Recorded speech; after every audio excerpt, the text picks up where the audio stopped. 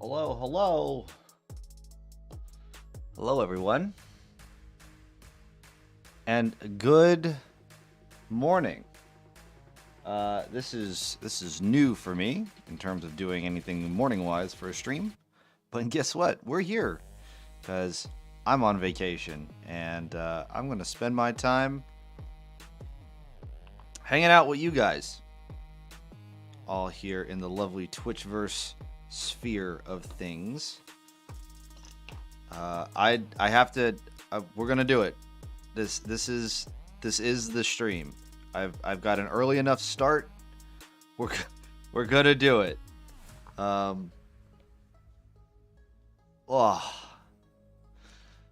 get in for the long haul. I got energy drinks. We're gonna do this. All right, but let's get to the painting table. Take a look at what we're doing. All right. So today we have to paint old big boy here. We have all 5 of these grave guard that we need to do the highlights and stuff for, and then we also have the 5 blood knights that we have to do as well for highlights. So I figured as a warm-up, we're going to get started just doing the basic highlights for the Graveguard. We'll paint up Big Boy, and then we'll do all that stuff. I kind of need to jump around because my brain is very scattered, and that's me. But I hope everyone's having a wonderful Tuesday. And yeah, let's get into it, shall we? Everyone says that. Let's get into it. But we're gonna get into something. We're gonna do some mischiefs. So the first thing we're gonna do is we're gonna put a lot of contrast paints aside because we ain't gonna need them. However, we don't need the shade. We have Eshin Gray. We have Bold Pyro Red. We're probably gonna need. I need a different metallic color. I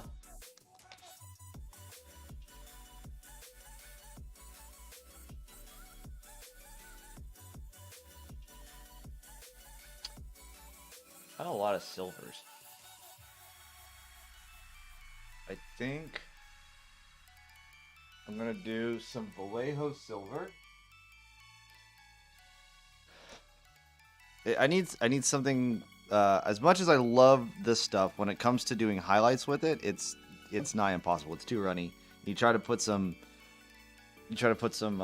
glazed medium in there, and it just becomes water with little flecks in it. So we're not gonna do it with that. However, we are gonna use some heavier body medium paint to give us the highlights that we want. And then we also need some. We'll get some Mournfang Brown. I'm not going extremely bright on these colors here because it's already a pretty dark color along with it being shaded down. So we don't need to go extremely bright. Plus, I kind of want that like dark thing. If it's too dark, I can always go a little brighter. But if it's too bright, it's hard to tone it back down. So we'll just keep that bit in mind. We might actually get to do a little bit of like rust pitting if I get some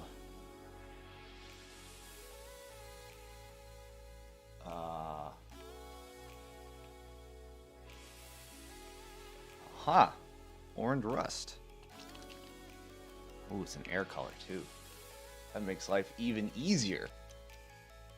I like that.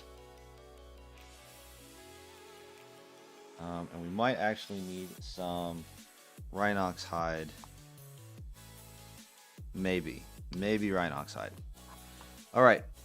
But first, we're going to start off with Bold Pyro Red. Stand by for turbulence.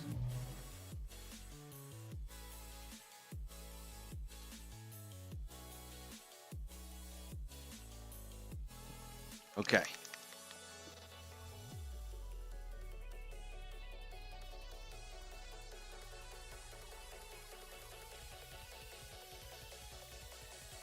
So the cutoff is midnight. I'm just gonna start saying that now. The cutoff is midnight. We have a whole, almost like a little over 13 hours, and if I'm gonna spend 13 hours painting, that is borderline hazing myself. So this is how much I want to get this done. And the funny part is that after I made this whole 1,000-point army, we got to the point of like, I decided in my head, you know what? Should probably bring 1,500 points. So there'll be more streams to come here in the future. Definitely there's going to be the basing. Tomorrow, I'm actually going to be doing a stream, not so much of the painting stuff, but of the 3D printing space, because my buddy Eddie decided that he wants some dwarves, and I just got the files, so I need to upscale and support the files to get them ready to print. A good old, how many points? I think he had like almost 1,700 points worth of dwarves that he wanted. So we are going to facilitate that. I'm going to put 1 drop, boop, of glaze medium, not milk. And we're going to give it a good healthy mix. I actually want to use my Winsor Newton size 2 for this. I want to give this a fair shake, because I have not been giving it a fair shake.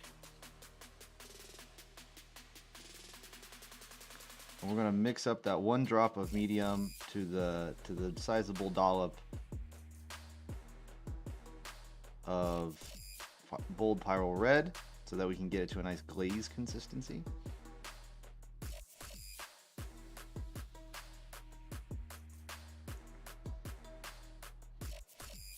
That'll be good. All right.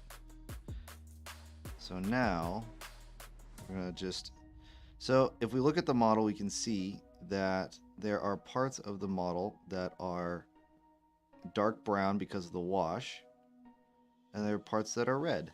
So we're just gonna paint the parts that are red. And that's all glazing really is. We're just gonna very thin coat of all the parts that are red, and this bold Pyrrole Red is just slightly brighter.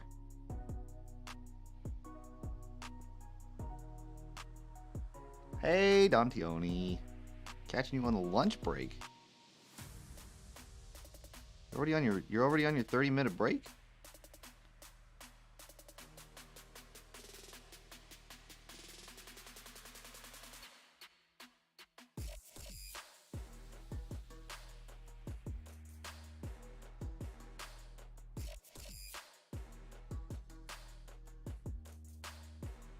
Best stream ever. Oh, thank you.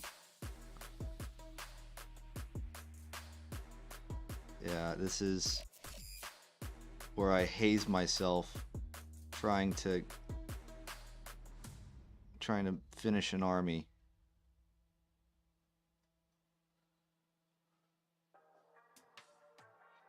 Hour and a half to 2 hours, like clockwork. Interesting. That's a very, I don't know, I feel like that's an early lunch break.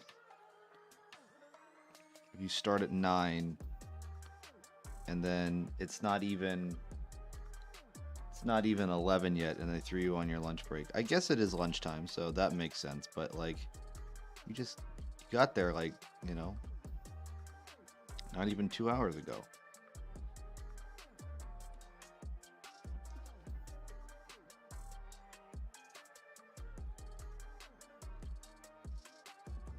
So as you can see, as I'm doing here with this whole glazing bit, is I'm giving it a second pass because the layer of paint that I'm putting on is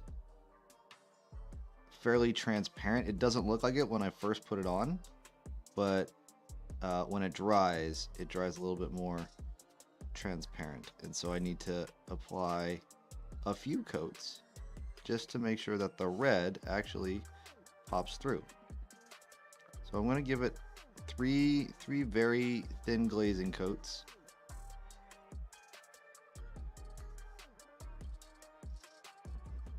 And that'll do it for this model.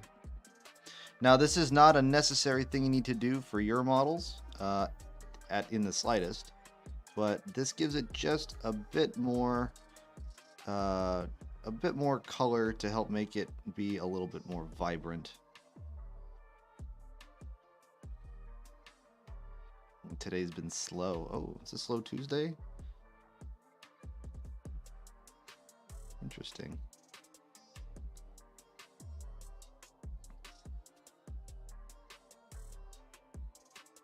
I don't know, Tuesday for me is just second Monday, so.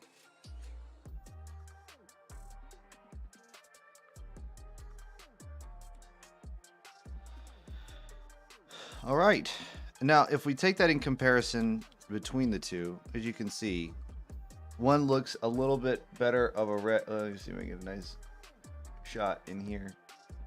Can I get a focus? Focus, please. I hate when this happens. Anyway, you can see one is definitely a better red than the other, and just with a couple glaze coats. So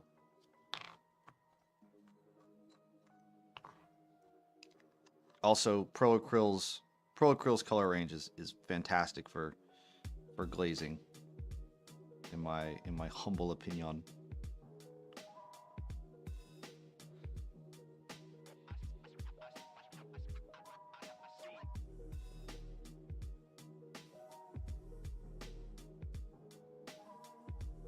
So we just apply the red.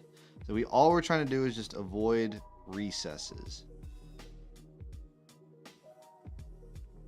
Wherever it seems like a darker red or a darker brown, where it kind of seems like, oh hey, there's a recess here, or there was a pooling of color in that particular spot, we just avoid it. So it remains dark, and then we don't put a bright red in a recess.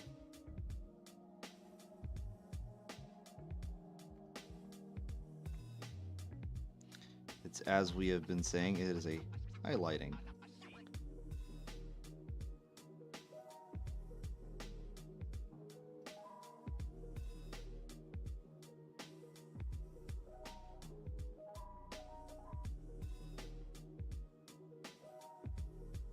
Go. Let's give it the good old wash off. Just to make sure that we don't have any paint like overly drying in the brush.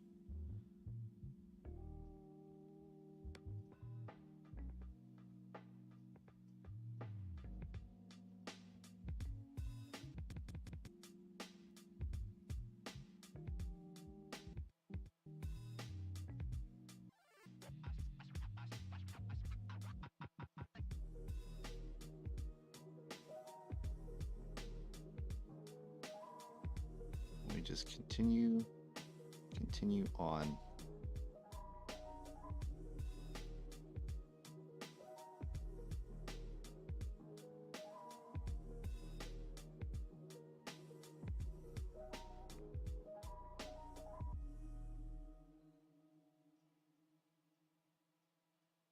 See, this part is this whole part of the entire paint job is where it can get tedious.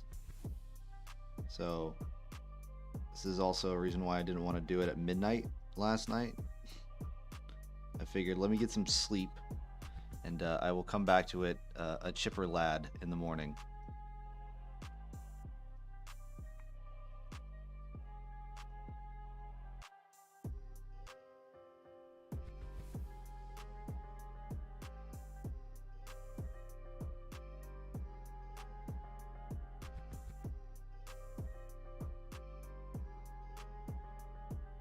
Just applying, I swear, like, it's a very, very subtle difference. You don't notice it as you keep going around, but you have to look at like what it was before and then what it turns into, and you're like, wow, that is a difference. It's crazy how your eye just doesn't catch it at first. So that was our third pass. That handles that bit. Like, once again, look at what it was and what it is now. Let's see if I can. what it is now and what it was. You can see it's like, that's red.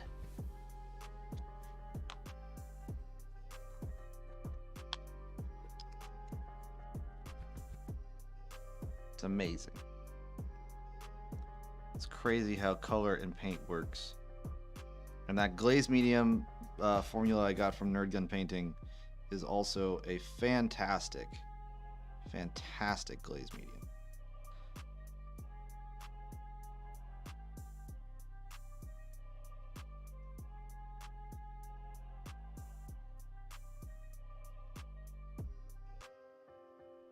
I might have deviated from the recipe a little bit in terms of its ratios, but this stuff works great. Like, zero complaints.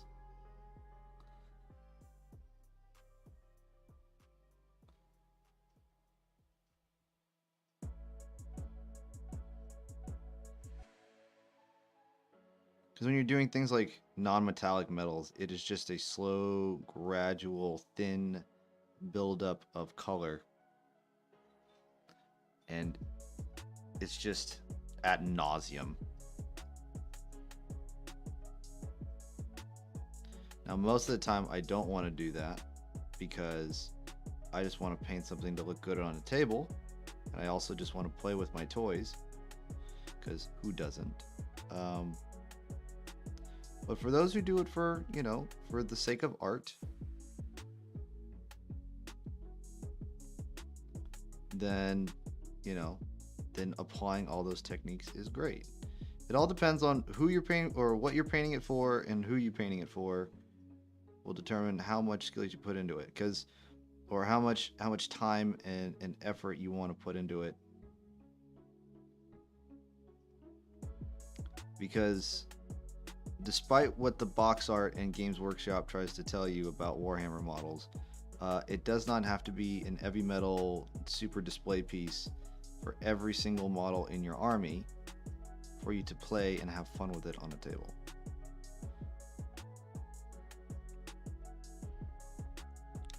Now, it looks good if you do it right, but if you're not, if you haven't been long in your hobbying journey, don't compare yourself. And that's something that I have to work on. Is just like I like to compare myself to other artists, just because of the fact that, like, I'm here in Twitchverse, swimming in the same ponds as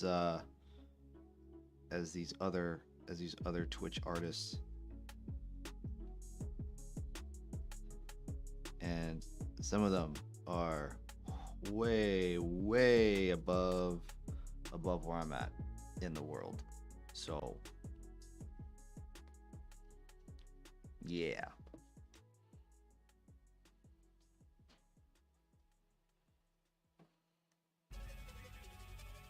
Hold on, I got a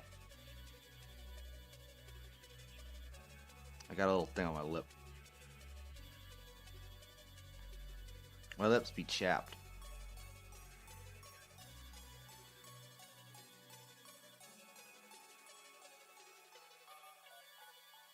All right. Yeah, I got it. Okay. Moving right along.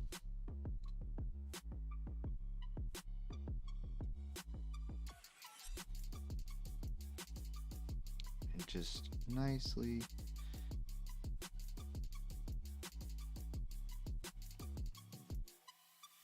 The thing about highlighting is you just kind of have to be gentle. It just requires a little bit of a gentle touch.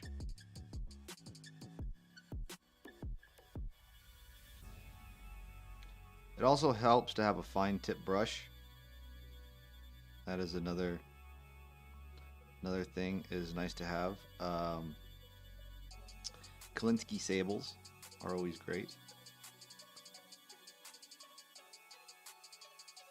This Winsor & Newton Kolinsky Sable size 2 that I have here is really good because this is a fine tip brush with a fat body, so it can hold a lot of paint and it doesn't all just creep up into your ferrule. However, as you should with every good paintbrush, is give it a good wash every once in a while, just to make sure that it's not creeping up there, because it will slowly creep up there. It's like a weird osmosis thing. It just kind of like beep, boop, beep, boop, boop, and just creeps up into your ferrule, and then it turns all bad when it gets in that ferrule and it dries. Because you can't just disassemble a paintbrush. It doesn't work like that.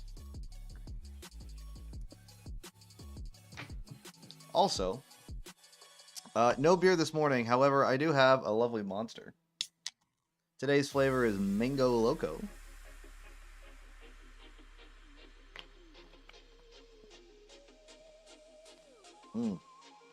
Sweet, sweet energy.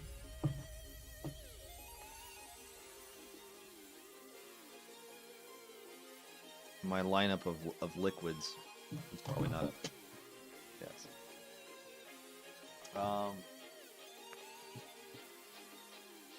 Put this back over here. We'll keep this here. We have my water, my glazed medium, my rehydration, and my energy drink. We'll have the all over here. Brought up all the red. Cool.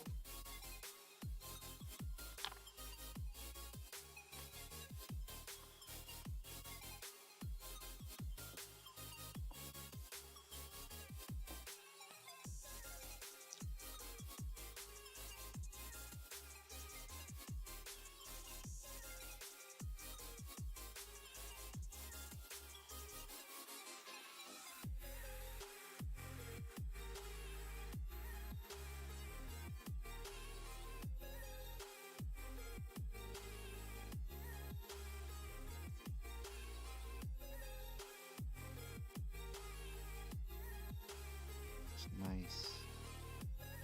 Just be nice and relaxed.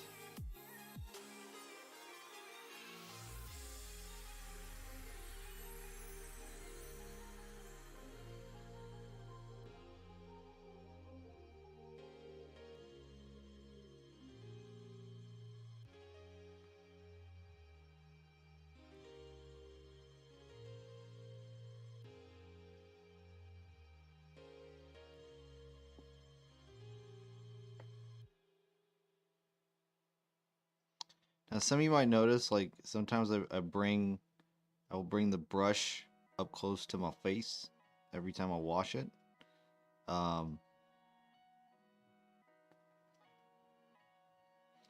And if you're asking if I'm licking the brush, the answer is yes and no. We call it licking the brush, but really what I'm doing is I am removing the extra water off of the bristles of the brush. Now, you can use a paper towel to do it. However,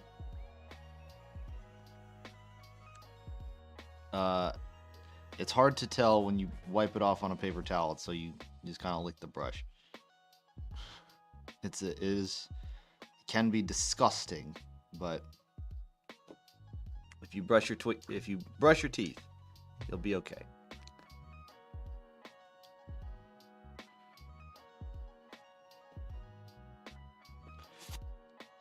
Go.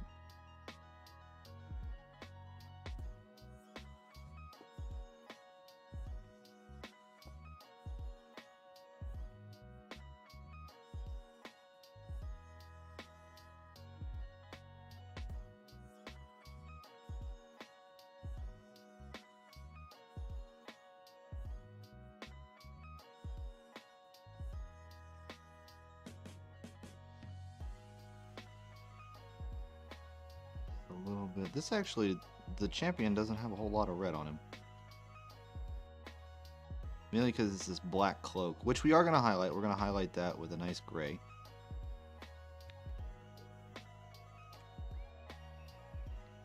And then we have our banner boy. Yep, we have the big old banner boy.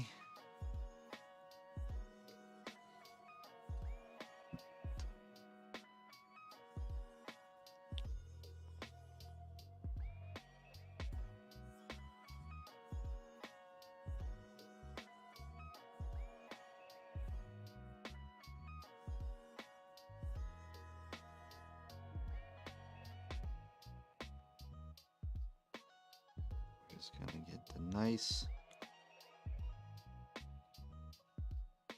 sweeping motion. Build up that color.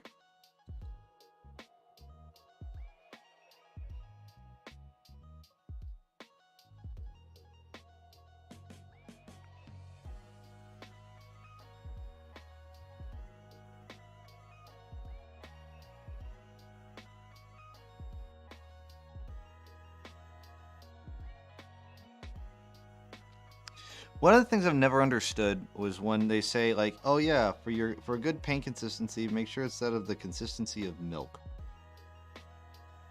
I cannot equate to the consistency of milk. I don't like what kind of milk? 2% whole milk? You know? No one they don't say, they say milk. And then I get very confused because I also don't take a paintbrush and put it in milk. I don't really test the consistency of it. Maybe I just need to drink more milk. Who knows?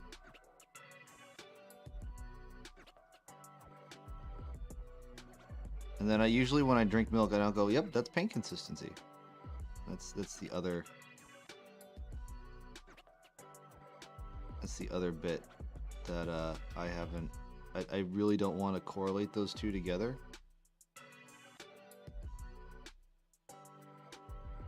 So I don't really have a good way to describe it.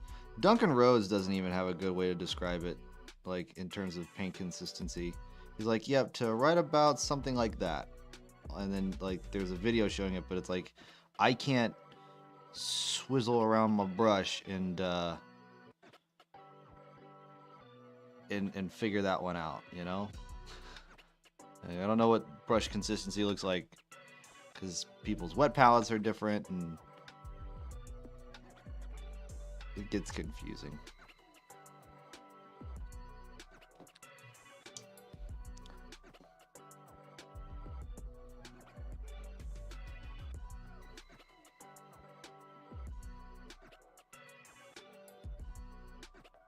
I put paint in the wrong spot.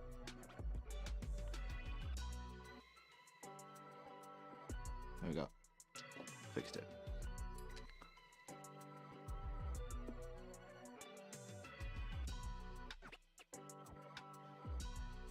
Back to what I was doing.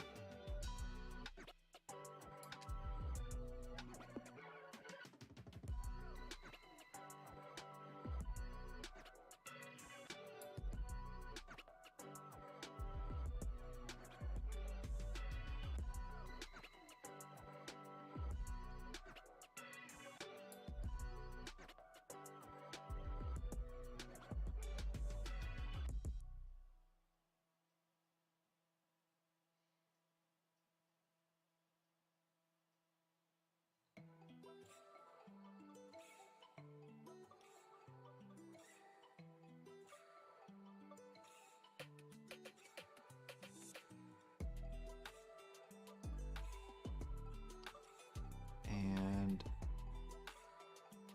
there we go.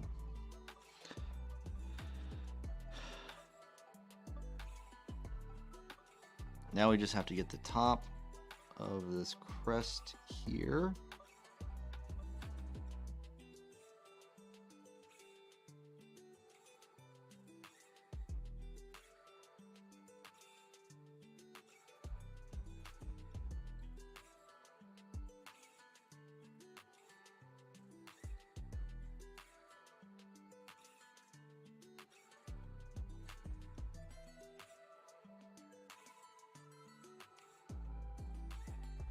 We get the back side as well.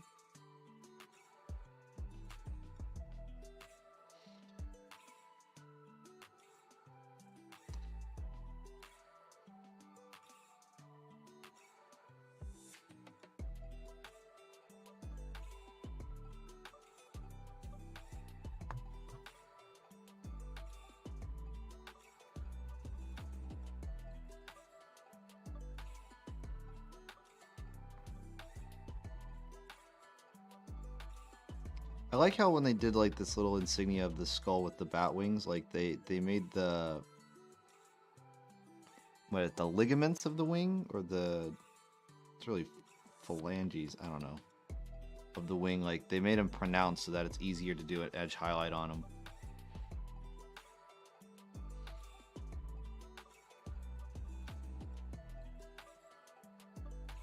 But I think that ought to do for that. Now we're going to move on to highlighting some of the grays. We're going to have Eshin Gray.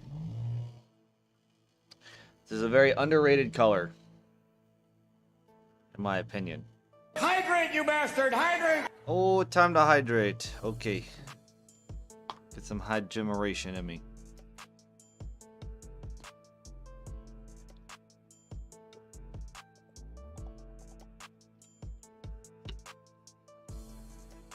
Thank you, sir, for the hydration. And I'll also drink a little bit of Monster while I'm at it. All right. So we're going to get some of this Eshin Gray. Get a good amount of this on the palette. About a drop's worth. I'll put it over here. And then wash off the brush. And then we're going to get our glaze medium.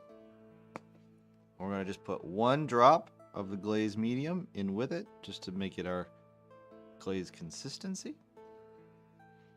We'll give that a mix to see where we're at.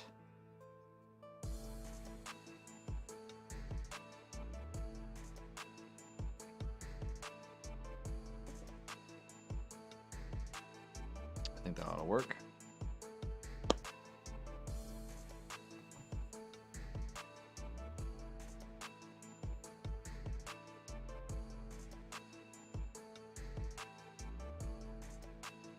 All right. Now we're gonna do grays. Now let's start with the small guys. Highlight up some gray. So only place that's gray really is the shield for this model, so we can get a nice little start on the grays of the shield. We do want to avoid the recesses. All we want to do is build up a nice solid color.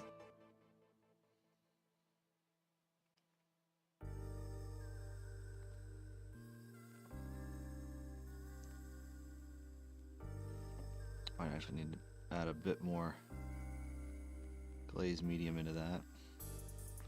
It's a little too thick.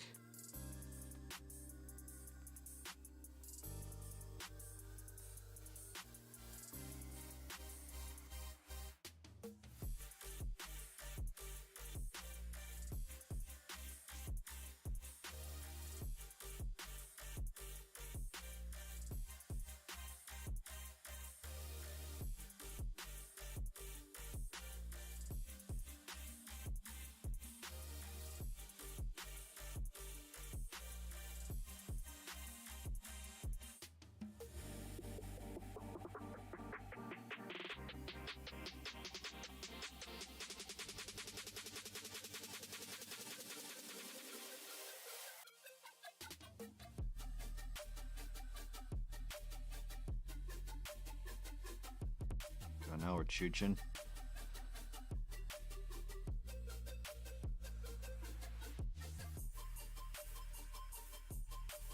There we go.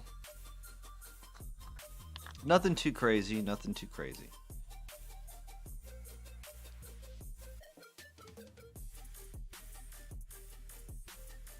Now with this one, this is a good example how they have like the slashes that are already in there. We're going to do our best to avoid those, and then also the rivets that are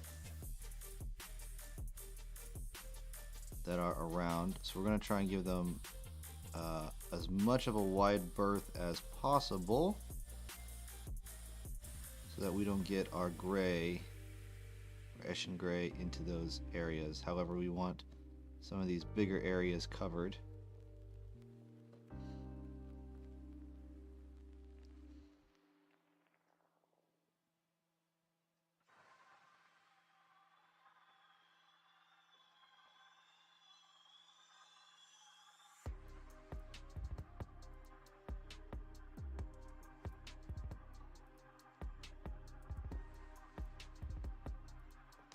another layer will do nicely.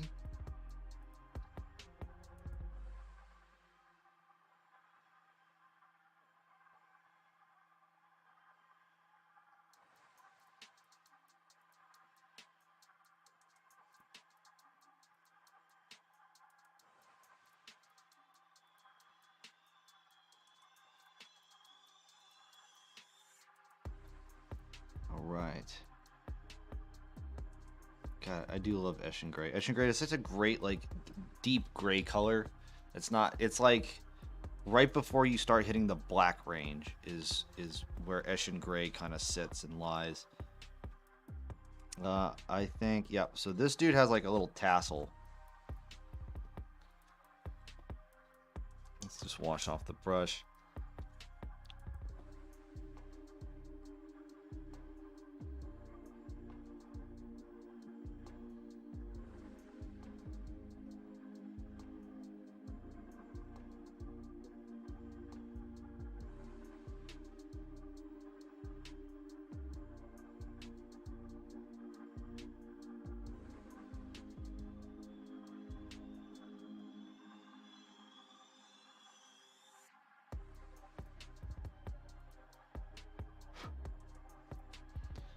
Dry for a second. There's nothing else that's gray that we need to highlight, so we just gotta wait for it to dry.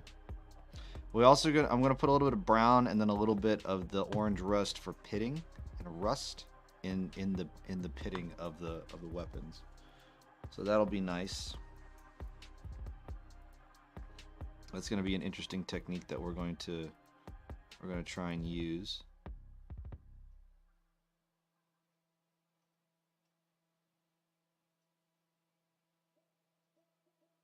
Also, the nice part about having a fat body brush with a fine tip is that the paint will actually stay wet longer on the brush because there's moisture that's trapped in the bristles. As opposed to if you had like a teeny tiny brush like this brush here, the paint instantly like dries. You get like maybe a brush stroke or two and then the paint's dry. So you might as well have a super fine tip brush that can keep the paint wet instead of having one that has like half a dozen bristles.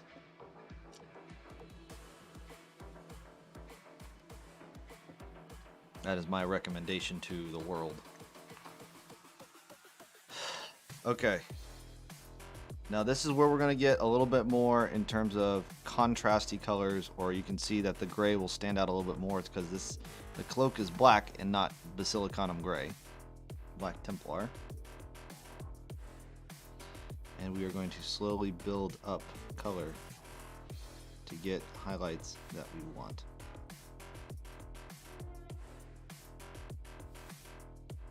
You will see that they will come up very, very gradually.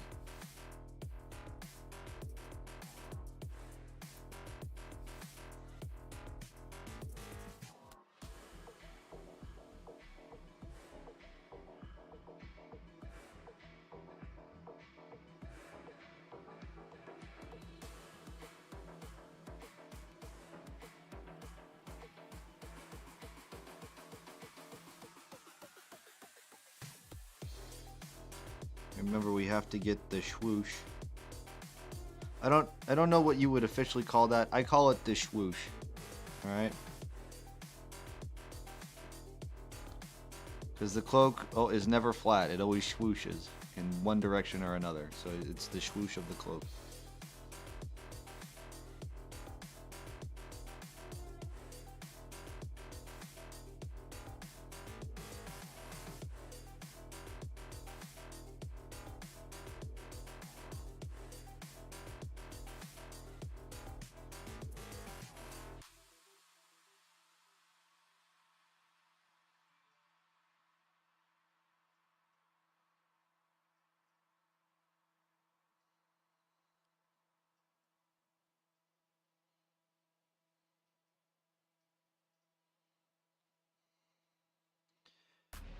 Now we could highlight it a little bit higher because this is like the champion model, but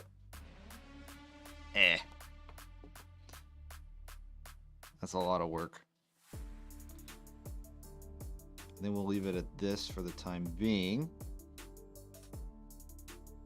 We'll see where we get. Just go up another layer of paint.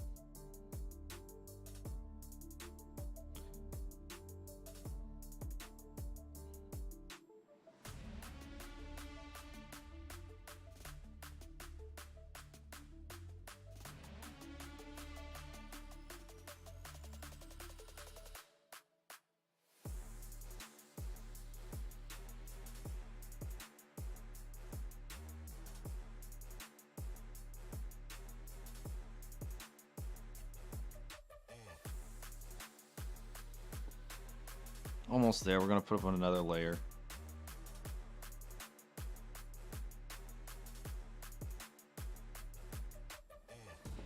Actually, you know what? We are going to highlight this up a little bit more. Just a tad. We're going to do one last glaze coat.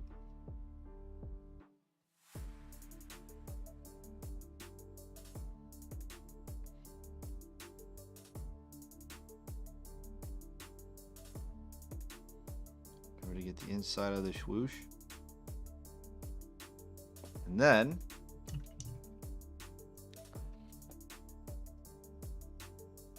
we have some of our gray sear. Now I'm going to get very, very little of this, and I'm going to mix it in to our Eshin gray.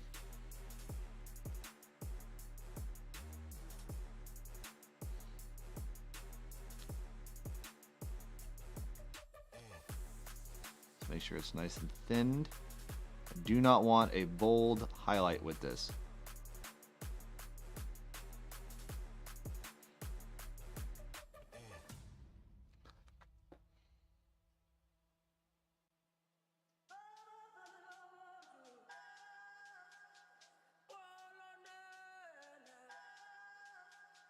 All right.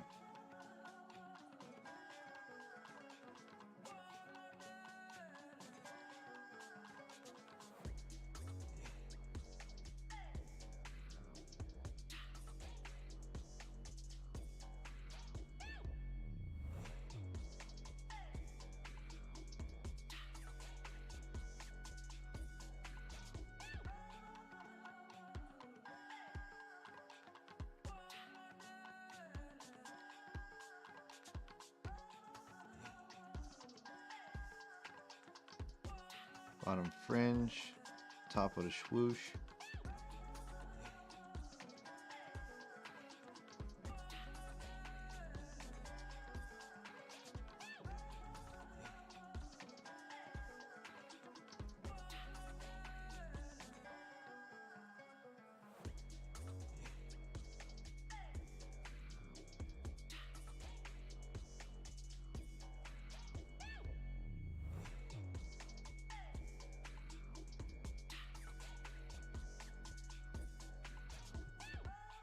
Ah, bless.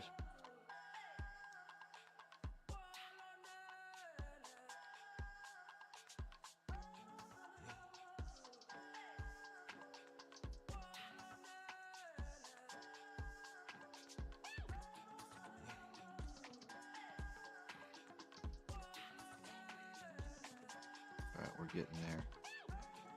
There we go.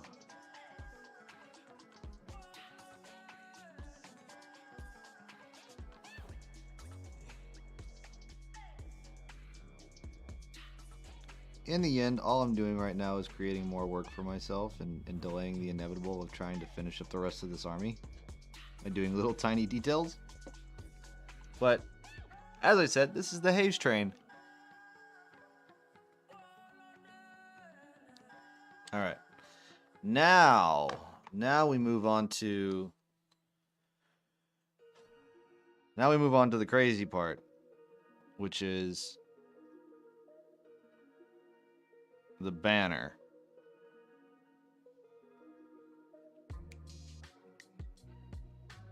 The banners are always a little weird and funky.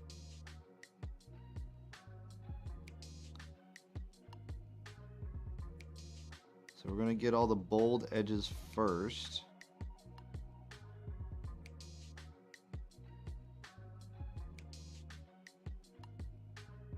And then we're going to start painting the rest of it.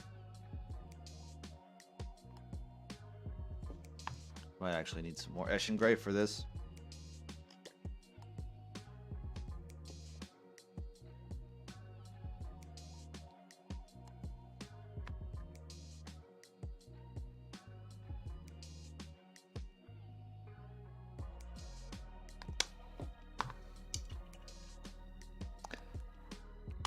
Let's get another drop of glaze. Oh. My not milk.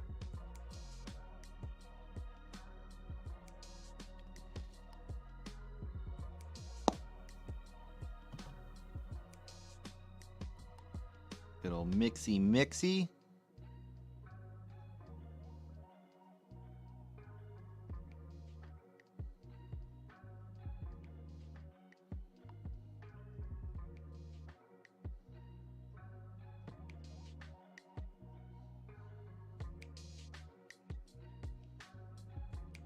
Cool. Now, we have to try and avoid all the recesses, but still color in the main body.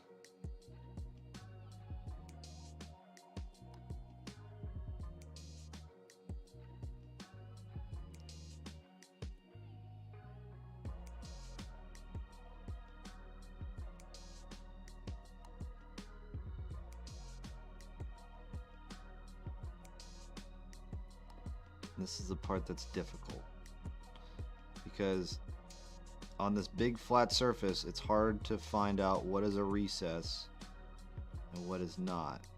And as much as you want to try and follow the paint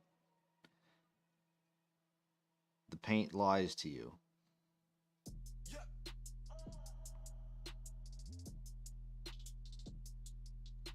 Because on flat surfaces, contrast paint does not operate as well as it should. So you have to be careful in terms of where you are applying paint, because you could be putting paint in a place that you think would be a recess, and you could be avoiding parts that should be a high point. Or a flat point, shall we say.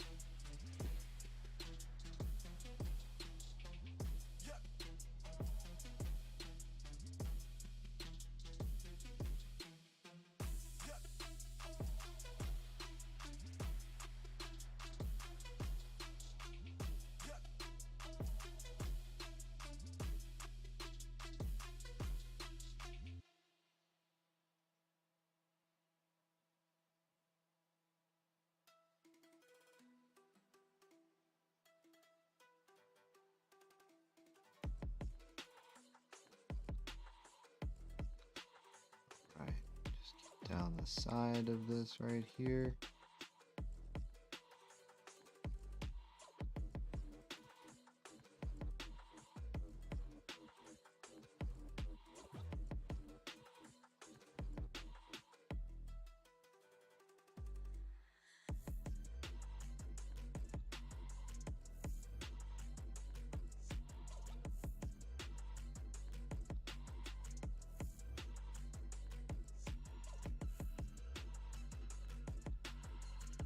go.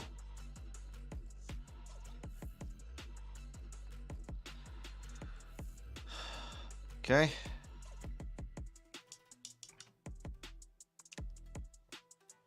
I could stop there. I think I will. I just need to get the backside now. You can see the, oh my goodness, you can see the difference between, oh man, where's the focus of this thing?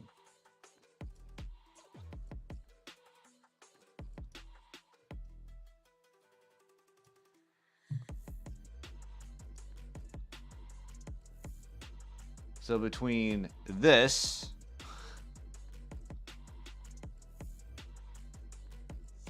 and this, see how much more solid that color looks in comparison? That's the color that we want. That is the color that we had. So it works, folks. It makes it look a lot nicer, a lot cleaner. Cleaner as in like you don't see as much of the brush stroke lines and stuff like that. As long as you avoid recesses.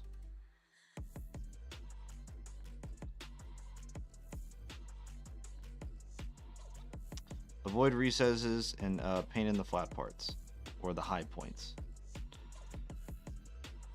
And the reason why I say flat parts as well is because on these big flat areas of this banner, there are, even though sometimes it can be considered a recess, it looks awkward if you try to do it, try to leave it as a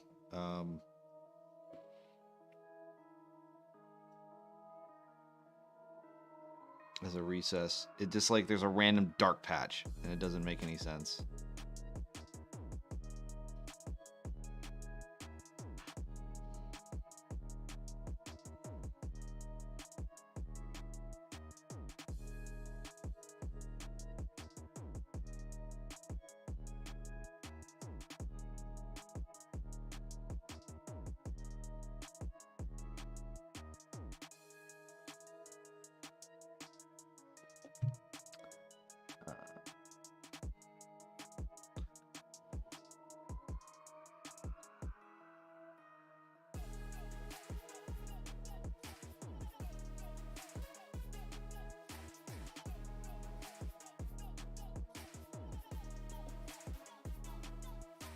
Let's see here. Hold on a second, folks. Let me.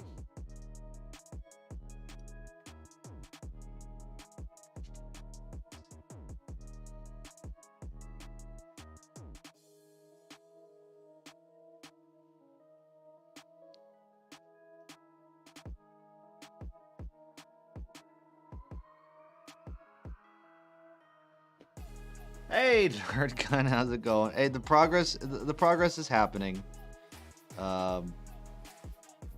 I got energy drinks on standby, ready to go, so I can get this finished. So, and I've said that for the last 2 streams, I know, but what can I say? I continue to haze myself. We're just doing some glazing, highlighting and glazing. We just did some of the reds and the grays. I have yet to do some highlighting for the metallics. And then I also need to do the pitting. Question for you, Nerdgun. This is probably a good one. I was planning on using Mournfang Brown to kind of like highlight some of the wood parts. Do you think that Mournfang Brown is a good color to put into like the pitting of some of these weapons and then go over it with a little bit of an orange rust? Or do you think I should go with a darker brown like Rhinox hide for the pitting?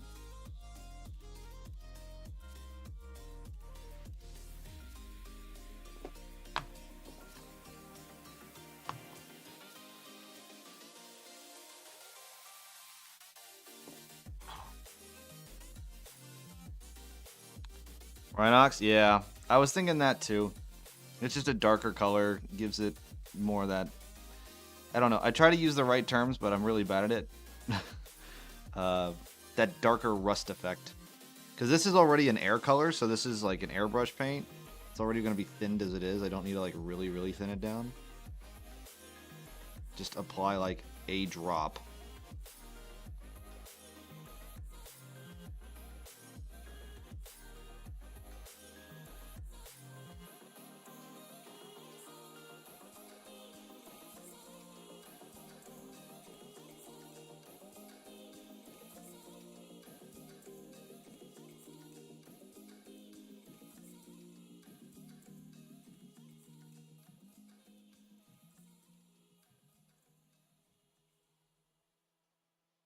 But yep, this is what I'm going to be doing.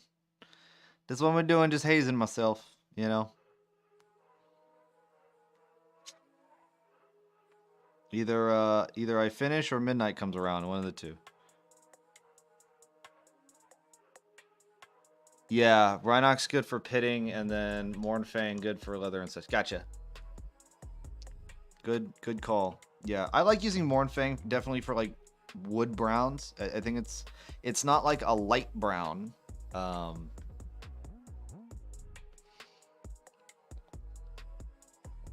It's a good like mid-tone brown. I don't know. I guess is the proper term. Doombull brown's too much of like a dark reddish brown. Ooh, Doombull wouldn't be bad. Nah, I'm gonna go with Rhinox. All right. I think we're good on the Eschen Gray.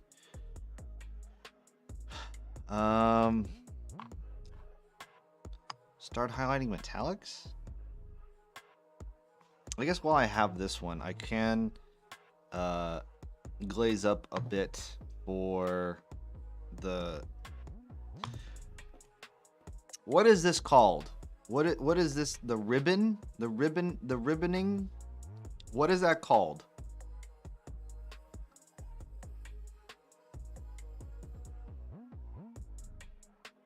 Oh, red browns for woods and mixing in yellows for highlights. That's actually not a bad idea. There's not enough wood and these things are too small to really get that kind of level, but definitely I'll keep that in mind for future iterations. But would someone please tell me what, you know, this light gray part that I have here that I'm probably going to write something really tiny in it. If someone can tell me what that is, because there is a term for it. I just do not remember to save my life.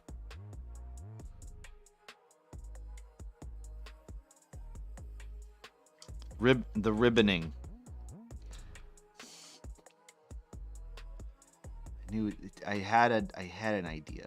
Okay.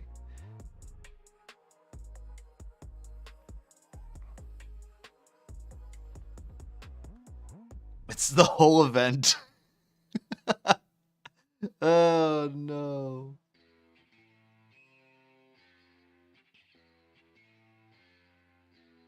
Oh, I need to thin that down a little more. Put another drop of that stuff. Oh, I put 2. Uh-oh. My brain might be fried. Hey, you know, but you do have your big girl job, so you gotta keep that in mind. Working 100 hours a week on that big girl job.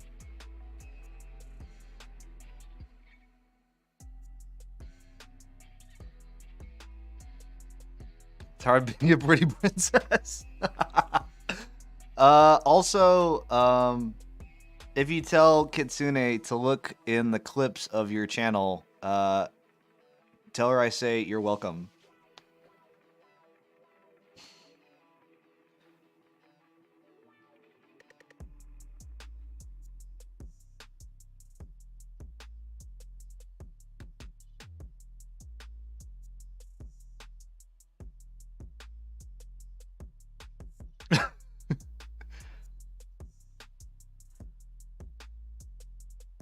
Just if you look in the clips.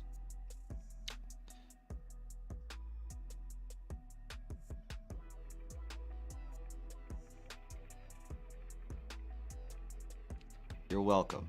I'm happy to be of service.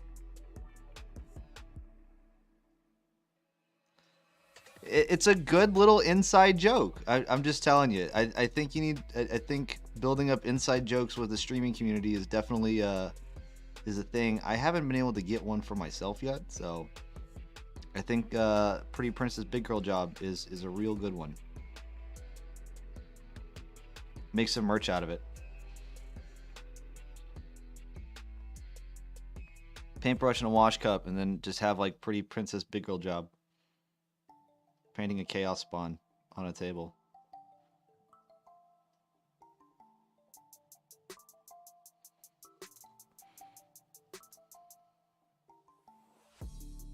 Oh yeah, I know. I am well aware. But I think it's good marketing. You got to think this is good marketing. That's how you have to just deal with it. It's good marketing. Cuz it's funny. That's what the kids these days do, is they just make funny jokes at things.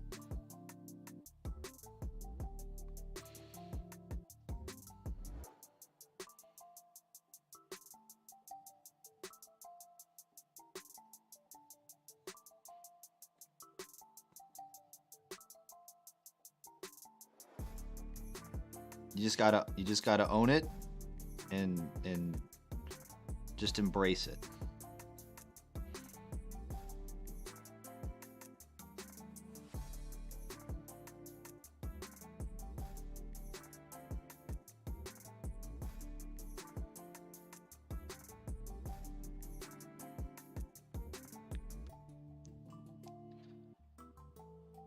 Kiss. I don't know about. I mean, you can kiss all the boys if you want. You know. That is an option. That is going above and beyond. I would like to say that is going above and beyond the call. But if that, you know, if that's what you want to do, who am I to stop you?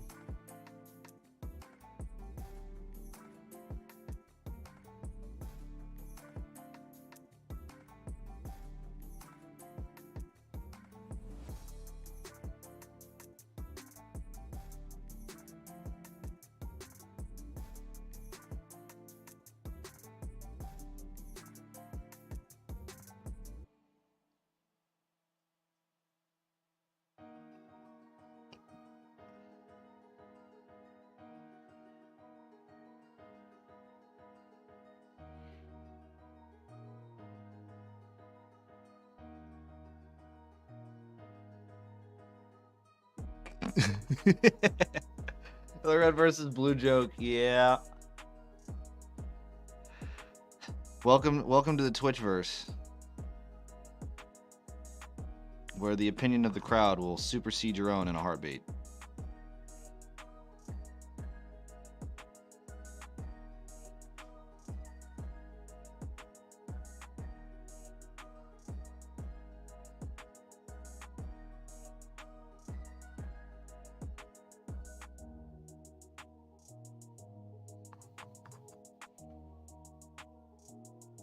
There are things you can put your foot about, though.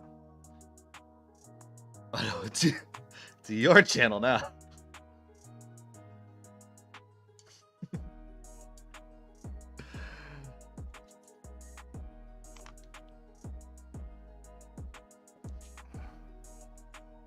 Hey, it encourages interaction. That's all I try to do here. I mean, my slogan is print, paint, party. Gotta put a little emphasis on that last one, so to partay.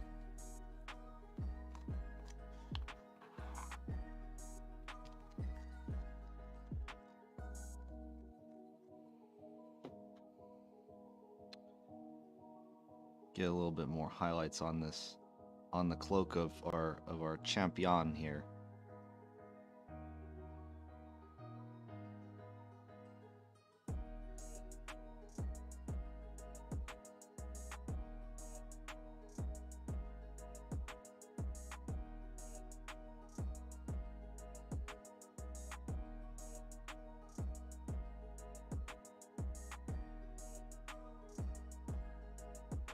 Deep the highlight within the highlight. It's kind of difficult, not gonna lie. I need to get a smaller size brush for these tiny models. I'm using a size 2.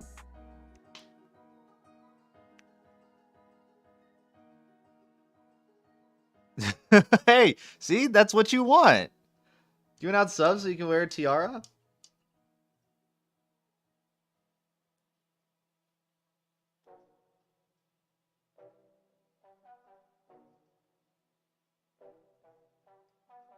Absolutely. I mean, if you want to see some old man beard, go watch The Art of Mike Disney. Art of Mike Disney, great beard.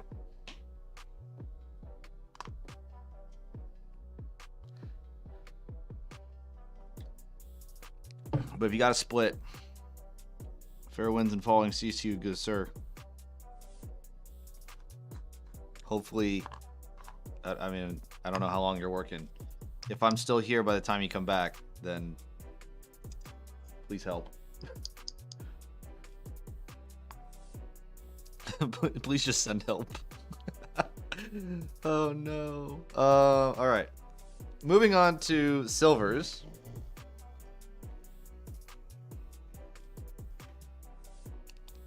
Moving on to the silvers. Highlight for silver. We actually have plata or silver. And we're just gonna put go tad bit right there. A nice little dollop of daisy.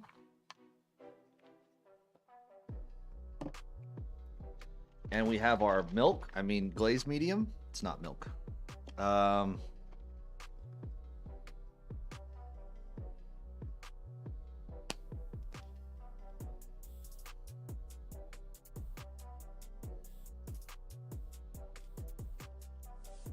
Yep, don't drink. It's not milk. I had to put it on there just in case I got tempted.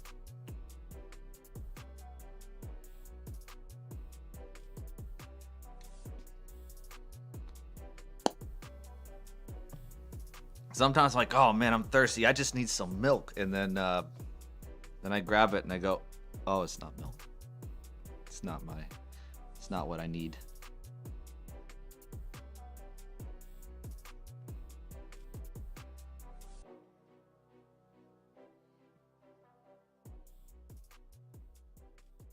So you don't use coffee cups for painting anymore. Yeah. Also, facts. I have two wash cups. I'll keep 2 wash cups. I have my non-metallic paint wash cup. This is my paint puck, which is wonderful. This part is not entirely necessary, but you know, it's good for holding brushes that I never actually put there. I actually should. I should do that. I need to like turn the things toward me so I can see which one I'm grabbing. Should like clean up after myself. That's a big thing. And then I have a Citadel wash cup that I use for all my metallics. Back when I was a young, naive boy. In terms of, well, boy as in like 2 years ago. When I first started miniature painting. And I tell you what, that dude in the Games Workshop store was convincing. He's like, this has all the little bits and textures that you need in order to wash your brushes to make sure that you maintain them. And then also buy these $7 somewhat okay brushes.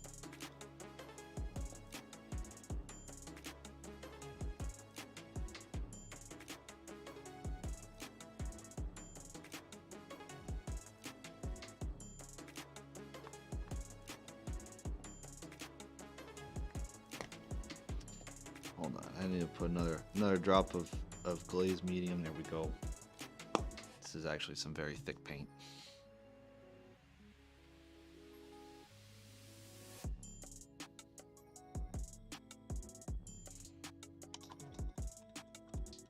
Yes, it is branded garbage.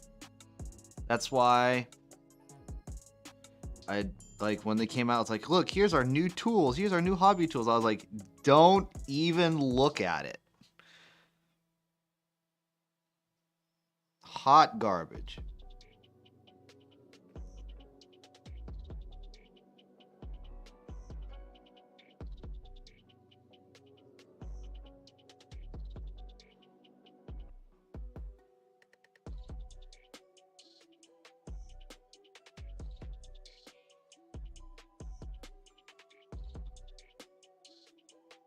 Like it's hot, steaming garbage.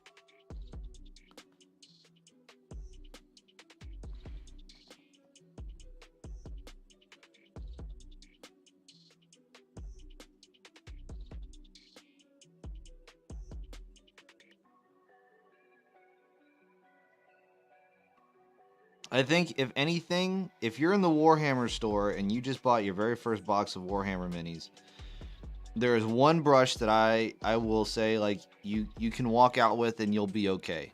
And that is a medium layer brush. That is the only brush that I would ever recommend to anybody. But even then, that is a maybe.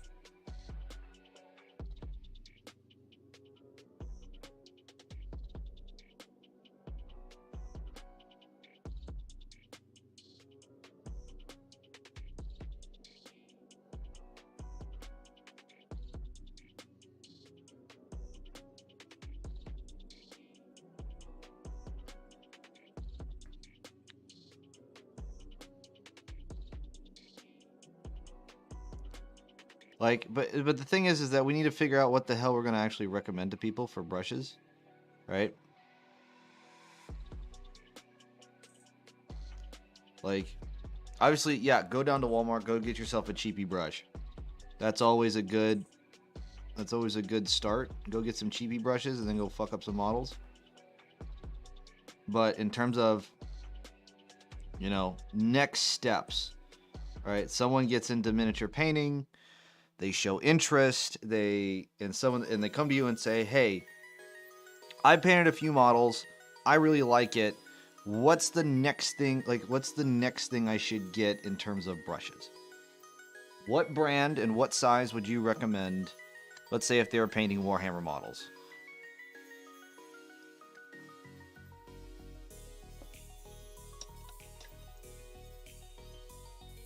Your standard 32 millimeter scale.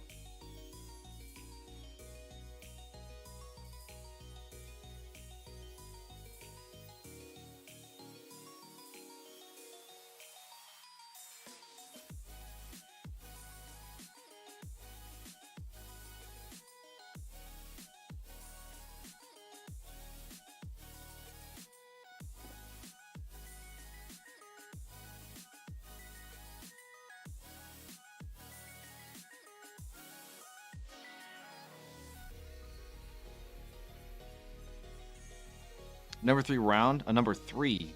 I would recommend a number 2. I like number 2s. That's my personal.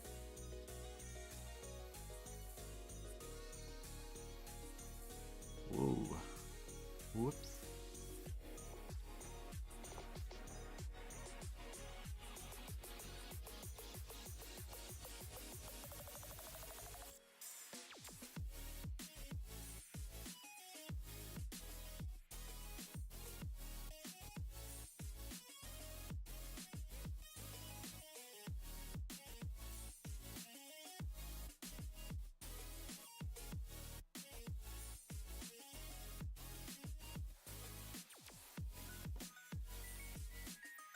Yeah, I mean, like, this is a Winsor & Newton Series 7 Kolinsky Sable size 2. It's got a fat body on it. It does a great job. And I like it. However, my favorite as of this particular this moment in terms of it's a budget brush, but it's still one of my like workhorses. I use it for a lot of base coating and stuff. Is the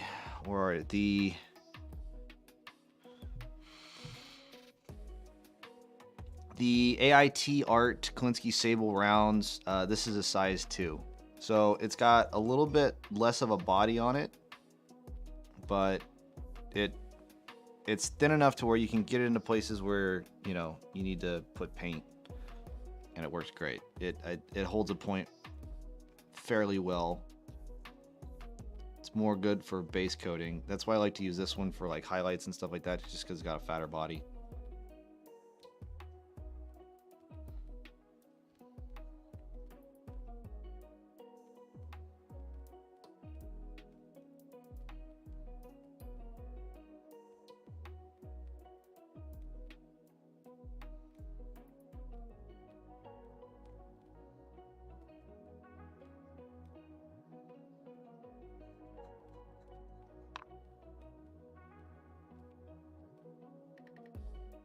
Never had a branded fancy brush. I mean, okay, the Winsor & Newton.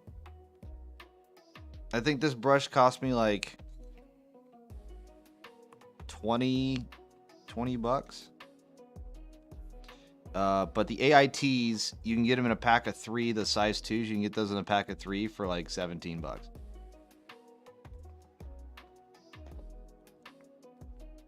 Yeah. Winsor & Newton is a I don't want to say industry standard. It is a trusted brand within the hobby.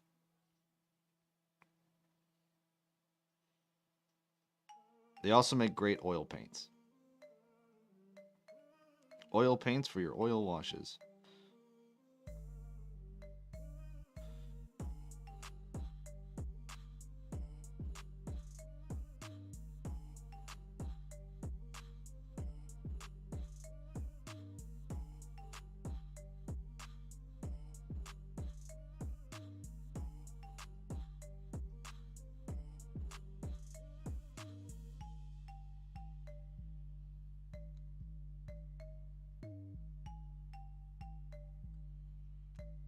Or you can be like Wapolis and just, you know, paint all your models using oil paints and just have them look amazing, and then,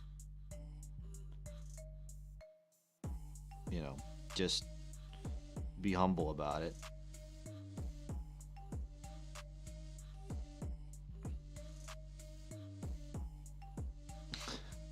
It's like I want to say odd flex, but okay, but like I am really impressed with his work.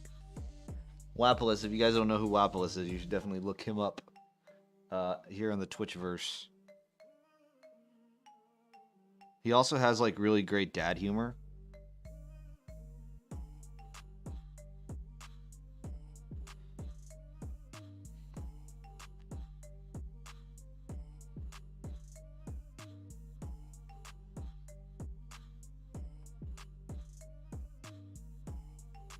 I mean, Nergon, you should try it. I think it would be I think it would be a style that you would be interested in, especially with the way that you paint.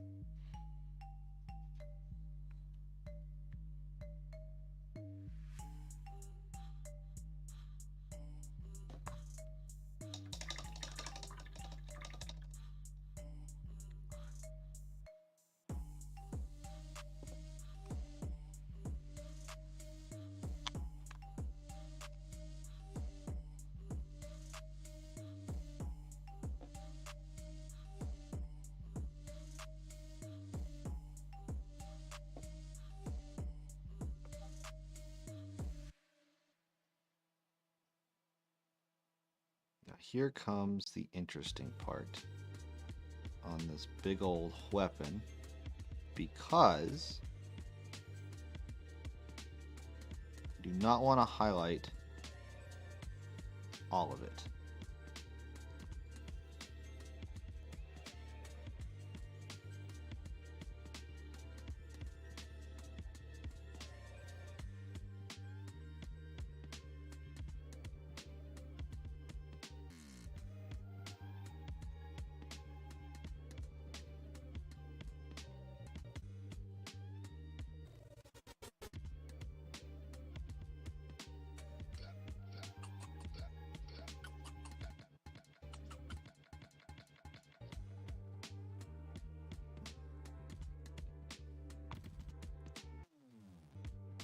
I'm just so impatient. Yeah, that's the thing about oil paints.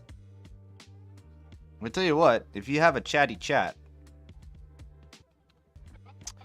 If you have a chatty chat and you want to chat with your chat, say that 5 times fast.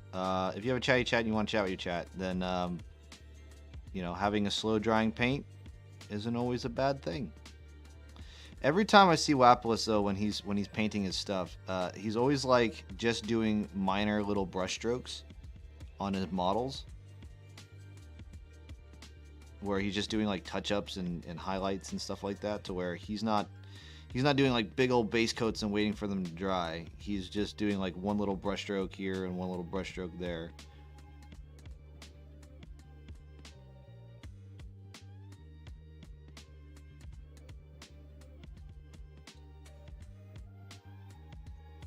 But he says he started, it's like all they were was primed, and then they got to that point, and I'm like, what the hell? It's like drawing an owl, you know? First draw 2 circles, then draw the rest of the fucking owl. Use a heat gun with models on stream. Yeah, I have a hair dryer.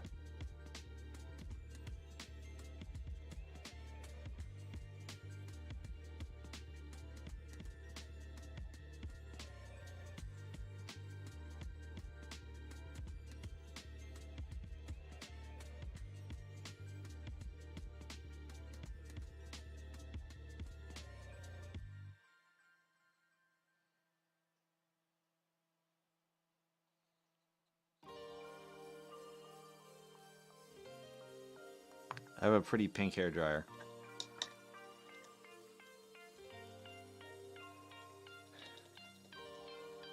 I think they're good to use on larger busts. The ones that take me forever. Yeah. Hey, what was that Chaos Lord? What is that bust that you had that you posted on my work in progress? Is that a specific character?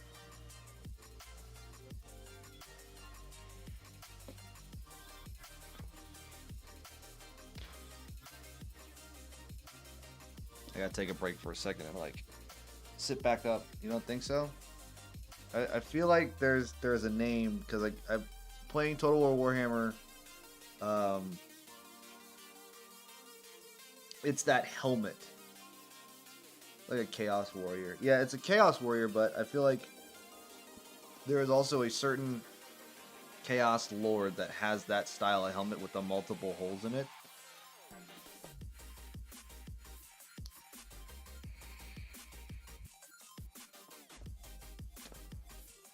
Yeah, named guy. He's like Norska or something like that. He's not technically like Chaos Undivided, but he's definitely like a Norskan.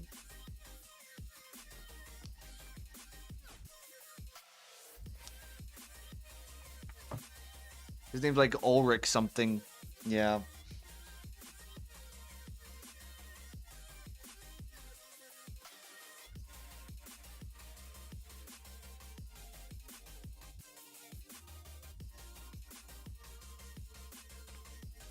Yeah, the guy's likely gonna know. Yeah, it's right. All you do is you have your pretty princess big girl job.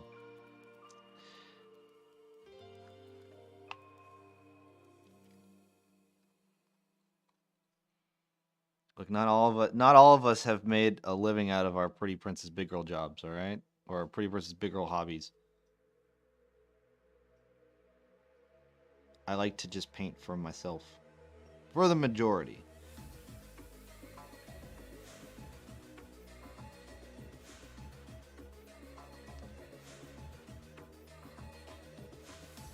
Oh, by the way, if you want to see me do some supporting work, tomorrow I am doing some support work for some 3D models. If you want to come and hang out, and I will sit there and teach about how supporting works.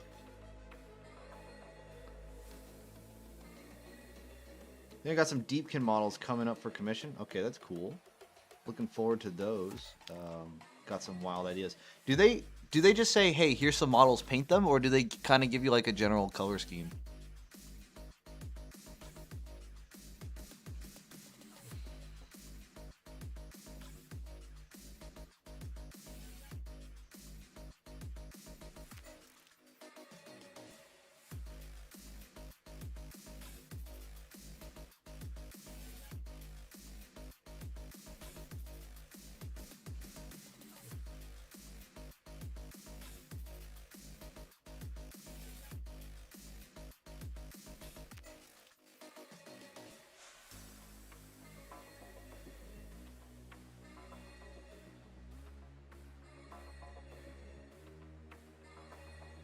You got a niche style. Yeah, I mean, you do. I mean, I think every artist has their style that they like. I think I have yet to figure out my particular style. Or I don't have a name for my style yet. But I don't know.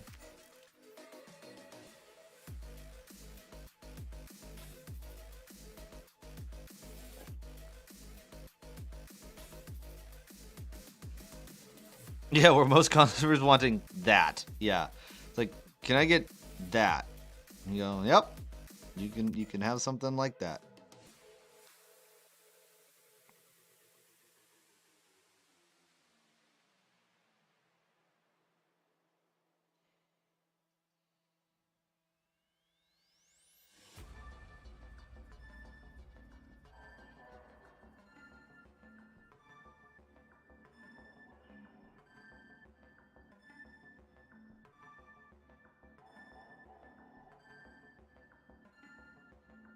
The Process Deluxe package, is that?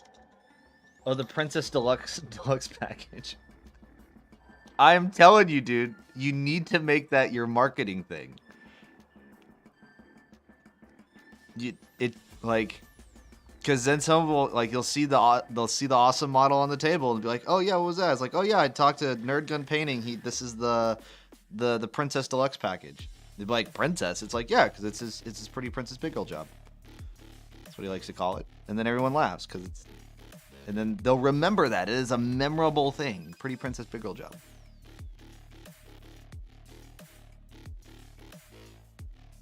Just saying.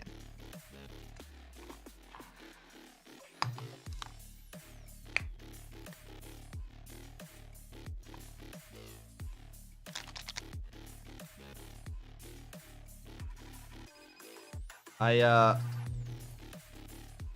went to college for a little bit.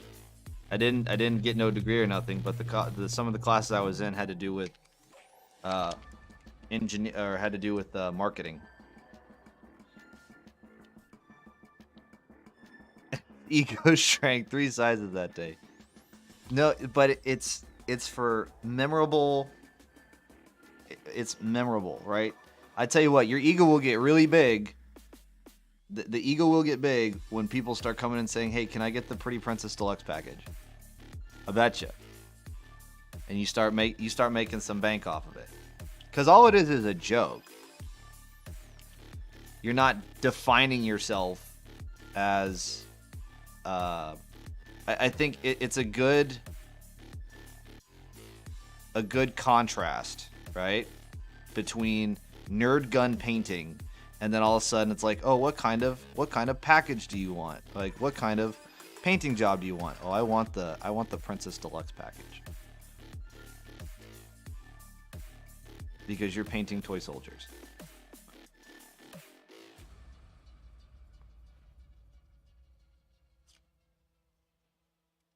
You got to give Kitsune a thing?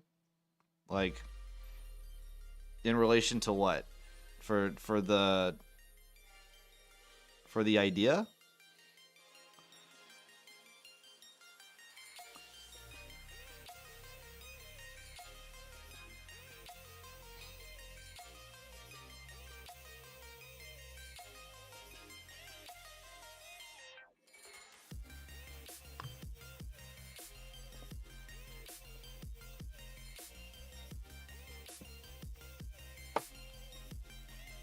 Let's see here. Is this thinned enough?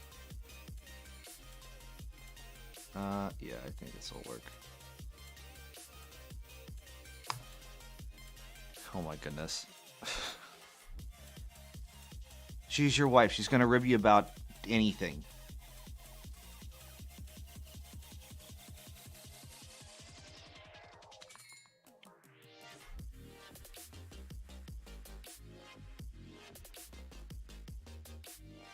That's the thing about getting married.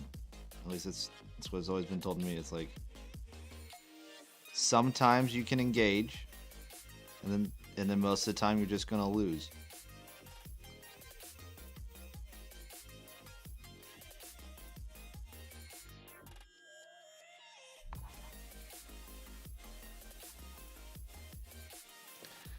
Old enough to know this game. Yep.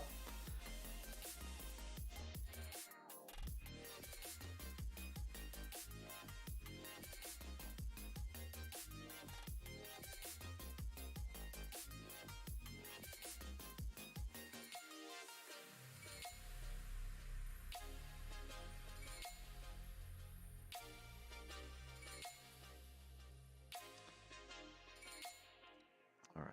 Let's see. I don't think there's anything wood. Oh, there's some wood here. What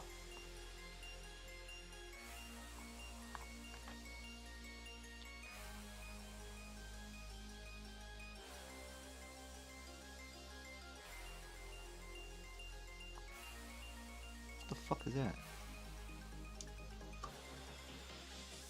There's like a little rock or something that was in my in the bristles of my brush. It was odd.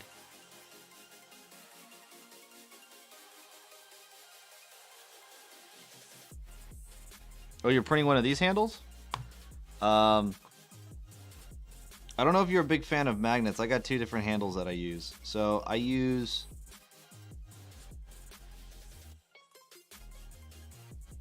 the bottle cap handles for models that I don't have magnetized anything, or things that are going to be on temporary bases.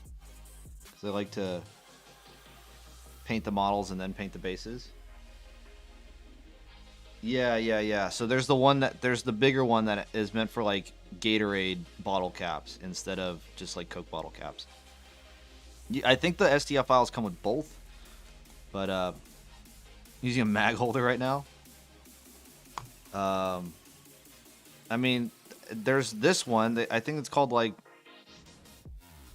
a really useful handle. This comes in two, so I like these handles, the ones that I got. These are also free on Thingiverse. So this one, I had to do a little bit of STL modification to put the hole into it so that I can put the magnet. But there is another version of this that has a hole in it to where you put like a cork.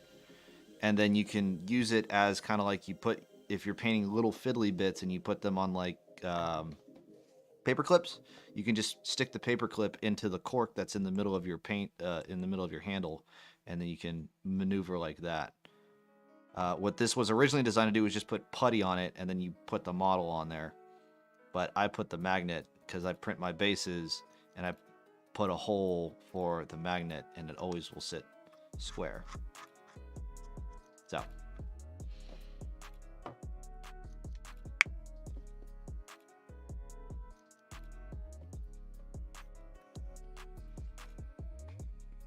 I try.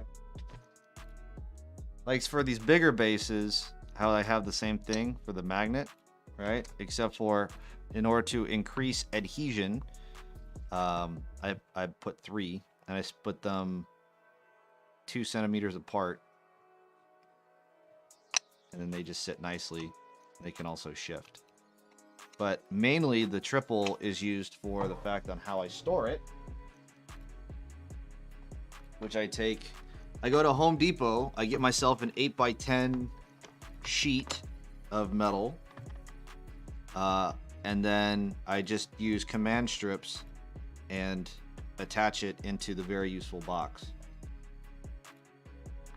And they all are magnetized. It's great storage.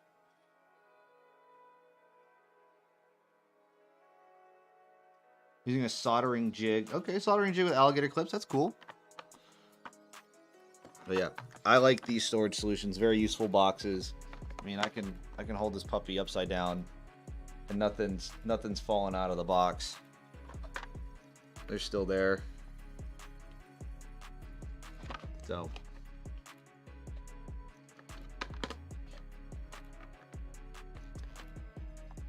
This is the 4-liter box. There also is a 9-liter for taller models. But it's the same dimensions in terms of the bottom, so you can just put the one 8x10 sheet. But what was I doing? I was doing something.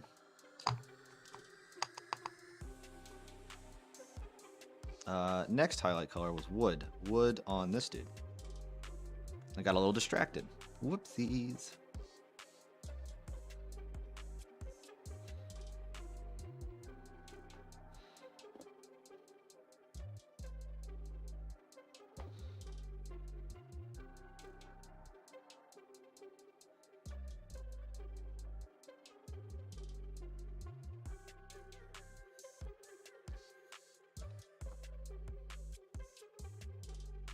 I've got hundreds of minis. I should really invent or invest in good storage.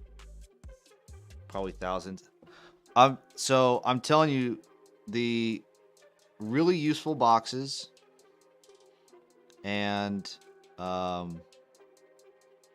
sheet metal, holding it down with command strips. I would just say that whatever size sheet metal that you're gonna get, don't get a roll of it, because I have a 50-foot roll of galvanized steel. And to try and get that son of a bitch flat, unless you got the tools and the hardware for it, which I don't, trying to get that son of a bitch flat is a pain. And I kind of gave up on it. So now I have a very big roll of steel sitting in my closet. Might use it for something else in the future in terms of like projects, but not for hobby projects.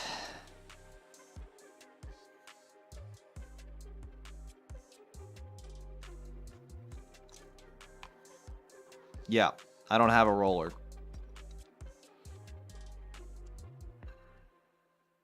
I do have tin snips, so I can cut it, but that is its own challenge.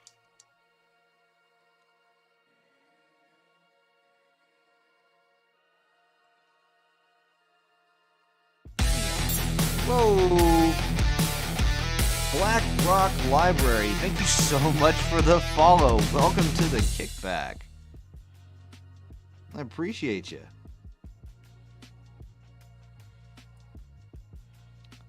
Hope you're having a good day on this second Monday. Oh, there. And the pufferfish. Yes, sir.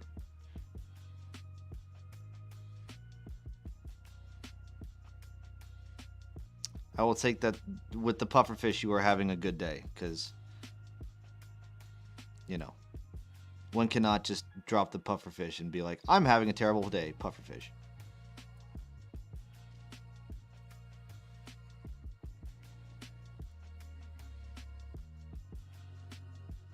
I'm still trying to figure out, like, why they did that to the pufferfish, but they did, and I didn't know that was just I didn't know that was a thing that, like, you know, you do to pufferfishes, is just, you know, or a cuttle. Is it a cuttlefish or a pufferfish? It's one of the two, but I didn't know that was just a thing that you did. You just like, oh, let me stick this thing in their mouth, and they go, claw. Like,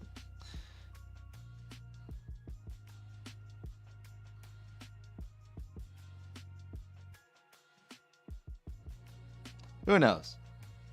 Unless someone else, like, you know, tells me there in chat. Because I tell you what, y'all in chat are some brilliant people. Like, Basalt77 told me. Now, I don't know if you're here for this, Nerd Gun. Basalt77 told me that this stuff, Tamiya Extra Thin Cement, Tamiya Airbrush Cleaner is the same exact formula.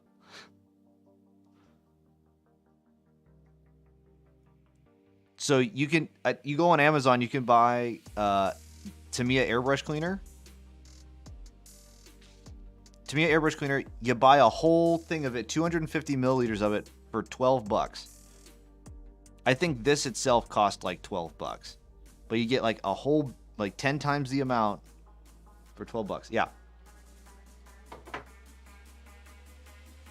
It's brazy.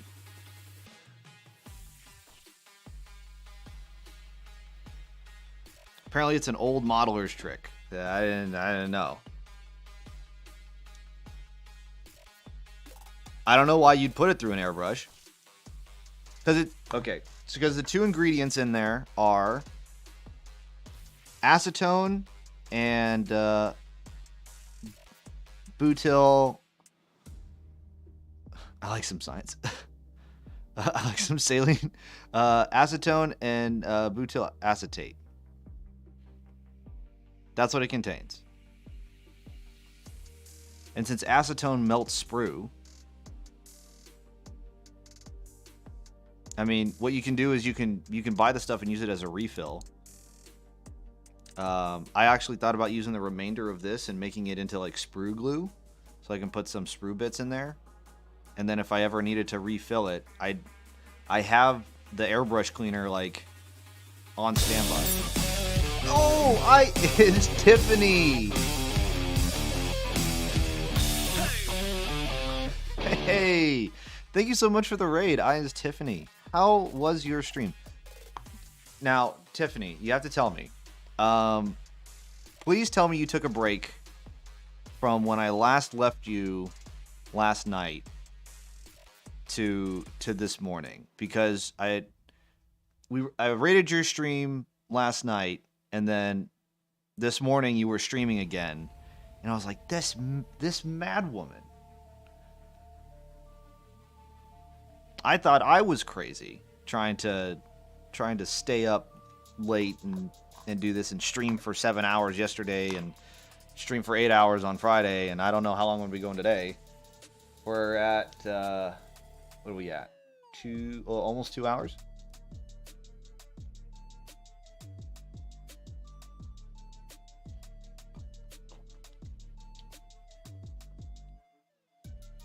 Yes, I is mad.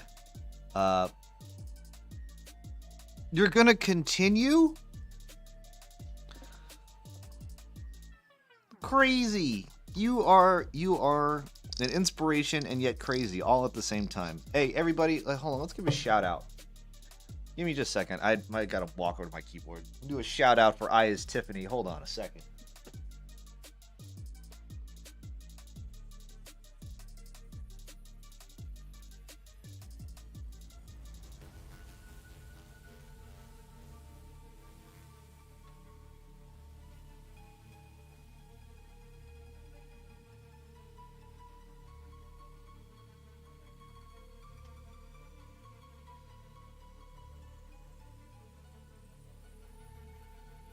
Crazy woman. Here we go. There's the shout out for I is Tiffany. If you are not following I is Tiffany, hey, I have a question. I was going to say this last night. I was really tired. Have you hit affiliate yet? Because I saw you, like last time I saw you had like 30 something followers, and now you're at 113. Gotta finish 27 Harlequins by this week. Hiya. Jeez. But yeah, Tiffany, I don't know if have you hit affiliate is my big question.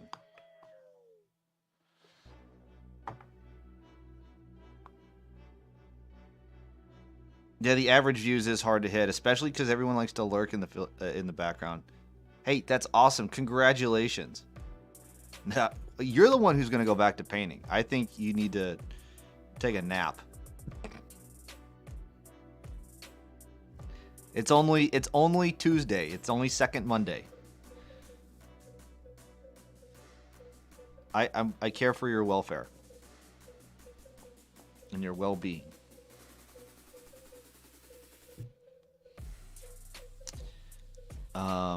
All right, now what the hell was I doing? Rhinox hide. We're gonna do some Rhinox hide. Bust open this bad boy.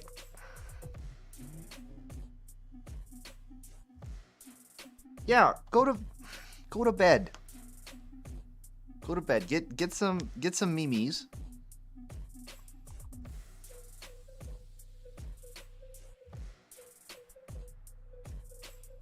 Why is the mini so mini? Because it's a 15 millimeter scale. So, where is something I can compare with? Here we go. Space Marine. There you go. 15 millimeter scale.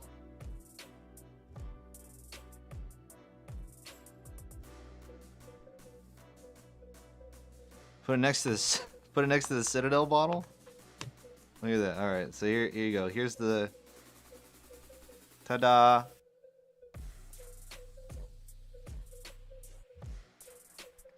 Such man hands. I know.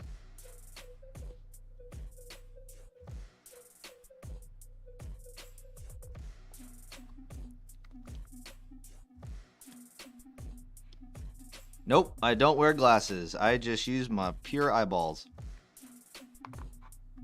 'Cause I'm crazy. I'm just insane like that.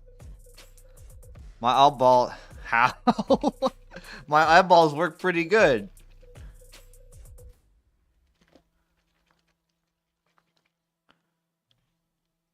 I mean... We're still in mid progress here. But hold on, let me get this. Another drop. Oh shit, too much.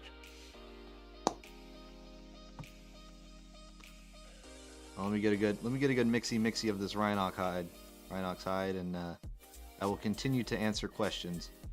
But yes, some people do call me insane for how I just see these things. Lamia medium, close. This is glazed medium and not milk.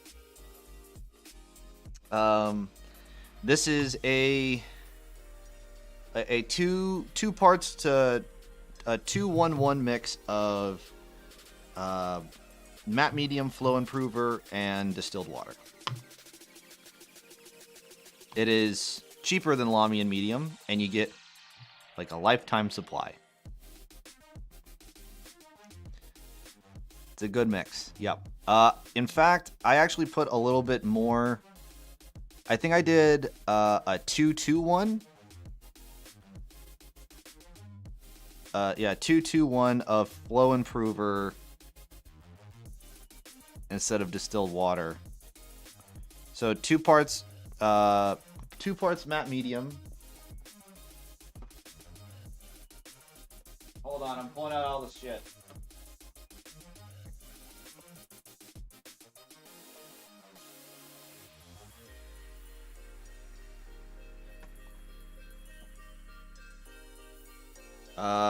Two parts Liquitex matte medium, 2 parts of some flow improver, and 1 part of the old-fashioned agua. I think that's what it was. Yeah. Yep.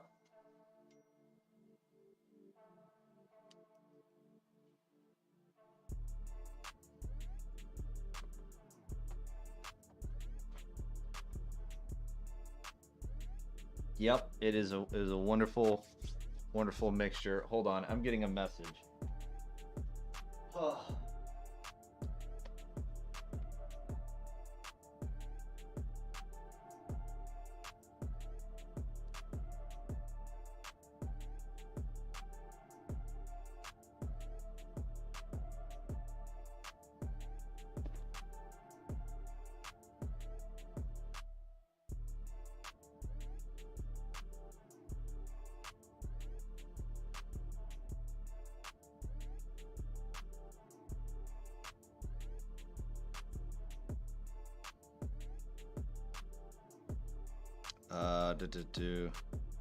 Answering messages for work while I'm on leave.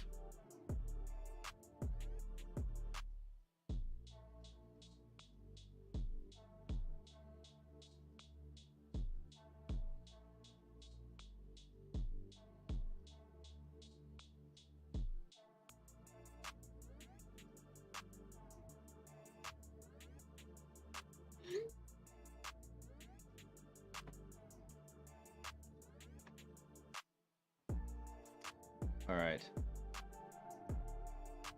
All right. Thank you for the alert, Tiffany. Definitely get some sleep. All right. Now back to what I was doing. Let us put some Rhinox hide. Now this is very watered down. I'm going to put some Rhinox hide into the pitting.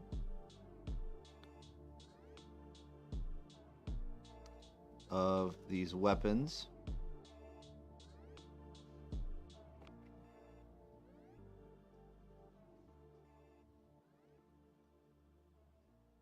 Being ever so careful.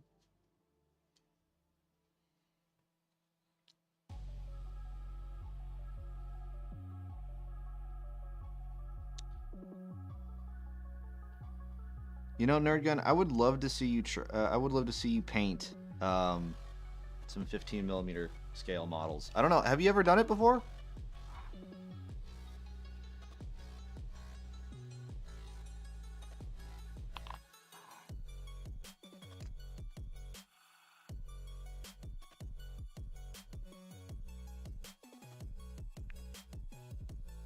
Few for Team Yankee.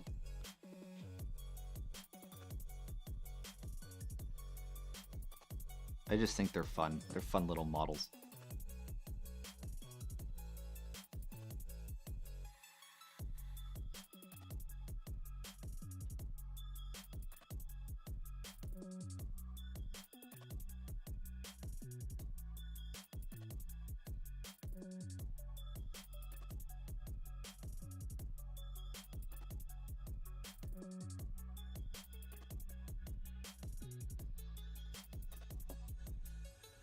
Ooh, 50mm Cold War game.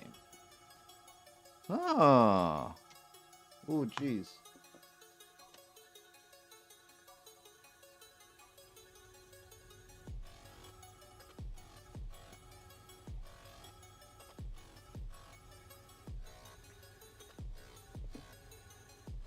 Abrams Bradleys, okay.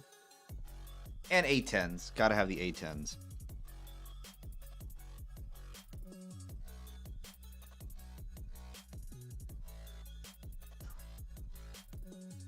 Alright, let me just see. Alright, cool. We're good on that one.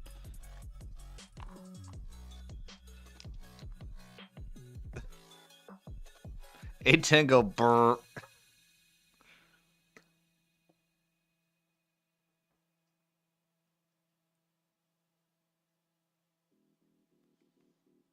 Yes, it's just a flying gun platform. That's all it is.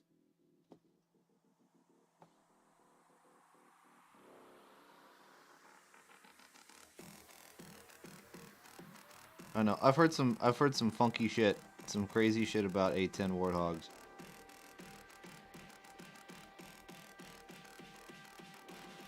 Like you can only do a burst for so long because the recoil will slow down slow down the plane long enough for it to like stall. So you got to be careful.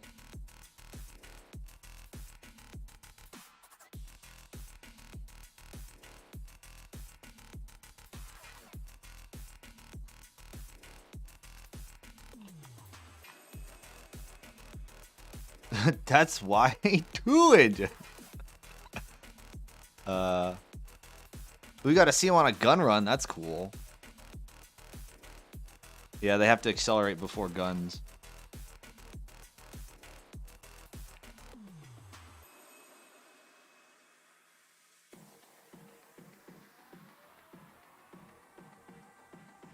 They just send 20mm worth of hate, you know?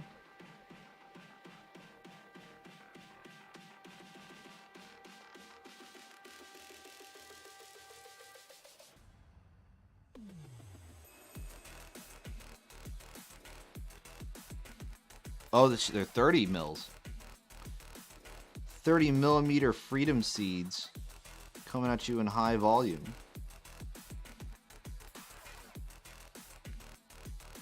Gotta love it. Good, clean family fun is what I say.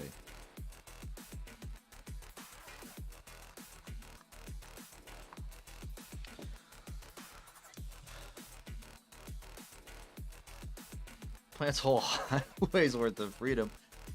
Absolutely, sir. All right. Now I get to do the last little finishing touches. Just with a little bit of orange rust.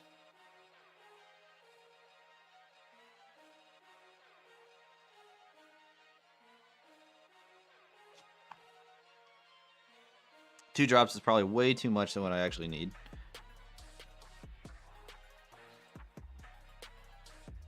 But it's an airbrush paint, so it's already liquidy enough for the purposes that I need it for.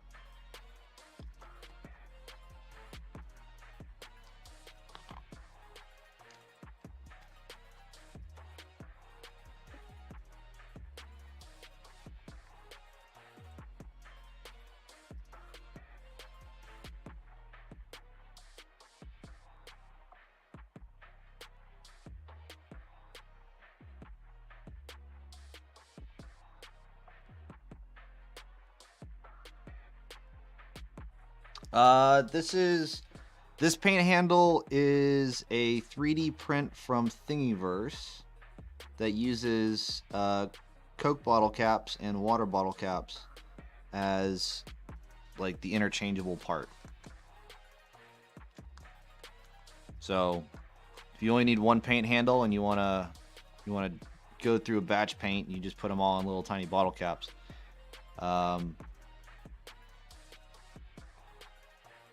I should definitely put the link to that somewhere, like on my Discord or something. You are not the first person to ask. Indolent B, thank you for coming into the chat. Thanks for hanging out with us. Hope you're having a good day.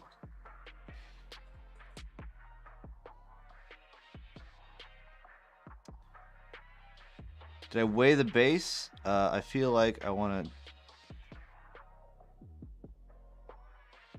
keep it bottom handy. What do you mean did I weigh the base? Like, did I put weight underneath it? No, it's being held on with poster tack.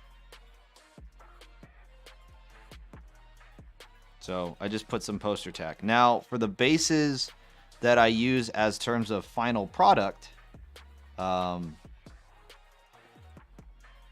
I print off, I 3D print my own bases, and I put, just want to make sure I got all the rust on this one. Okay, cool.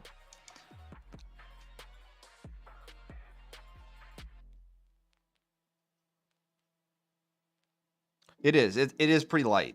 There's it's just a 20% infill on the inside of the handle.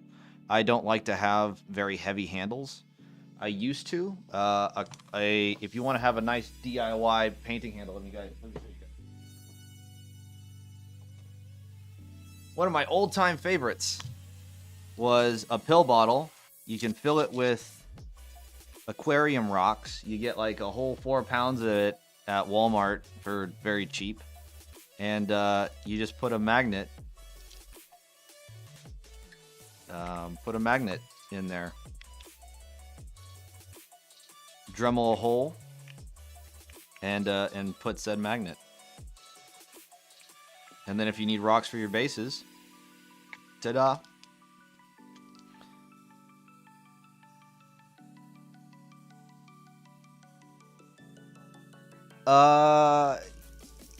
Yes and no. I mean, I can agree with your thought process there. However, if you only have one paint handle, you don't have to knock over everything all the time because it's only one paint handle and everything else just sits on the ground or on your table. However, here is another painting handle that I have. This is to be painted today as well. This is magnetic because these are the bases that I print. They're just a circular base. There's no flare out. It's just circular, which if you want to 3D print your own bases that don't have the flare that typical bases do, you need to take off 2 millimeters from whatever the actual base size is.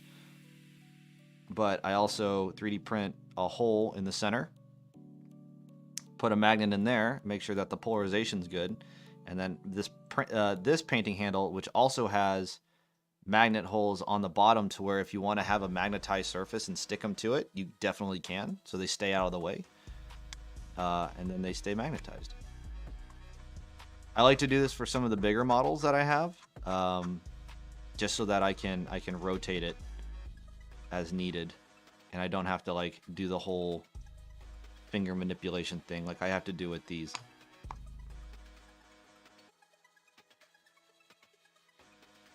It all depends on preference. But I utilize them both. We'll swap out this one. This old boy.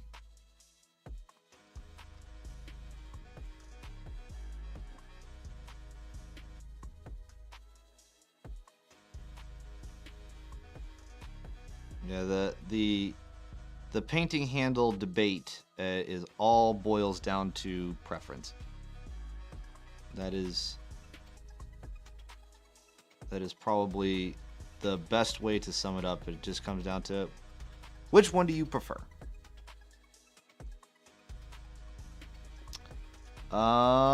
Yeah, we can probably collab this weekend. I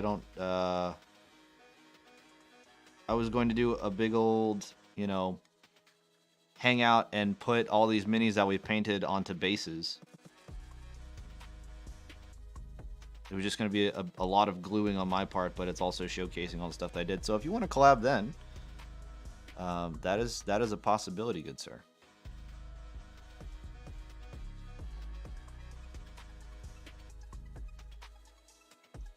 I'm on leave, so my schedule is fairly open.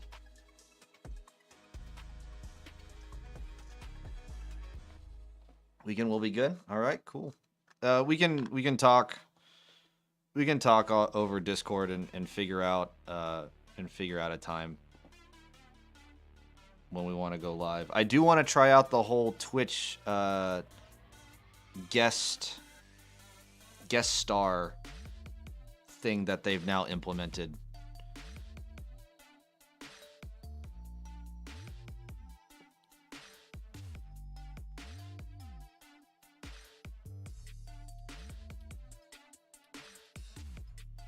So,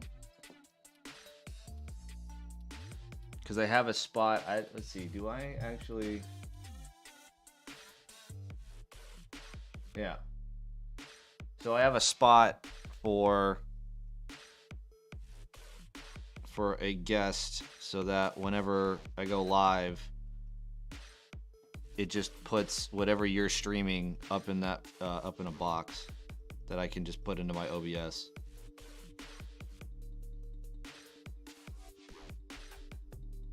It's pretty neat.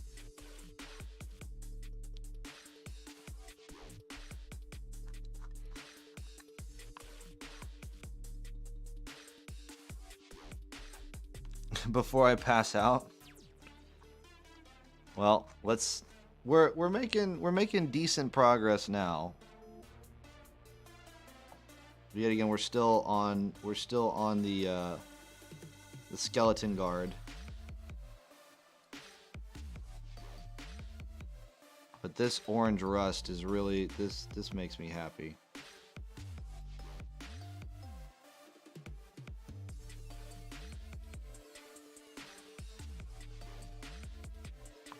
The monkey in my brain is just going like,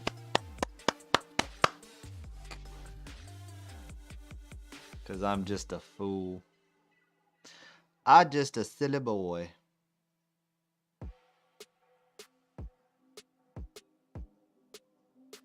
All right, and I got one more to go, and I think we'll be rounds complete on the Grave Guard. Check in later. Might do a stream tonight. Depends on the Tiny Human schedule. Okay.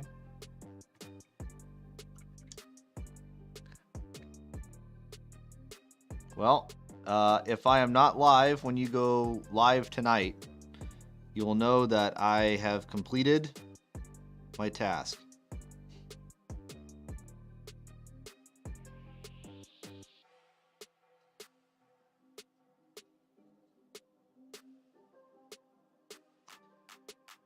Is there nothing that's pitted on this dude? I feel like I'm reaching for it now.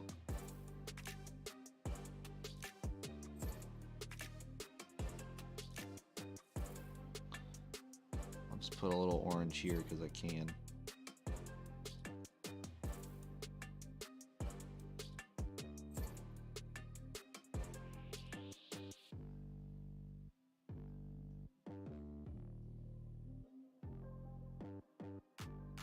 All right.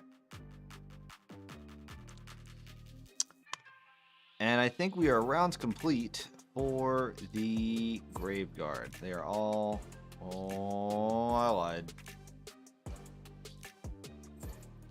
We'll get back to it later. But if anyone has any suggestions on what I should put here for the ribbon... No one's giving me a fish. We agreed it was ribboning. On the ribboning of the banner. I can write something. Probably at most like a 5-letter word. Oh, Inland B, thank you so much for the follow. I appreciate it. Thanks for joining the kickback. I have yet to work on any sort of like emotes and badges and stuff. That is a thing that is a work in progress. I've been just trying to stream stuff. I'm fairly new to the Twitchverse, so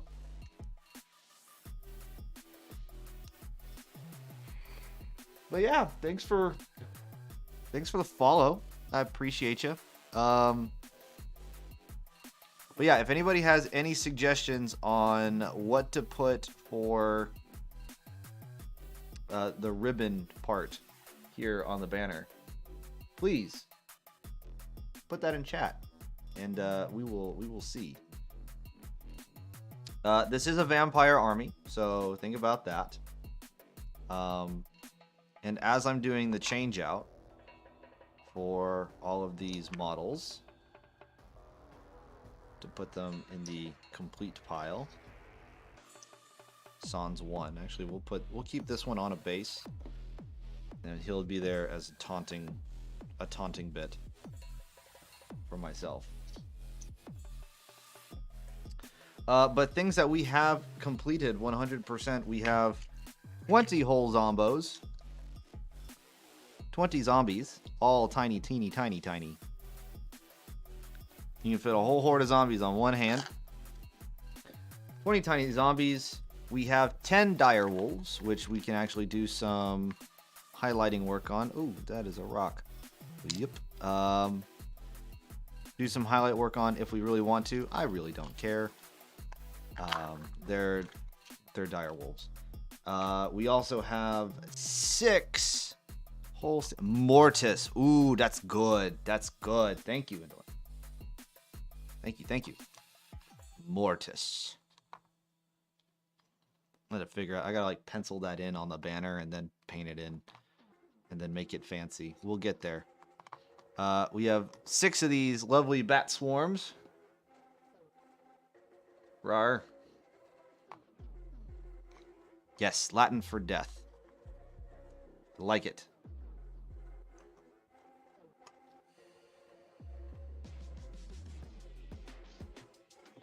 We'll put that in. We'll put that in the running. Let me write that down somewhere. I have a note card.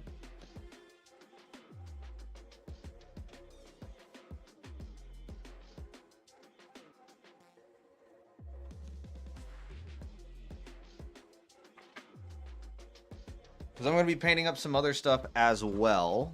But for banner, word, question mark, we have Mortis. That will be our first one. If anybody else has any suggestions, please let me know in chat.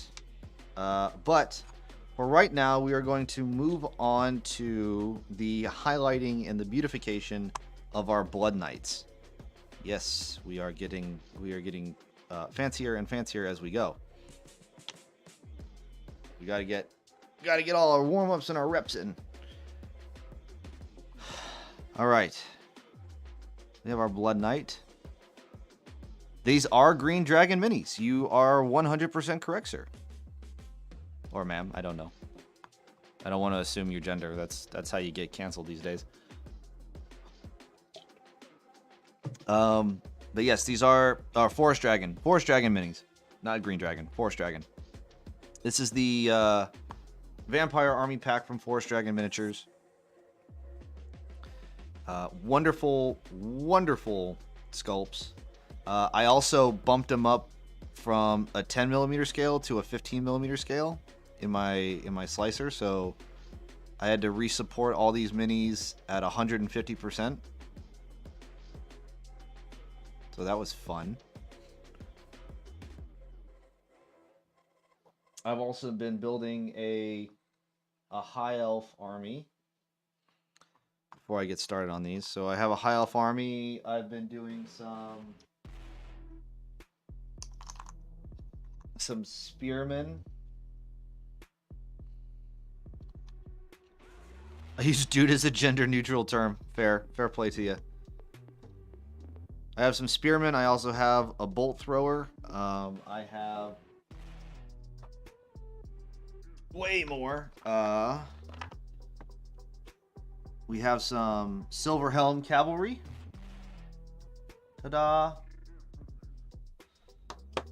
We have a couple units of archers.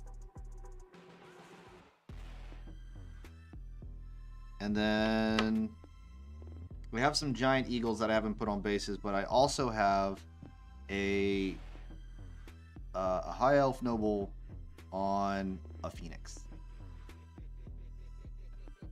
So nice little 1,500 point army that I am working on.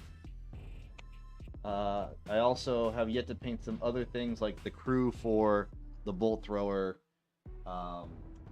another 5 silver helms. So they started with 1,000 points.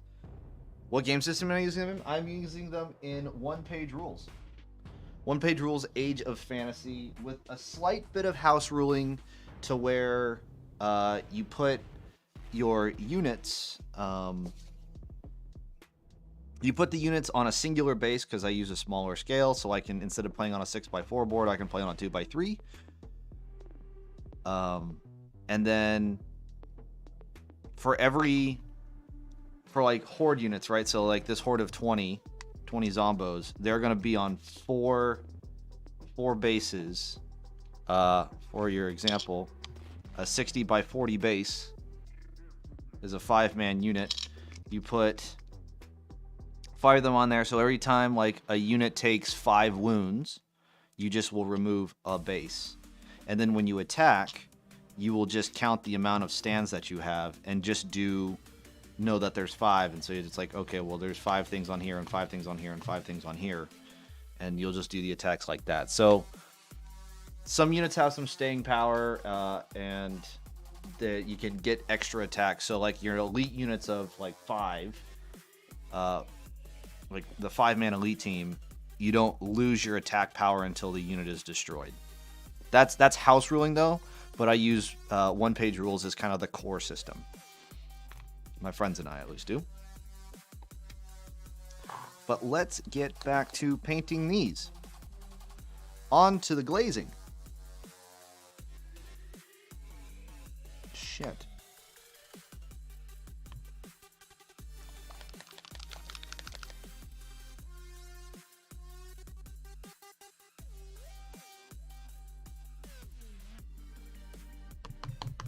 We are going to highlight or glaze over the red that we did with Blood Angels Red. We're going to be using Bold Pyro Red from Pro Acryl. Wonderful, wonderful paint. And we're going to make it into a nice glaze medium with our glaze medium. We're going to put a 1-to-1 ratio. So 2 drops of glaze medium to 2 drops of the paint. We give that a lovely mixy. on our wet palette here, so it is nice and glazed up. I don't know if that's the word I want to use. That sounds dirty. Nice and mixed. Let's go with mixed. And like you do in most highlights, you avoid the recesses and you'll paint over all of the flat or high bits. And we're going to have to do a few coats of this. So at first I'm going to go over the horse's armor. Then I'm going to go over the rider.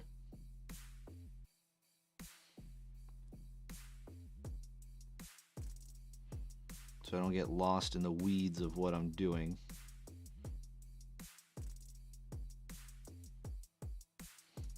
So I will end up losing track of where I'm at. That is my flaw that I have learned about myself.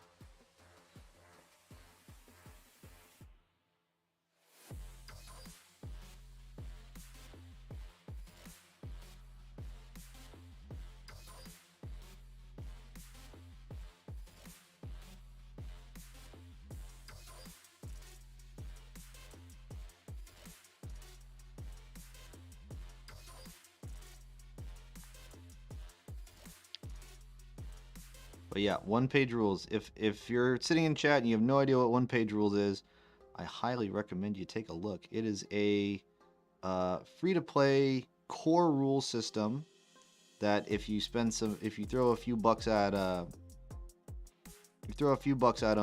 you get an additional rule book. All the army books are free. They even have a wonderful online army builder web app that you can use to build your armies. And you got to think of it as like it's Warhammer generic brand. That's the best way to try and describe their naming scheme is Warhammer generic brand. Legally distinct, but generic.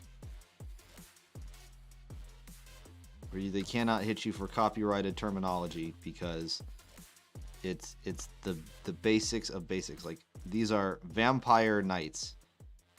You can't copyright vampire and you can't copyright knight because there's a lot of things that have knights and there's a lot of things that have vampires.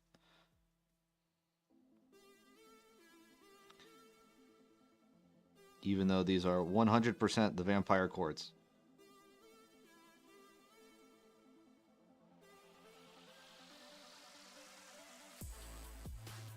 And tomorrow I will be supporting some Forest Dragon miniatures for my buddy who is making a dwarf army to face off against this army and then also the high elf army that I have been making as well. So that will be fun. And I'll do it on stream, so you guys, if don't know anything about supporting or 3D printing whatsoever, that is the second half of this channel, because we print stuff, we paint stuff, and then we party. And have a good time.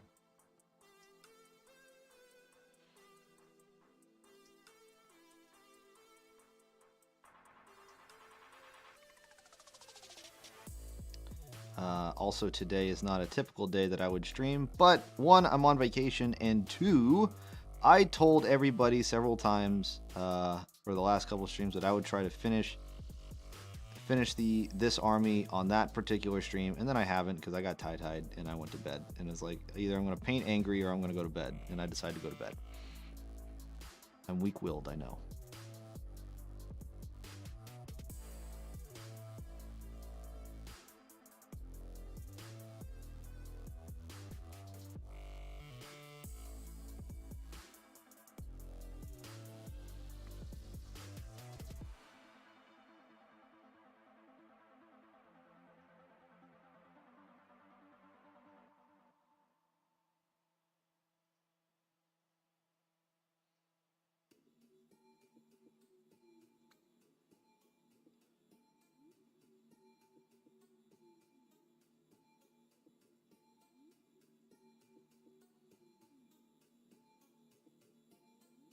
Just trying to get all of, and I'm. It's almost like I'm not trying to highlight this red. I'm just trying to make it more red.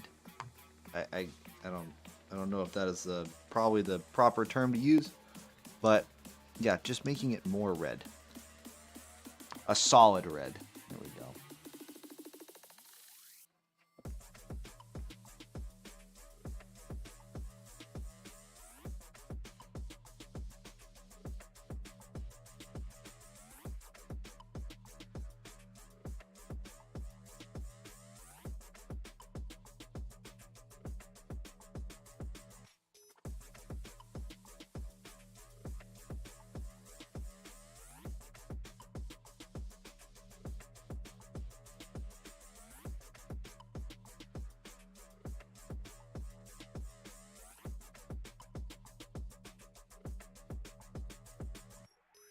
And I've learned 3 layers of my mix of the glaze medium and my red will give us a good solid coverage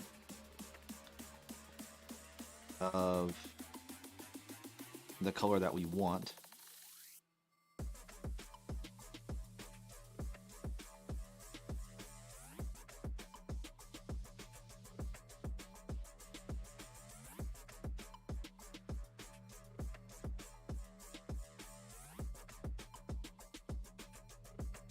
There we go.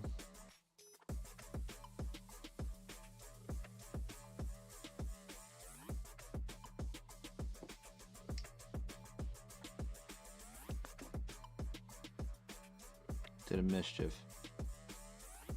Did myself a mischief.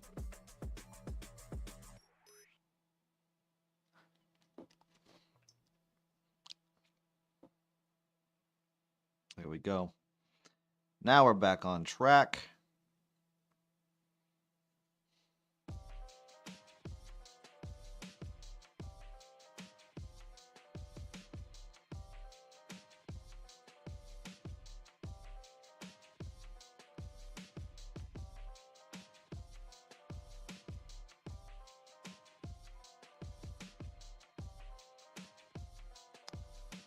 Gotta move, position the model in the way that is easiest to paint. Here we go.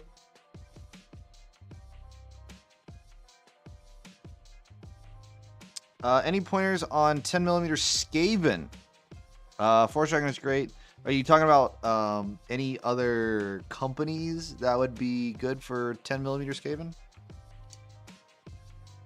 Because I know a couple.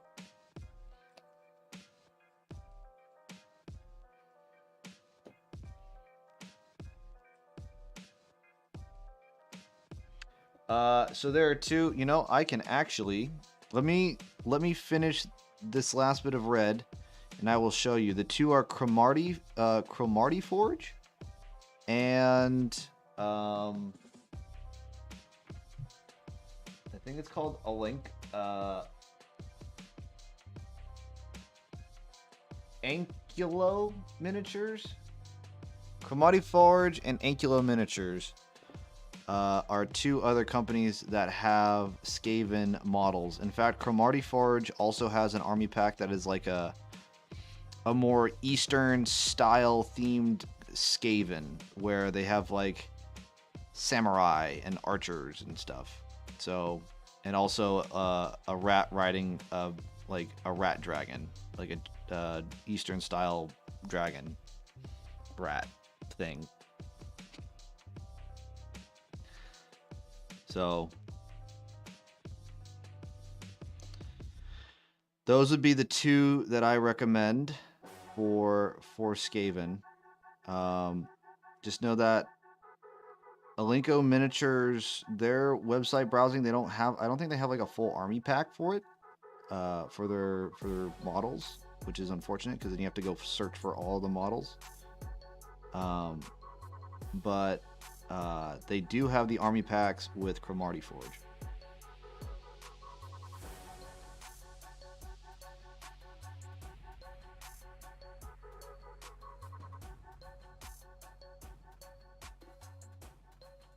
And I have yet to Also, Cromarty Forge is where I got the models for the dwarves that I will be supporting on tomorrow's stream. So if you want to see some, if you want to know where I got the dwarves, Cromarty Forge is where I got it.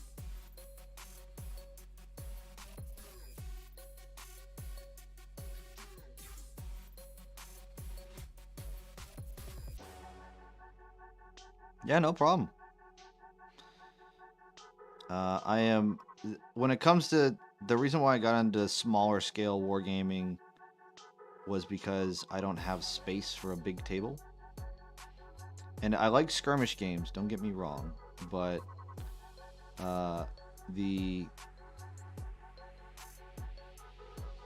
I do also like big army engagements as well.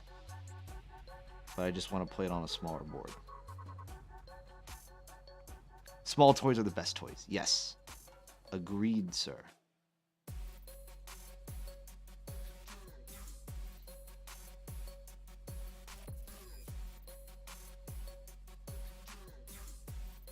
Because, like, I like to be mobile with my stuff. You know, you got to take it to the game store and do this, that, and the fourth. And,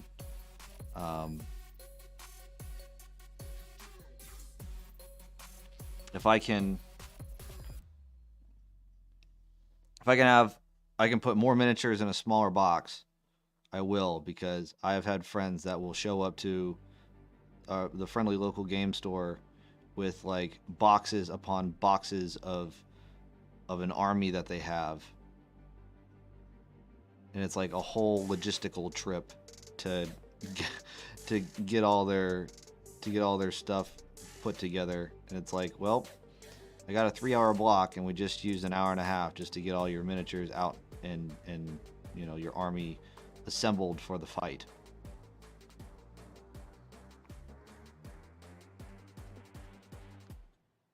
Or I just put, you know,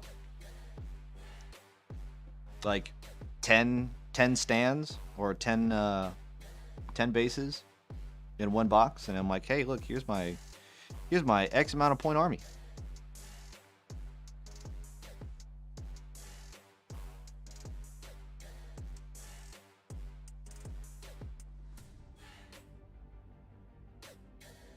I also like one-page rules because, like, their point system, they share the point calculation system,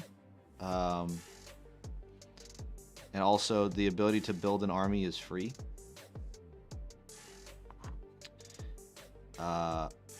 Or like the army builder app is free for anyone and everyone to use.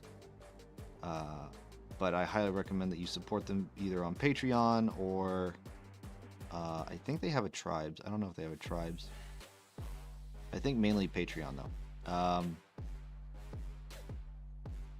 Yeah, it's one dude who's like running the show, and he's just essentially like a project coordinator, and he works on the rules. So he does a lot of work.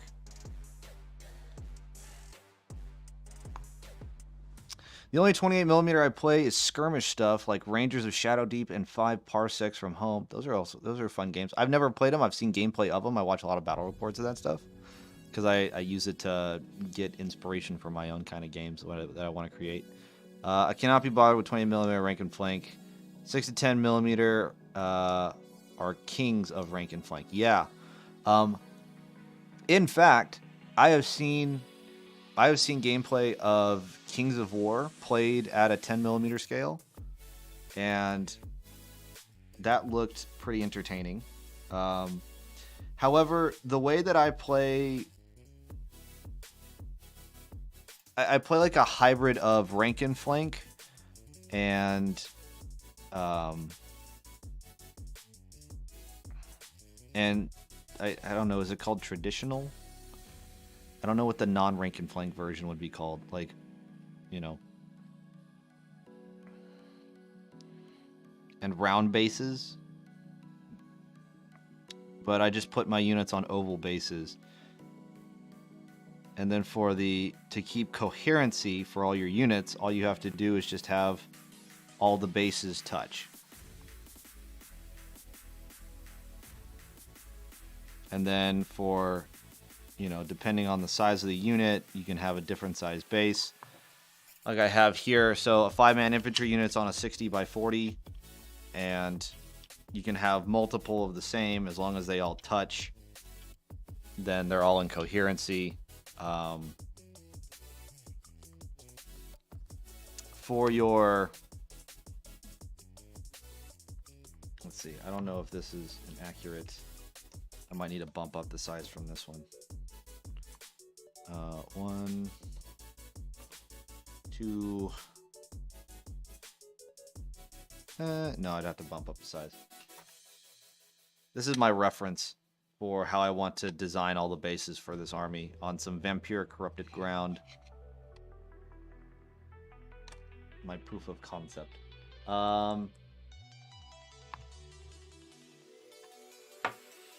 Where was it?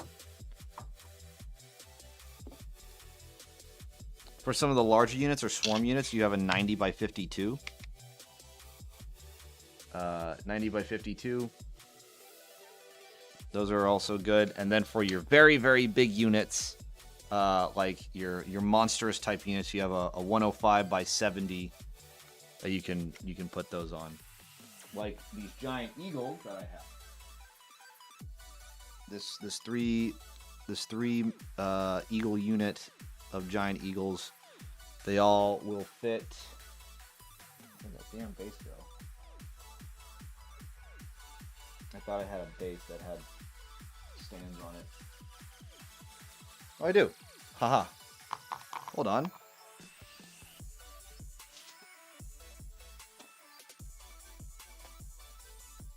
Ta-da! So you have them all right there, humming and hawing along. I don't know if y'all can see that. That's, of course, my hand's in the way.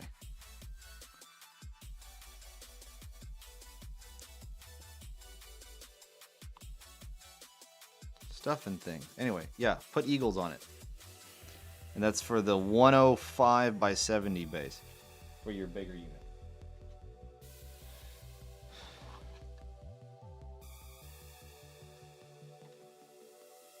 If anything, my way of playing is still in beta. I had played one test game with my buddy, and it was fun. It was rolled some dice, very little confusion because we're veterans with playing it with one-page rules, but little confusion in terms of like how the stands work or anything of that nature. Like it was pretty intuitive. You just treat them as 5 models. So your elite units can definitely hit a lot harder.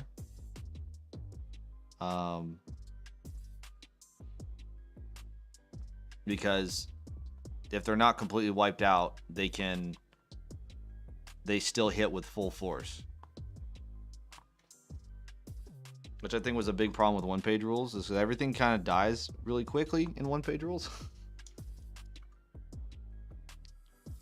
Especially if you got armor piercing, things just die at a cyclic rate.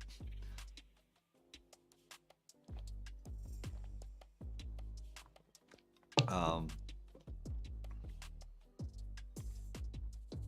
right, that is one knight down.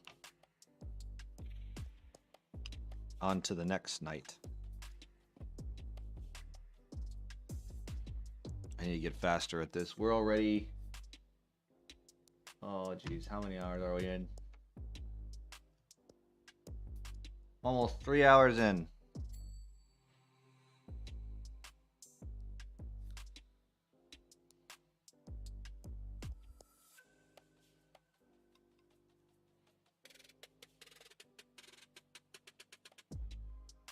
And we've barely started on the knights.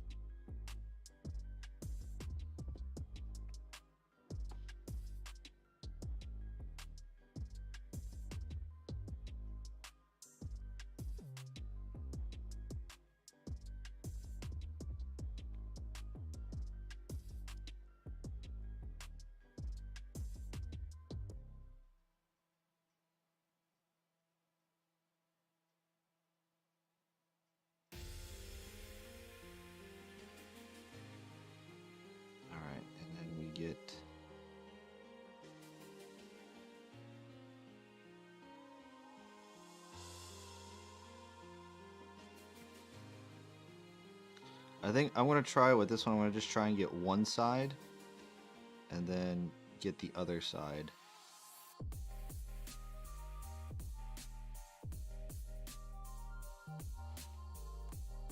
Let's see if that helps with my timing.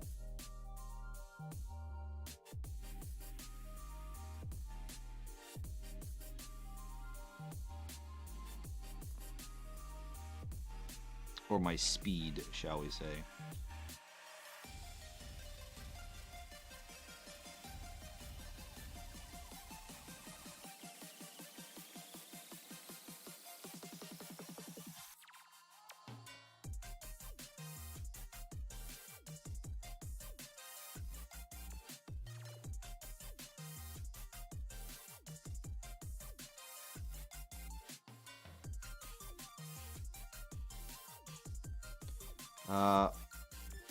But I remember total count for this army, 47 models. We are 14, 17 hours in. We're 17 hours in of painting a 47 model army. And we have 46 of 47 battle ready. The only one that is not at all painted is our big boss. Ooh, excuse me. The Vampire Lord is the only thing that is not painted. I am dragging my feet on wanting to paint that guy because I want to do him justice, but I scared.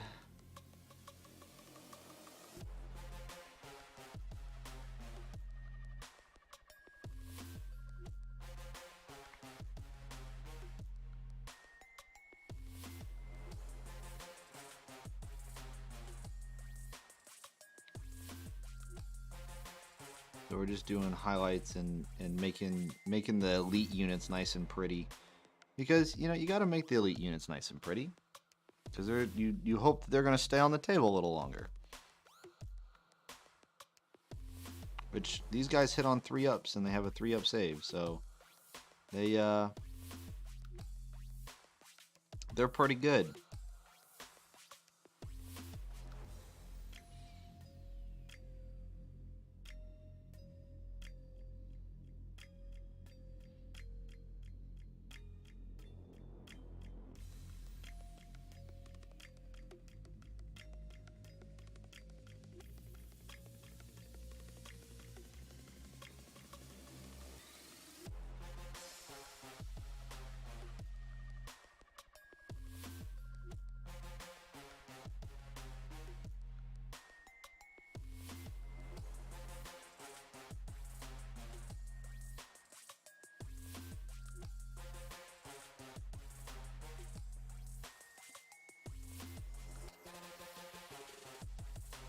All right. God, you can see the difference. Like, here's with it, with some layers of red, and then no layers of red.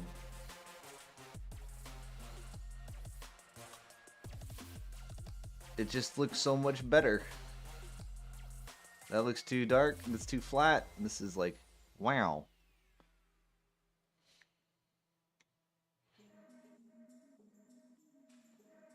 All right, on to...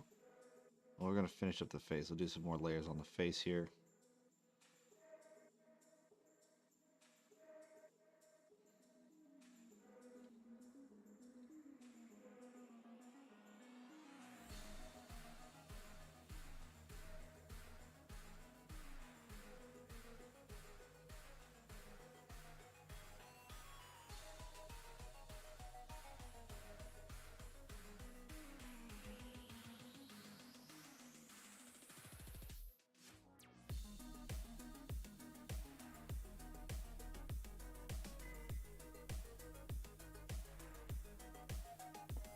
I will have to take a break here in a little bit. 1, to probably get some food, and 2, because I gotta take the dog out.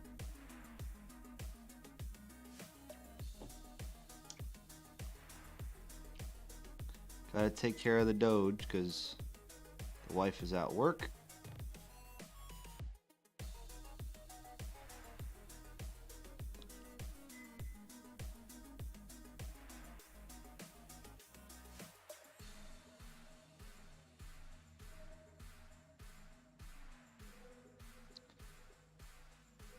Here we go.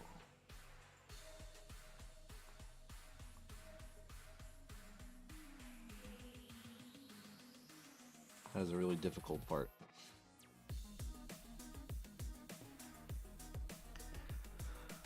Oh, geez, in comparison, this just looks ugly.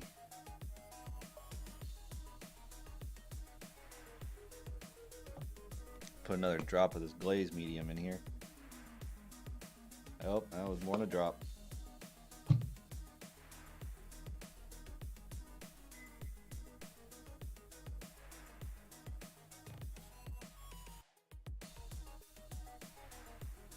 There we go. We're looking better now.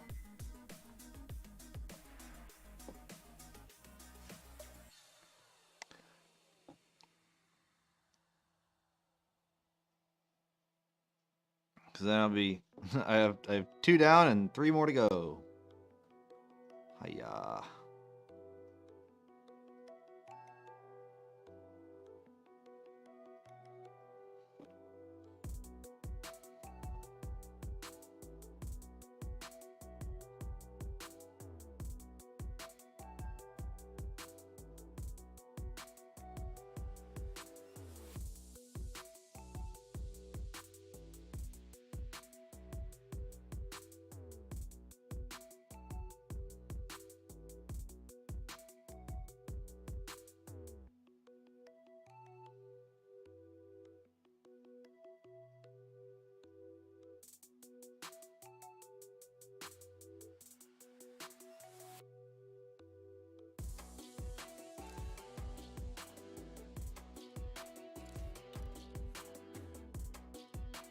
Now I have to see how everything's gonna act. Now that I've put in some more, glaze medium, it might actually have thinned it down a little too much.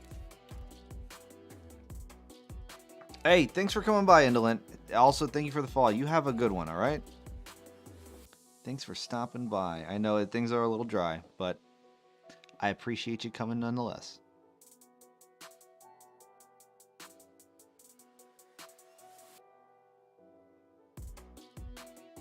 I might need to put a little bit more red in here to bump up the opacity a tad.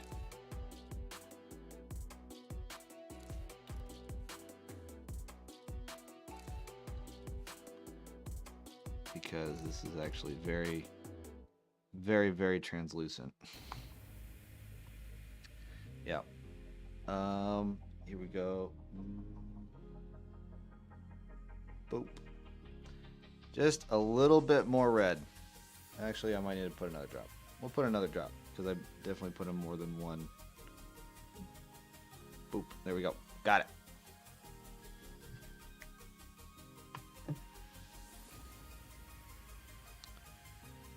Mix that all in with a nice little mixy. There we go. That's the red we're looking for.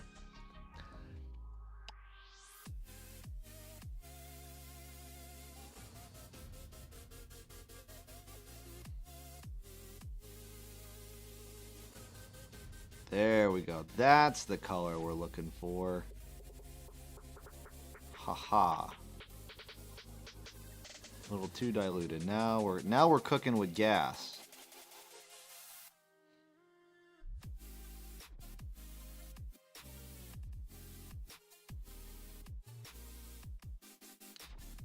My paint dries really quickly out here in the good old desert of California.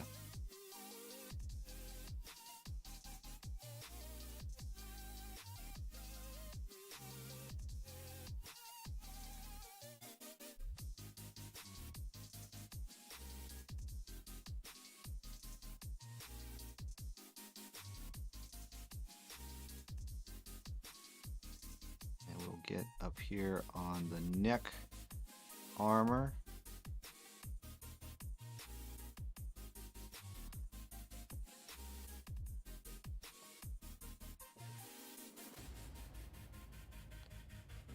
Getting the toes. Gotta work my way up and around the shield because we made that part of the shield gold, so we gotta work around it.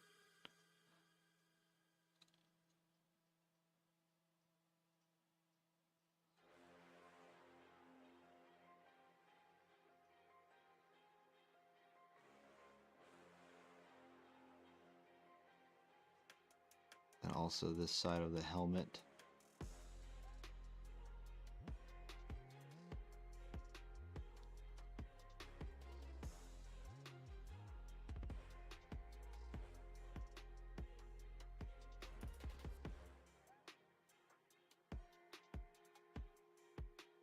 Just one little layer at a time.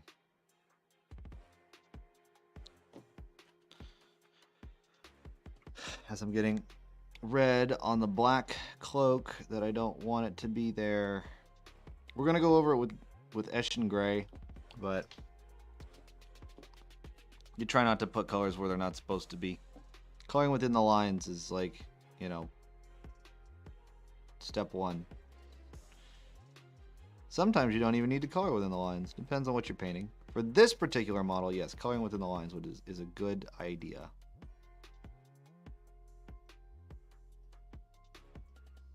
However, there's always touch-ups that can be made. You just want to try and minimize it as much as possible because it just creates more work and time that you have to do.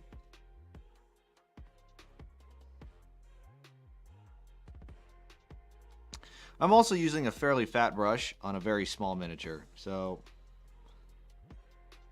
that's me being an idiot because I don't really have that much of a smaller brush. I could use my AIT brush, but actually, you know what? I'm really considering it.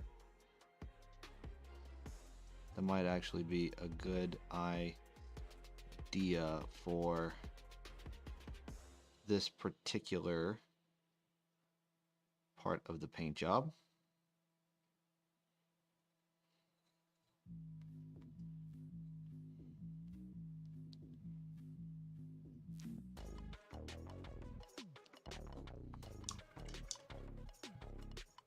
Let me get my AIT number 2. Here we are. It's a little bit of a thinner brush. Still a size 2 round, but just slightly thinner to help me get into those cracks and details without bumping into so many other things. That's the goal.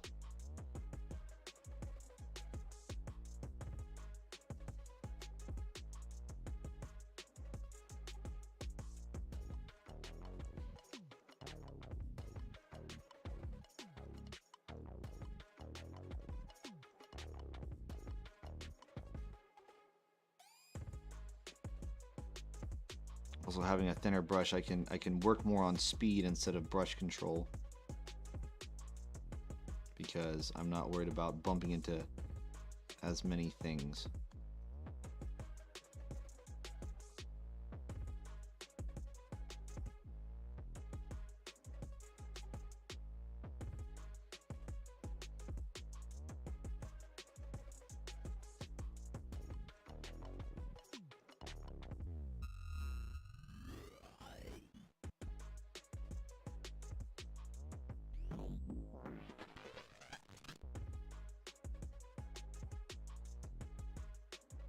Okay.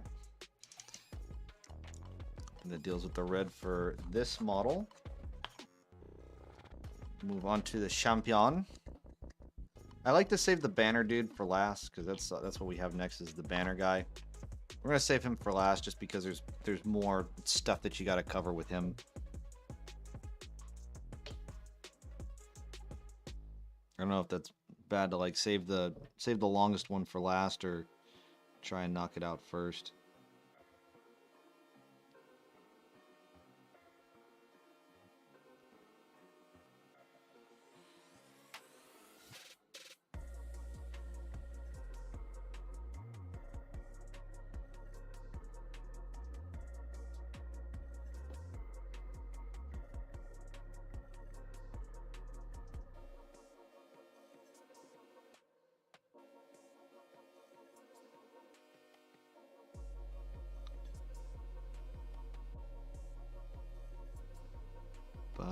Let's see here.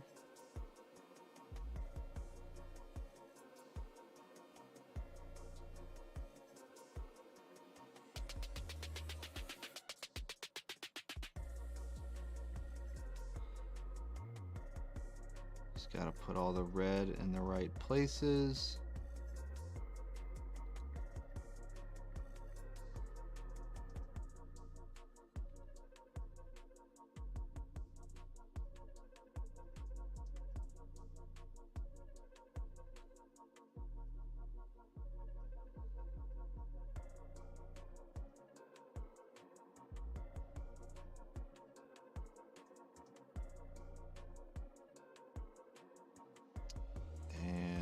Armor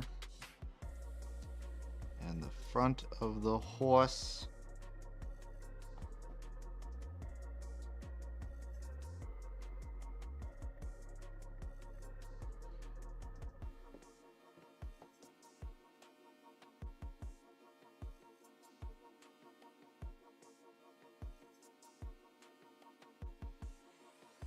All right, on to the next.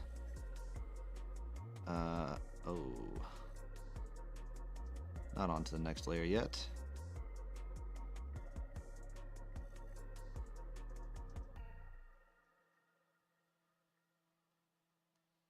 There we go.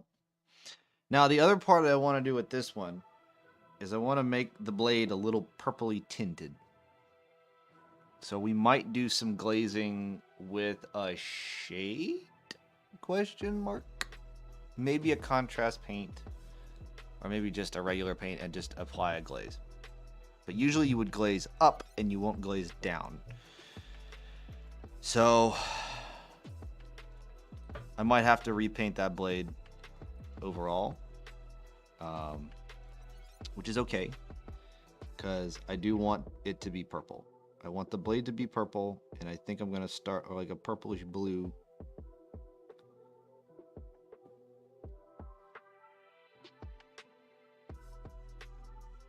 But we will get there when we get there.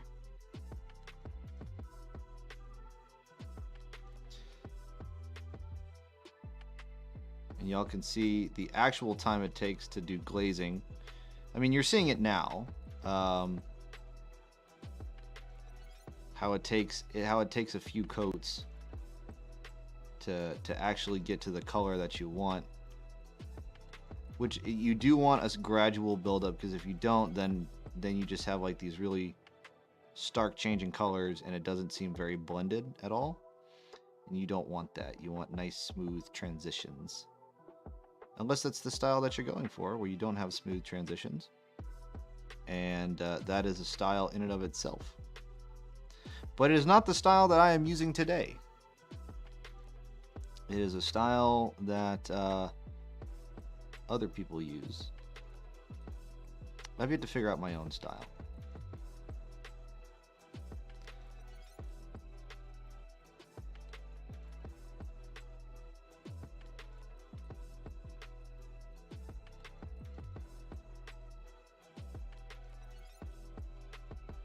And this vampire champion is a female.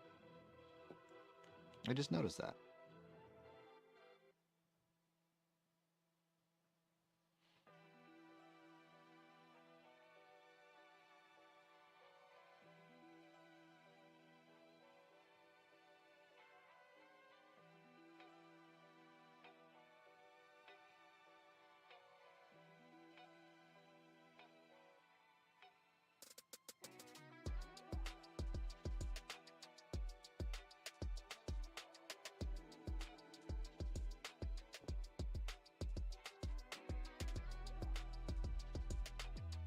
I think we need to put one more coat. Yeah, one more coat. One more coat.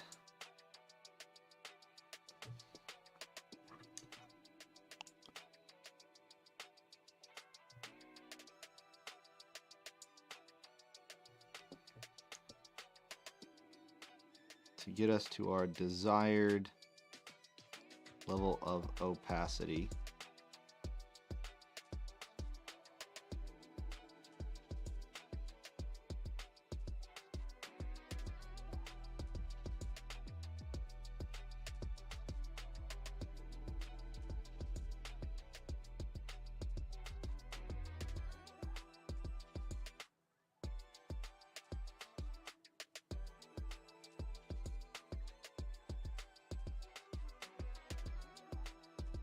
And then we will go on to our choose the other side.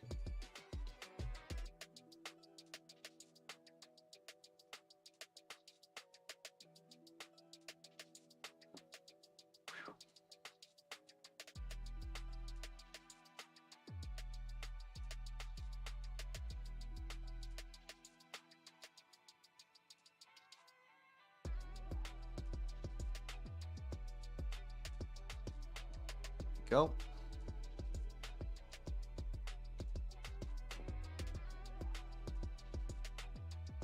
Oh, what the? Excuse me. The fuck is that? That was a clump of something.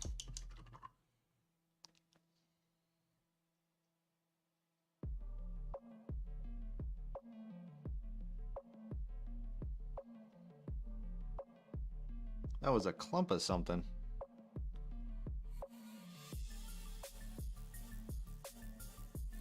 My paint's like drying out on me.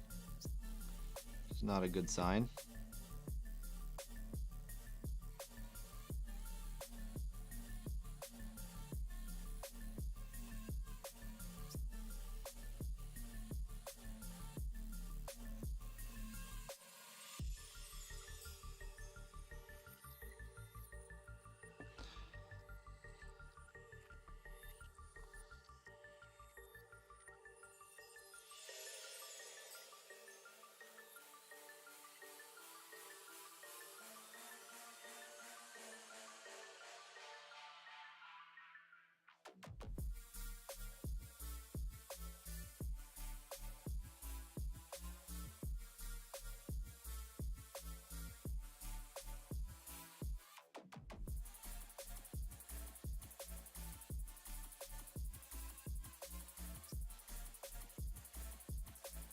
Just moving all along.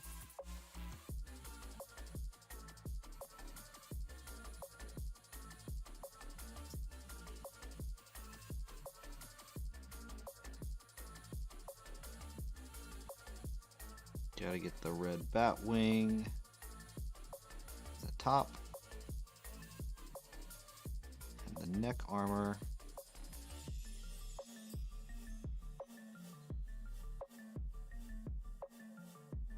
I don't know what the proper term for that is. The neck armor for a horse. The mane armor? I don't know.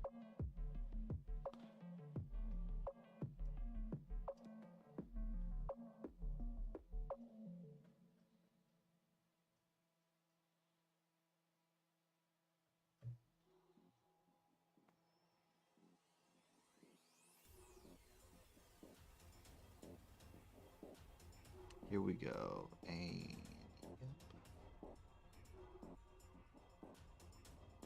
go.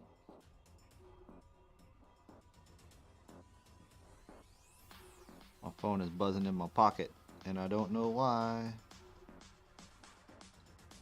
Someone's probably trying to get a hold of me.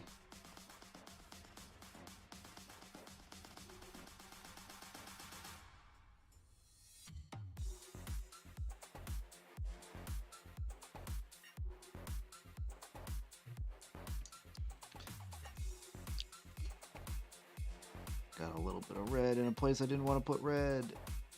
Right there on the skull. Alright. Well, let me put down my brush for a second. Back up.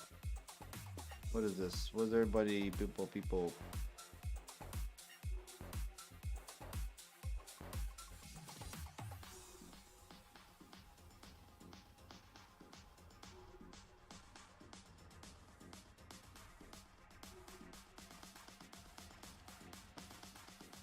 All right.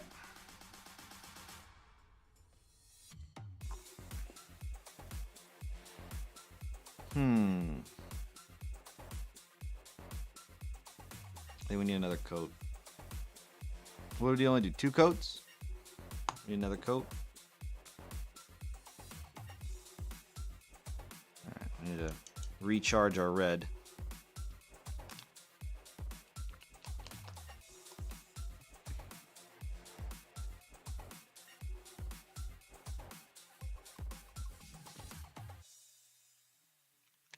put in tree drops, tree hole drops of red. We got 1, 2, and 3. You got to finish up this one and then also get to our banner boy. Where's my dog? Probably chilling. I probably do need to let him out soon. Oh man. Okay. Well, I'm gonna finish this guy first, and then I'm gonna take my dog out. When we come back, then we'll do the banner boy, and then we will continue on with our process. We'll be doing a lot of Eshin Gray to bring up some of the blacks.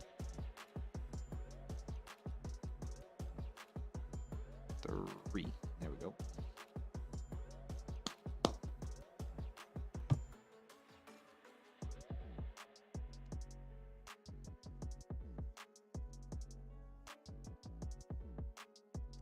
All right, and then let's get a brush I don't care about to mix this all up.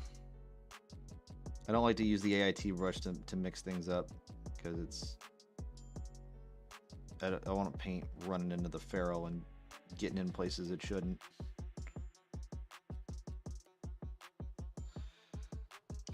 All right, there we go. It's all mixed up. Let's apply our final coat onto the side. This side, ooh, this side of the miniature.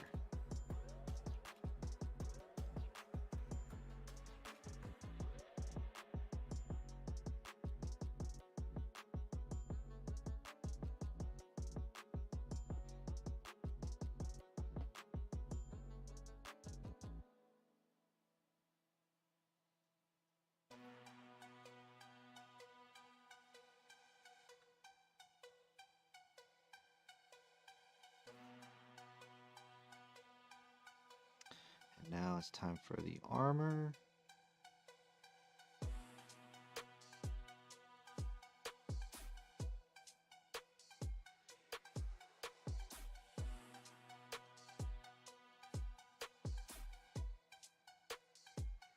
There we go. Layer.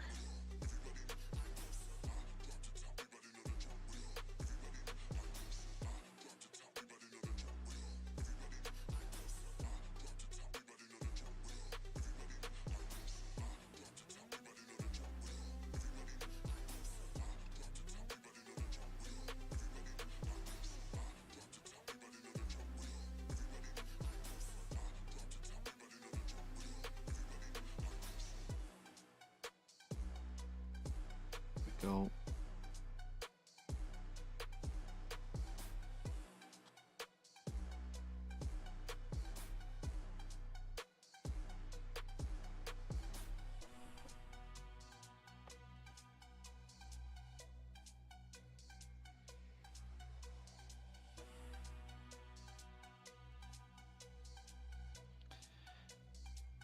All right. We have. So we've finished the red for our champion here.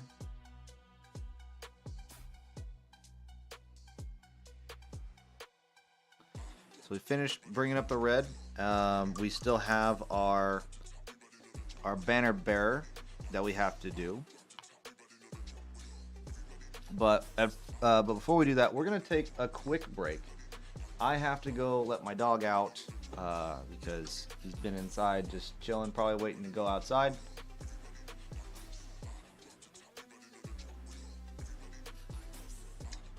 I need to get up and stretch.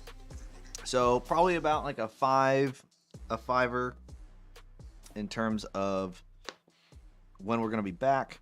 Yeah, 5 minutes or so. Don't go too far, but because we will come back. Thank you all so much who have come in and watched and just kind of chilling and all that stuff. But yeah, we will be back here soon. See you then.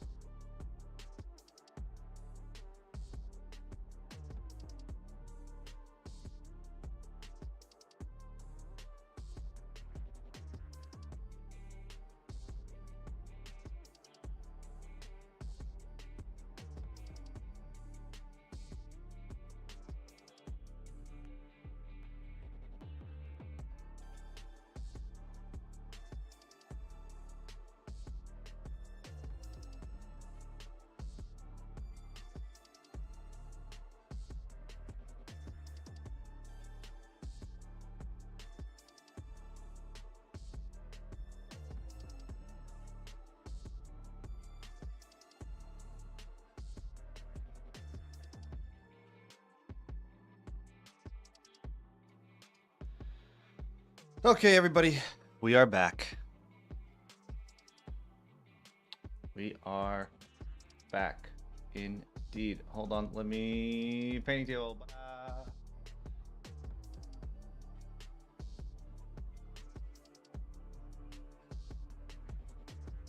We're back. Everything's Gucci. We're doing great. All right.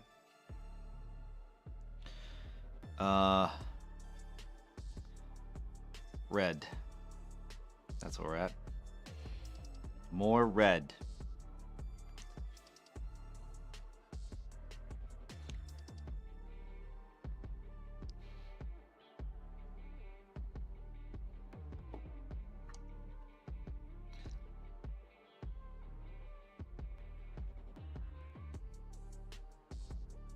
All right. Let us paint some layers.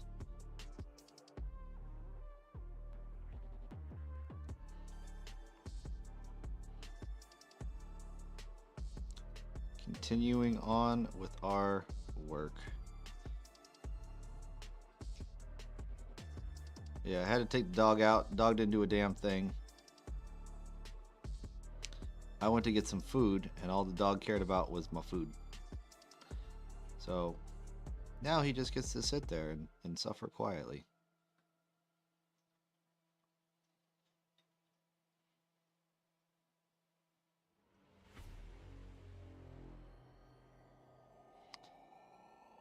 And we paint the armor.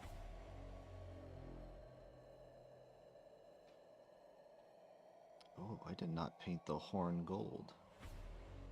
Need to fix that. I'll fix that in a subsequent step.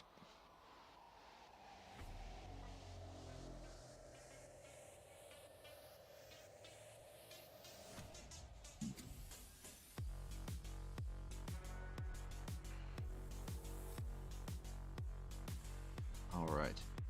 Moving on. We're going to... Jeez. Look at this.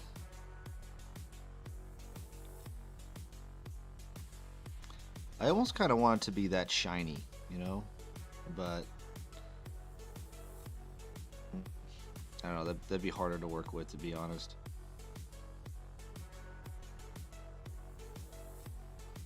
As much as a glossy red would be kind of cool. But I think it's a little much. Especially for vampires where it's like, I've had this armor for thousands of years. Or hundreds of years. It's like, yeah, okay, maybe it's not that shiny. There's a level of dread that needs to happen.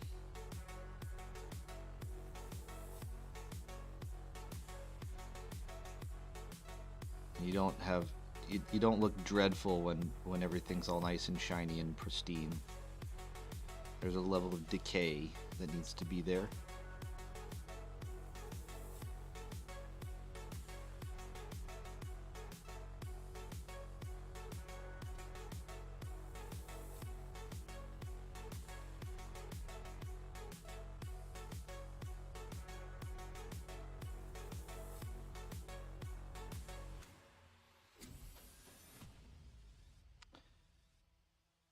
What do I know? I'm just kind of talking.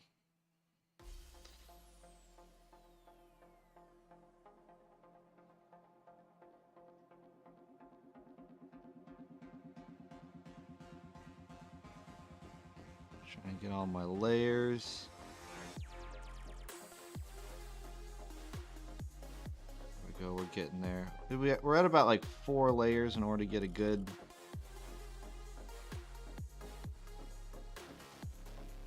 good consistency.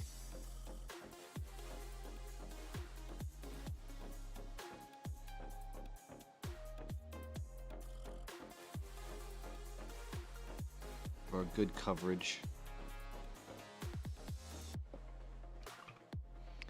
I'm gonna readjust my seat here. I'm out of Monster. Oh no. Oh no, I'm out of Monster. We've been going for 3.5 hours.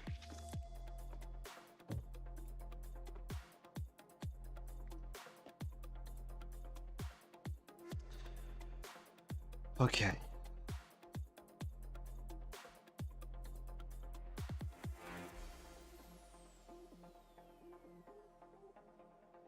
We can do this.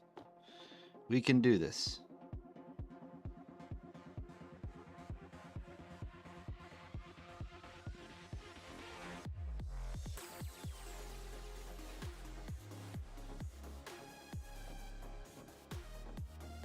Bam. There we go.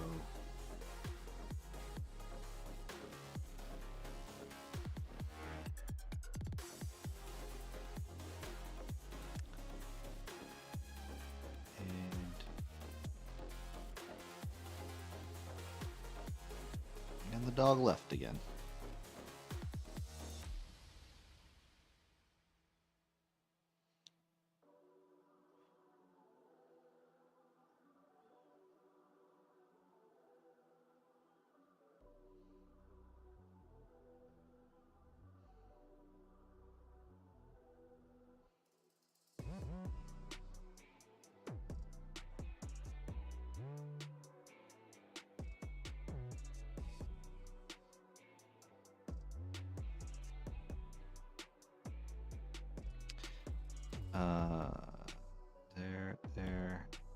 There we go.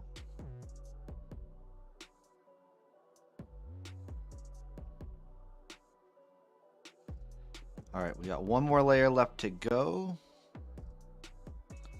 And I got to move up to the banner. I just saw that and remembered it.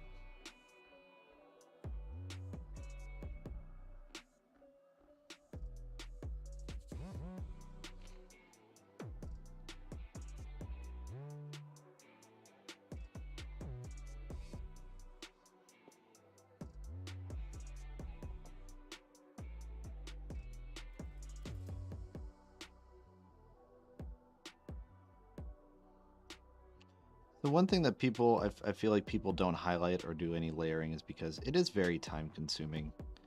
And either you're going to put on a thick layer and people are like, yep, that's a highlight.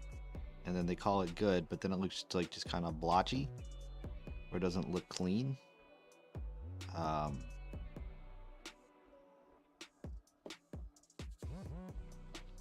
But then I think it's just people are impatient. Like me, I am very impatient when it comes to, you know, paint jobs and stuff like that.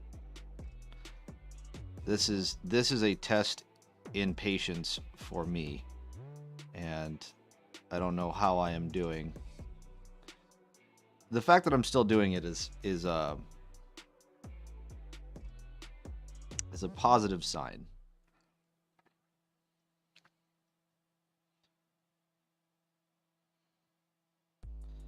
So I will take my litmus test of highlighting and glazing as good. The fact that I haven't just said, "Ah, screw it."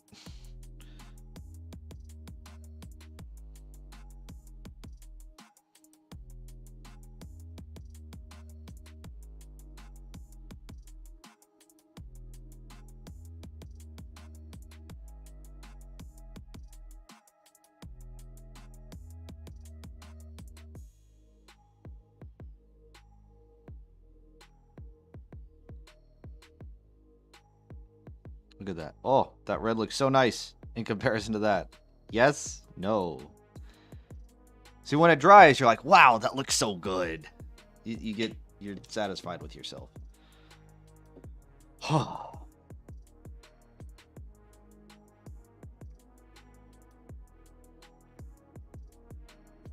right.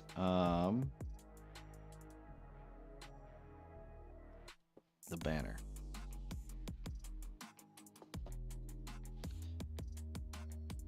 Four coats. Four coats seems to do the trick.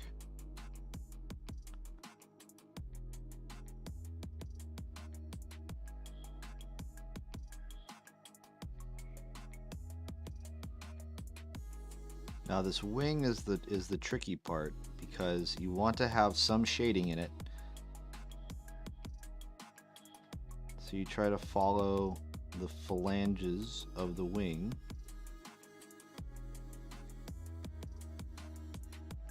You want to leave out the recess.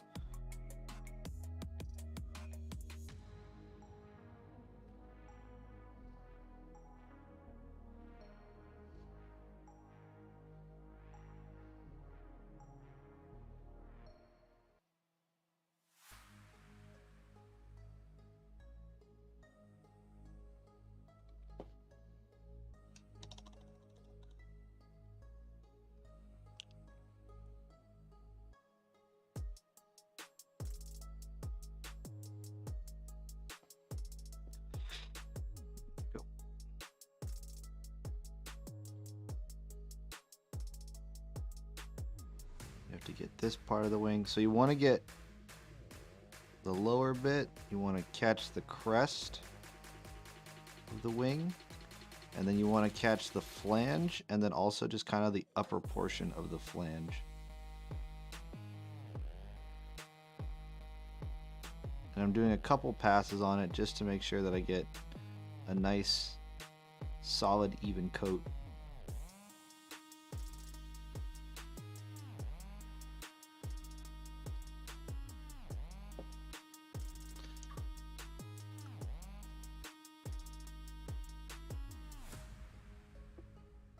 And to have an arcing downward motion is the easiest.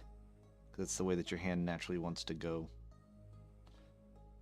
So the other side is going to be difficult because it's going to require me to do an upward, a reverse, and not this way. I would have to go that way. I don't know what else to say that better, but yeah, that's what I'm going to have to do. This is coat number 4 to get us our final red.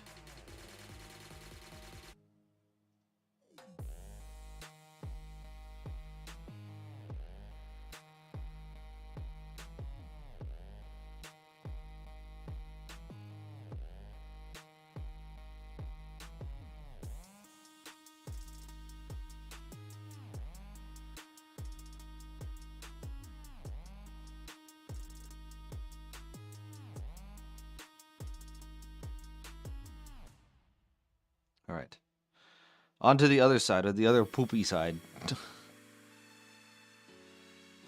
But then we'll be done with red for a while.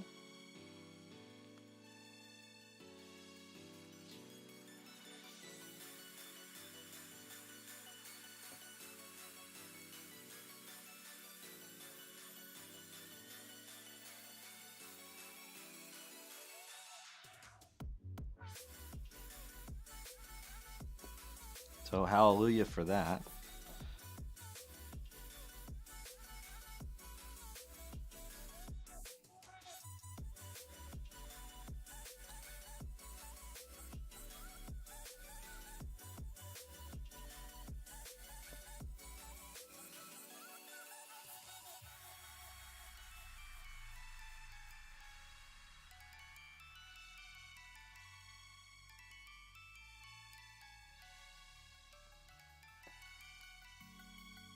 I gotta do the shoes, the boots, and his little tootsies.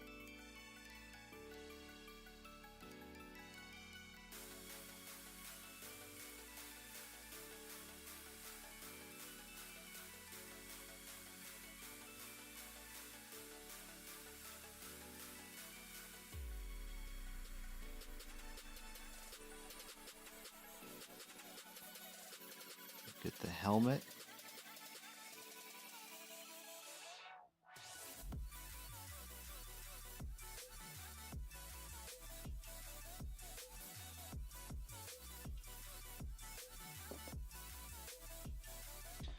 So we didn't have to get the helmet on the other side because like it was barely even visible or even reachable. So we just said screw it.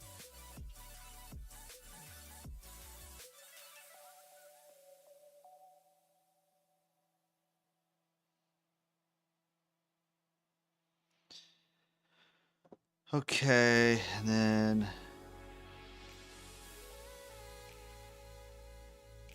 here we go. We're on coat number 2. Sweeping arc, sweeping arc. Brush, brush. And then sweeping arc. Sweeping kind of pyramid.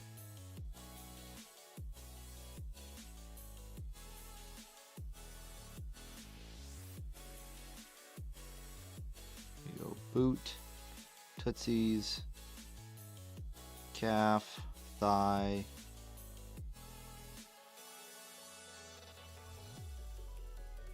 Elbow. Tricep. Back. Helmet.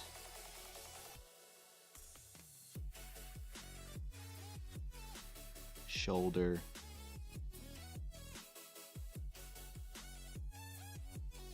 It's always the last one I get into a rhythm.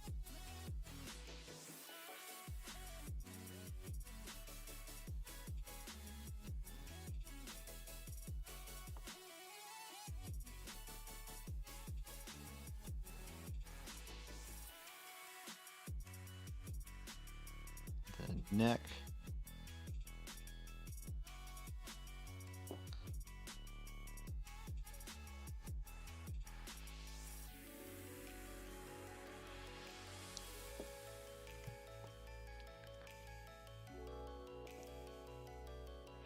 Then the shin guards.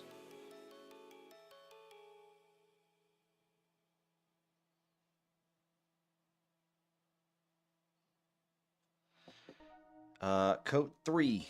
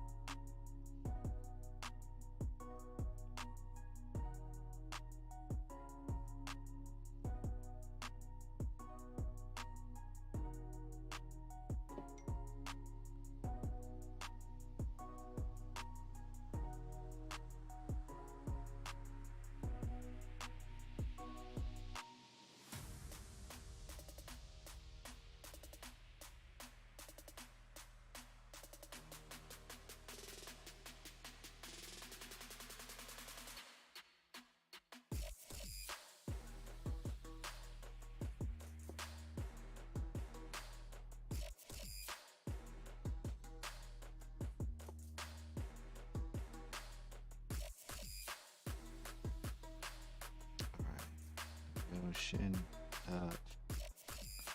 heel, tootsies, calf, thigh, elbow, tricep, back, helmet,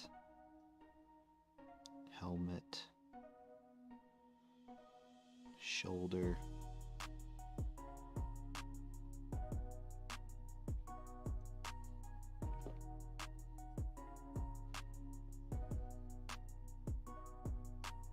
neck,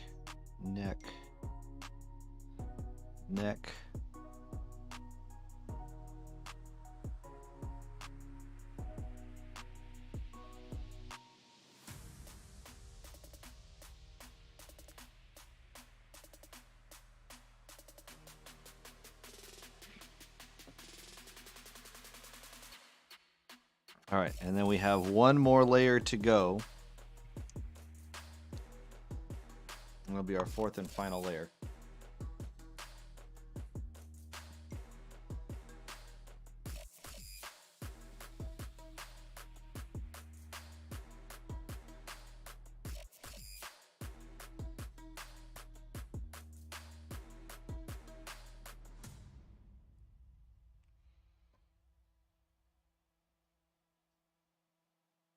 Turned off my notifications. I got people in my work chat talking. All right, 4th and final layer to get us our coverage. Couvrage.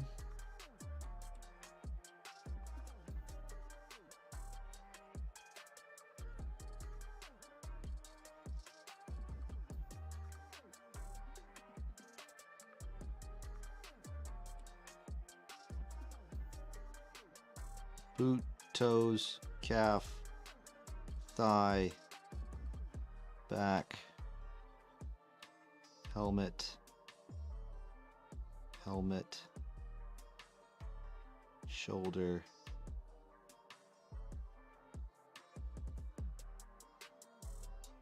wing,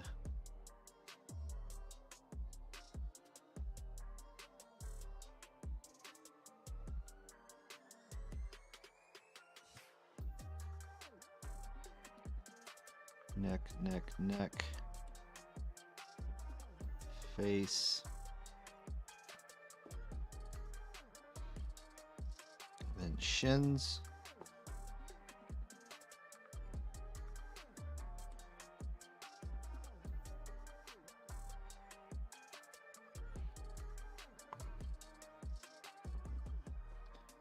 what is going on in my work chat?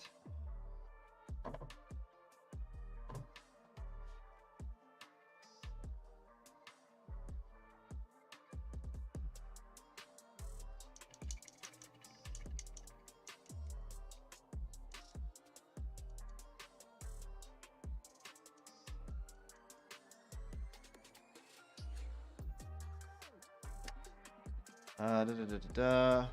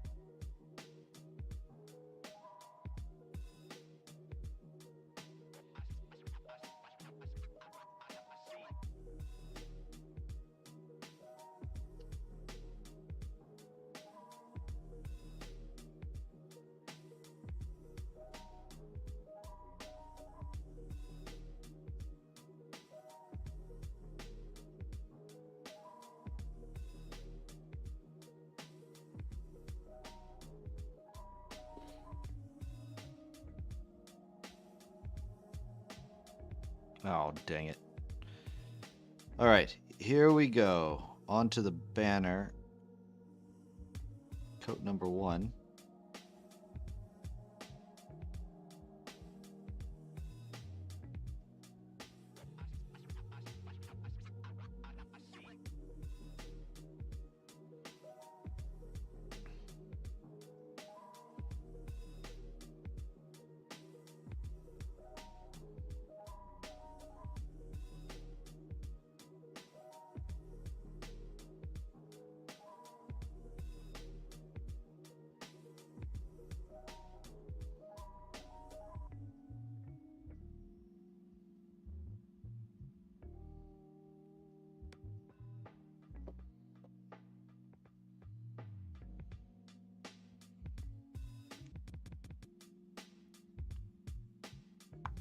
Oh God, hold on. I'm reading more messages.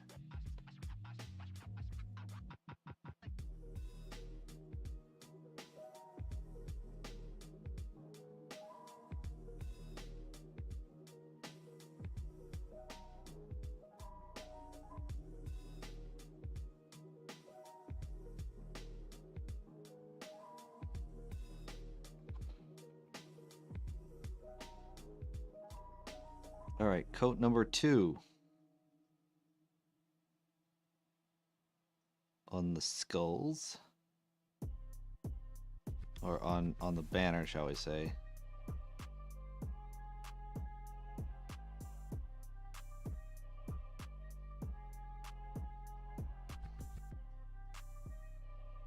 And then we get the flanges.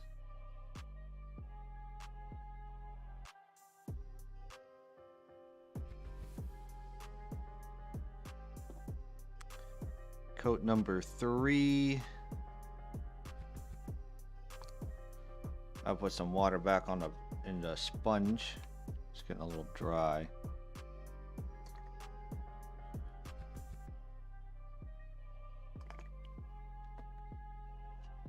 Do it.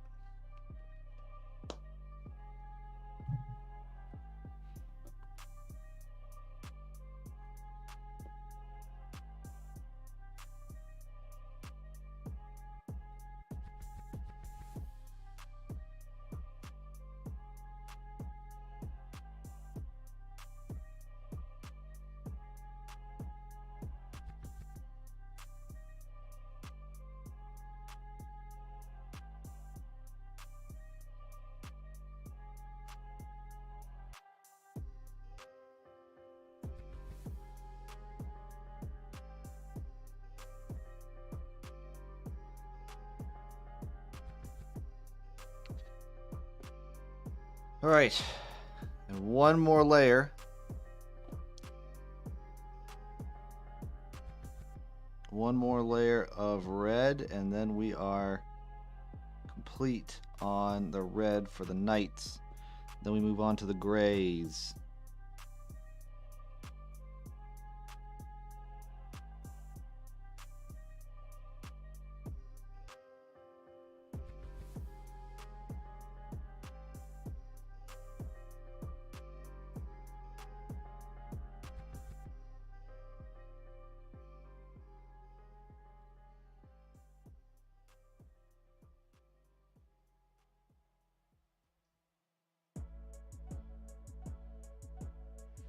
All right.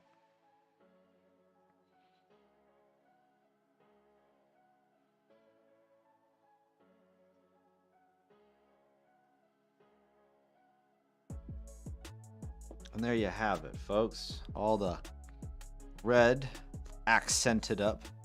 Now we're going to be moving on to Eshin Gray like we did prior to. Where'd you go, Eshin Gray? Eshin Gray. Where did I put you? There you are. I found you. Aha.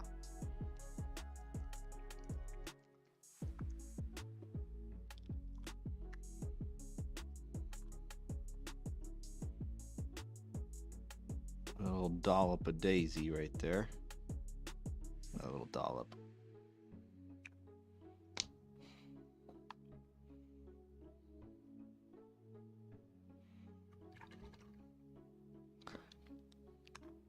I gotta be careful with my glaze medium.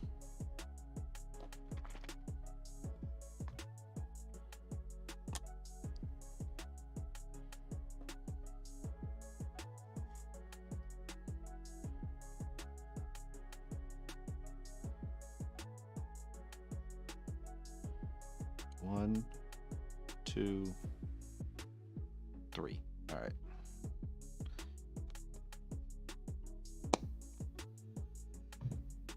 Gotta be careful with it, because if not, then I get it everywhere, and I don't need to have glaze medium everywhere.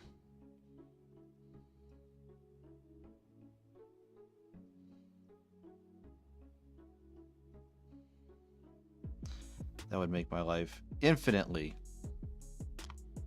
harder.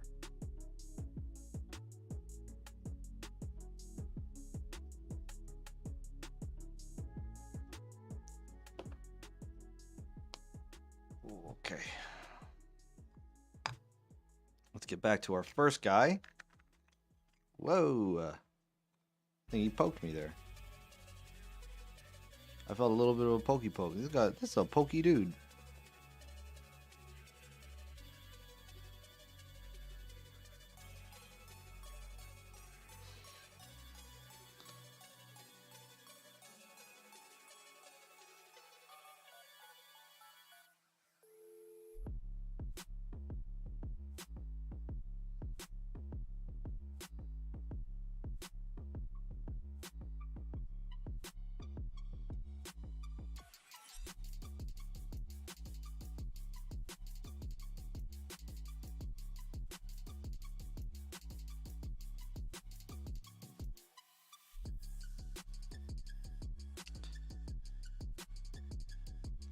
And we're just gonna get all around the skirt. I'm gonna try that method for the skirt.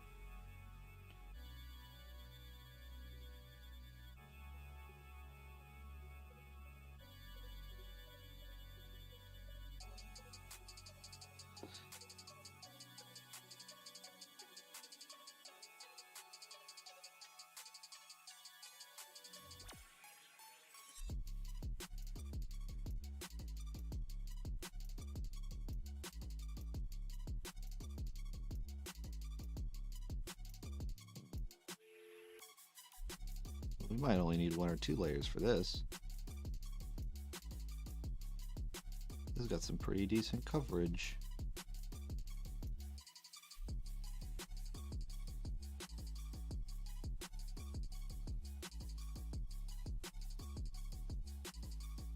I'm not looking for a big highlight. It's just I still want this to be seen as black. I just want there to be seen as there's shading on this black. So I don't need to get too crazy with it.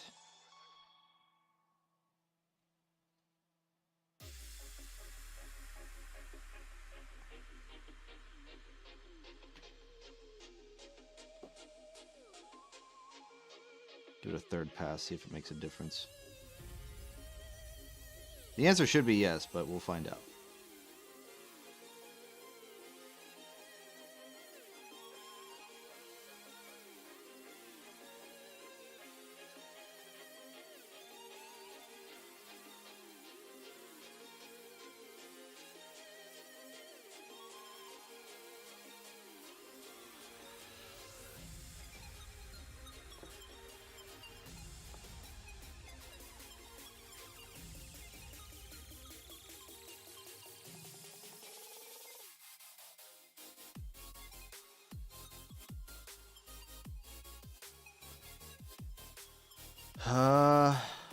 Yeah, that looks good. All right.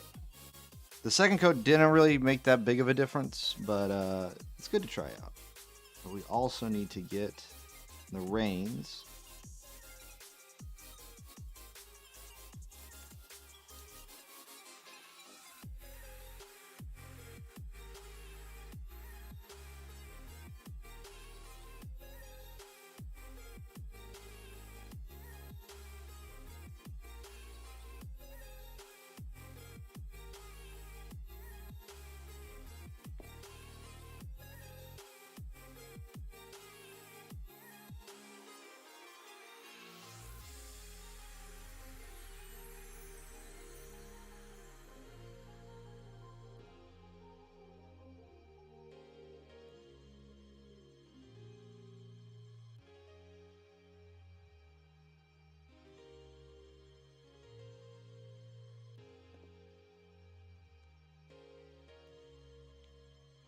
Then we have the lance and the tail.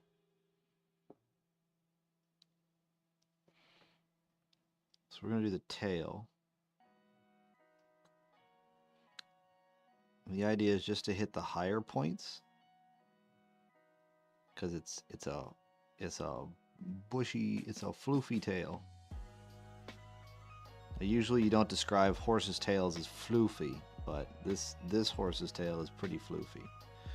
Just the way that it was designed. No fault. Makes it easier for supporting and printing.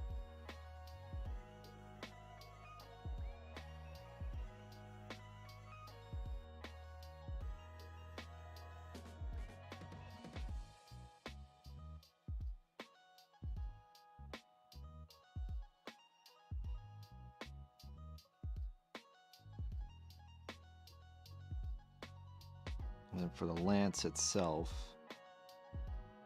we're just going to highlight the top portion. But it's going to be one of those like receding glazes.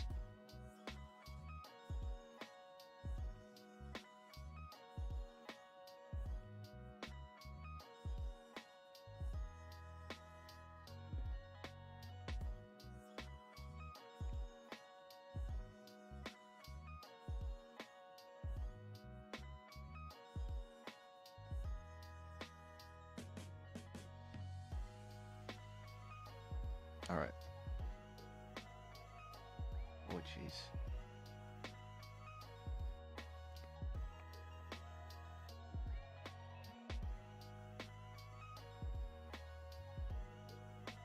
Everybody's going back to work. It is second Monday.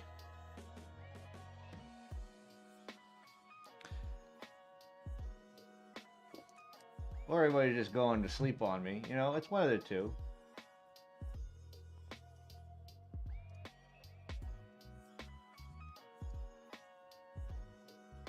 Yeah. Everybody's just going to sleep on me. Oh well. It do be like that sometimes. I'm getting like the shift change. That's what I consider like this time of day is like the shift change. People over across the pond are like, yep, it's time to go about and do my job. And the people here on the state side are like just about to get off work. There is that kind of like shift change moment.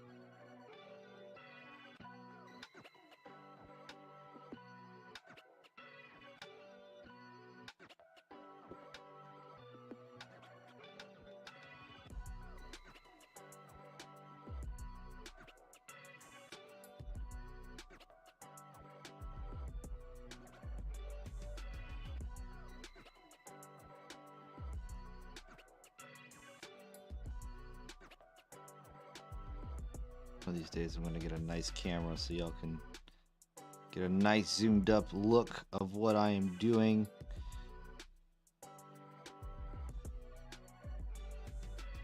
But it is not today. It will be one day, but not today. It will probably be after I come back from my deployment, I'm not going to lie. I do not have much time before I deploy. But I'll tell you what, over the deployment I will save.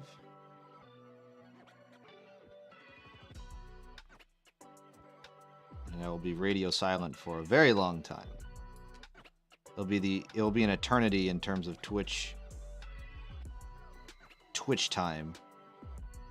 Like, people will think like, oh, did you stop streaming? And the answer is nope, I'm just doing work.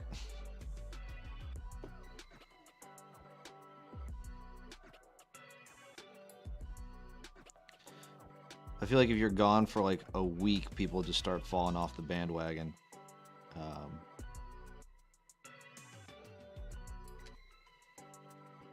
At least for small-time streamers. I don't... at least that's what I feel like.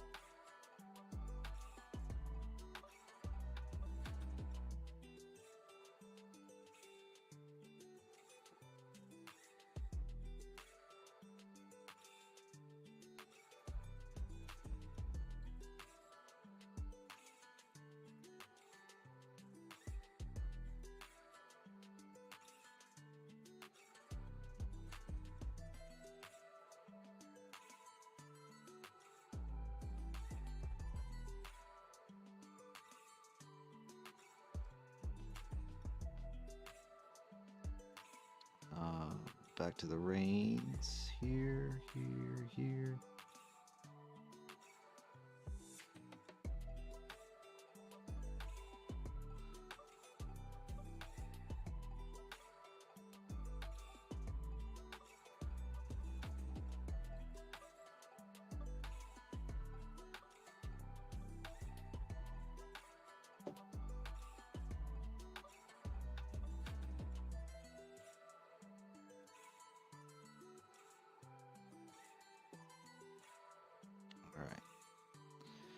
And now we go to our lance again.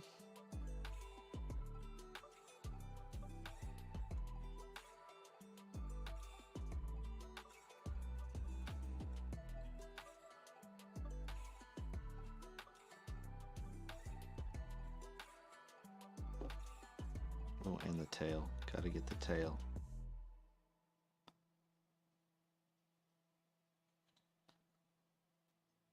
Oh, this tail's tricky because it doesn't have a whole lot of raised edges.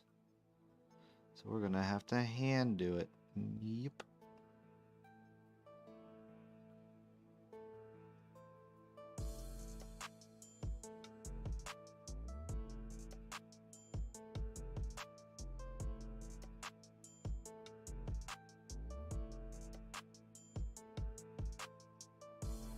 All right. And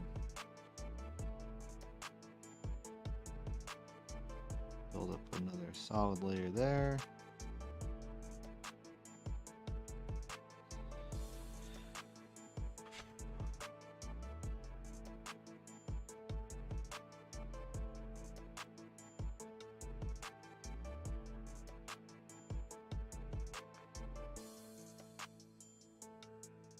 There we go.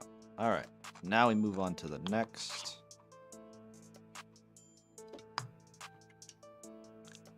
Now remember the difference is visible. You can see in terms of the grays there. It looks way, way, way better. It's like, oh, that's old and faded.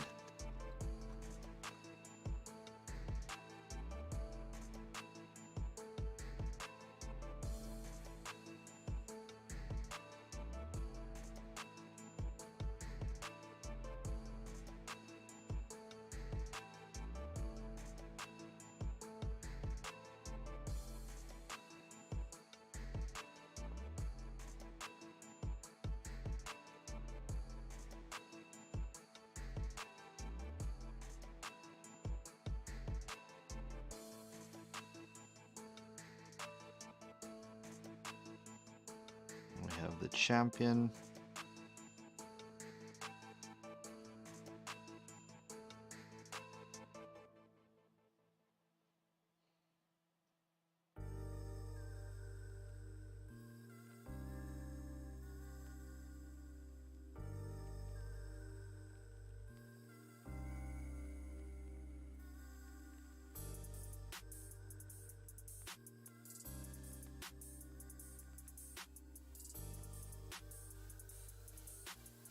Have the skirt around the horse.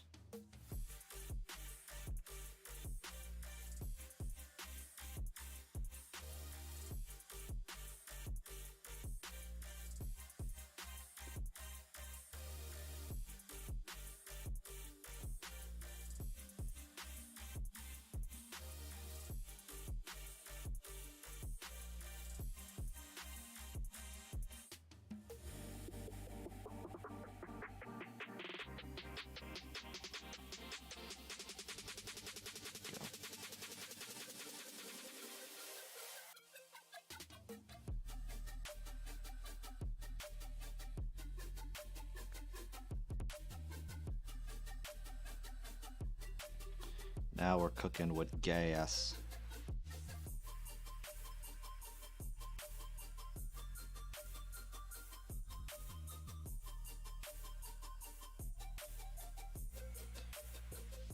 Whew.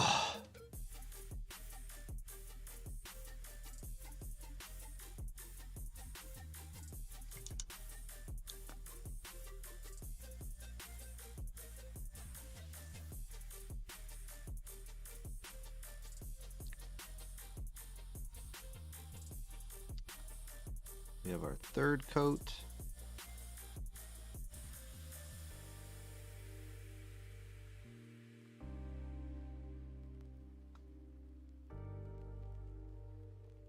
Now that I've rehydrated my wet palette, our paint has watered down a little bit, so our coverage is fairly weak. So we might need to do a fourth pass.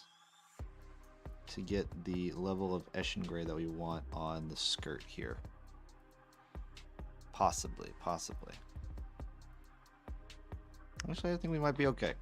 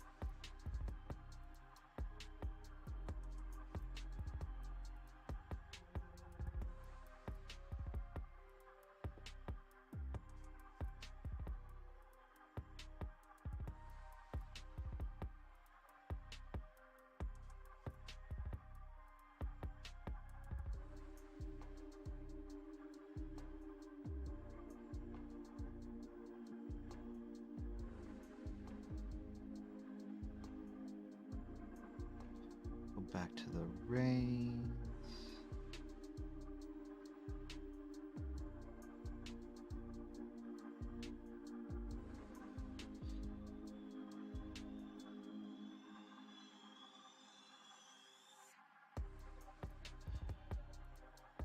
And our final coat, 3 coats seems to do it. 3 coats is a good number for coverage with our Eshin Gray, so we're going to stick with 3 coats.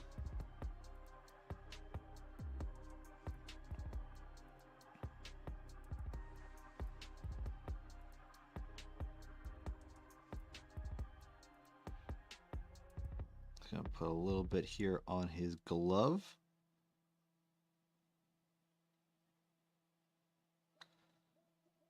Or her glove, sorry. This is a female champion.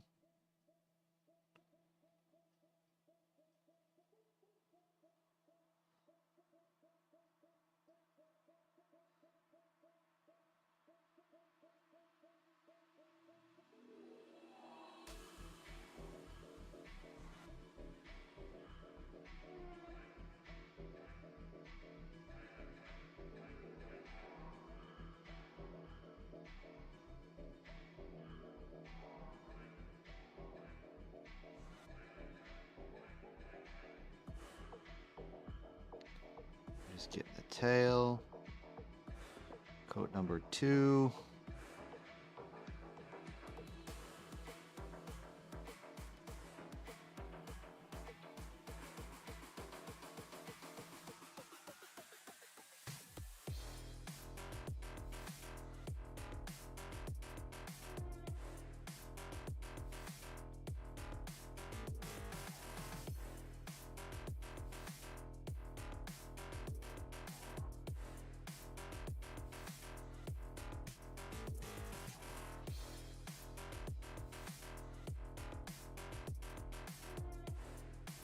I think that's all we need to do for this guy.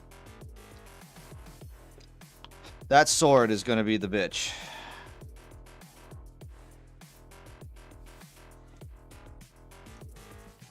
But we'll get there when we get there. It's going to be one of the final steps.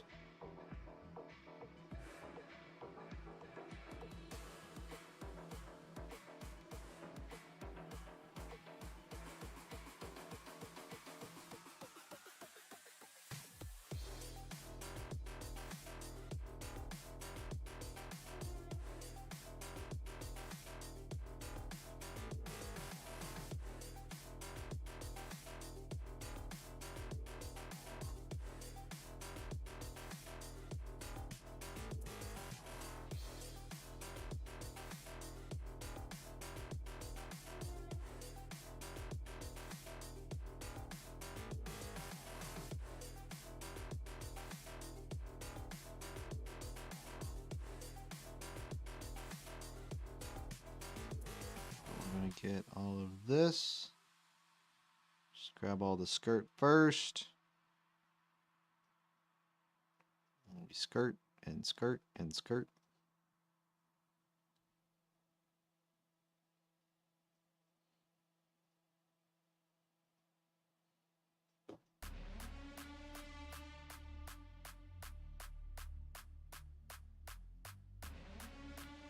I'm about to crack open another energy drink. It's getting to that time.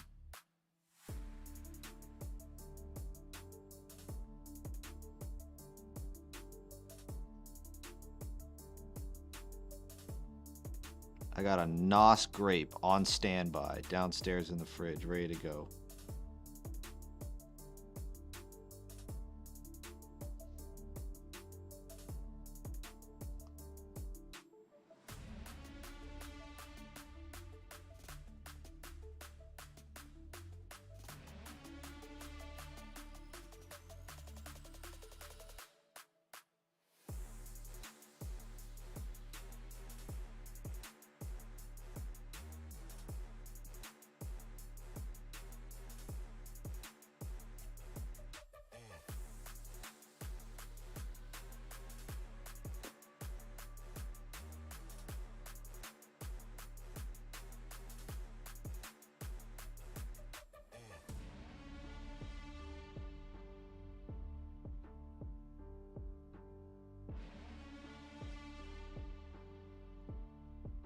Sitting at now 4 hours 15 minutes. We're doing pretty good.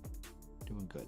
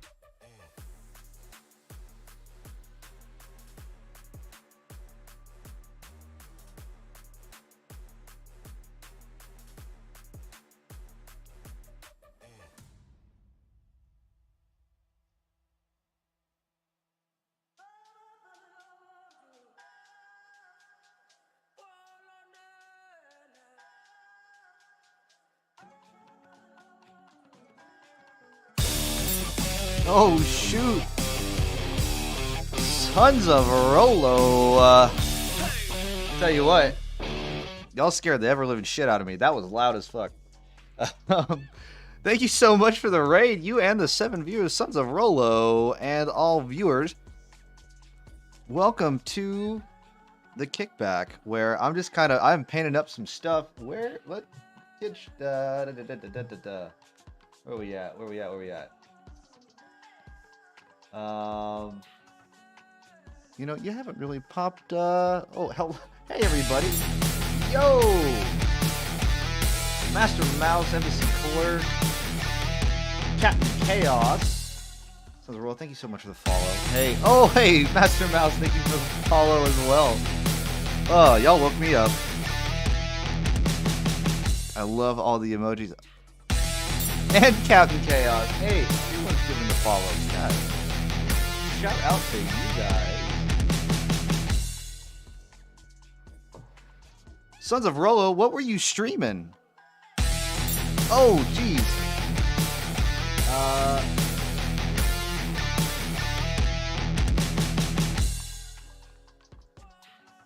What is that? The Jonesinator? Hopefully I say that. The Johnsinator?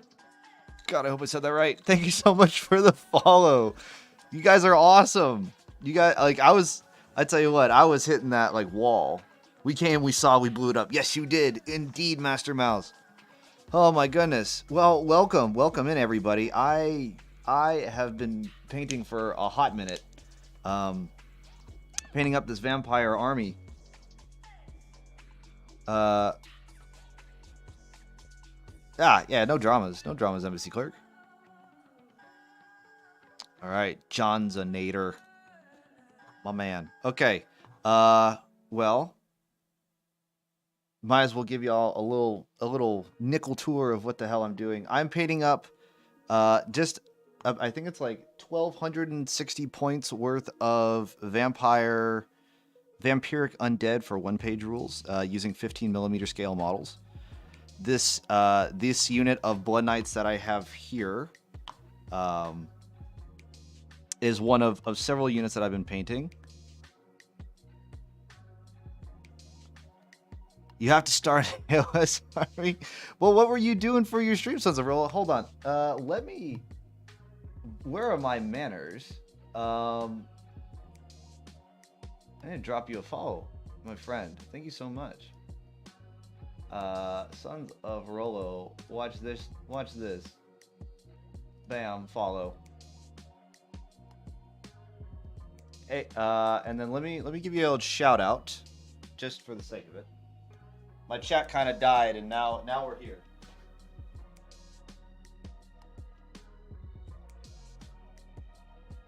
Flash shout out.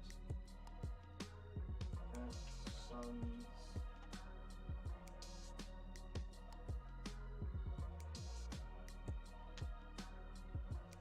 There we go. There's the shout out. He drinks and paints things. This is, you know, I do the same thing. I drink and I paint things. That is another thing. I haven't gotten to the drinking part yet. However, as you can see, it's somewhere in the flowing thing. Also in the channel points, there are ways to get me to drink beer and do stuff like that. However, I try not to do that. It's more for the evening time frame. I usually don't stream at this hour of the day. I do usually have a day job, but I am on vacation. So y'all can see me paint up all this army. But yes, about the army. One-page rules. Ta-da! Vampiric Undead, we have a Vampire Master on a Zombie Dragon. We have, it says 10 here, and it says 1,000 points. I upped it a little bit. We have 20 zombies, 5 Skeleton Guard, which is kind of like your Grave Guard, 10 Zombie Wolves, so your Dire Wolves, 5 Vampire Knights, so your Blood Knights, and then 2 Bat Swarms of 3. Which we have them all, like, I love 15 mil because they're so tiny. This is 20 zombies. 20 zombies. All right here, fitting in the palm of my hand. It's great. I 3D printed all of these models from Forest Dragon Miniatures. They have wonderful 10 millimeter that I upscale to 15 millimeter. And then print them out and I send it. We have our vampires, or sorry, not our vampire swarms. We have our bat swarms, which are all nice and dandy, and then we also have our some of our skeleton guard. Ta-da! Which, if anybody has any plans or any ideas of what I should put here on this ribbon, please let me know in chat. Because as of right now, I have one submission, which is Mortis, because, you know, death in Latin. So, all of that. We're just doing some glazing and some highlighting of these knights. I just spent what felt like an eternity just doing all of the red, because every single part of the red had to get like 3 or 4 coats of red.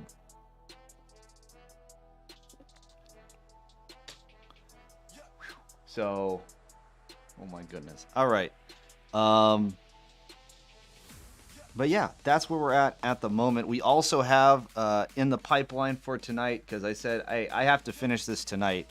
I said I was going to do that 2 streams ago. I was going to say, oh, it's time to try and finish this whole try to finish the whole army, and then I got tired and I went to bed.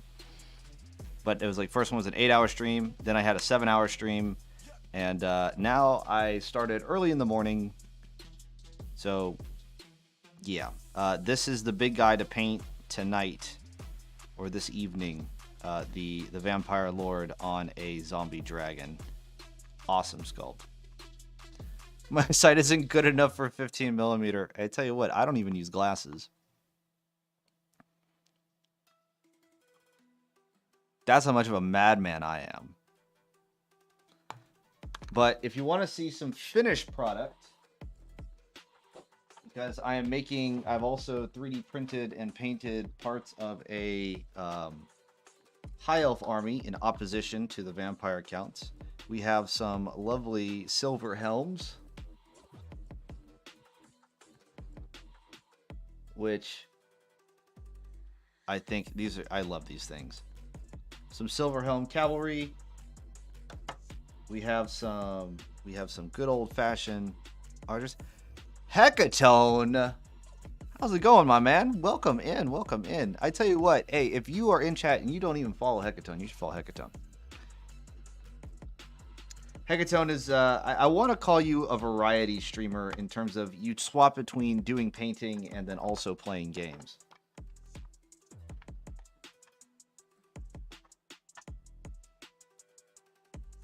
Let's give you the old shout out, shall we? I wonder if I can I right click and just do shout out? I don't know if I can do that. Nah, I gotta type it. Give me a second here.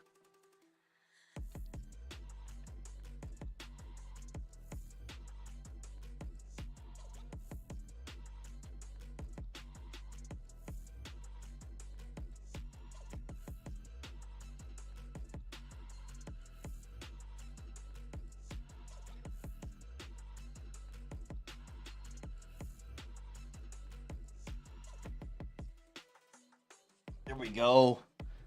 There's the shout out for Hecatone. Absolutely.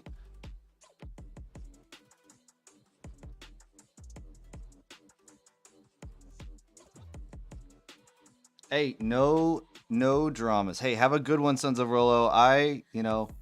Do you have any other links in terms of like Instagrams? If you have any like Instagram or anything like that, feel free to drop them in chat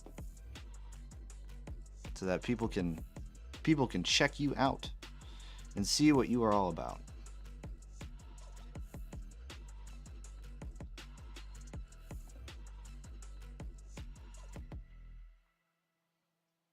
Or did he already dip? Oh God.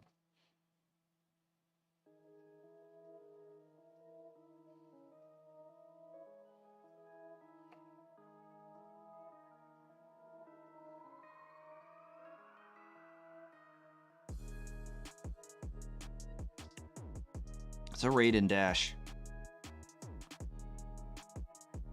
It's okay. I'm down. I'm down to be raided.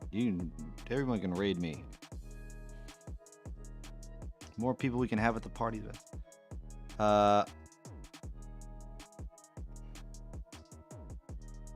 Never post on any of that? Okay, hey, fair enough. But hey, Sons of Rolo, I dropped you a follow. If anybody else in chat who is not following Sons of Rolo, definitely do that. Thanks for the raid. You take it easy if you are heading out for the I'm assuming night. Do not know where you are in the world.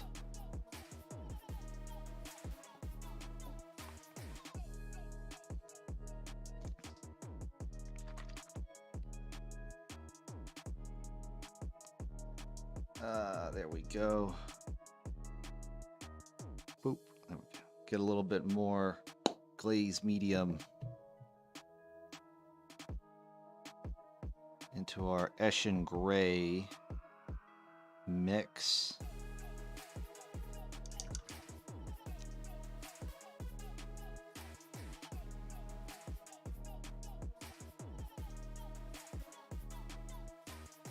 Here we go. Ooh, that's really wet. All right.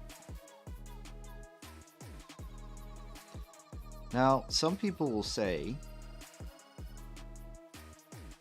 that you should start from the top and work your way down because that's how gravity works, but I'm really bad at that. I like starting from the bottom and working my way up. Because you started from the bottom and then you end up there.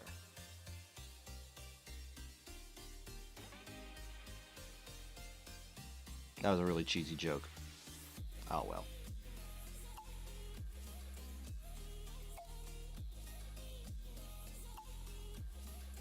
How goes the Vampire Army? I tell you what, we are doing the highlights for our Blood Knights, and then all we have left is Big Boy. And then we are rounds complete on the vampires, besides gluing them on bases. But doing the bases and all that stuff, I'm going to do on Saturday night. So that'll be a future me problem. and not a current me problem.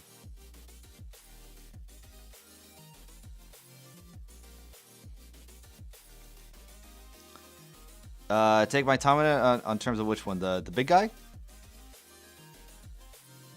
Yeah, I'll take my time on the big guy. I've been doing it, like, as of right now, I've been doing, glazing and highlights. I think I spend 2 to 3 days for bases. Mostly I do diorama pedicure. Oh, okay, for the bases. For the bases, I'm gonna do something relatively simple. So this is just kind of like the basic of what I'm gonna do. It's the base. You glue on some coconut fibers, seal it in with some Mod Podge water matte medium mix, and then go over it with dry brushing and stippling of like blues, and then some browns and some grays and some washes of purple. Yeah, and then I also have, so I 3D printed some like little cube rock thingies. I don't even know if you see. It's like cubic rocks, and then I spray painted these with color shifter paints, and then I glue them on there, and I'll put on some Deadlands tufts. This is I ripped some of the older models off of this one but I put some tufts on and all sorts of stuff. So yeah, it'll be a very vampiric corrupted bases. That's the theme I'm going for, is vampiric corruption. Tis thematically appropriate. I mean, they are vampires after all.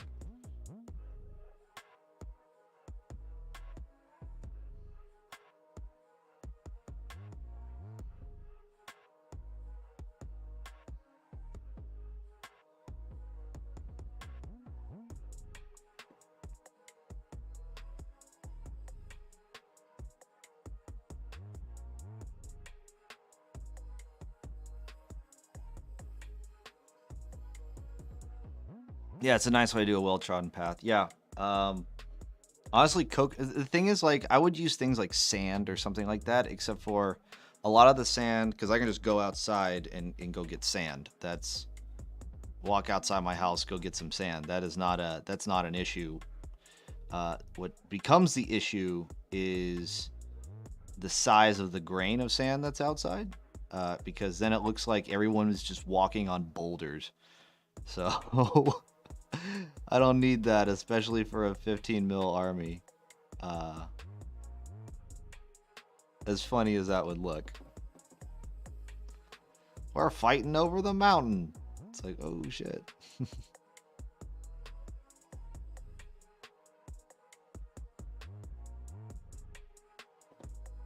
I don't know if I want to stream the making of the bases, though, because a lot of it is just waiting for glue to dry, and I don't think that is very entertaining for people, is to watch glue dry.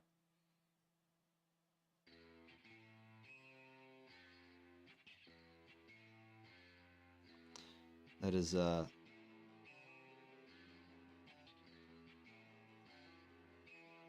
that's usually not what people come on to Twitch to see, is to watch glue dry. However, I did learn something very interesting last night for those hobbyists that are in chat. I'm going to share this with the world because it blew my mind. So this stuff, right? Tamiya extra thin cement, great for gluing together your miniatures, right? There is another thing that you can get instead of this. It's called Tamiya airbrush cleaner. It's the literal exact same formula,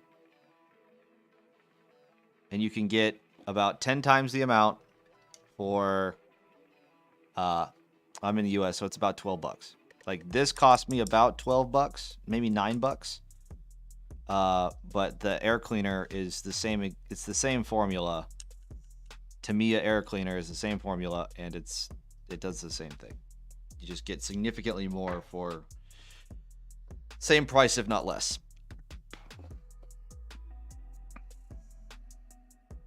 Little hobby fun facts for the day.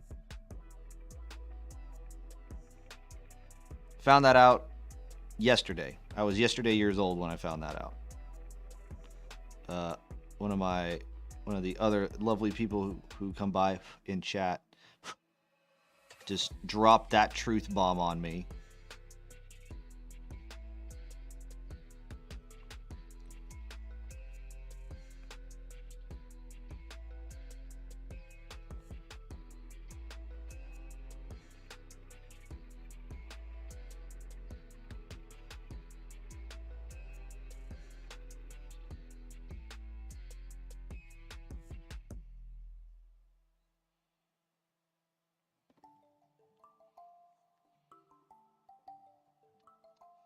So all I'm doing right now is just glazing on some Eshin Gray onto what I've painted over for Black Templar.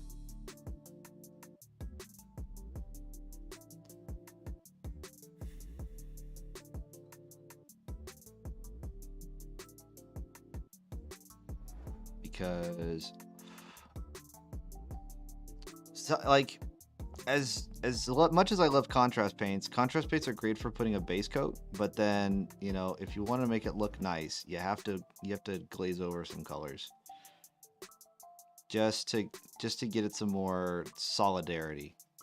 I don't know if that's the word that I want to use, but just to make it a nice homogeneous, smooth color, especially over things like, you know, armor panels and stuff like that.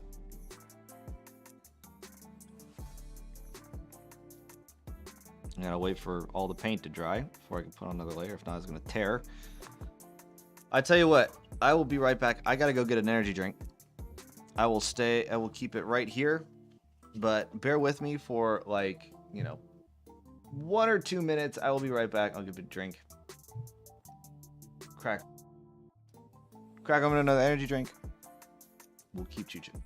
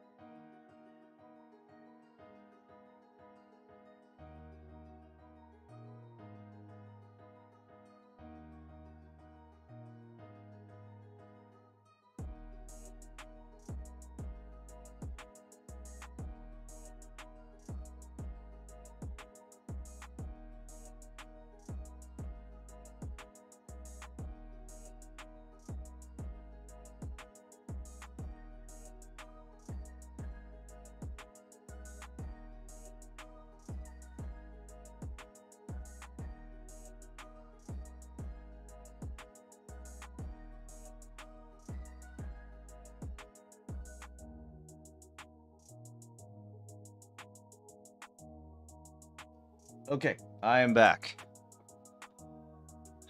Crack open some of this grape nos. You haven't tried grape nos? It's actually really good. It tastes like grape.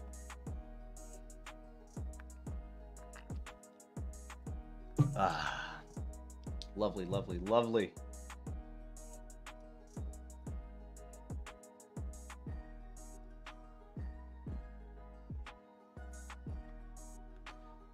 Okay. Where were we? Ah, yes. Glazing. Glazing and things. I gotta keep a headphone off. I gotta listen for when my dog barks. You might enjoy being out there for a minute. It's actually a really nice day out today.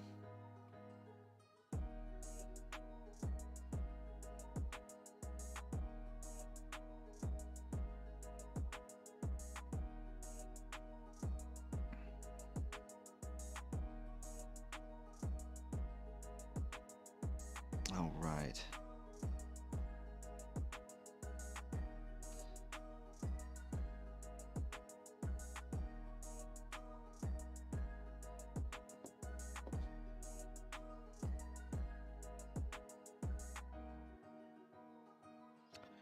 Okay, so, oh, there we go. Crack my back a little bit. Let's put on another coat of the Eschen Gray down here on the tail just to keep some consistency.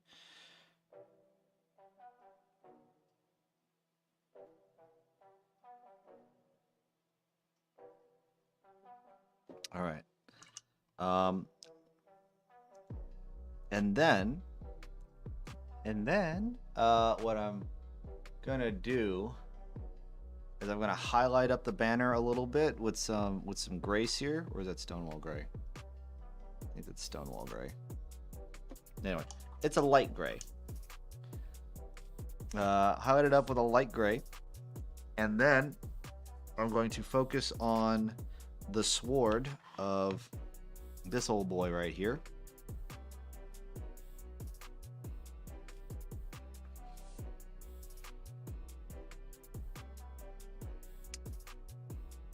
And we're going to make it purple.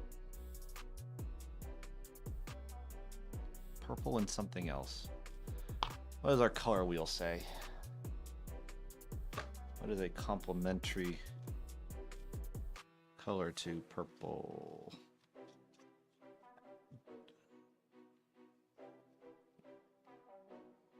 Purple to green? Red, violet to blue? Blue, violet to orange? Yellow, green?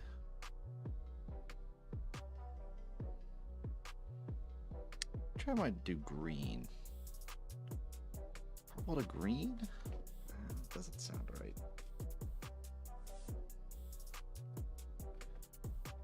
Purple to pink, maybe. Let's do a purple to like a pink or a red.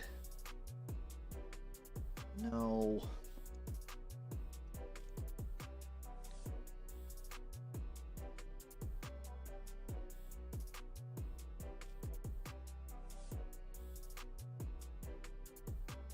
Purple to pink to white. We'll do that. We'll do something a little bit more classic.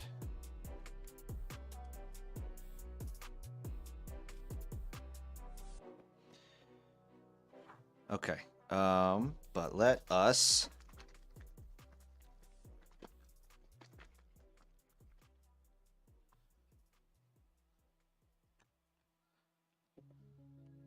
get boom, boom.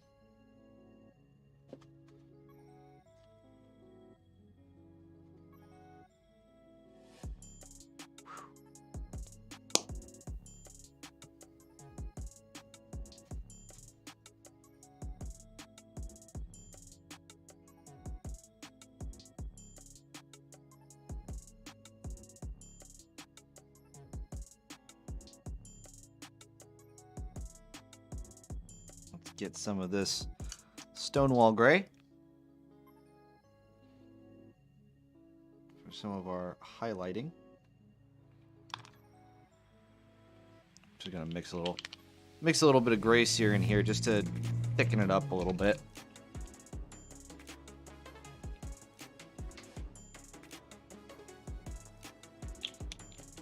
Give it some more pigment. That's really what I'm doing, is just trying to give it more pigment. There we go. All right.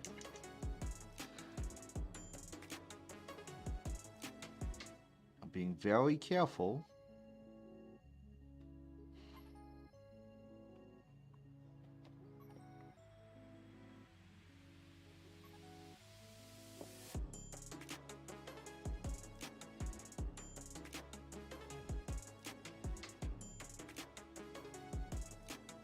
Just skim.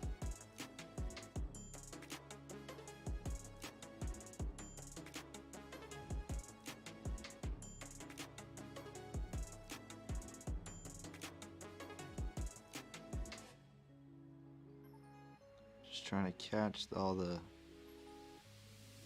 high parts, or whatever is light reflective.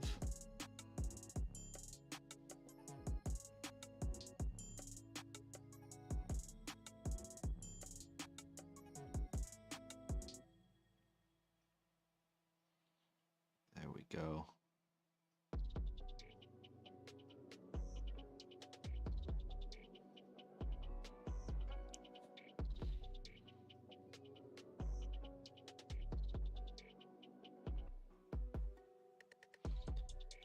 Just trying to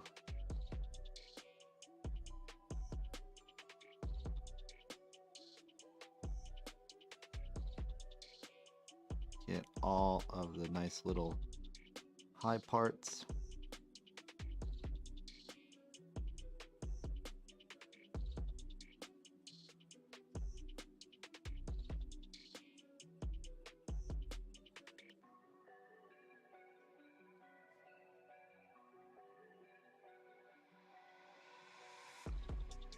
All right. Now move on to the other side.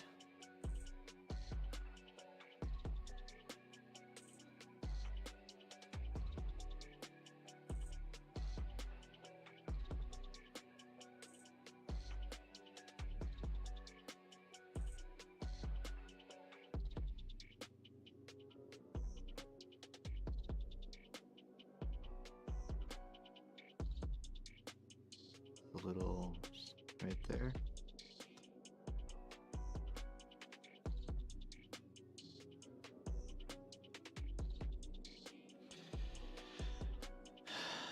All right, and then we come around here to catch these high parts.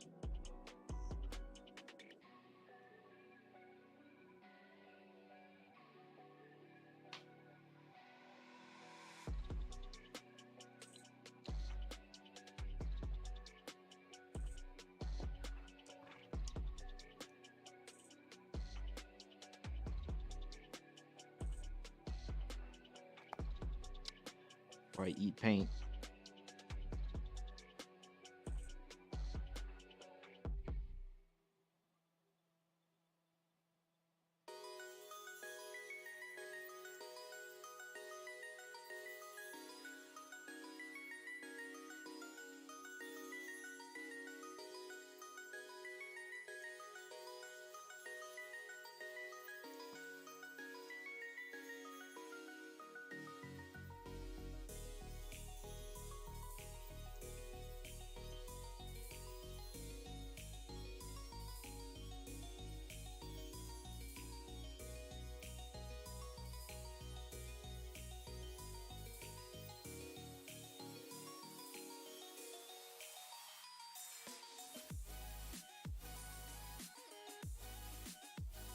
All right.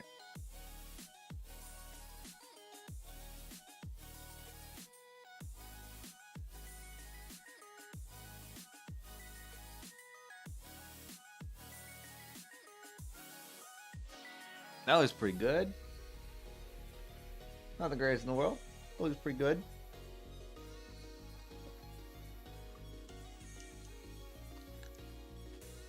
And my wife's home. Hey, hon. Russ is outside, so you know.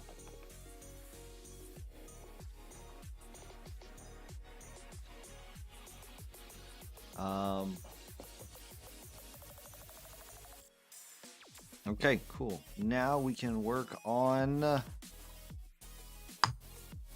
Now we can work on purple. Now, I originally painted this metallic, thinking, oh, I'm just going to do a standard sword. And then I changed my mind. So colors that we're going to need is we're going to need a... Ooh.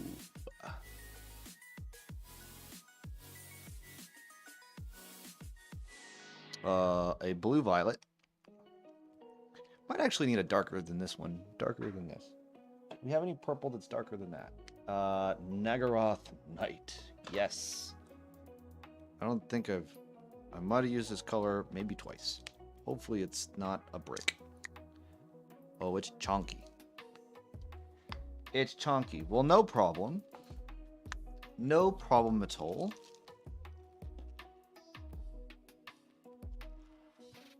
We have some mixing balls.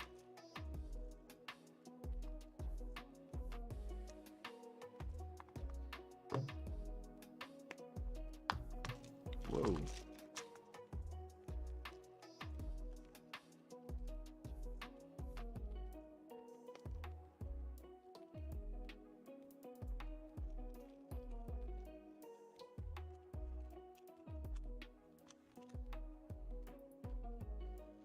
Let's give that the good old mixy mixy.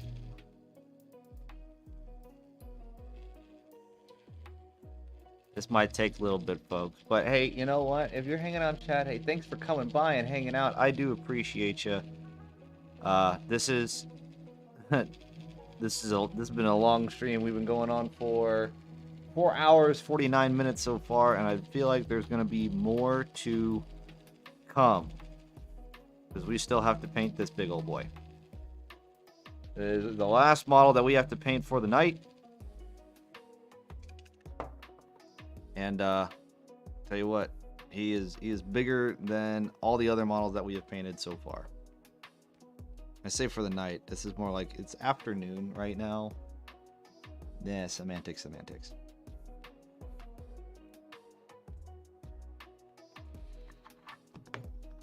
So first things first, I'm gonna get a little bit of water so we can thin down our paint. We got this nice dark purple here, this Naggaroth Knight, and we're actually just going to paint over the entire blade.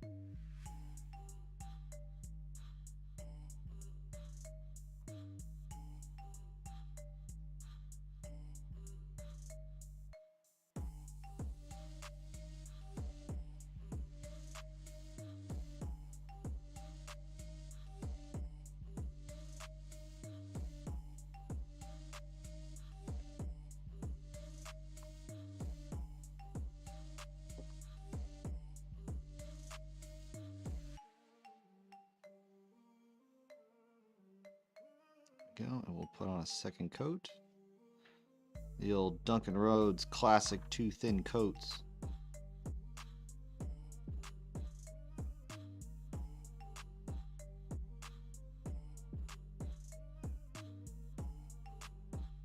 Ain't nothing wrong with 2 thin coats. There we go.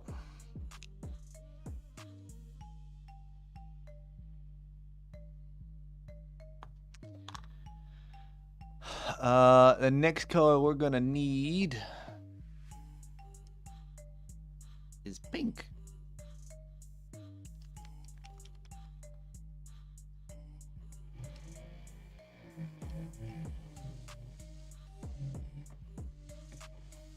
And I haven't pulled out any of these colors in a very, very long time, so they're gonna take a little bit just get mixed up. Gonna get this nice and oh, come on. Are we looking nice and pink now?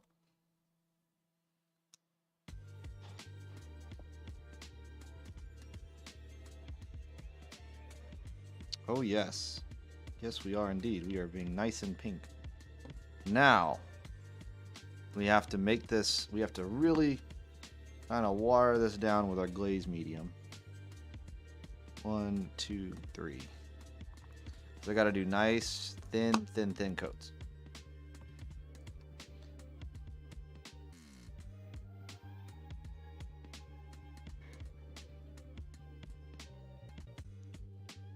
Oh, that is a nice.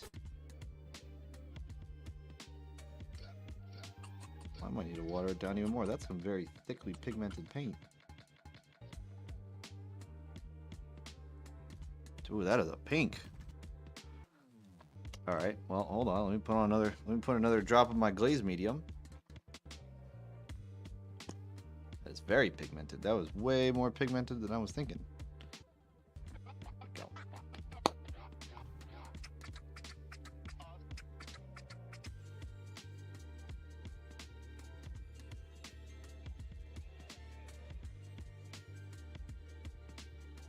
There we go. That's more the consistency that I'm looking for. Cool. All right. And now we're going to start the glazing process.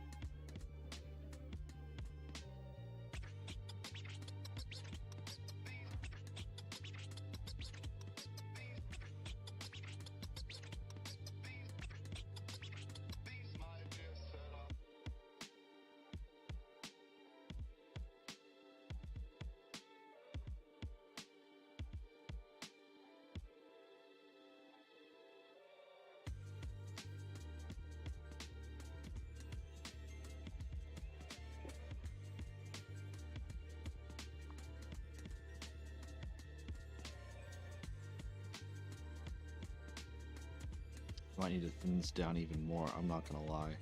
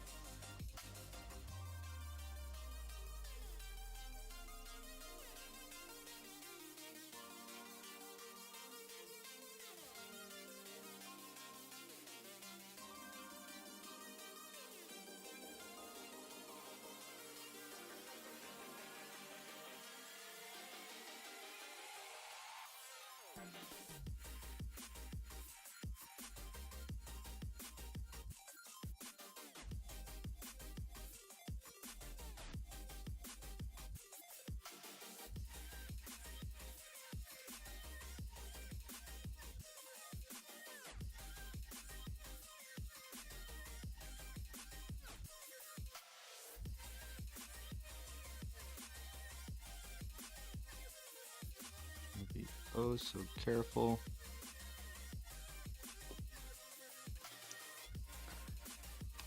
While that's drying, we're going to take another drink.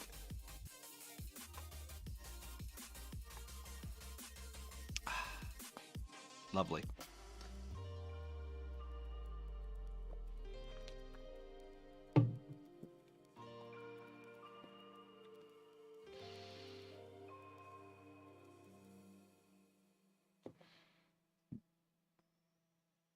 Nice part is if I botch this up, I got the purple here on standby. I'd retry and do it again. The goal is to not do that, but you know.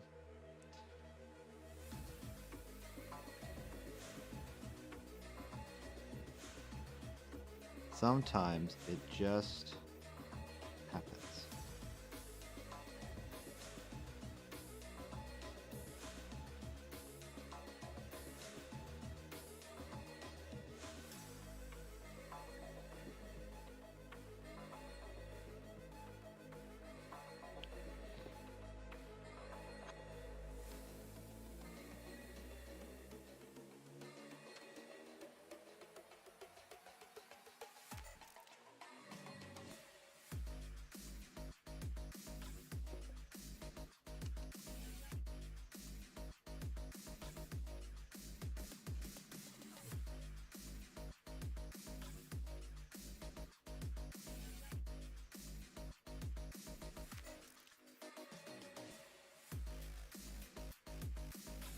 Down to this portion.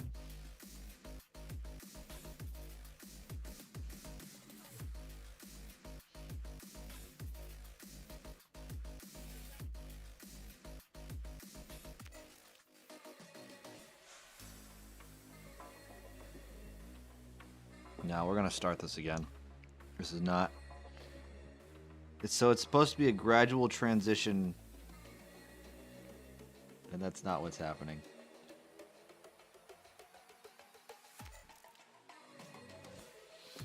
So we're gonna try this again. Going back to purple.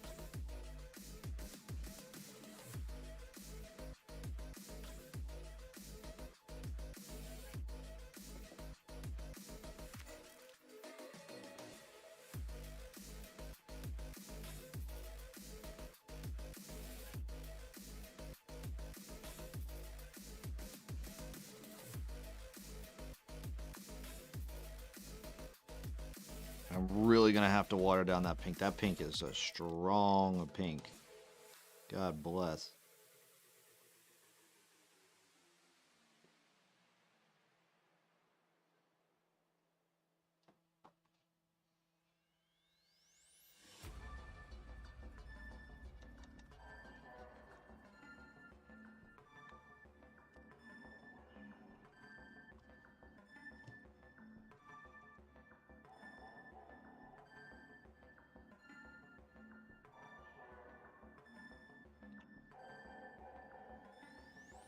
See if that's enough to thin it down.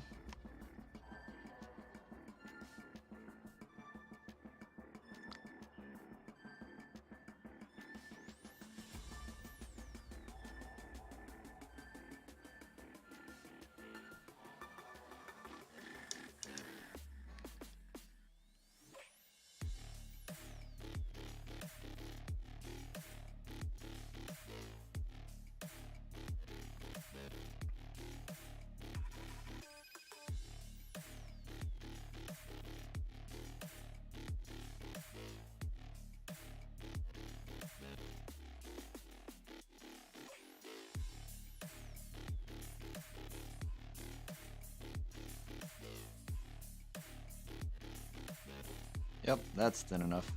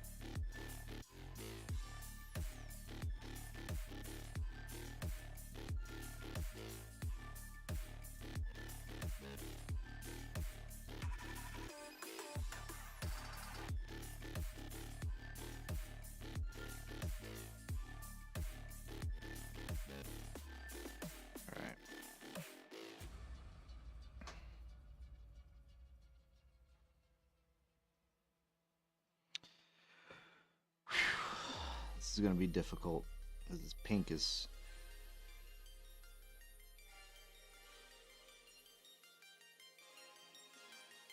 I think I might have over diluted it.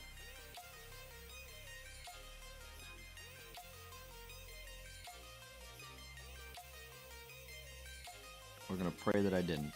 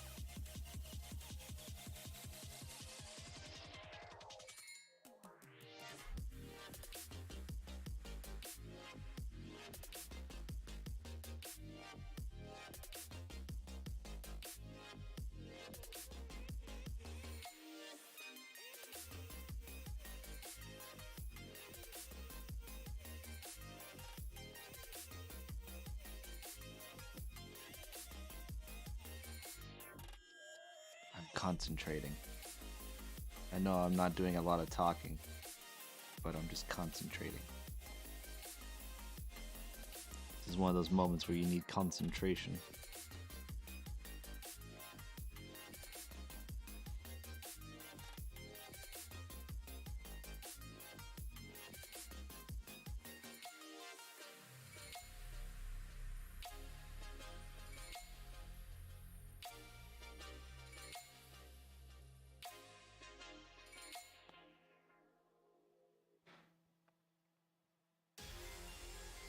All right.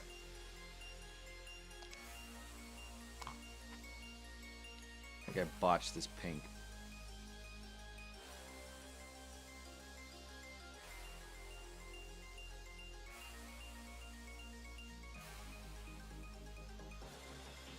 Yep. That pink just turned into water. All right.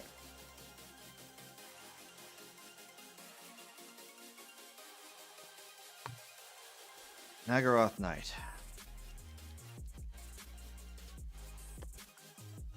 We're gonna get it right. Eventually. Eventually.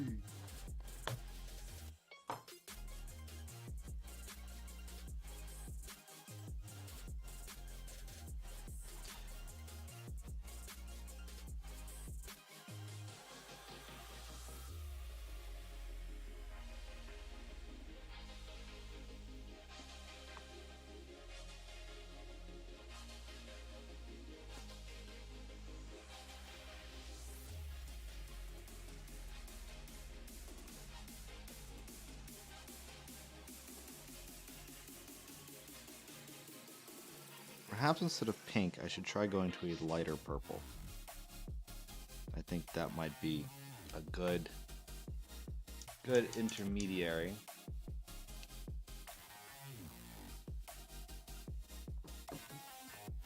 Like Cacophony purple?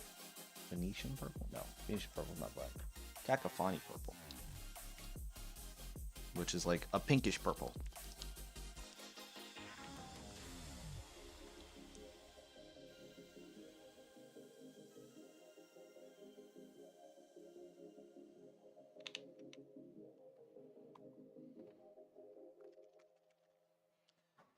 We'll be more precise with our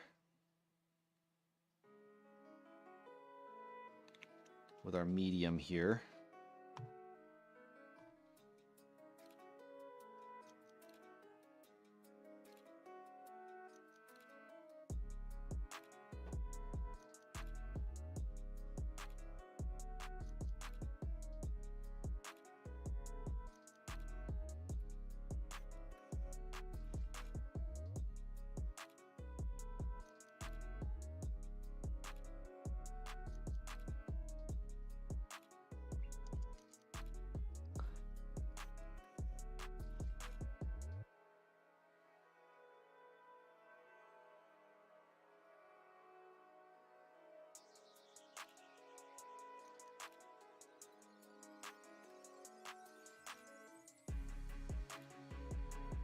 Okay, let's try this one more time.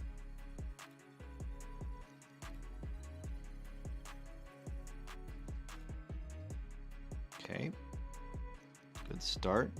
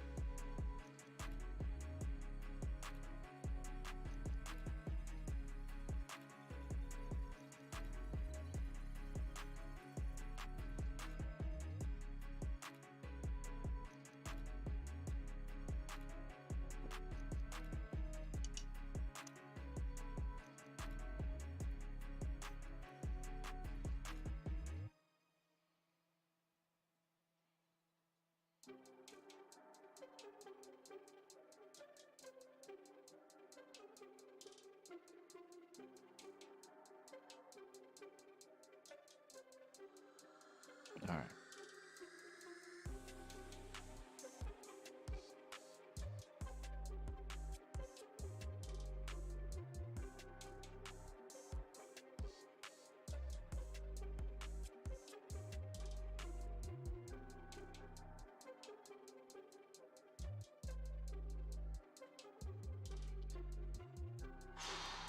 right at the taper, so we just go a little lower. Do a layer of that.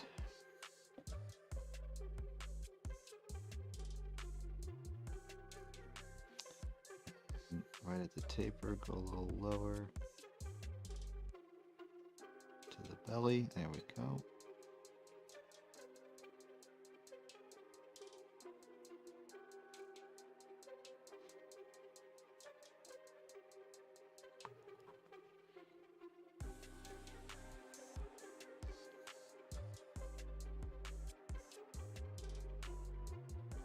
I've been glazing all day, and this is the most nerve-wracking part.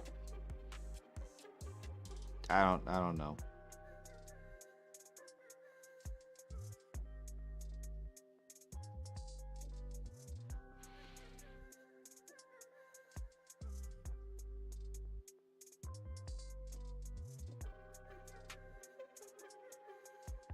Just trying to get a nice gradual transition.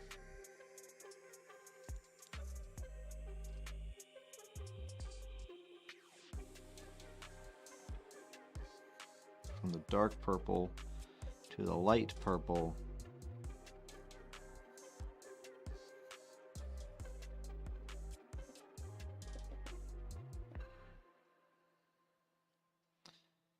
You gotta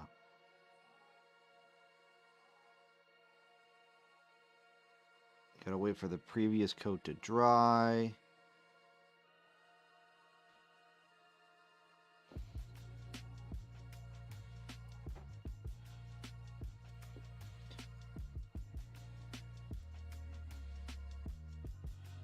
And you slowly make your way up the blade.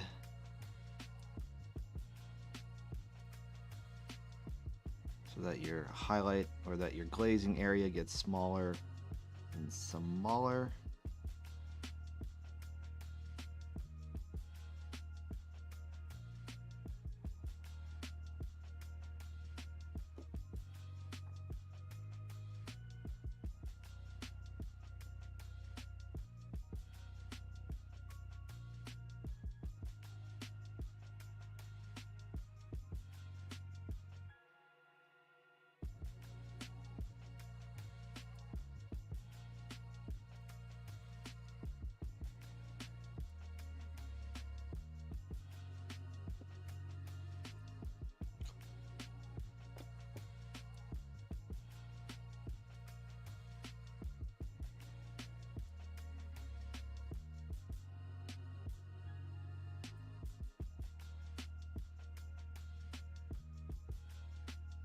But like the internal of me is just shaking right now. Of the, it's like, don't fuck it up, don't fuck it up, don't fuck it up, don't fuck it up.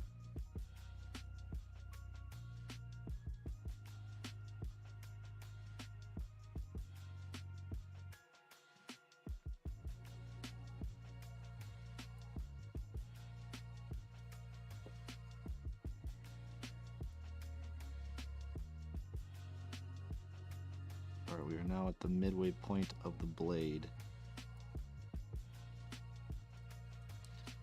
The midway point.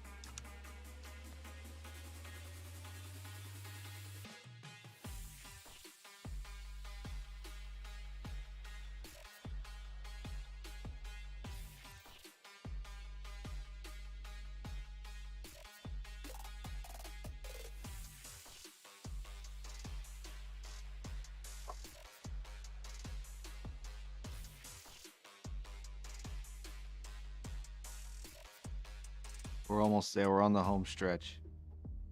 about to hit like the final quarter.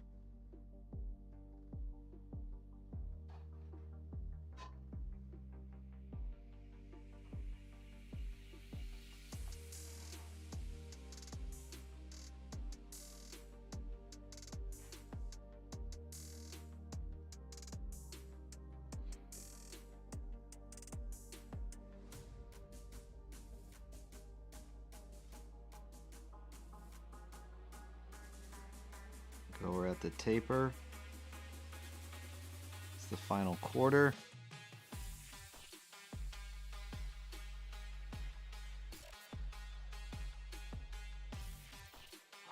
We're doing it. We're doing it.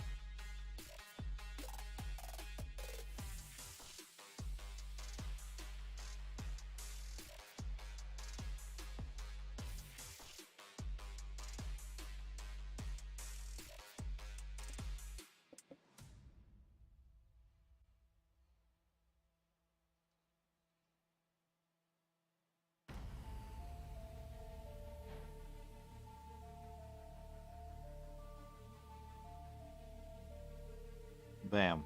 All right.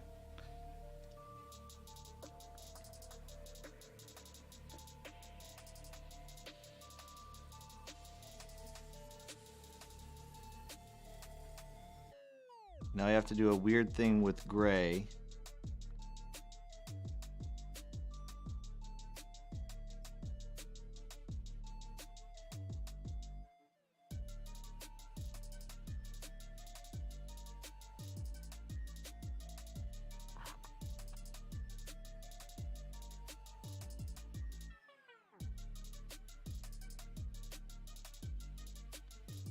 We're going to glaze up this area here.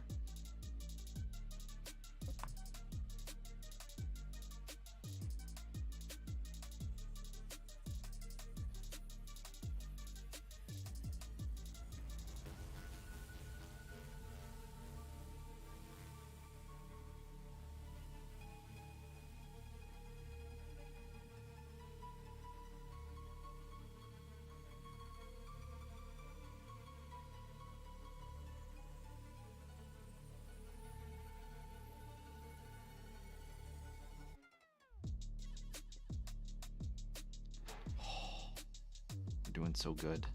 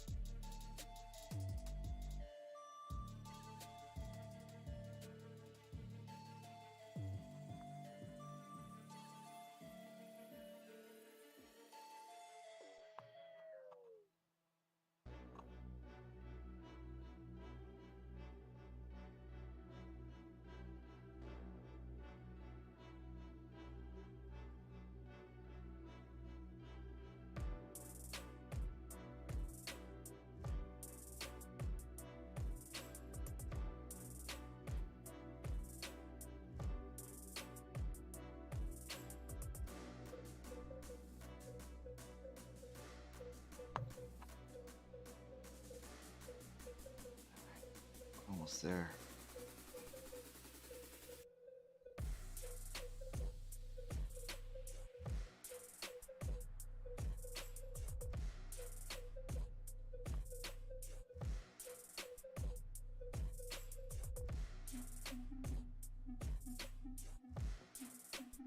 We're almost there.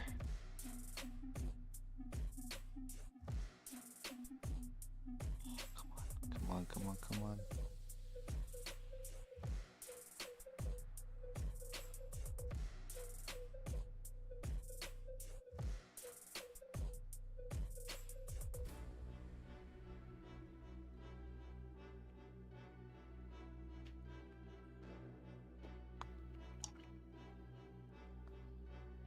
I feel like I need some white.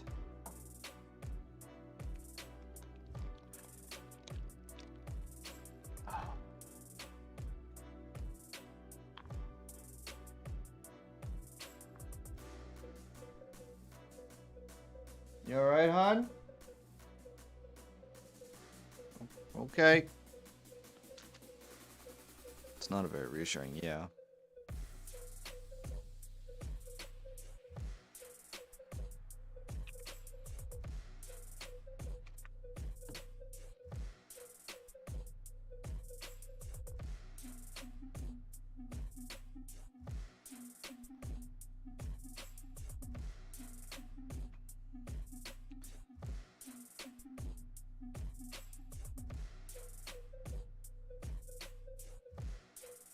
That's what it needed.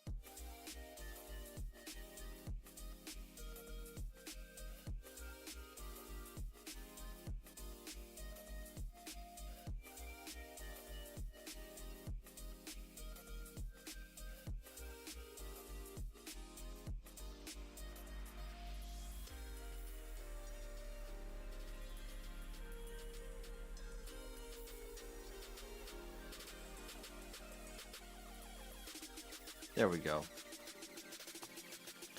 That's as good as it's gonna get. Ah, all right. We now have a purple blade. Final bit. Before I forget. Final bit before I forget. Yes, I'm rhyming. Yeah. But look at that. We now have a purple sword. I don't know if that's in focus. It'll probably be in focus after the camera stops shaking. Oh, voila. Make sure. Oh, we are not in focus. Now we're in focus. The blade is now purple and shiny and stuff. Look at that. Pretty good on a 15 mil. Huzzah! The only thing we have left to do is put a little bit of Hexwraith Flame into some eyeballs on the horses. And that will give us the completed look of zombie horses and vampires riding zombie horses. Because that's what we all want in life, right?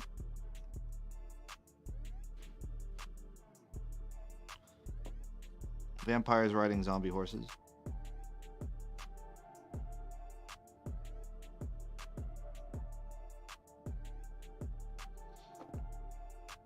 Coming to suck your blood in the middle of the night. And that just make them sound so terrifying. Just, we're coming to suck your blood.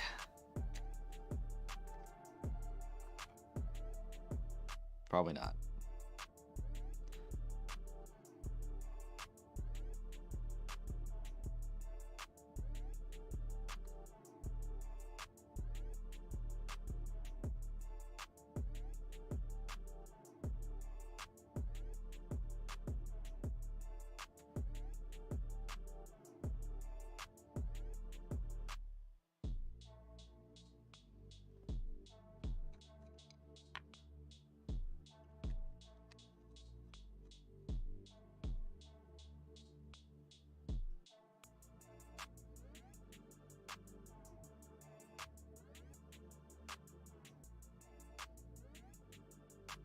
Well, only one eyeball.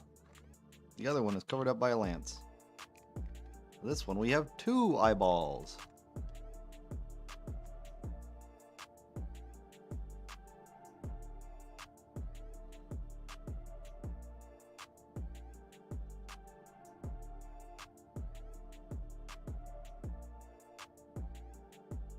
Really 4, because I'm going to weird flex this and put some glowing eyeballs in the winged skulls.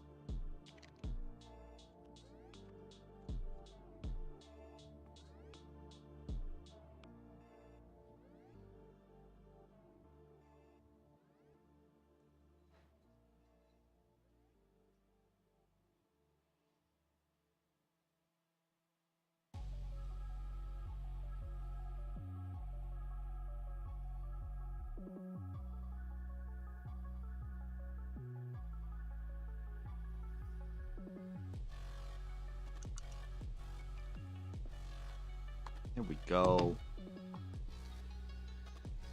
And I think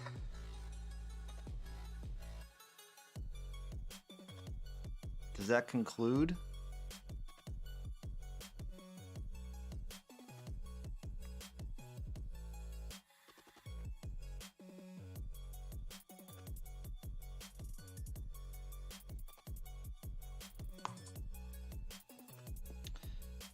Nope, it doesn't.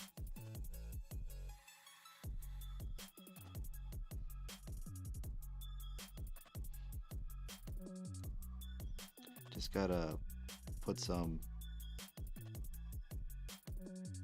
chipping, shall we say.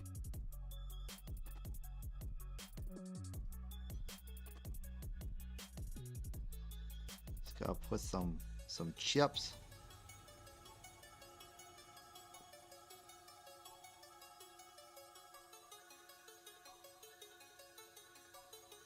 It's kind of like a dry brushing. Just a very pointed dry brush.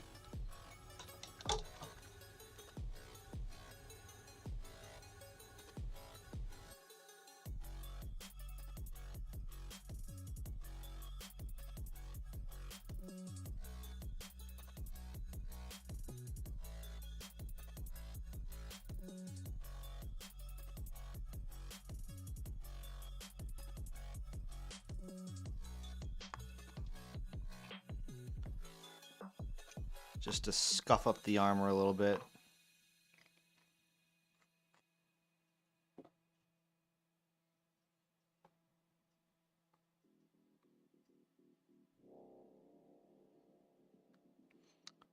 This is what happens when you get bored on a family call and you start painting stuff in order to stay occupied so they can kind of listen. And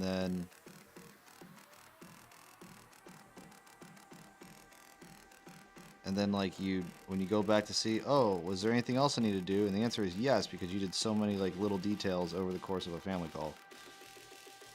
So, future note. If you're gonna paint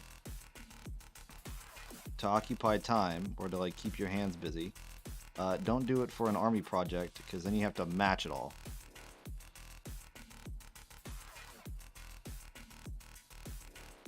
Do a model that's like unique.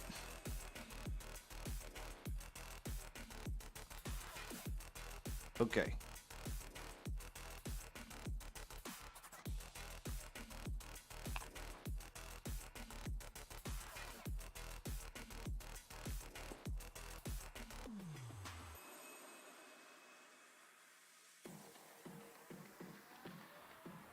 Where I'm gonna finish these, this last little bit of highlighting, metallic, chipping, brushing, whatever you want to call it. I'll finish this up, and then I'm gonna take a break. I'll go say hi to the wife. Take a break, and then we will start on our Vampire Lord, our big boy of the night, and the, shall we say, the main event of the evening.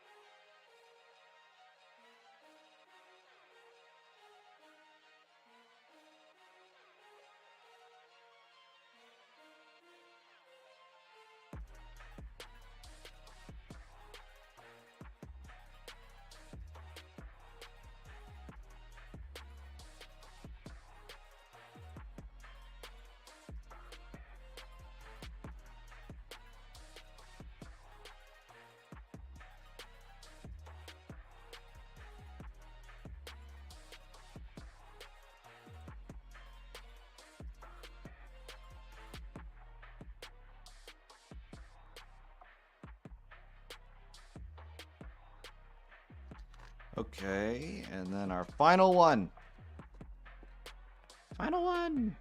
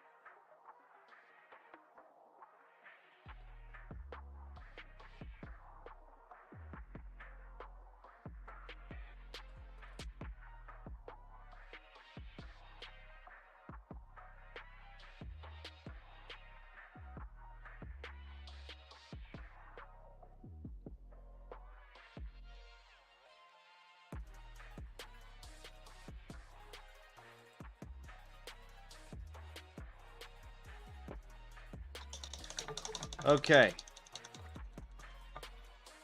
We've done it, folks. We have made it to the last unit of the evening. However, before we do that, we're gonna... Oh, shit.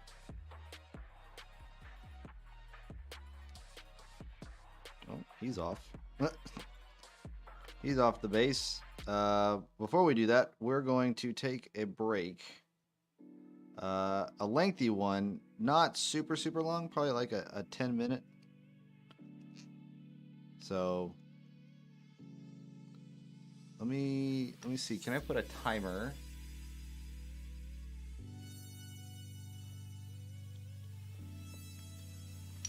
I don't know if I can put a timer just so we can time when we're gonna be back.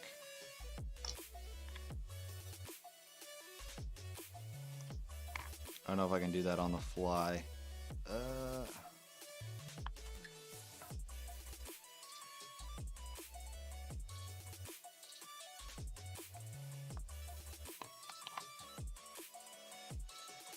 Keep that there. Move these out the way.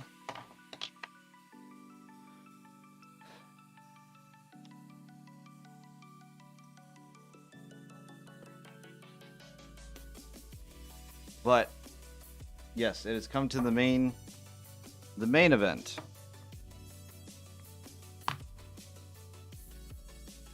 Of painting up this old boy. Oh.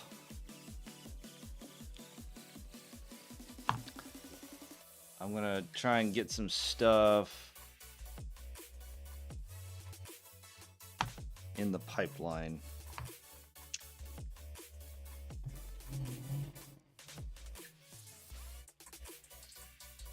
All right, I'm going to take a break. Kind of, like I said, kind of a lengthy one. We'll be back after this.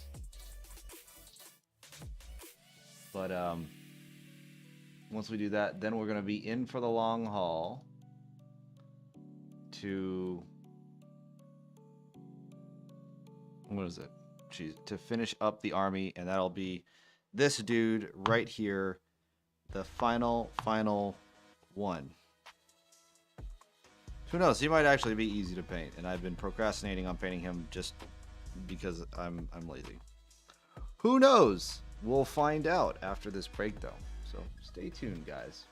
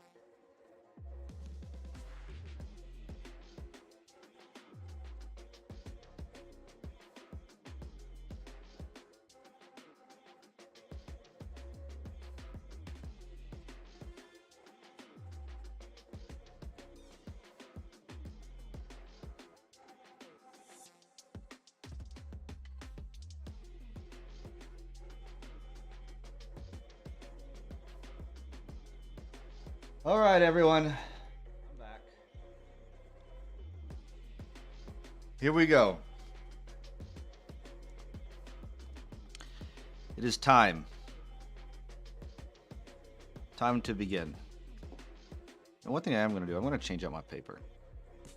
Nice part is that I'm not going to need need any paper or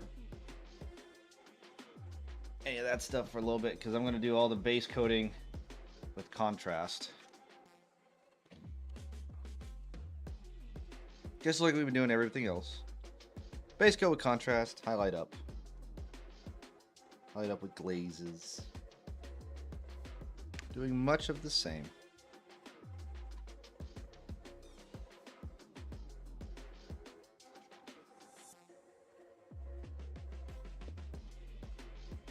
I'm really proud of that sword. There, bam. Sword. Alright. But on to real things. Okay, so we're going to experiment here for a second. And I'm going to try and get a bit of a mix of Basilicanum Gray and Shyish Purple. Because I kind of want I want like a darkish purple. Now, Shyish Purple is dark purple. And Basilicanum Gray is going to act kind of like the black. But with not outdoing the dark purple. So we have our dropper here. We're going to actually do a mix onto our...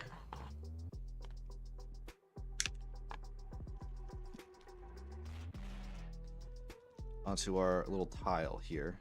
So I'm gonna get a 1-to-1. So 1 drop of Shyish Purple to 1 drop of Basilicanum Gray.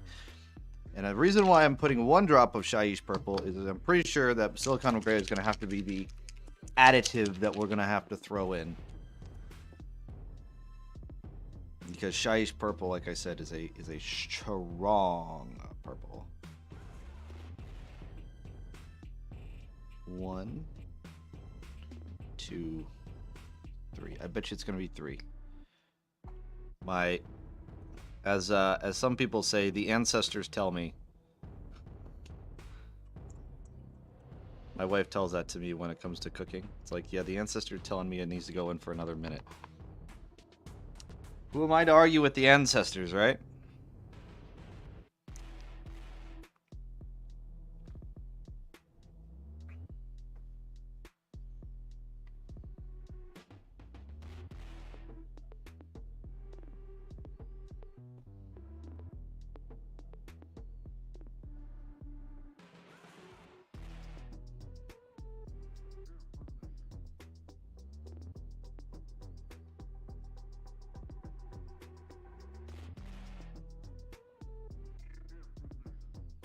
Is that what I want?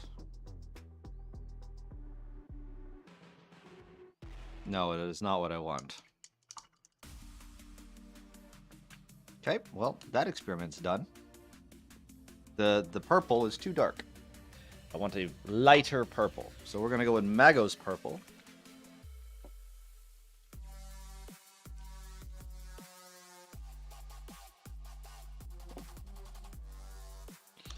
Or, you know what we could do?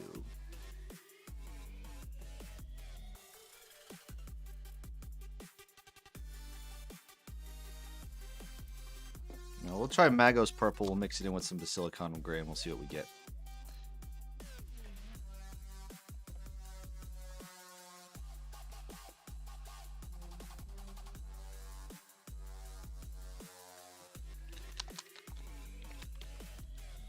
No, I forgot another thing that we need to do is to base coat the big rock before we start working on a lot of the skin stuff.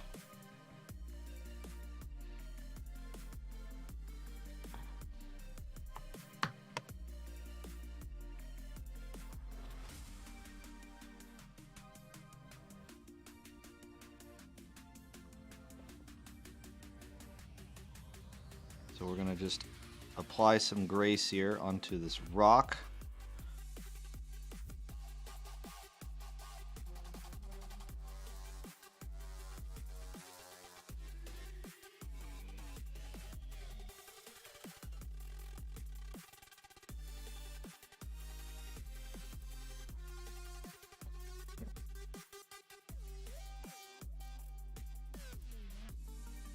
Just to get all of the little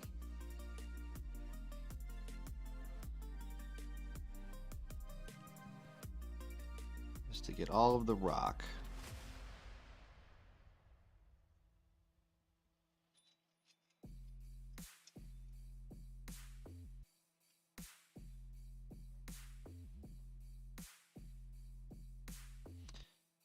In a nice design by Forest Dragon Ventures, this rock that's here is actually hollow underneath. So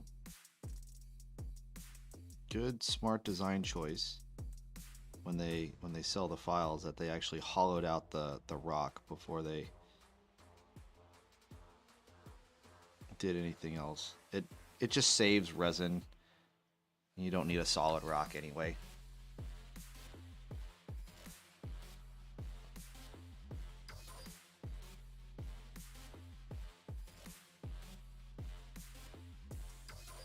It's just a little quality of life thing that I don't feel like a lot of miniature creators actually do.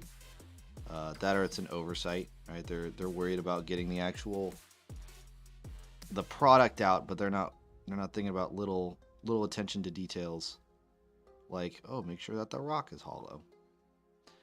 Because many of files I have received that where it's just like, oh, here's just a solid chunk of resin that you're gonna have to print, and you're like, oh. And you have to go through the effort of hollowing it out, and it's like when you buy miniatures and they're like pre-supported or pre, like what they say, you know, print and play, or it's like, you know, you buy it and then you just immediately can print it. Those kind of files, but they made you like you print a solid chunk of resin. You're like,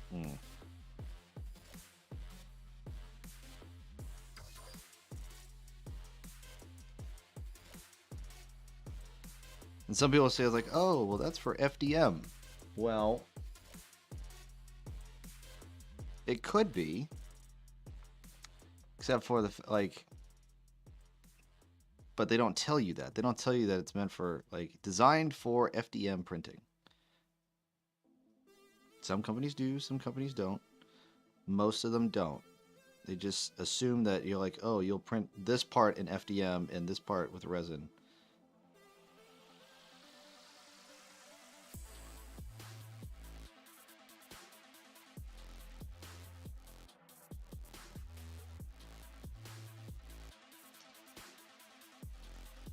But I think the less you have to, a customer has to figure out what the hell you mean instead of just outright telling them, like, hey, sir, I'm going to need you to go ahead and grab a drink and finish that. Oh my goodness, to next.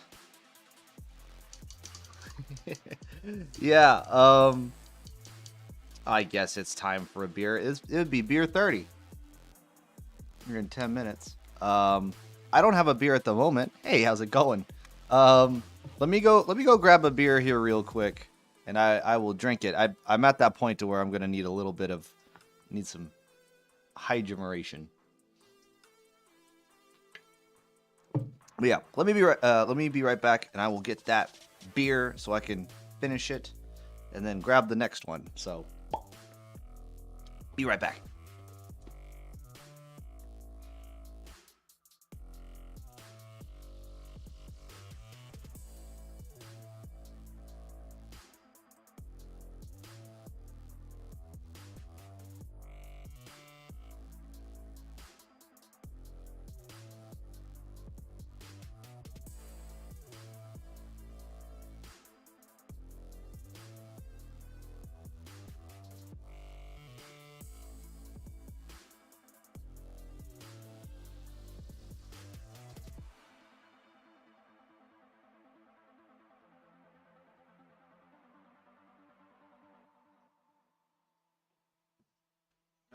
All right. I have Returned. I have 2 beers with me. Tonight's beer is Busch Light, because that's what I have a ridiculous amount of in the fridge. But hey, to next, thank you so much for the 100 bits, and for me to finish drinking my beer. Well, I guess the starting of the drinking of the beers. I'm not gonna shotgun it, but I will dome it. I hope everything's good. I hope you've had a good day so far tonight.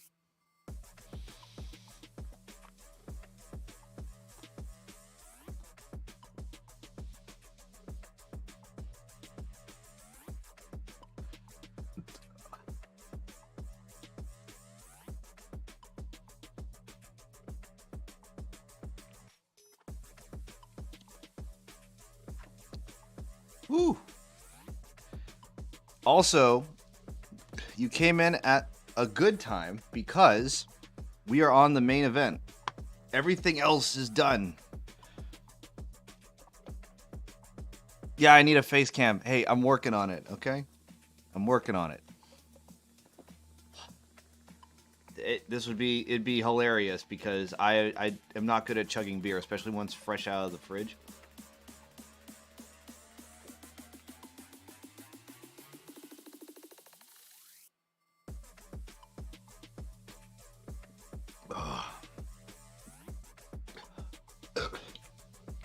Ugh. Yep, this is gonna be a wonderful night.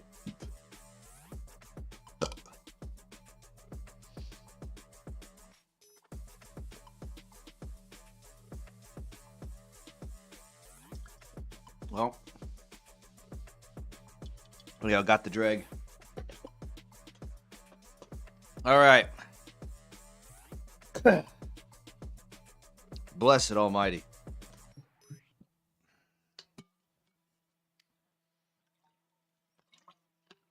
Have some actual hydration to finish that one off. All right.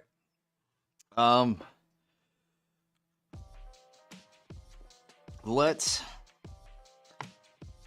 do experiment number 2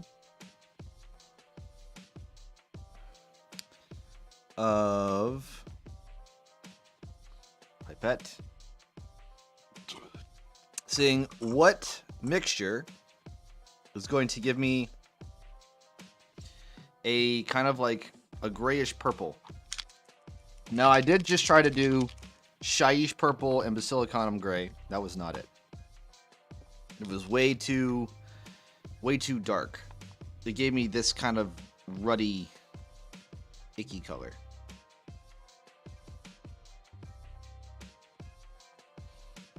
So we're gonna do 1-to-1 ratio. I'm gonna do 1 drop of Basilicanum gray with 1 drop of Magos purple.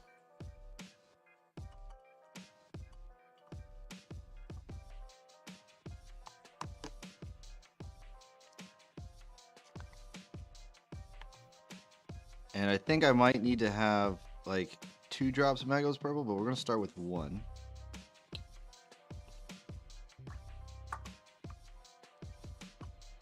We're gonna mix that together and we're gonna see what we get. Where'd I just put that damn brush? There you are.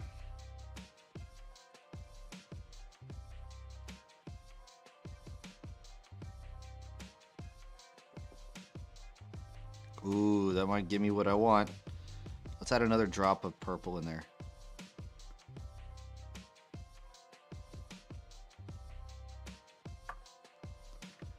Not good with contrast paints. Yeah, it's when GW first marketed it, they made it sound like it was great for beginners. No, it's not. It's really bad for beginners. I think that kind of gives me the consistency that I want. That is the color I want. You got to think of like staining with watercolor. A lot of your work needs to go prior to actually applying paints. In your pre-shadings. Now you can do it without it. It just kind of looks flat. even though it's supposed to do all the shade and stuff like that. All right, so let's get a good mixture of this stuff. I have ideas for when I get an airbrush, but I stay away from it for now. Hey, if you're looking to get contrast paints only for when you get an airbrush, you know what I recommend instead? Army Painter Speed Paints. It's cheaper, and they work great through an airbrush. We're gonna do 1, 2, 3 drops of Basilicanum.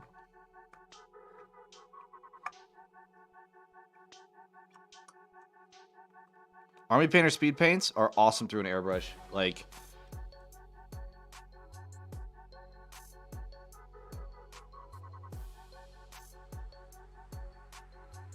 and here at the same price.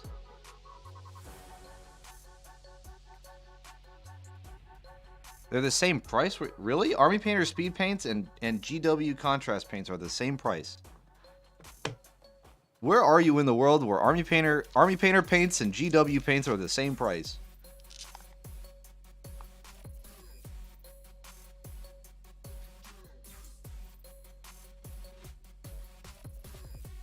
In the UK, geez, they really up 4, 5, 6. They really upmarket this shit over here in the US. And Vallejo, they're all the same price? How much is it? How much is it for GW paints over there in the UK?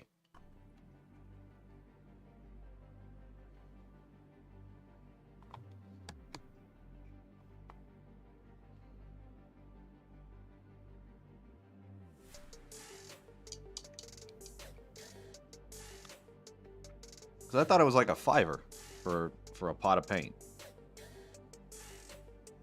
£2.70. Okay.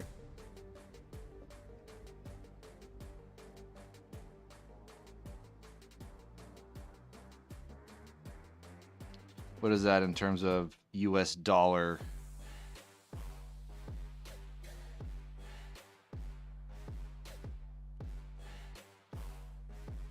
Yeah, it over here it's like $7.80 for a pot of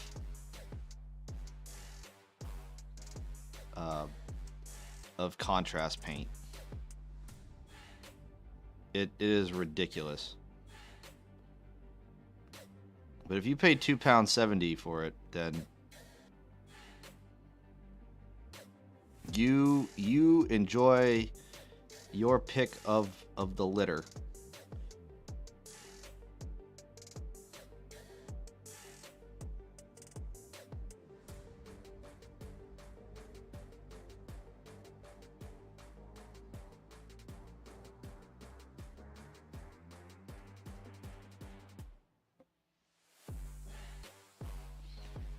Yeah, $3.20. Yeah, that's not how much it is over. Is that for contrast paint or just for the, like, you know, regular paints? Your traditionals, as they say. That's with taxes. Oh my god.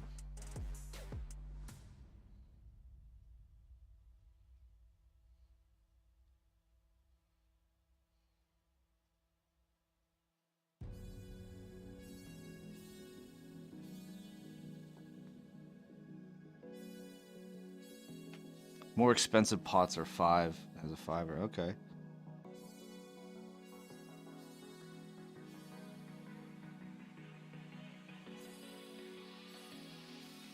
Yeah, $7.80 for a pot of contrast paints, which is pretty much the only kind of paint that I primarily buy from GW. Is contrast paints.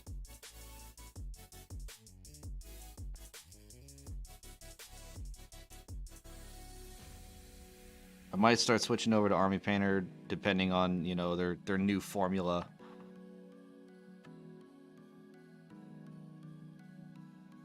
If it is improved when they come out with their newer line and see if the reactivation issue is still a thing.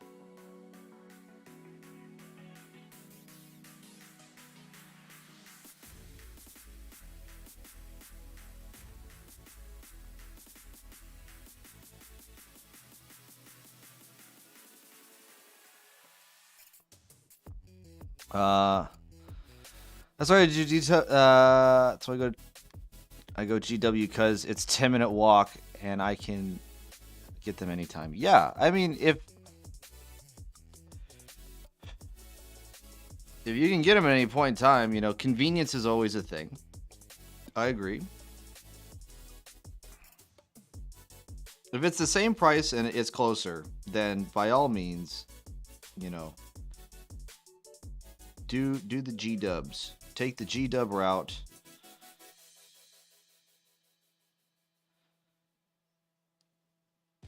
G dub loves the UK because that's where they're based out of, and everybody else gets shafted.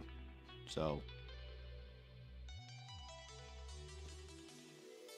enjoy the love from G dub, because the rest of us don't.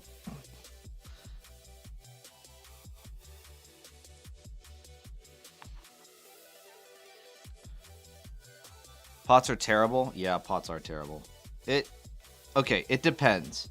Now, a pot of contrast paint and shades are better, but pots for traditional paints suck.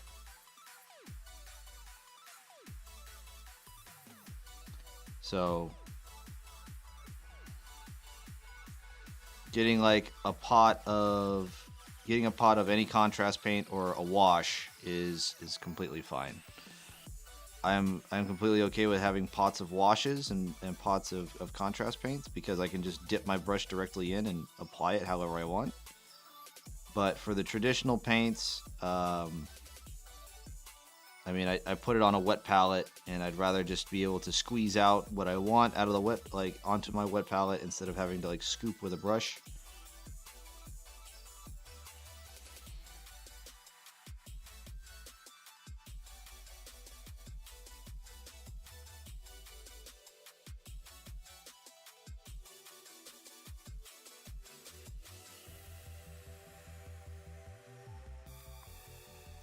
I think pots have their uses, but it is not for all GW paints.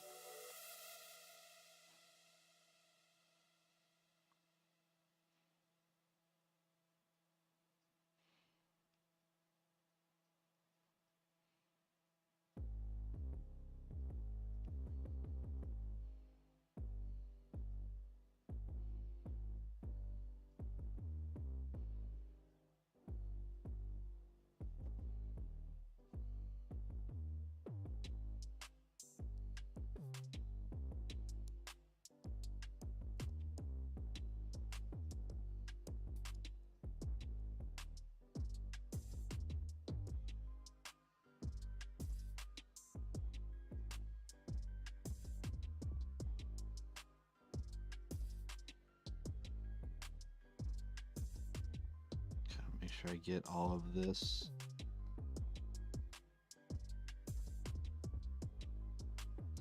Now, it does have this interesting bone carapace plating that I have no idea what to make that color.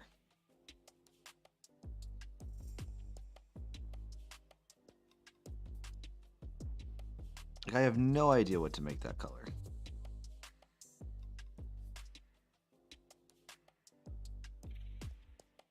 Black?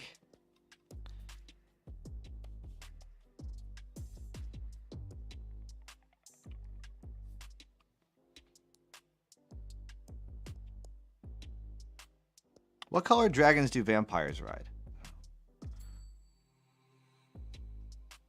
Warhammer Worlds is amazing but expensive and dangerous. Lava glowing magma. That's what you think I should paint this? Is lava glowing magma? Dark purple, dark red? The dark red I can probably do.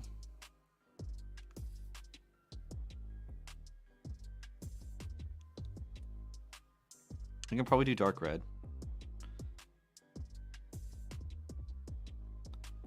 Yeah, that might work. I'm just making sure I actually got every little bit in here.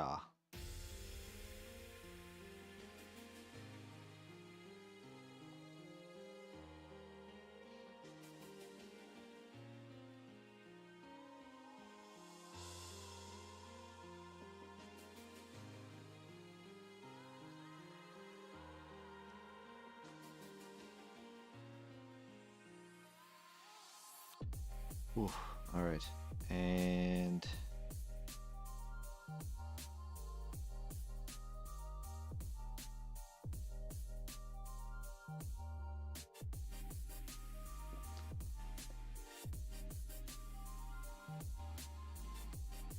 get up here on the neck. We'll do a dark red. We'll do a Flesh Tearers red. We'll see how that looks, and if we don't like it, then we'll change it out.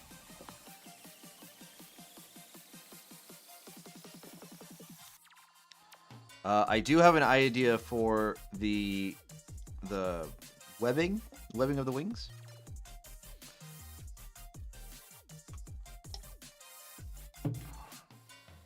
We are going to do the eyes green because it's a zombie dragon, and all zombies have green glowing eyes. So I think a dark red would be nice.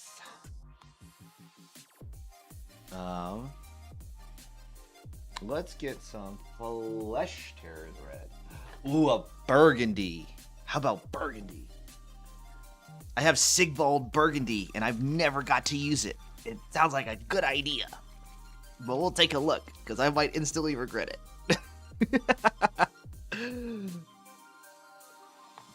It's a mix of purple and red. We have burgundy. Ooh. Ooh. Oh, no. Oh, trust you because I've never seen... Fair play. Look, being out here in the desert, they don't call them zombies. But if you get a crackhead that's, you know, that's way up there, out there mentally in the sticks, yeah, you found a zombie. That's all right. We're gonna try the Sigvald burgundy. I'm gonna apply it here on the tail.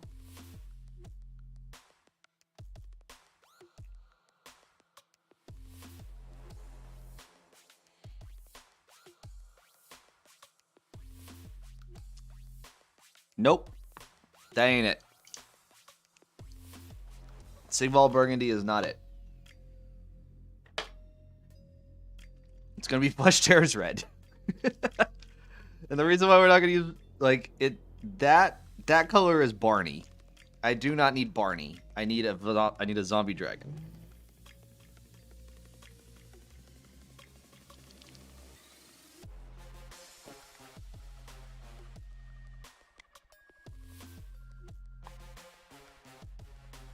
We're going to use a smaller brush. We're going to go to our AIT size 2.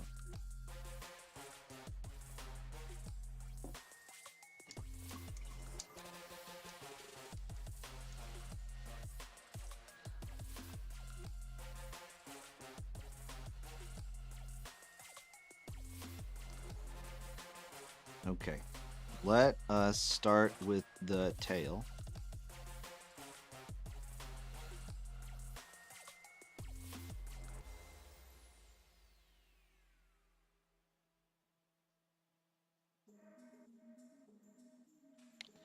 Overlap the Sigvald burgundy.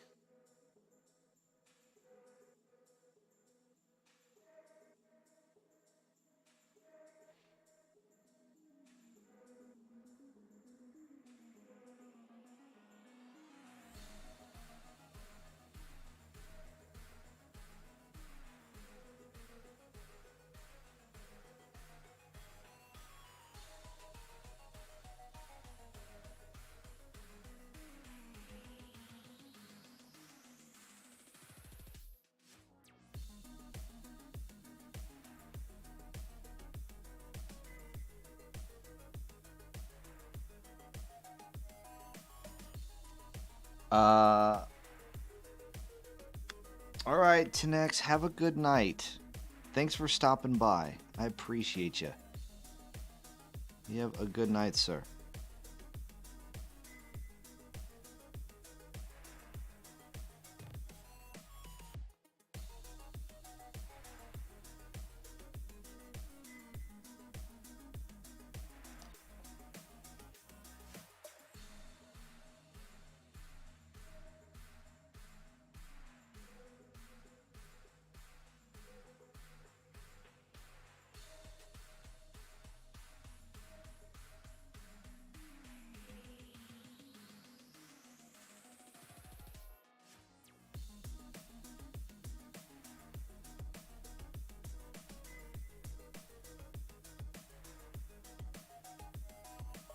All right.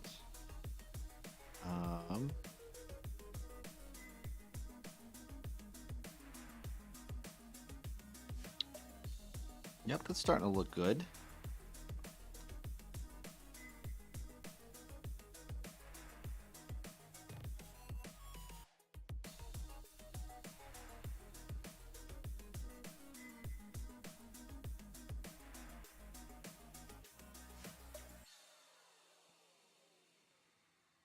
It's a zombie blood dragon. That's terrifying. Like, a blood dragon just in general sounds bad. Like, in my D&D mind.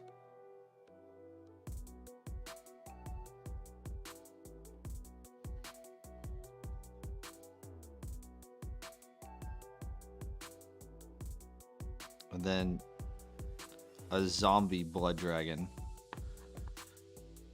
Oh, hey, Lord Grimos, how's it going? Yes. Any names for the leadership? No, I have no names for the leadership. Also, and speaking of names, I need to find a good word to put right here. I have one suggestion so far, and that is Mortis, given by another lovely chap. Yes, a blood dragon does sound bad. Blood dragons sound horrifying. You think I'm gonna fit Memento Mori in there? Oh my goodness. Remember, that's my thumb. If I fit all those letters in there, I'm gonna be. It's Mori. What does Mori stand for? Or what does it mean?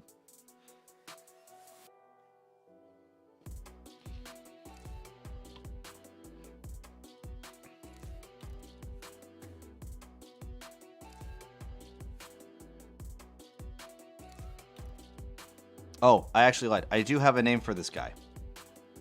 I have a name for the...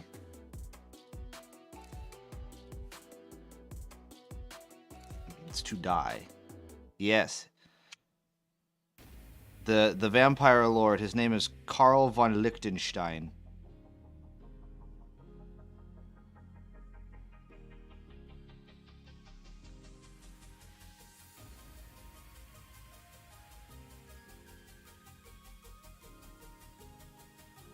Where he means to die, Karl von Liechtenstein. Yep. It's not a full nod to Ulrich von Liechtenstein, but Karl von Liechtenstein will suffice.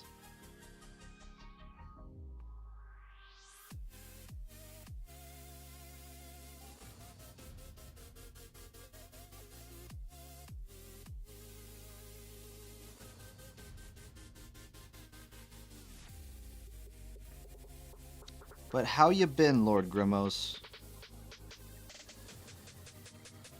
Hope you've had a good day. Because I've been at this all bloody day.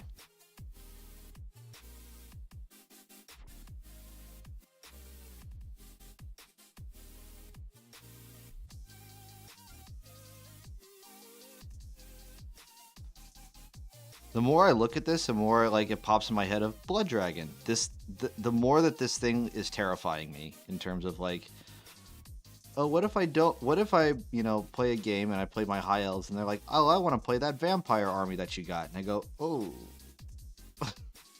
you mean the one with the blood dragon in it?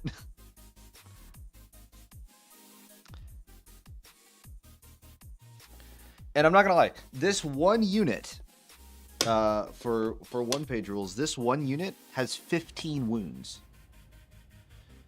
Been good. Last night I painted a platoon of 15mm Napoleonic miniatures for a unit of militia from Innsmouth, Massachusetts. Nice.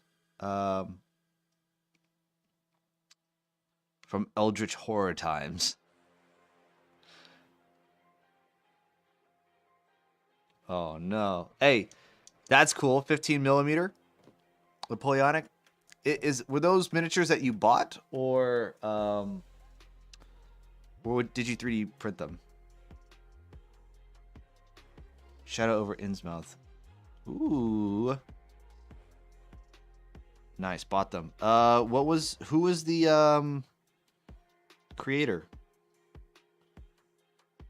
Just out of curiosity's sake. And do they have like an STL store? Because one thing I've really wanted to get into was Black Powder type of like tabletop war games.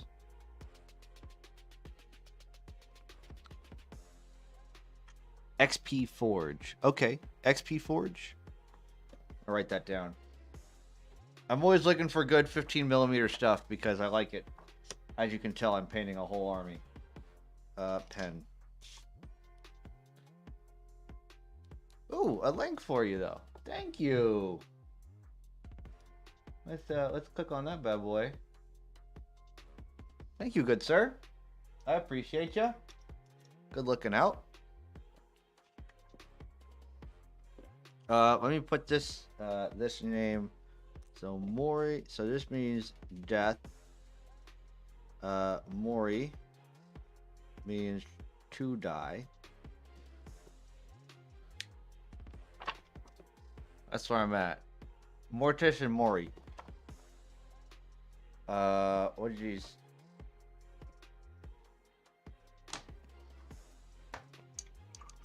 All right. Now, what else do we do?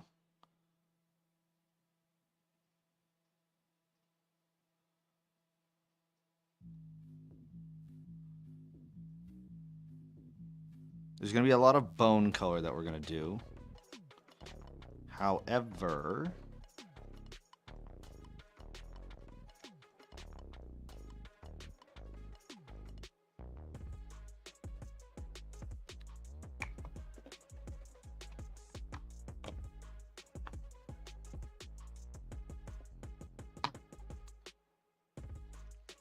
we're going to do some more red before we do bone, because I'm going to have to go over it with like either a bone white, or I'm going to go over it with a gray before we do the bone.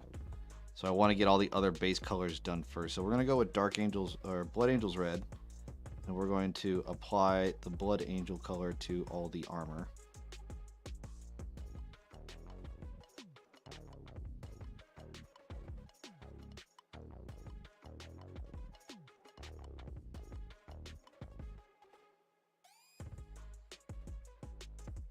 I'm trying to be careful.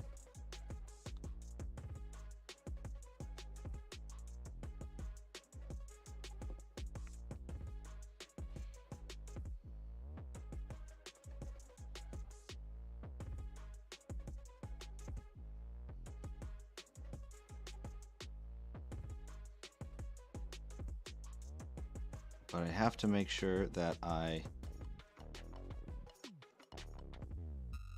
do this properly. Oh, he has bone horns coming out of his back. What?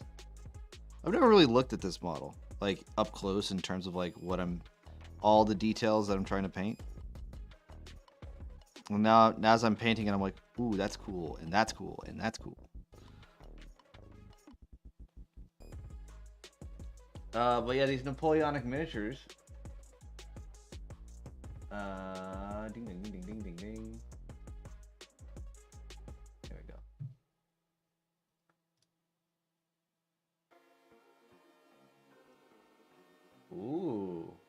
Okay. I will definitely take a look at them post stream.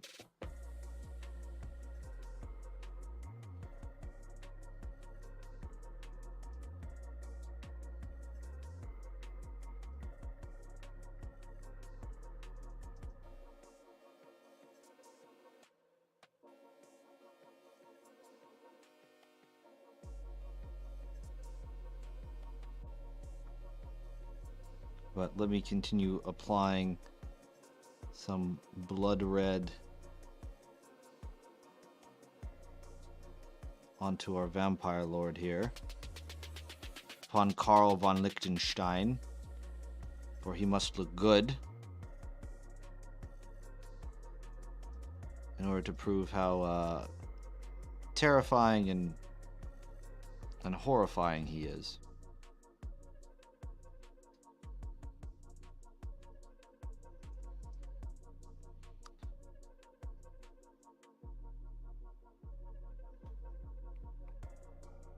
Which I think it is a thing.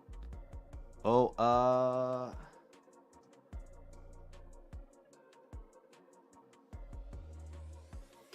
just bought 3. I want to say that means brigade.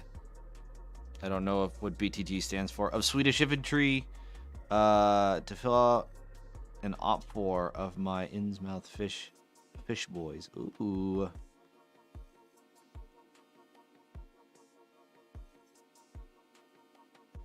To go up against, still doing research on what Eldritch Deity group they should follow.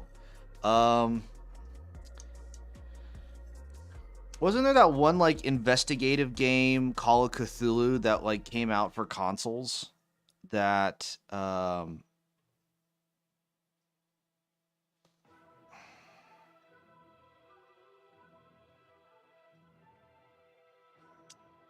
that kind of like can help answer those questions?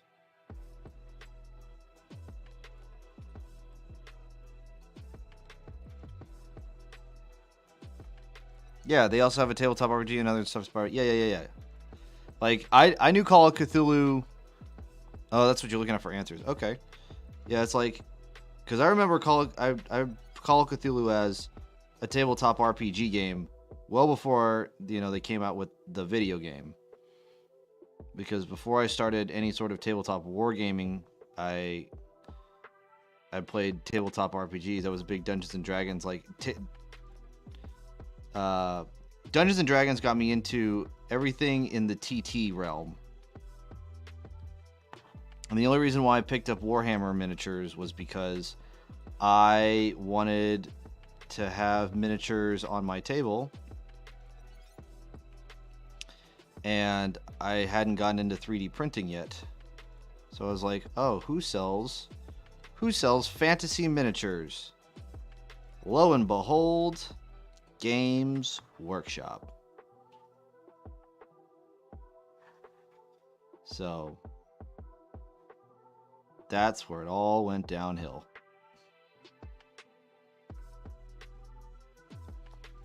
I remember asking the guy, it was like, hey, it's sort of like, you want to buy some crack? Really what he was saying. You want to buy some plastic crack? But I was like, do you have any of them that are like pre-painted? He's like, nope, you got to paint them yourself. I was like, I feel like it'd take me forever to paint them. And I'm such a perfectionist. He said, brother, you are not the first person today to tell me that. But I tell you what, how much time you got?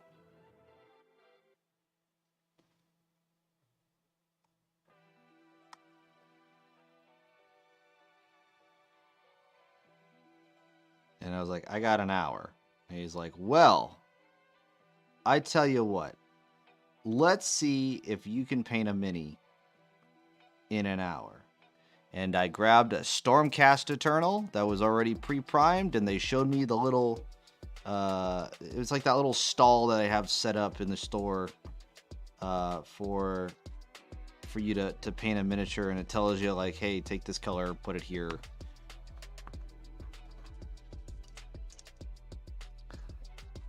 And that's how I came out with this asshole. My very first miniature ever. I was like, you know what? I don't want to follow your instructions. I'm going to put the blue where the red is and the red where the blue is. And so now I have this. And then I embellished the base a little bit when I got home and I bought some plastic crack.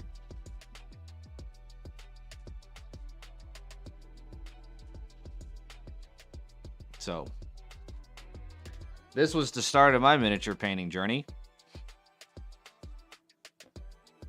Keep it always within arm's reach. So I can look back and go, God, I sucked.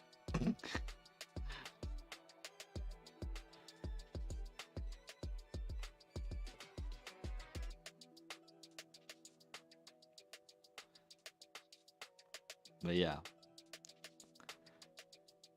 Stopped buying Warhammer back in college, too expensive. Then I found Battletech.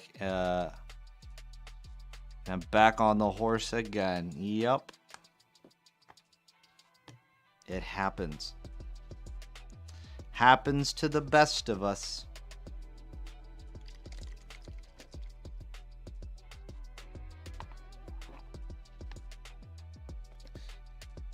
Oh, hold on, let me...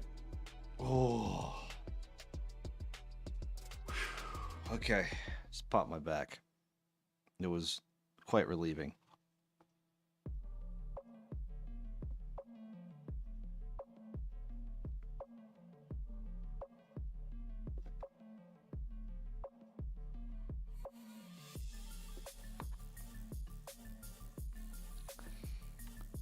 I know a small part of the community, the Black Pants Legion, feeding into the idea of whatever you're doing is good. Doesn't matter if it looks like crap. Everything is a learning experience, and that's how I take it. You know, that's why I really don't strip my models of like all my previous paint jobs, because I can be like, oh yeah, that was back when I was at this point in my miniature hobby career. Or I guess career or journey, whatever you want to call it. I was back at this point. And then I go, wow, I really should have improved this part and this part and this part.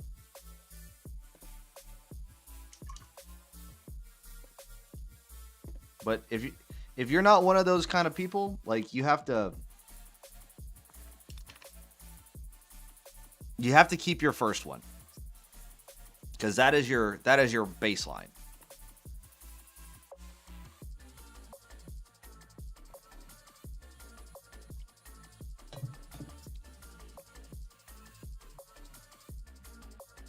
I love the Black Pants Legion. That's great. Now in the UK, I know that pants means something a little bit different than, you know, the rest of us Yanks find.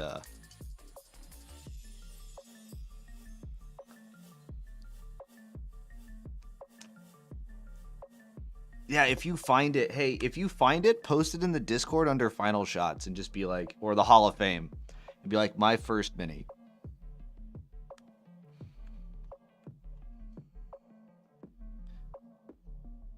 Oh, that's cool. Yeah, I would love to see people's first miniatures under the Hall of Fame. That's really what it should be for. The Hall of Fame's for your very first miniature. And be like, here's my first mini. And everybody goes, ooh, good job, buddy. It looks great. All right, what color am I doing next? I'm going to do the Magos Purple and Gilliman Flesh. Actually, we'll do Dark Oath Flesh. We'll do a little bit darker. Hey, that's the whole point, though. It's your first mini. It might look bad, but you know, you've improved since then. Excited to hunt the thing down. Yeah. My first mini was a Tiger tank of a history project. That's cool. It's not like a Space Marine or a Stormcast Eternal. I like those. I like those kind of stories where it's like, Yeah, I actually got started painting this thing, and then it's like, oh, cool.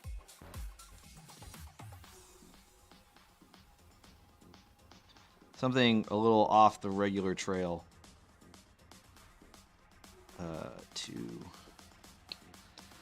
So we're gonna do 2 drops of Dark Oath Flesh to 2 drops of Magos Purple.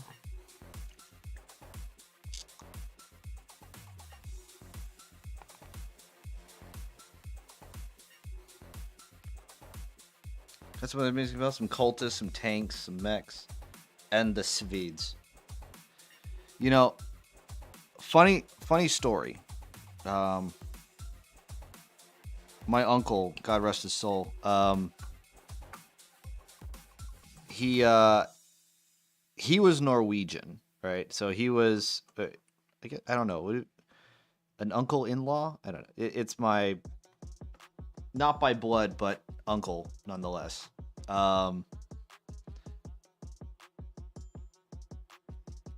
He was Norwegian, and the funny part is just like, I didn't know that the Norwegians and the Swedes, uncle-in-law, or just uncle, yeah.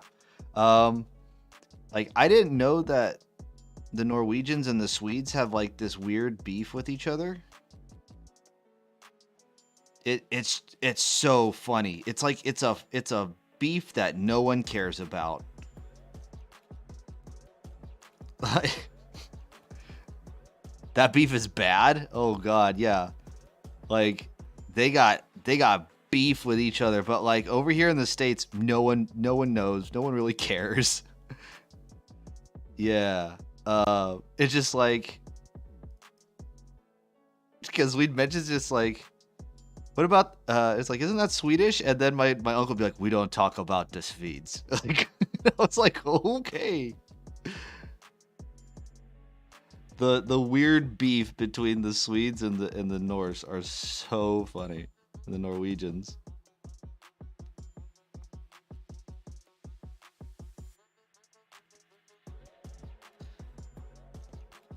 It's just a weird kind of hate. Mostly because to be part of one country and someone foobarred the whole thing.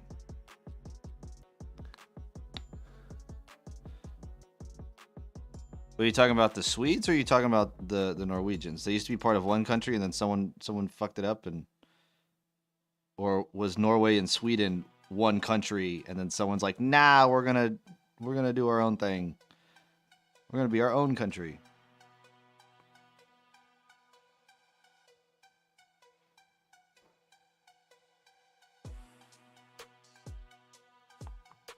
The Kalmar Union, I think, is what it was called. The Kalmar Union. I might have to look that up. I just find it an interesting bit of random history. Is just like, hey, yeah, did you know that the Swedes and the Norwegians like beef with each other?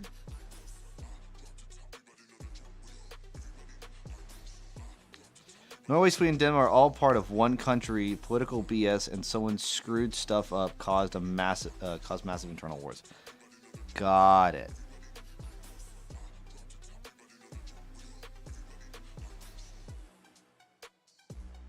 And that grudge still is held today. I love it.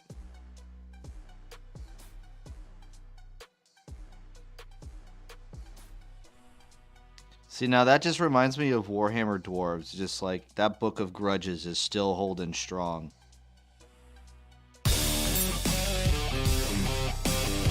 Oh! Hey, yo, Runic Raccoon! Thank you so much for the raid. Hello, raiders. How's everybody going? Wow, everybody's raided. Wow! Yeah, it's a Runic raid. Hey, welcome in. Welcome in. Welcome. Oh my goodness, thank you all for coming in and saying hi. I am Layson, and this is Layson Paints. I paint stuff, as you can clearly see. This is the main event of the evening. We are painting. Oh, there we go. Thank you, Runic.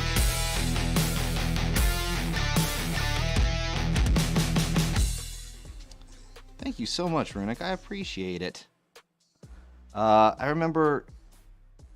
Let me give you an old shout out. Actually, I don't know if my moderator is able to do shout outs at the moment. She might be occupied. But let me give you a quick shout out.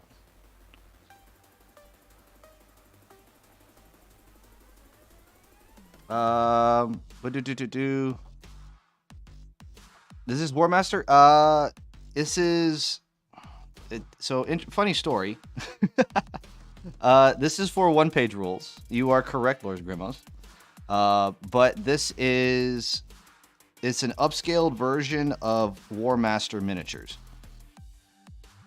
So this is part of a little over 1,000 points for one-page rules of the Vampiric Undead Army.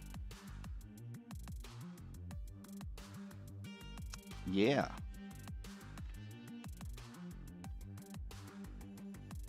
Yeah, absolutely, dude. Yeah, I've been in the middle of a grind. I've been grinding for over 6.5 hours. Oh, Zombie Bunny Creations, thank you so much for the follow. I appreciate you. Hey, yo. Yeah. So, yeah, I've been painting these. It's been like can I finish it today? Can I finish it today? And now I've come to the point where I started at like 10:30 this morning, and here we are, a little over 6.5 hours later, and yeah, I have to keep going until I finish. And since this is the last model that I have to do to complete the army, I am excited. This is the home stretch, but we're gonna do it right. This is the Vampire Lord. This is the general of our army. His name is Karl von Liechtenstein. On his blood zombie dragon, we established this is just a blood dragon. You have a high elf army that you're working on for OPR. Oh, very nice. Are you Speaking of high elves, Zombie Bunny Creations, you're gonna like this.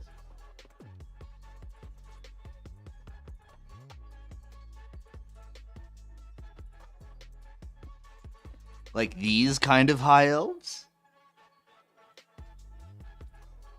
Some Silver Helm Cavalry?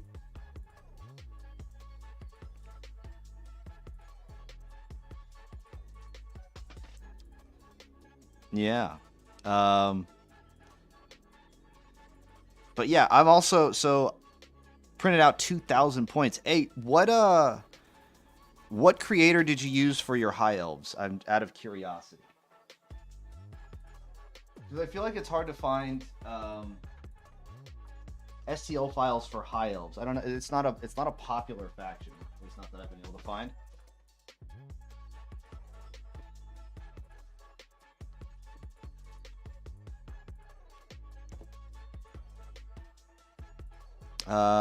Jeez. Got the STLs from a friend. I refined them a little in Blender. Okay.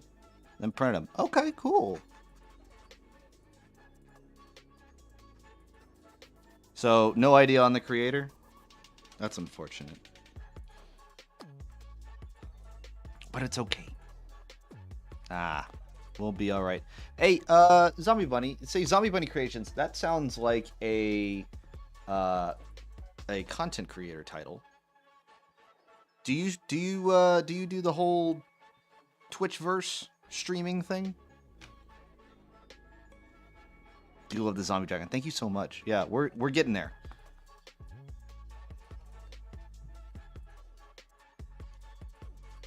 And Runic, I've followed you way in the past. I've been a fan for a bit. So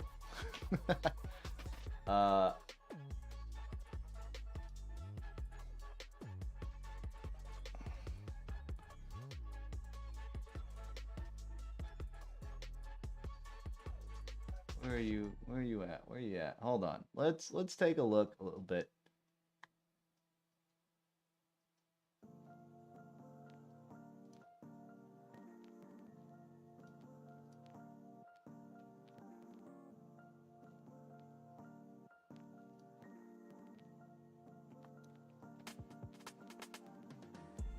Yeah, absolutely. It was funny, like after I got after I was like going through one day, I found Runic Raccoon. I've seen you hanging around, I think in like Skelebi or uh was it Thunderhead Studios? I know definitely Skelebi. I've seen you hanging around Skelebi's chat. Used to. I follow the community now, like Runic. Okay. I was like meeting new fellow hobbyists. Absolutely. Yeah, for sure. Oh, you had a stroke. I'm so sorry to hear that. I had to take some time off. Yeah, Thunderhead. Thunderhead's good people. Seen many streamers in chat love networking, trying to support the community. Yeah, absolutely. Been Skelebi's here and there. Yeah, I don't know what's like. I hope Skelebi's doing good because every time like I'd see some sort of announcement, I'm like, oh, she's about to go live, and then she's like, I'm feeling really sick. I was like, oh no. It's been like that a lot. Yeah, I hope you're doing good, Zombie. Yeah, I'd love. Yeah, these are all at 15mm scale. So, I got all these miniatures both for the High Elves and for, I have some lovely Blood Knights. And some Graveguard.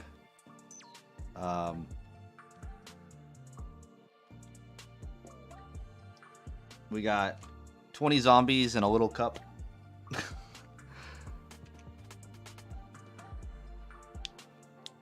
And some bat swarms. So, and then one of my favorites. A high elf lord on a phoenix. So that's always fun. I have yet to do the base on this guy. Yeah, pretty neat. But let's, before I get too far off topic. Oh, thank you. Yeah. That was a fun little one. However, for this, I'm trying to think, is there anything else I need to paint before I do like bone colors? So I have the claws, I have these backbone bits up here for the elbows. These look like they're supposed to be horns, but they're not because I can see that those are supposed to be black. Okay. Those are horns. These are all horn, spiny things. Teeth, bone. Okay. I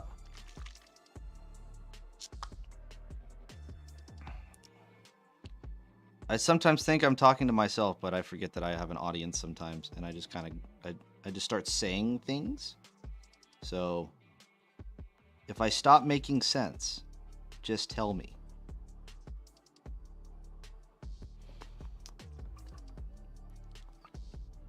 But yeah, I have about 1,200 points, a little over, but 1,300 points worth of vampiric undead for one-page rules. My communities used to see that. Yeah. Fair play. I do need to get some black. So a big thing that I've been doing. Gonna clear my desk, get things set up for taking photos. I'll be lurking. Absolutely. Thank you so much. It's good to have you in, Runic.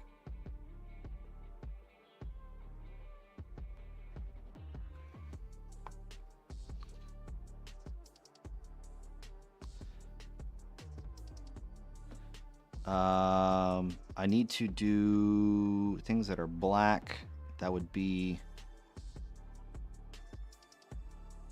these like spine column bits. that are coming out the back, so we just got to be careful.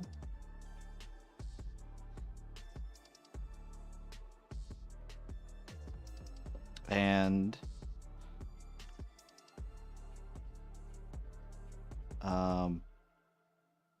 let's see. There's other parts. I was like, if I see him, I'm gonna say it, but then other than that, I'm just blanking because that's fun. Also, guys, if there's some artwork that you guys want to show off, I also have a Discord that you guys can do. If you do !Discord in chat. We were just talking about, Grimos and I, we were just talking about posting our very first miniatures. Scottish Jim 666. Hey, good evening. Good evening. How are you, Scottish Jim? Glad you can join us. Welcome to the kickback.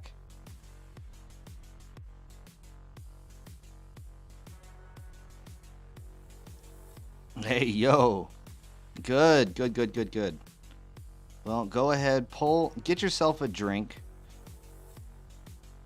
Settle in. And just enjoy the hobbying. If you're hobbying yourself, then by all means, continue your hobbying. But if you're just here to have a good time, then also, you are in the right place.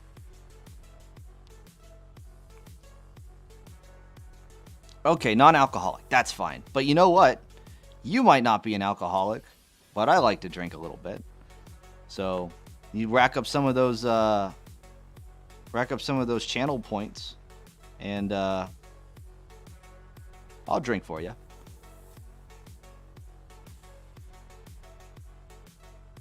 I'm in bed, but tempted to go finish the new Demon Prince. Oh no! Oh, that's a bad place to be. Oh no, I did a mischief. I got black all in there. I got all distracted. It's alright, we're gonna fix this. Hydrate, you bastard! Hydrate! Alright. We'll get there. Hold on. I did myself a serious mischief and just like black splotched all the wings. I got so excited with all the new faces in chat. I will hydrate. Right now, I'm sucking down some Nos grape.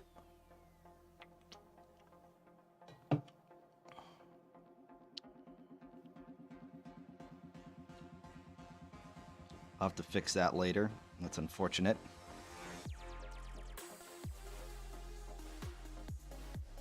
Hydrate, you bastard! Hydrate! Well, okay. Let's get some more in me, yeah? All right. You're going to have me shaking by the end of this with all this Nos. That'll be fun. It's like, I have to paint this small detail.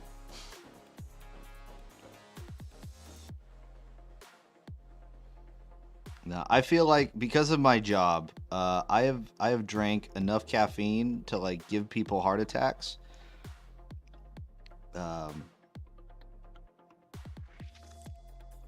Like it is an unhealthy amount of caffeine in a 24-hour span. So I do not recommend people to do the same. Do not try and beat me. That's not right. I've drank enough Fireball to kill millions. Oh no, don't even get me going on Fireball. Ugh. That god-awful concoction. No, sir.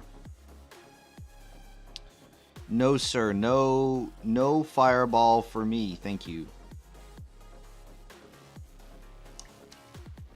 It's so nice.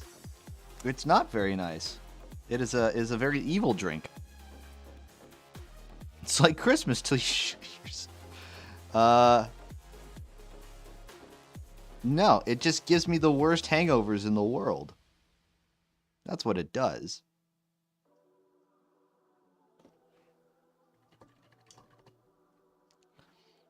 See that? Now I have to fix all this mischief. Alright. See, okay. I have bad experiences with Fireball because I was going through a course, right? And one of the girls that was in the course, come hang out and party with us. And but she loved Fireball. It was like, yeah, Morgan spiced. Yeah, good old Captain Morgan. But she loved Fireball. So every time it was kind of like, I'll give her credit. She didn't always want tequila. It's like a thing at the end of the night. Someone always wants to be like, let's take shots of tequila. And then it's like, oh my God, please no. Please, dear God, no. And then it's like, oh my God, the tequila. And they bring out Patron. We'll be okay. Yeah, it's not. It's never a pretty sight. Never, ever, ever a pretty sight to see that one.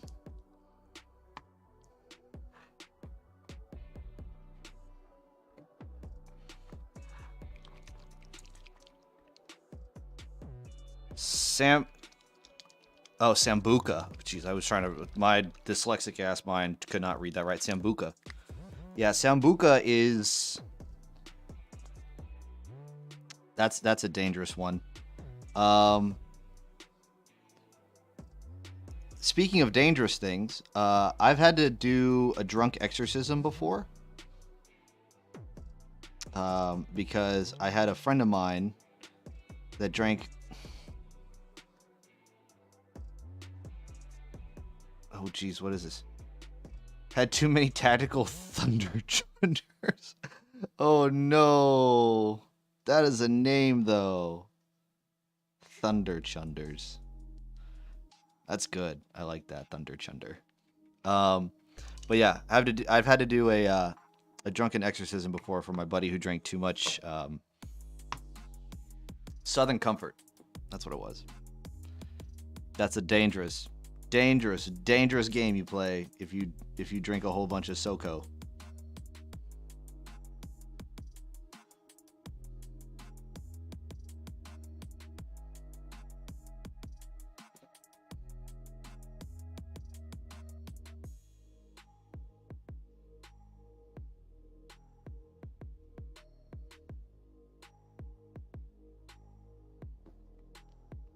SoCo? Brother, you love all the things that I despise in this world. I don't drink SoCo solely for the fact that I had to do a drunk exorcism because of SoCo. And I'm not ordained. I didn't go to seminary. I just happened to be a random dude who had the idea to try and be like, you know what? Let's try and just, exercise this dude. We were all drunk. Had Aftershock Red and Fireball mixed in a shot, and yeah, I didn't remember much. Oh, bless. Blessed almighty. Okay. I would ask you what happened, but you don't remember much. So I will refrain. Couple things, however.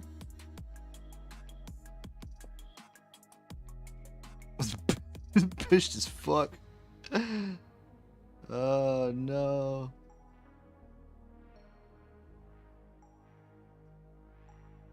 Well, now that we've been talking about the imbibing of the alcohols. Well, that's not the beer. That is the stubby holder. We got some Busch Light limited edition because Mossy Oak. Hydrate, you bastard! Hydrate! All right. Remember, hydration is for actual water. There is another thing for drinking beer. And if you want to see me kill an entire beer, there's lovely little bits thing down in the about section of my channel. You can do that, and I will kill beers. So, but for those of you who don't know, this stubby holder, as the Aussies like to call it, because that's where it's from, is the 5 RER, the Royal Australian Regiment, down in Darwin, Australia. Great dudes. Great dudes. They are a fun time. But just know when the mortar tube comes out, that's when it starts getting wild. So remember that. Mortar tube comes out, 5 RER is ready to play.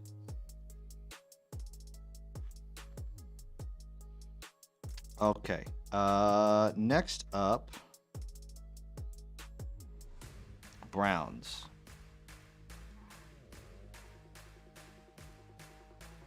We're going to do Brown. And we're going to use Garrigach Sewer, wherever the hell I put it. I'm going to need that in the future. Garrigach Sewer. I feel like most of y'all who are sitting in chat, more than likely, yeah, more than likely know what Garrigach Sewer is. Great leather, like a dark leather.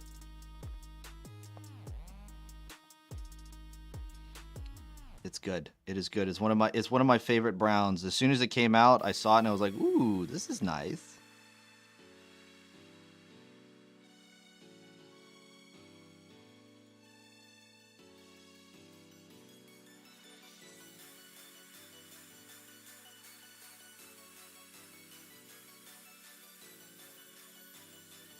Just gotta be very careful in here.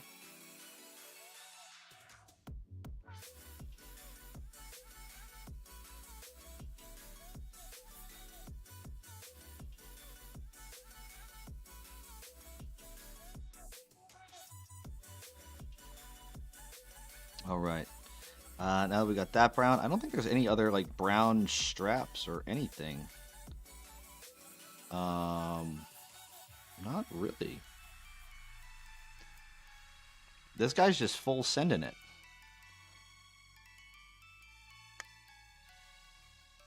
Didn't like it until you tried it at your nearest GW store. Yeah. Contrast is a little tricky to work with. That's what I've learned overall, is that contrast is pretty tricky to work with. It is not meant for beginners. As much as they try to market it that way, it is not. Not in the slightest.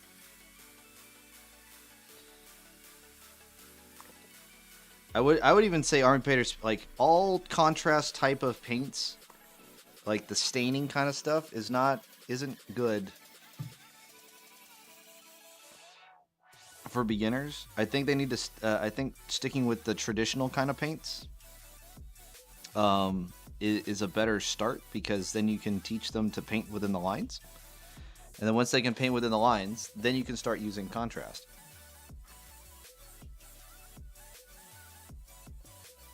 It's very case by case basis, really. Tracking. I'm pretty sure. I did not assume you were, sir. But I am just sharing thoughts and opinions.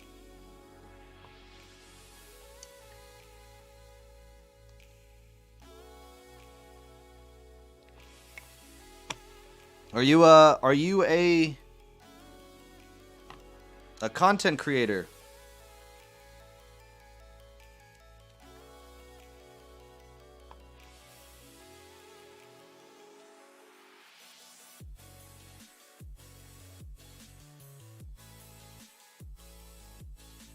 You a content creator on the old Twitchverse?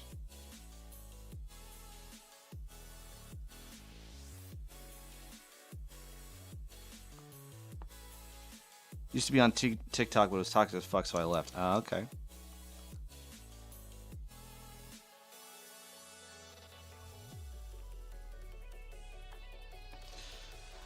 That's unfortunate. Toss, hey, what's up? How you doing?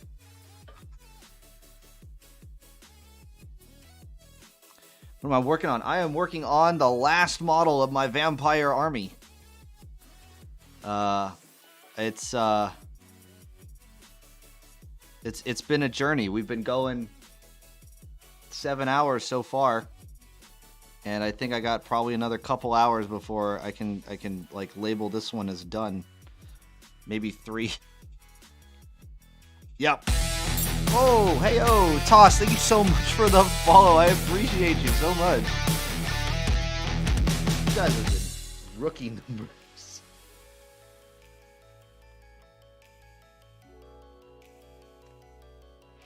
Rookie numbers on what part? Okay, what can I start working on now that I'm thinking about it? Need to paint some. Oh, hey. Fucking hell yeah to Aztec. Join the Discord. Gonna get that link and send it to you. Okay, yeah, no dramas. Yeah, thanks, Toss. Oh, shout out to good old Aztec. I haven't seen him in a while, but I appreciate it. Yeah, painting up a 15mm scale vampire army. Oh, there he is, Aztec. Yo, yes sir, you did. Toss threw your name out there, and then I said, yo, there he is. Oh, there he is. Oh my goodness, guys. Oh shit. Hey, yo. Dawes, thank you so much for the raid. Oh my goodness. So many people in chat. Welcome in, raiders. Toss, what were you? Now that we're here, Toss, what were you streaming?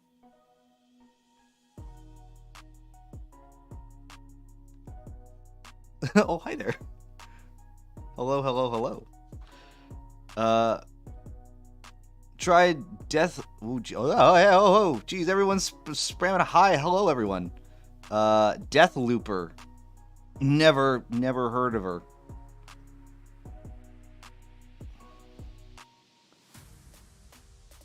That's the link in chat. Oh, Scottish, if you just joined my Discord, if you're looking for the Discord to join, if you do !Discord in chat, you'll get the link to my Discord.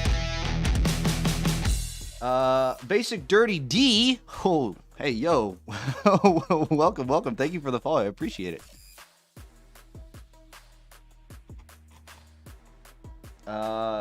What is...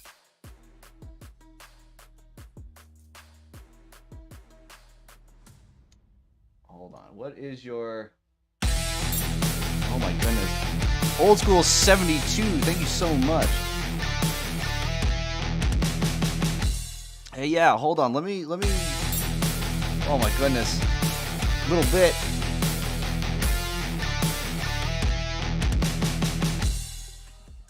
Hold on. Thank you so much. Hey, hold on. Let me give some shout outs here real quick. I'm gonna give a shout out to shout out to Toss and also to Aztec, because why not? Scottish, you're in the Discord. What are you trying? Are you trying to post it somewhere?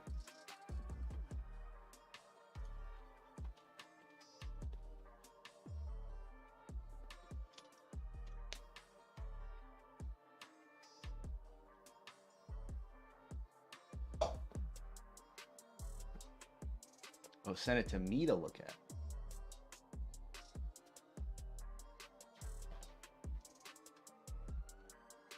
All right, hold on a second. Let me give some shout outs. I'll take a look. I have to like walk over to my computer. It's like over here. Okay.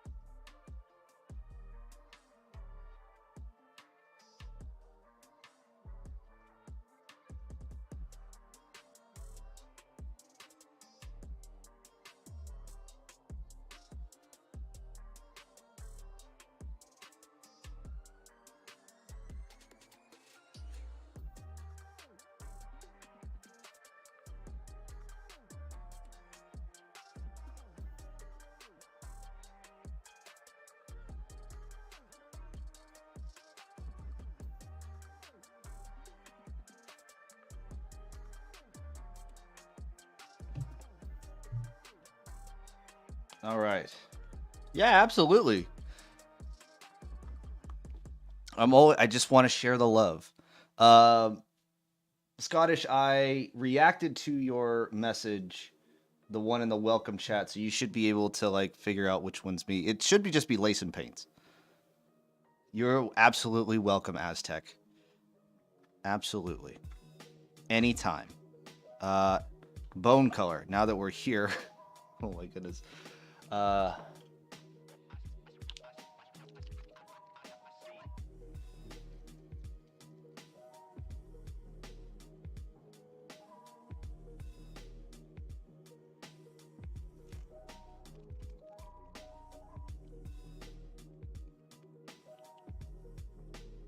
So we're gonna add a little bit of wraith bone. We just need to cover all the nice little bone bits that we have.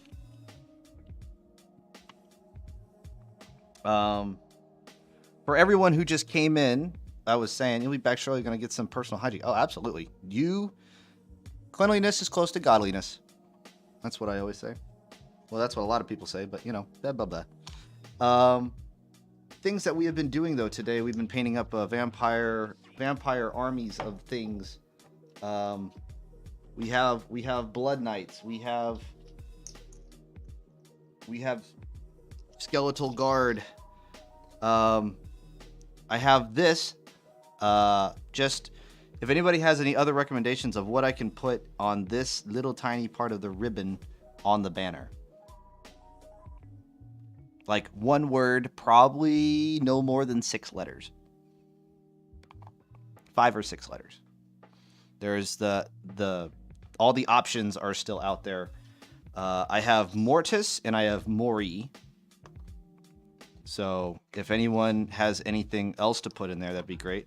I'm just gonna throw all my little cool toys on the table so you guys can see what I've been painting over the last few days.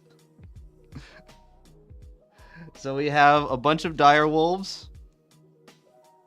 I have 20 zombies. Oh my goodness. Zambies? Oh my goodness, Zambies is here? Hey Zambies, thank you so much for the follow. Hey, I appreciate you.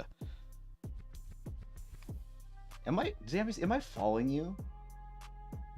I feel like, oh no, did I do the ultimate mischief and not follow Zambies? Hello? Miss Zambies, how are you? There we go. I have corrected my mistake. And now I am following you, Zambies. I've popped in your stream every once in a while, back when I'm in the perusing of streams. I thought I followed you. You know what? Let's get a good old shout out for Zambies if you please. I don't know if my moderator is anywhere near a keyboard.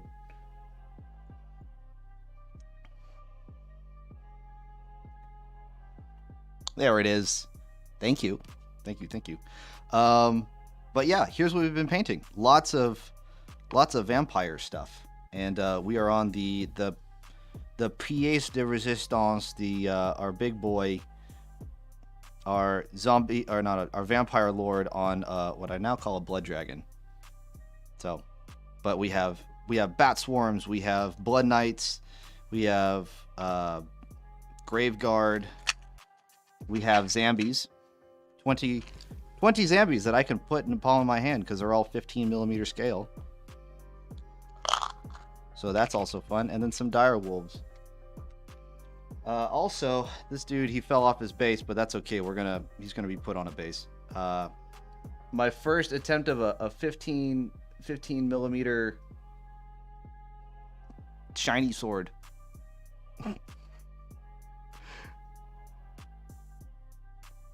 Posted in final shots. All right, let's see what you got.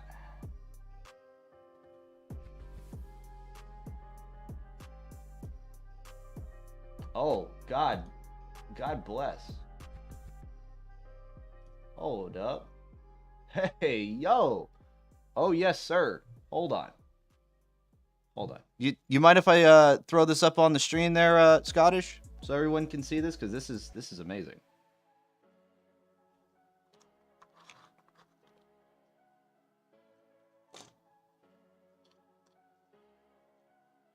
Not at all. All right, cool. So Scottish Jim 666 is bing bong bing bing boom. Hold on, where's my go to my OBS. Look at this. Look at that. God bless. That is amazing. That is amazing. Like,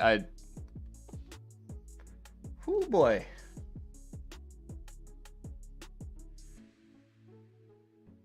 How long that take you? That's another thing. Like, painting Be'lakor, like, always has seemed like a daunting task. Because he's just so big.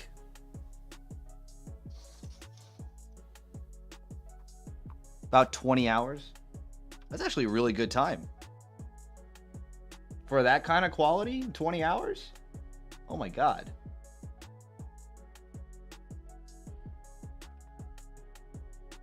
Did you, I'm assuming you did a good amount of airbrushing and things of that nature. That cannot be all hand brushed for 20 hours. I want to make assumptions, but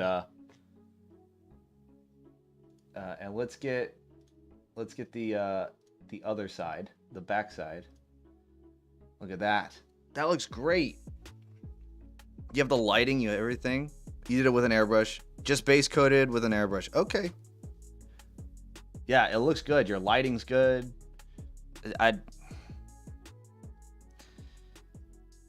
Looks great.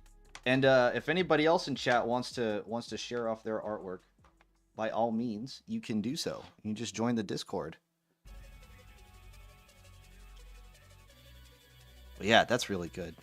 Bugman's Glow is a wet blend. Ooh. Oh, yeah, you can kind of see it.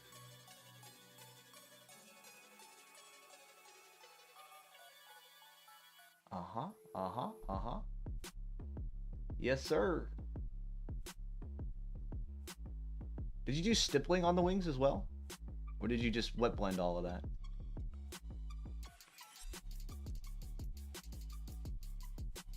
Because that is impressive, sir. Also,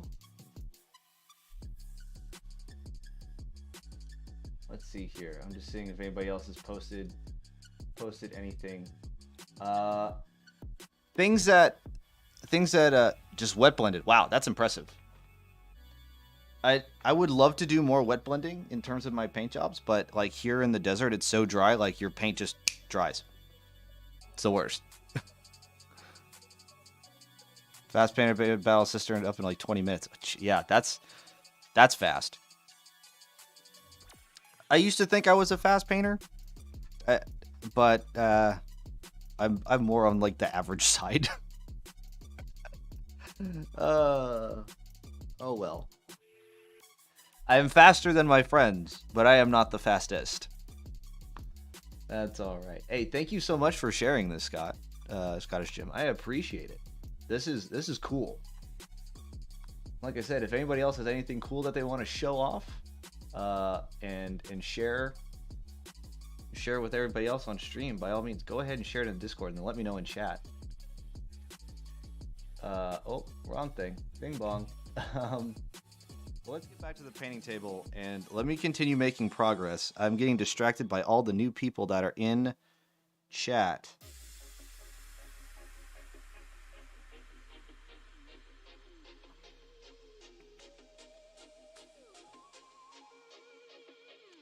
And we're going to apply some Wraithbone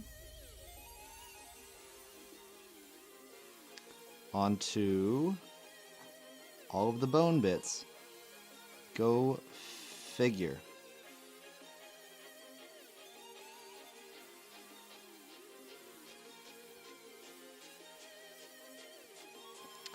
Yeah, I hope everyone is having a wonderful and fantastic night.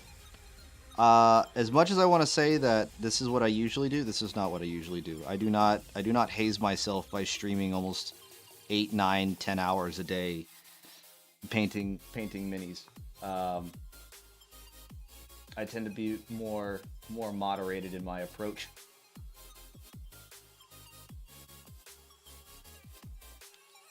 But because two things are happening here in the semi near future.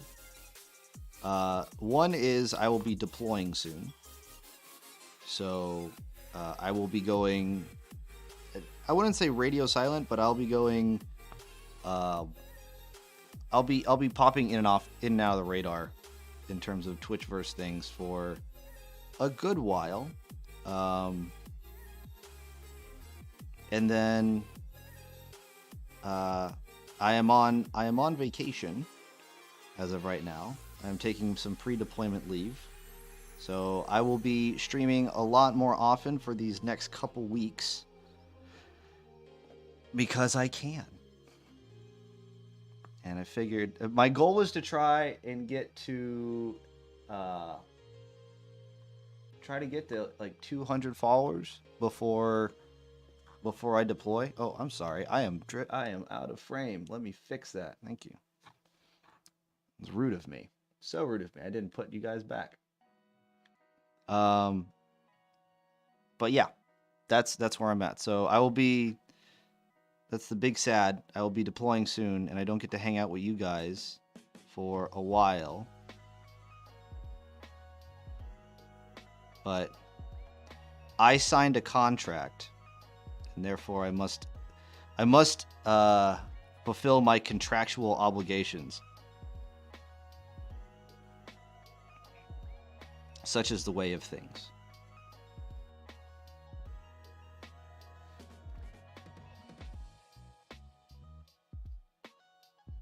But in the meantime, I have armies that I have to paint.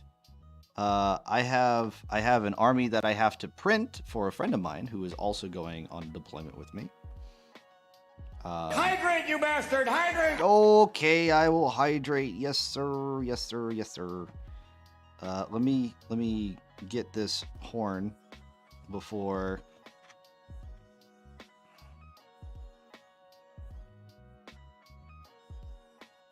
my paint dries on my brush.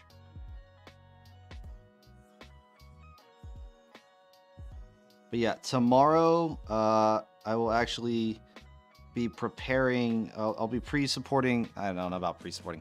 I'll be supporting files for my friend's 15mm dwarf army that he wants to bring on this deployment. So that will be something.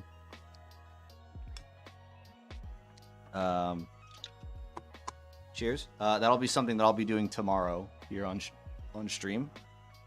I will not be going for 8 hours. We're at 7, almost 7.5 right now, but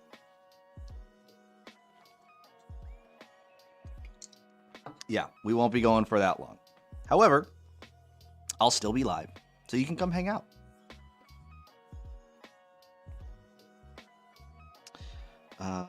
Let's put some more Wraithbone on the bones.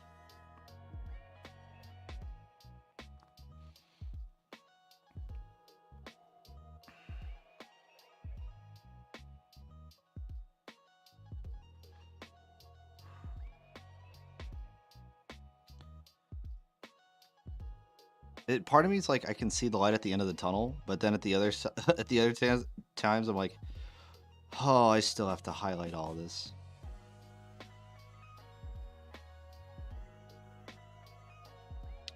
I'll be okay.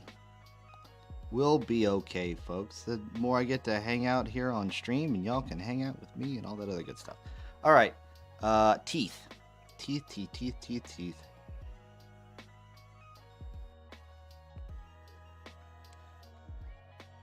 Just posted my hospitaller for my sister's army in the same post. Okay.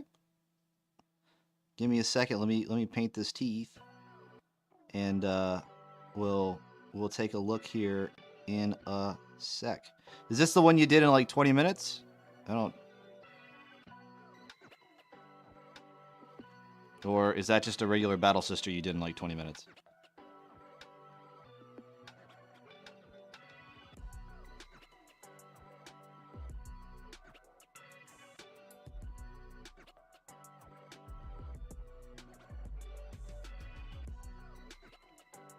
Well, that one took you like 5 hours. Okay.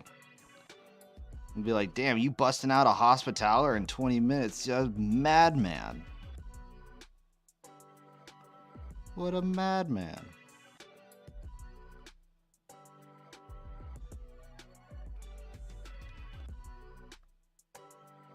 Oh my god.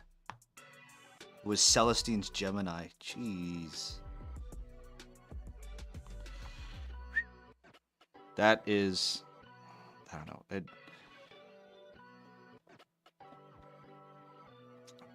know.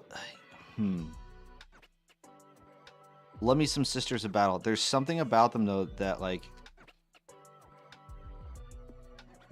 that I just don't understand. I don't know how to word it. It's just like I look at them and go, yeah, I really want to, but it's usually because I have too much of a pile of shame already and I need to like not add to it. Oh, don't get me wrong. I am well aware of their power. I am well aware of their power level. I have a friend of mine. He played Sisters of Battle, and I didn't play him.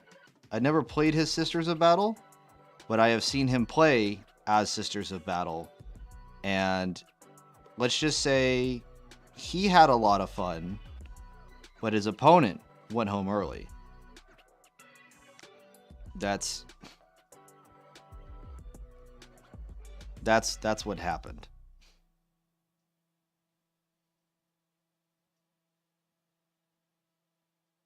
It's like turn 3. Oh, great game.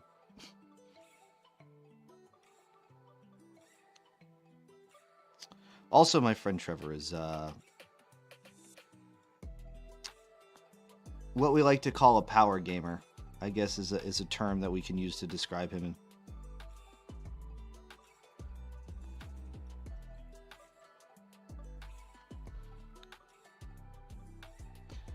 Take 6 war suits with multi-meltas. Yeah. Is this for competitive play or is this for more like narrative or open play?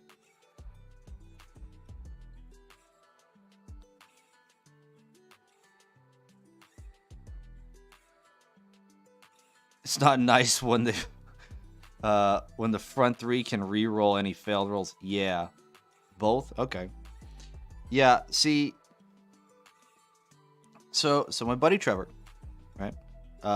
He was like, yeah, I'm playing a narrative campaign. It was him with his Sisters of Battle versus Necrons, right? And the Necrons are pretty good. They're pretty decent. But he also was like, yeah, so we're going to do power level 50 armies. And if you do power level with Sisters of Battle, they're like, yeah, there's no restriction on the type of weapon that you can take. So he's like, yeah, so multi-meltas. Damn near everybody had a multi-melta against Necrons.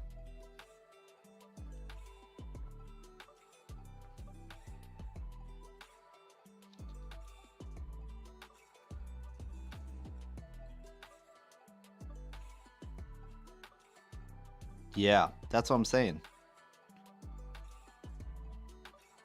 Like, no one went, wow, that was fun. Yes, he did have the Rhino with the multi-meltas. Or what do they call them? Executioner tanks? Executioner tank? Not Executioner. Exorcist tank? Yeah, he had one of those. The Emulator. Words. Yep, that's the one. And he put multi-meltas on it. He's like, yeah, and then he tried to narratively like justify why his entire army had multi-meltas. And we're like, dude, that's not fun. That's not fun to play against. He's like, but that's what my army does. Their thing is multi-meltas. I was like, yeah, that's not fun. It's not fun to play you.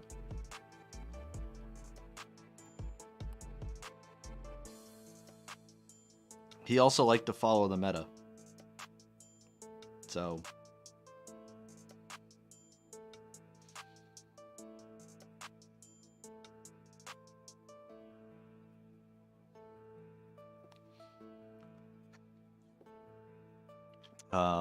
okay, now what do we have next?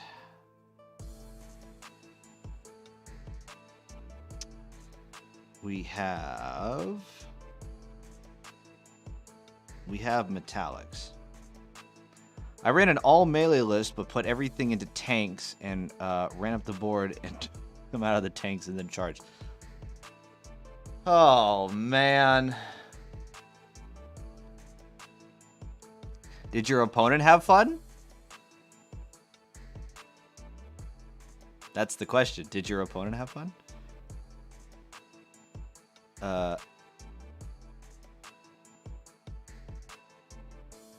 Take a cigarette right where I have an extra attack on sixes. Oh my god. And exploding sixes. Okay. I've been hydrating a lot. So now with all that hydration, now comes the extra part of that. So I'm going to go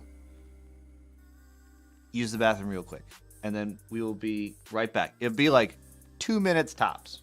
So don't go anywhere. Thank you all for hanging out.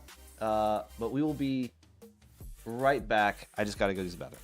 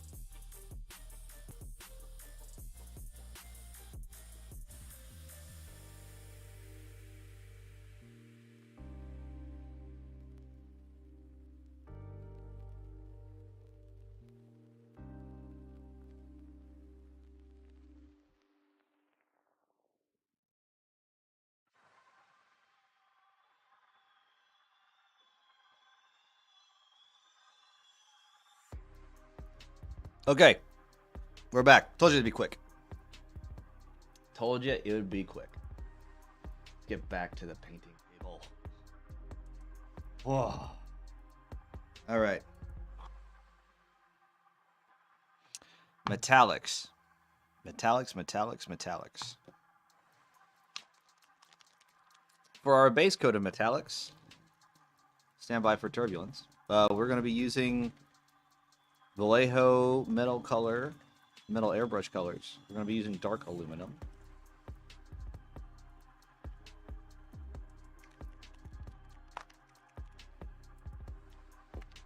Love this paint. I love all the metal air color paints. But first, cheers everyone.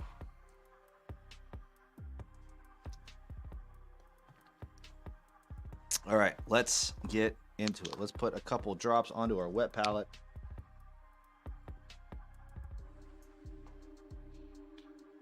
1 and a 2.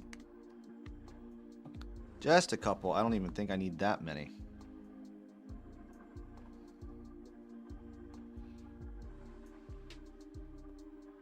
You embarrassed your friend last night. Is this the whole thing of oh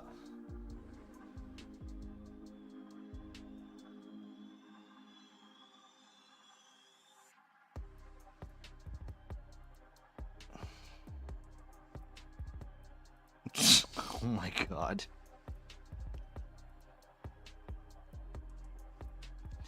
See, over here everyone just claps and says great job pooping. That's what we say. Just go, great job pooping.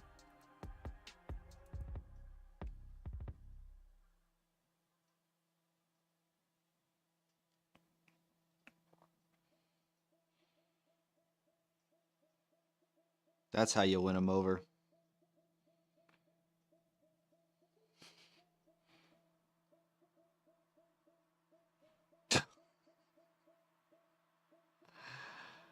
Oh, that's just cruel.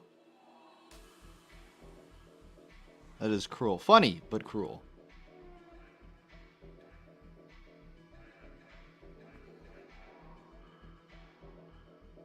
We all know this. Women don't poop. I don't know if I want to get into this discussion right now, but we'll leave it at that.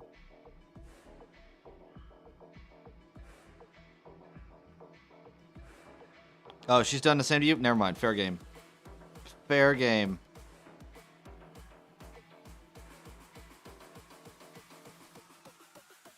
Full send. Both double barrel. If she's done the same to you, then it's all is fair. Just I just say keep it above the belt if you're gonna start throwing punches.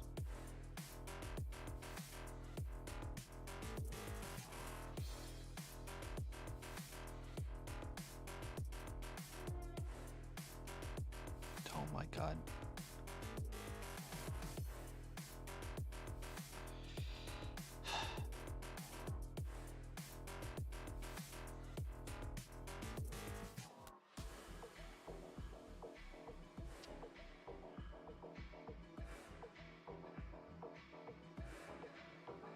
Oh, thanks, man.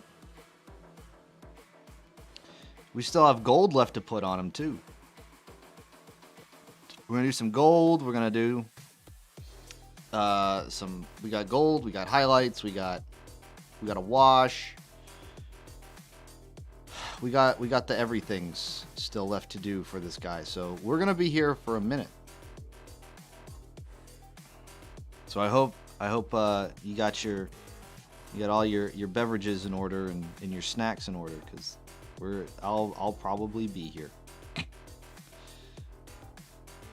Told myself can't stop until we are complete. This is not a common occurrence, but I tell you what, this gets me a lot of exposure, and now I get to meet awesome people like all of you.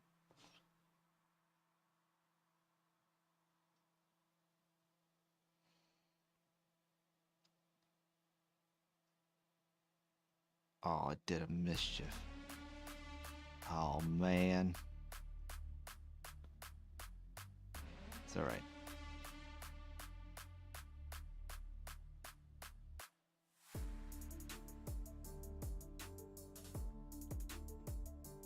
Okay. Anything else that needs to be metallic? I don't think so.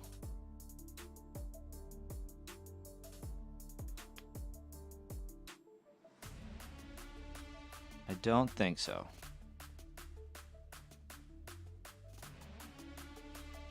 Really? That's it? Okay. Well, we're going to get the inside of this shield.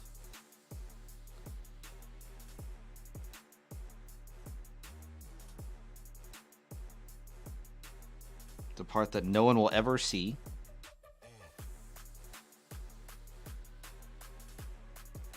But you get it for your own You get it for your own sake. All right. Next up, we're just gonna do. Forgot to make his gloves black. He's got some little glovies.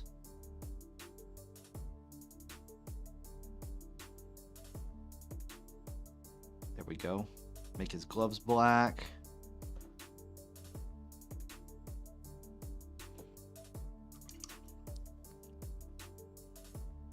It's all been good. All right. Just tiny details now. Let's actually get to some skeleton horde.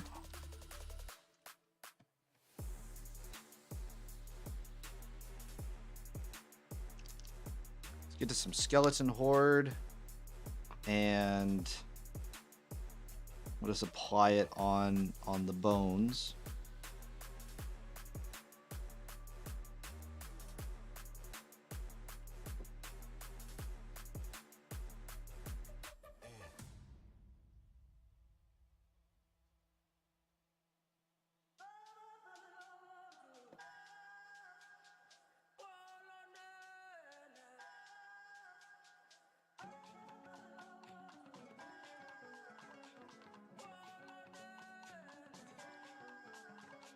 Just to get, there we go.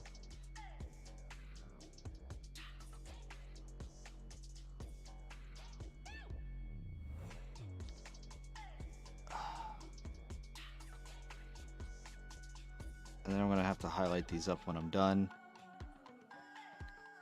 Sometimes I feel like painting bones is difficult. That might just be me. There's only so many shades of beige that you can paint a bone before you're like, all right.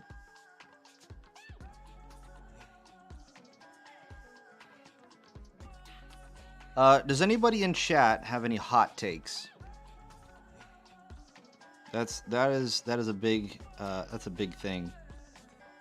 I like us some hot takes.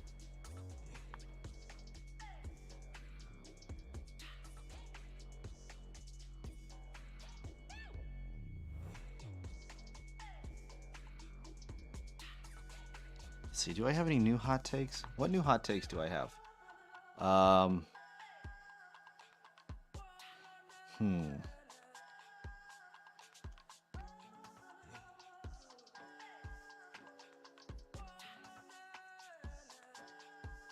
god. Now I'm getting the jitters. I'm getting the jitters from all that NOS. Thank you, Scottish. Now as I'm trying to be precise, now I have... Hydrate, you bastard! Hydrate!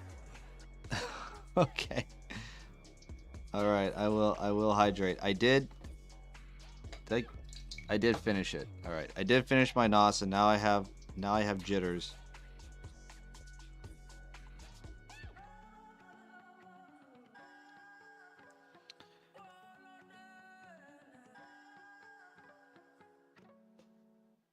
I will hydrate here in just a second. Oh my god. God, Layson, get your shit together. Crashing out for good? Alright. Scottish Jim, thank you so much for coming by. You have a wonderful night, good sir. Thank you for sharing your stuff. Maybe I'll see you tomorrow when I stream again. Alright.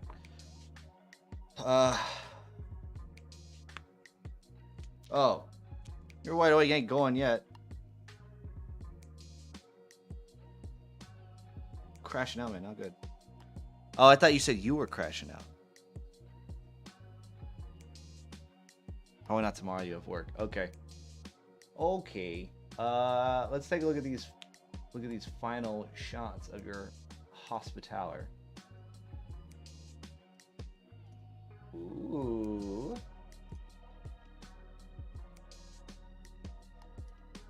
Let's...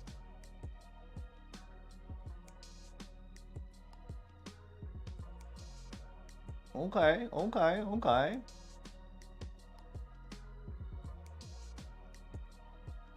I like the blood effect. The way it's like she's got like her bloody hand and reaching up. She's like, please, help me. I'm not done fighting for the Emperor yet. And then what have we here? Some... Okay, hold on. Kurt?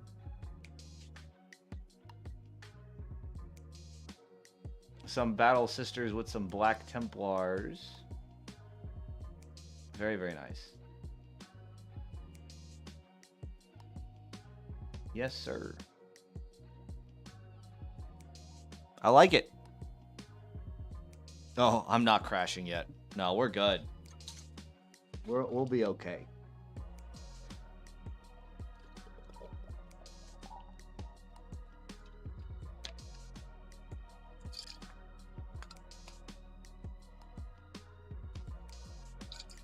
Oh my goodness. Did you win? A blob of 20 Black Templars charging me with custodians in the back row. God bless. Yeah, that's terrifying. 100%. That sounds like your forces were not in for a good time.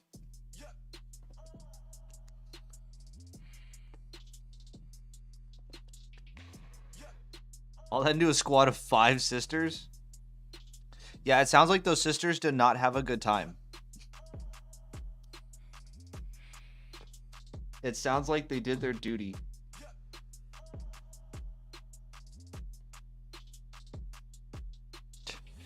We shall engage in glorious melee.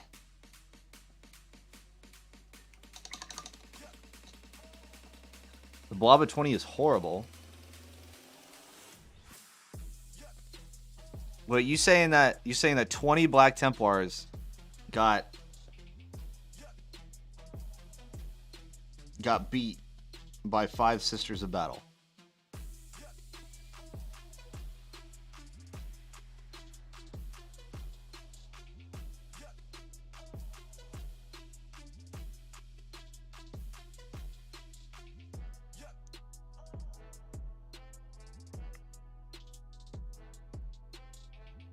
With buffers in the middle.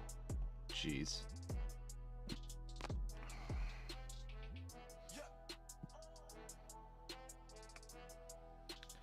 Oh no, this just got slaughtered. Okay.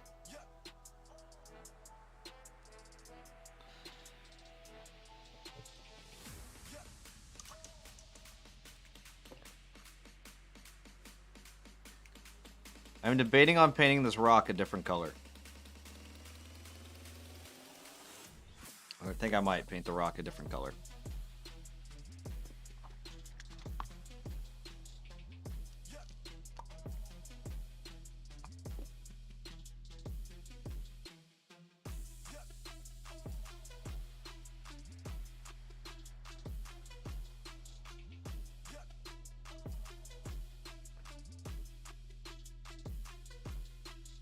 Your knight's squelch. But I like Helbrecht. I'm a big Black Templars fan. I'm listening to Hell's Reach for like the 4th time.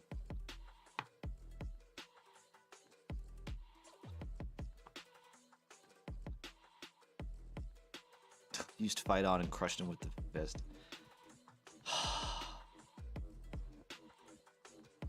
The disparities between the lore and the tabletop never cease to amaze. I mean, if the lore was accurate to the tabletop, or if the tabletop was accurate to the lore, then like Space Marines would win all the time. So I can understand that, but come on, it's Helbrecht.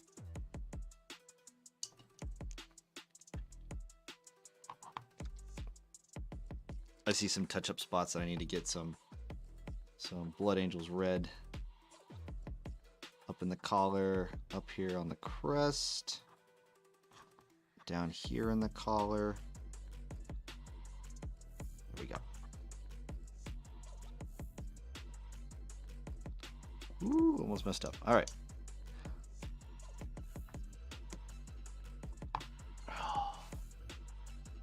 Oh my goodness.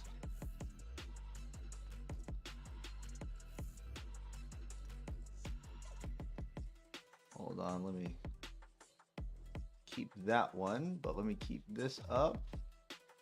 All right. Next up,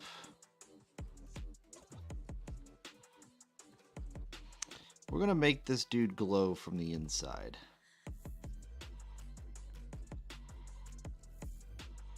So we're gonna put some Wraithbone in here.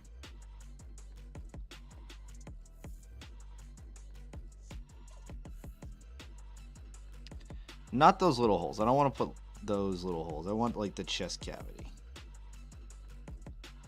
And we're gonna just fill this up with Wraithbone.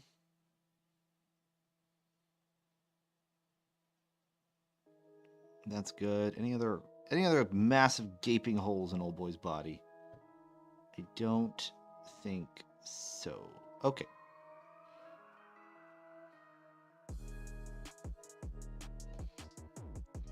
I guess we should fill in the eye sockets, maybe? Yeah, we'll fill in the eye sockets. Why not?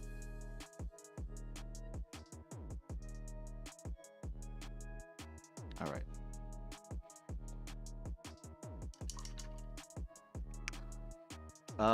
Well, geez. Custom. Yes, in last Saturday's game, I destroyed Lord of Change with Celestine. Okay, see, that one makes sense. I can see that one. Going to bed soon. Have my theory test tomorrow. So I'm all study out. Oh, geez. Yeah. Good luck on your test tomorrow. Oh God. There we go. I've been sitting in this chair for too long. Good luck on your test.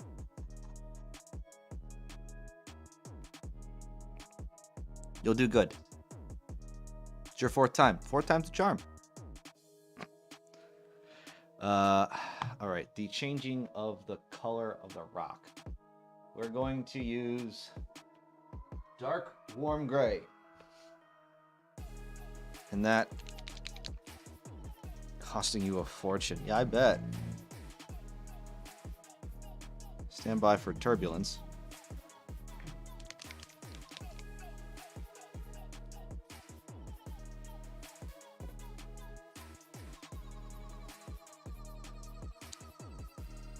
Time to paint a rock.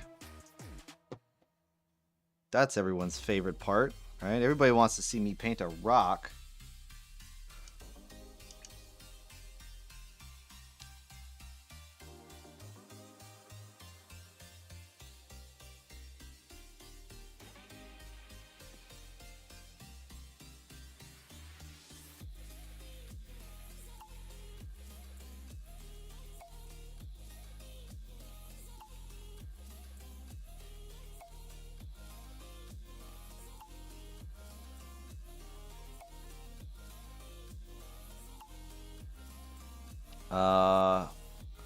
I put almost 1,500 pound, Jesus, into my driving this year. I'm gonna pass it eventually.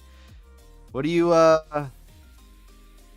going to college, or what are you getting? What are you doing a theory test for? I don't know. I'm assuming it's college.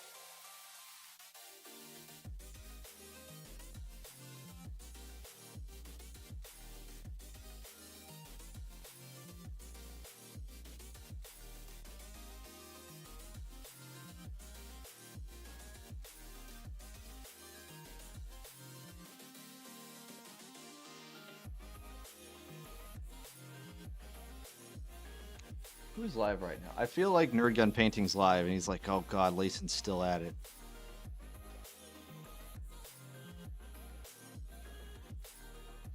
Because I'm a madman.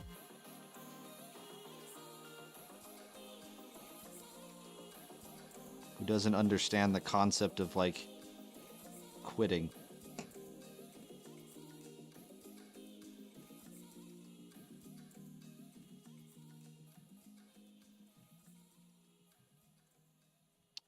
I did not do the bone. I did not do Skeleton Horde on the. I didn't do it on the toes. I didn't do it on the tootsies.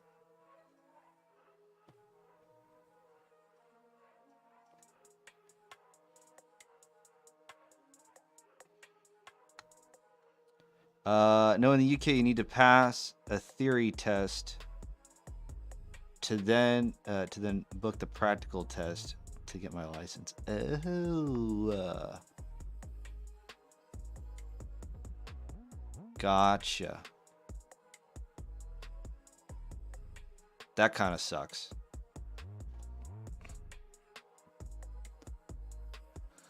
Yeah, does not sound like a good time.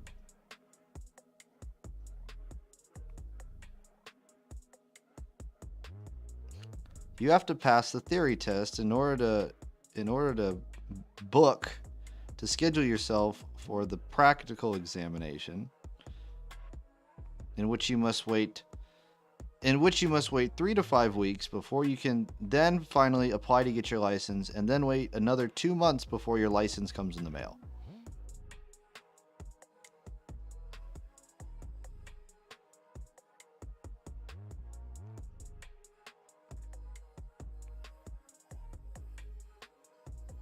Rules of the road, then pass the driving. Oh.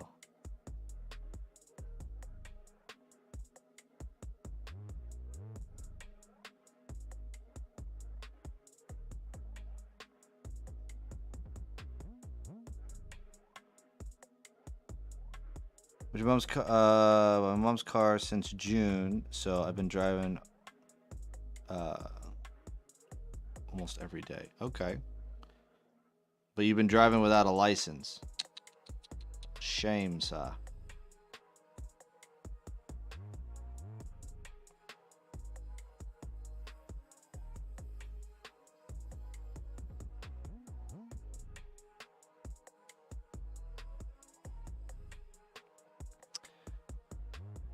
Then wait and wait and wait, because UK government is a joke.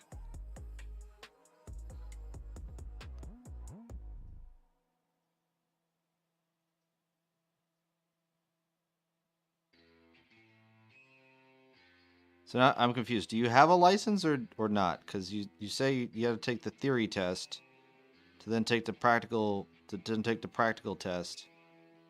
Unless you're like trying to get a bus license or something, you know. Or maybe I am missing the full context view, which happens.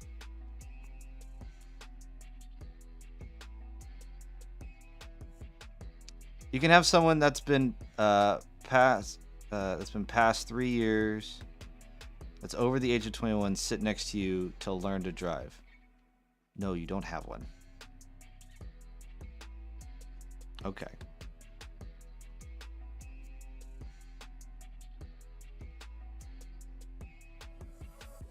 So you don't have to go to the driving school. You just have to have someone who is an experienced driver teach you to drive, and then you can go take the test. And it costs money to take the test?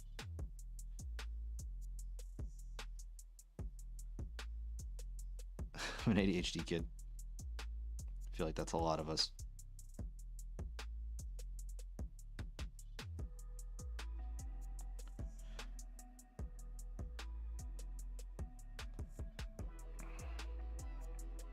Jeez, it costs money to take a driving exam. That sucks.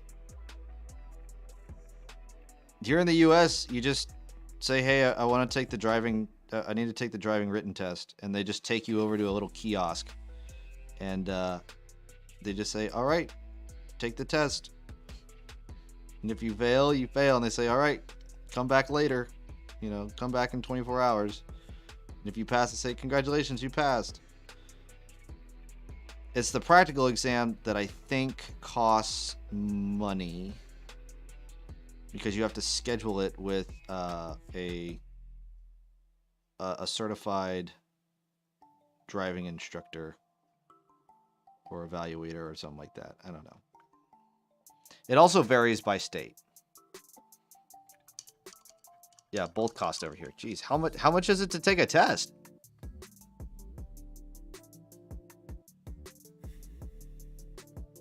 Shouldn't be much.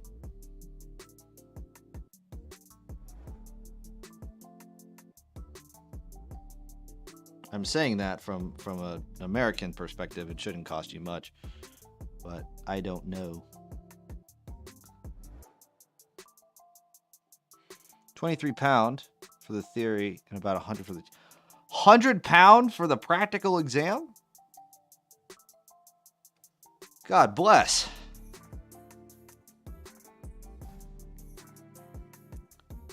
No wonder nobody drives in the UK. Like everyone just takes public trans. 100 pounds to take the practical. Just get out of here.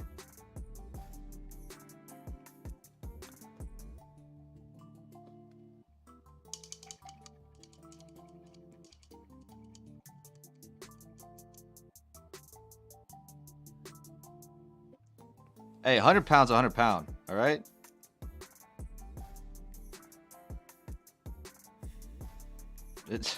I'd spend 100 pound on many other things than a fucking driving cert.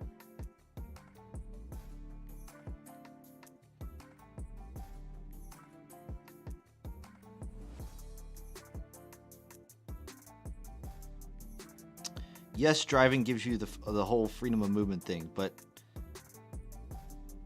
yeah, that's yeah, or the new Slaves to Darkness box. Yeah, it can get you that, you know, because then you got like once you just because you get the license doesn't mean shit. You get the license, which means now you can get a car, which costs, you know, a couple £1,000.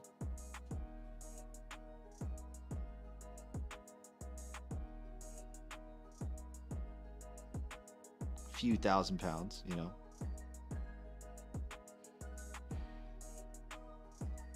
Yeah, Tom passed because I'm in a job that I hate. Oh.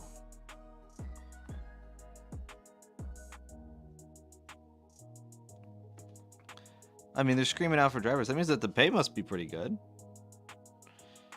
I always find it funny when employers are just like, "Oh my goodness, there's a labor shortage," and it's like, "Hey, I'll work for you for a decent wage. Apparently, you're low on people," and they say, "Hey, how would you work 29 hours a week so we don't have to pay you benefits?" And they're like, "How about a full-time?" Like, "Nah, we can't afford that." Be like, "Well, I guess I'll go find another job that will pay me for full-time." And then they go back and complain that there's a labor shortage.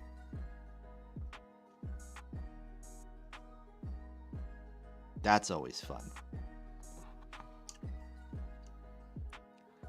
It's the weird vicious cycle thing.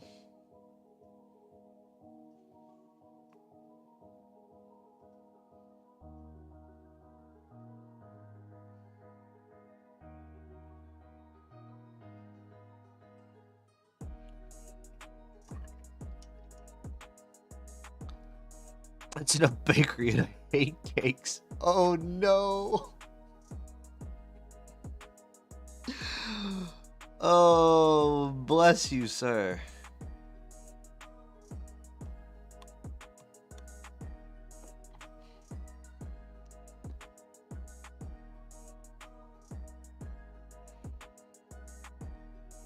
Why did you get a job at a bakery if you hate cakes? Just out of morbid curiosity. Make the Scotch pies. Ah.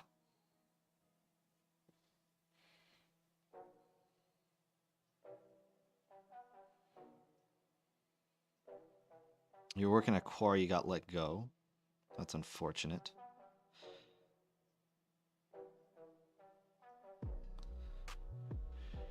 Needed a job. So you got a job at a bakery and now you're making Scotch pies, hating life. because you're just surrounded with cake and you hate cake.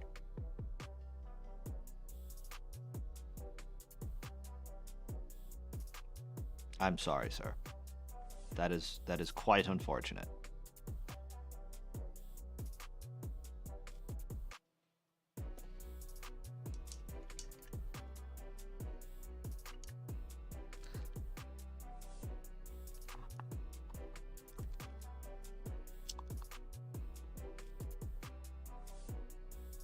I'm just gonna take a dive on this one. I'm gonna just put Magos purple.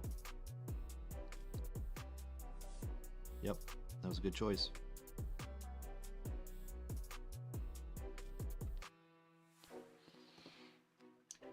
Took my dive, and guess what? The dive paid off.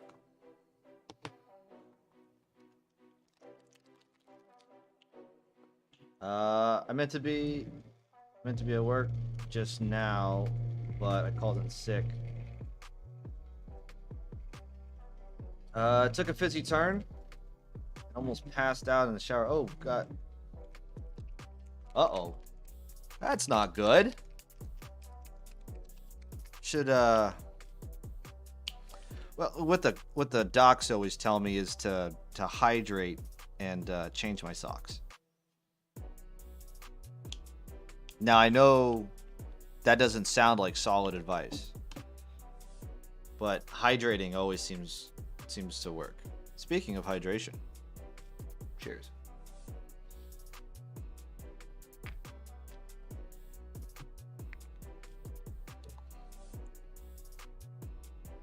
But yeah, no, that's not good.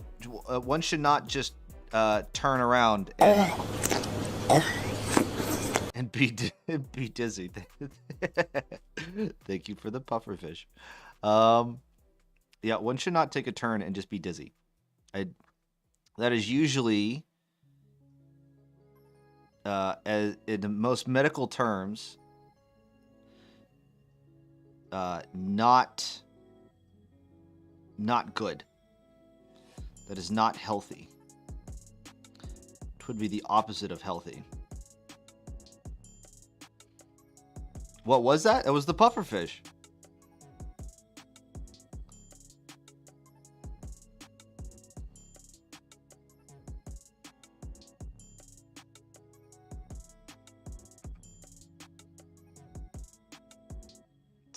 It's like a.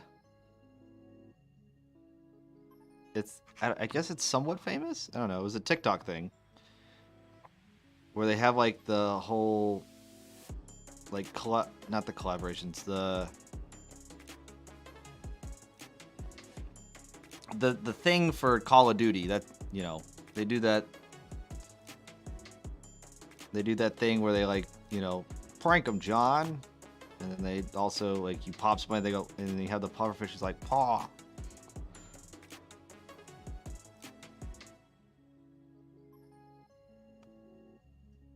Yeah, that's called vertigo.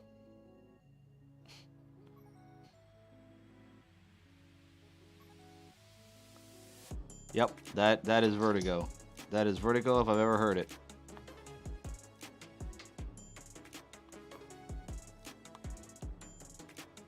I had a similar experience. It was back in high school. And what the fuck is vertigo? So, vertigo is now I'm not a doctor, but from what I know about vertigo, vertigo is when the fluid inside your ear, which causes your balance, right? Inside the inner part of your ear, gets knocked off kilter, and it starts going out of whack, and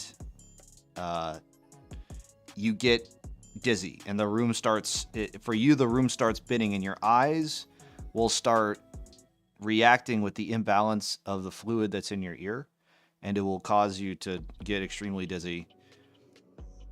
You you make yourself dizzy because of an imbalance in your inner ear.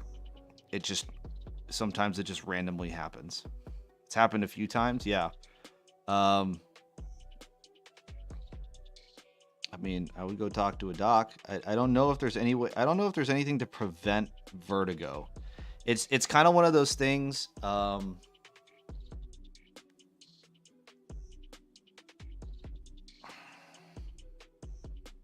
I don't want to say the more it happens, because I don't know if that's true or not. But from what I've seen is that people who have been hit with a spell of vertigo before, have been more likely to get it again.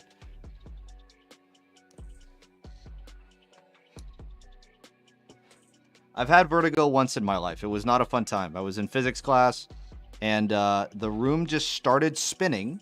It was slow, and then it got faster and faster and faster and faster, to an extent to where, like, I was grabbing the table, right? I was like this, grabbing the table, and I was like leaning hard, like thinking that I'm gonna fall out of my chair. Like the whole room just rotated 90 degrees. Because that's what my body thought. I was like, I was spinning out of control. And I was like, excuse me, Mr. Coleman, can I go to the medical office? I think I have vertigo and the world is spinning quite rapidly.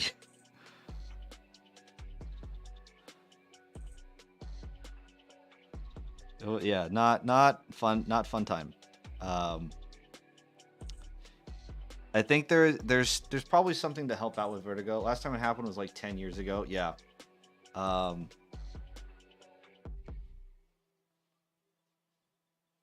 Yeah, so something is happening to where you are having vertigo. I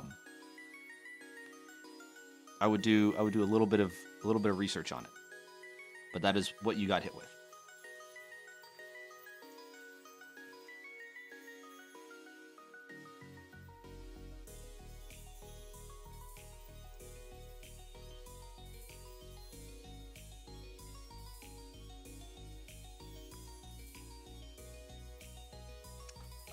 Can I guess how long you have been painting for? Judging off the... Hello, Rose. Rosie, how are you? Judging by your Be'lakor model, I would say... somewhere between 7 to 10 years. I know that's a broad spectrum, but 7 to 10 years is what I'm going to call it.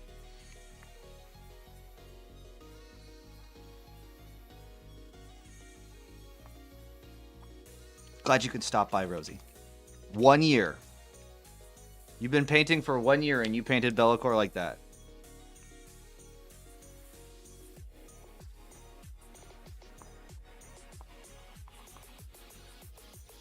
Shut the fuck up. What? No, false.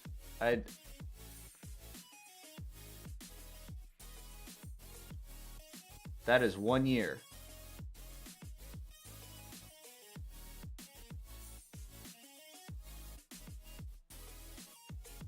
Okay.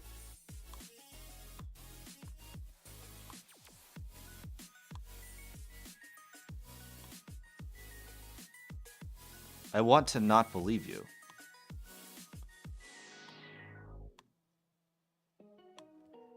How much time did you dedicate to I mean, I know you said 20 hours to paint that. But like within that year, how much have you been painting? Because I thought I've been, you know, this is not my crowning achievement work, but I mean, I've been painting for about 3 years now.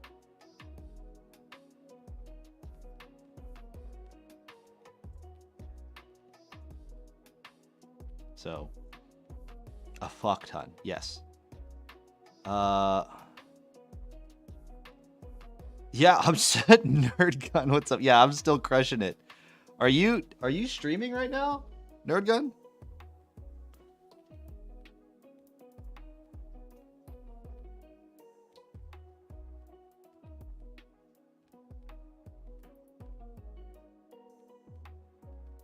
Yeah, that stress induced.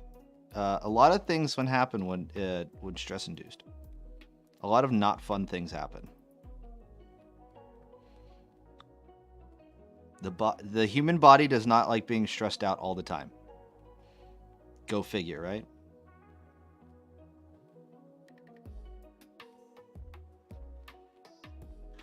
Not right now. Maybe a bit from now.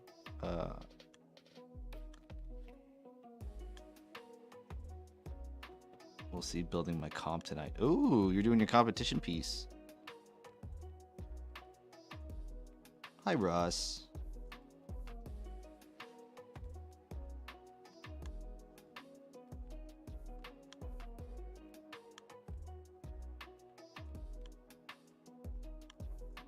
I thought these gray hairs were trophies. Oh no. I mean, they can be.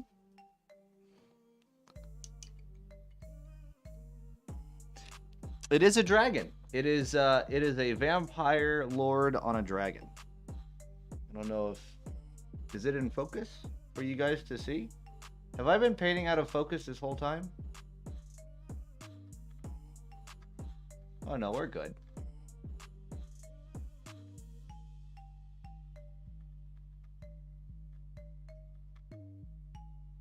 Yeah. Nah, it's in focus. Cool. Thank you, Grimos. Thank you. Okay. Whew, had me worry. Oh look, it's a wild Bubbles. It's a sweet boy. Come here, sweet boy. Come here. Show the world how cute you are. And my dog. Oh, Bubbles, my sweet boy.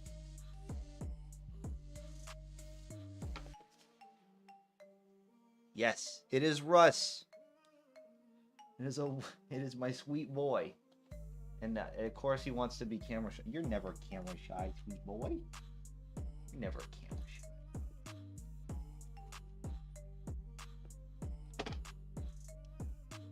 There he is. Oh, are you so shy? What is it, sweet boy? What? Hey, can I help you? Can I help you, sweet boy?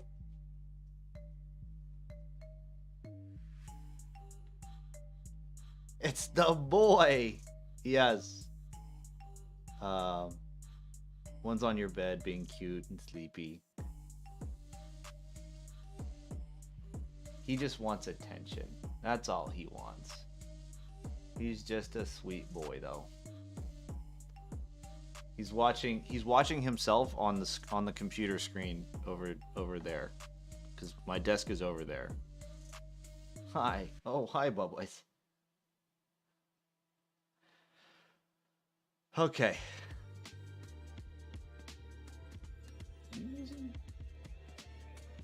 using hairs?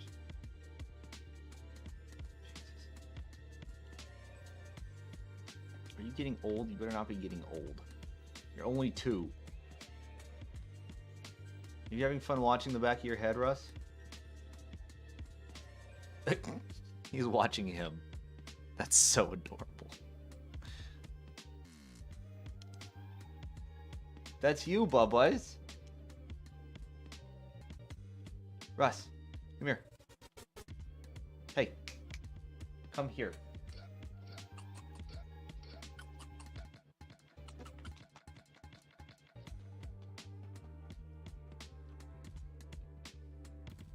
Yeah. You arrogant son of a bitch. Please. Alright. Back to the painting. I know everybody likes to look at the dog. Nope, the dog's not there anymore.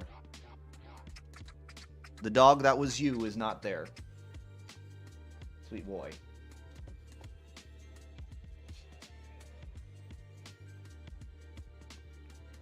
Alright, gold. Let us continue with gold.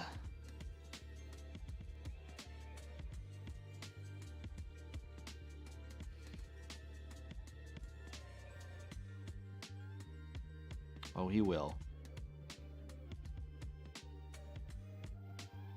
Oh, he's still watching the computer screen, thinking that that dog's gonna come back.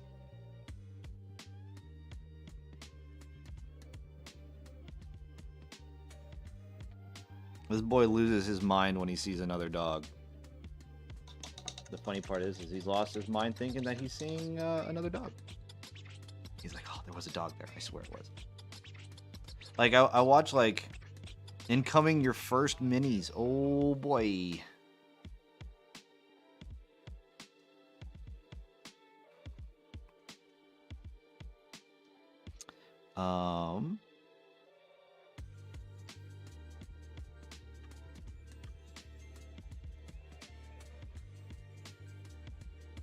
Okay, I think I have all the base coats settled. So now we go into the part where I do something and then I wait. Star Wars Minis was my first, then Stormcast a few months later. Okay. We will see here in a little bit. My sweet boy. And he's out in the hallway just staring at me. I've been very boring today, in his opinion. I've been sitting here painting all day. I woke up, took a shower,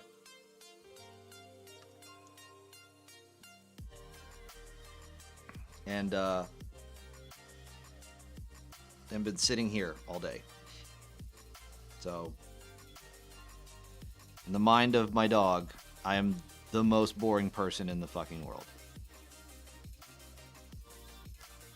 But he'll be okay. We are going to be doing a wash of marine juice all over this miniature.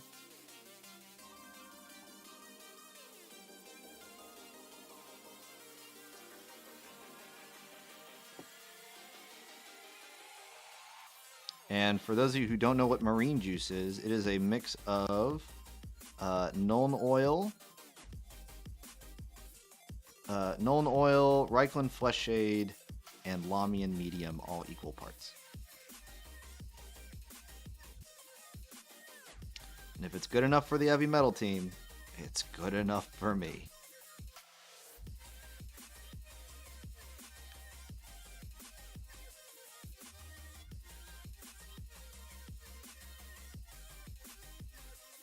So, okay, let's get some more.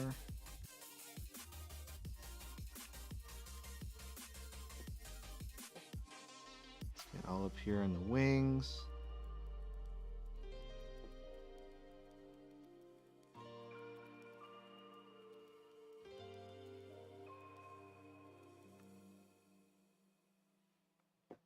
Make sure you don't have excessive pulling, yada yada yada. We all know that drill.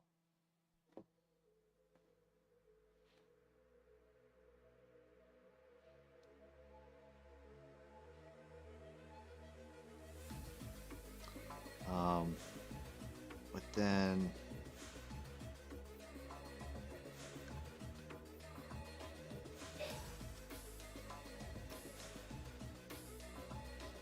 if you also use a wash that has a little bit of Lamian Medium in it, it doesn't make it as dark and stainy.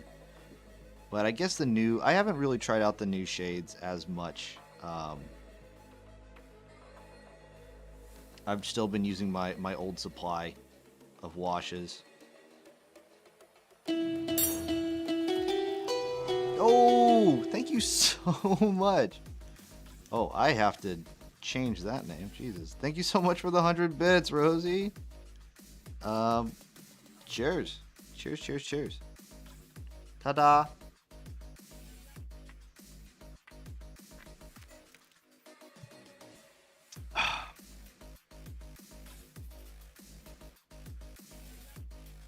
I appreciate you.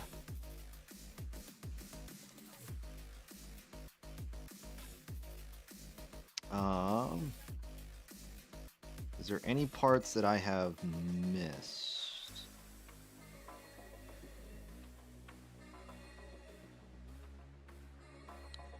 Front of the wings, back of the wings. Old boy himself. I have missed old boy.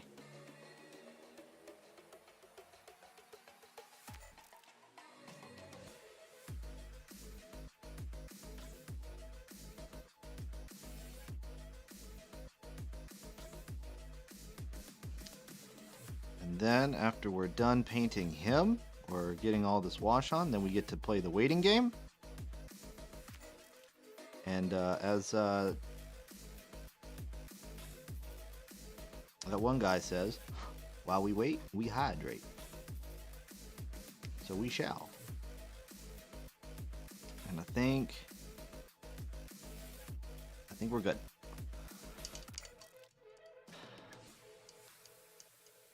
Took you a while how to set bits. All right, no problem. No problem. All right, we're gonna let that dry for a bit.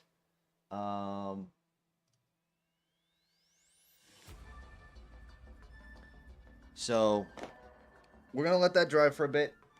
If anybody, let's go over these. The first minis. Oh Jesus, hold on. Beam boom. Where do we start? I'm gonna try and pull up some photos. If anybody else in chat, wants to show off their photos of miniatures that they painted. The big thing for today is we're doing first minis. You can go ahead and join the Discord and post them. This is the very first mini I ever painted. They got me when I walked into the store, and they said, you want to paint some minis? I was like, nah, I'm too much of a perfectionist. And they said, no, that's not the first time I've heard that today. Get over here and paint a mini. So I painted a mini, and then it's been downhill from there, as some might say. So, yep, this was my very first mini. I went off script as soon as it said paint blue for the robes and up here and on the shoulders, and I went, nope, I'm gonna do red. Always keep it within arm's reach. But let's take a look. It's in a book. It's Reading Rainbow.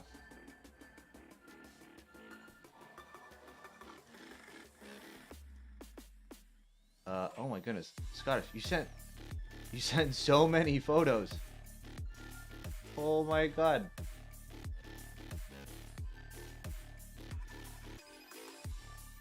So many photos. Oh my goodness.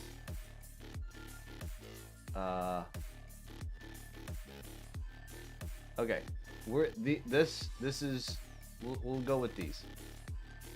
So start off with some stormtroopers. Classic stormtroopers. Actually, let's show off the world. Beam bomb while we're waiting on paint to dry. Oh my goodness. Yeah. So we have here stormtroopers, classic stormtroopers. It's pretty good, first for your very first miniatures. White is just always difficult though. Yeah, there's some nice stormtroopers for sure. And then we have Yndraste.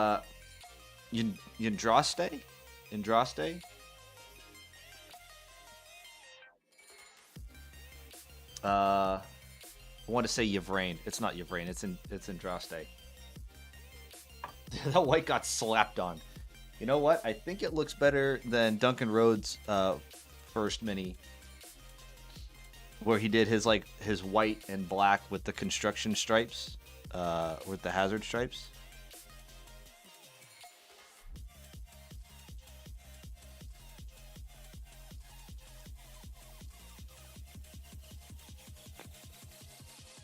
Oh my goodness, there we yeah, it was just a blob. Yeah, well, I feel like miniatures have I think miniatures have improved when Duncan Rhodes started. And then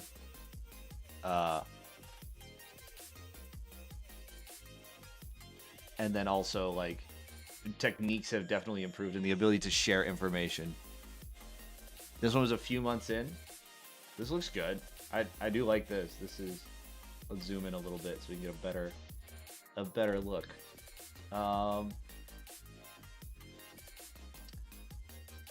Yeah, all the brown and everything. It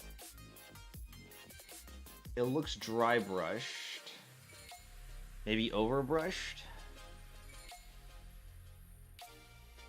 You can definitely see that the wings, in terms of, post critiques, the wings could definitely use more definition. Overall, the metallics all look good. The purple with the yellow looks good. It's almost like, I don't know if these wings are golden or if they're supposed to be like a beigey yellow. That's my only critique on it. But overall, it looks good. And I think maybe if you dry brush the stone a little bit more. This one, I think this was pre-wash. I want to assume it's pre-wash. Oh.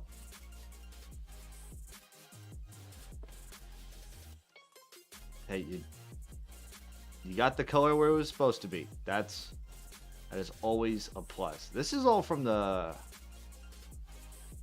this is all from Dominion. And then you have this lovely chap. Look at that. That is fantastic.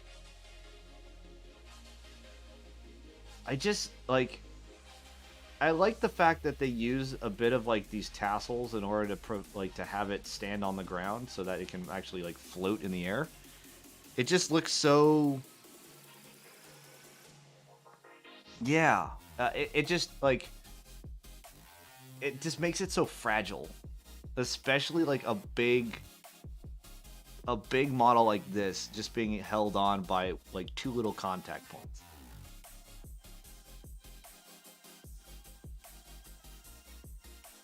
Like for night haunts, night haunts make me antsy. And then this big old boy. But no, it looks great. It looks awesome. You even have the blue in there for the lantern. And it looks like you did some stuff with the sword in order to give it some sort of glow effect. Nice. All right, moving on. There's the other angle. We have the bird. I forgot what they. I don't know. Do they call like storm hawks? They put everything with storm.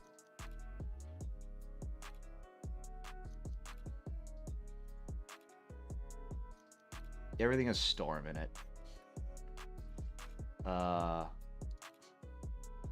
Yeah, the wings look very nice. The silver with the purple definitely looks good.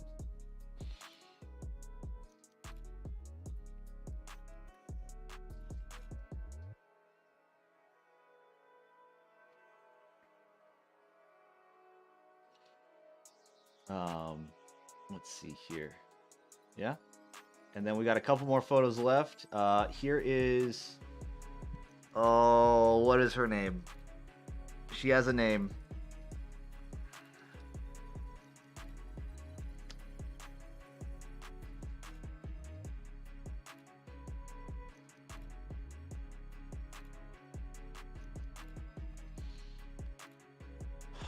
One of the many models from it's not Curse City.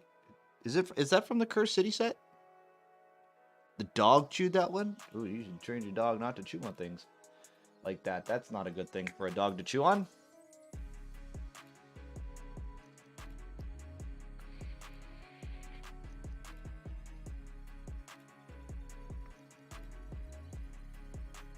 And then finally we have the Dracoline Cavalry, which checks out. Looks good. You did a little bit of dry brushing and highlighting here on the chest plate of the Dracoline. I've always wanted to get some Dracoline Cavalry. Vandus Hammerhand.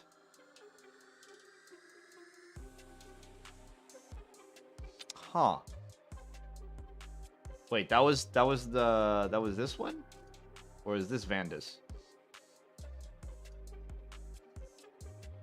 Which one's Vandus? This does not look like a hammer hand.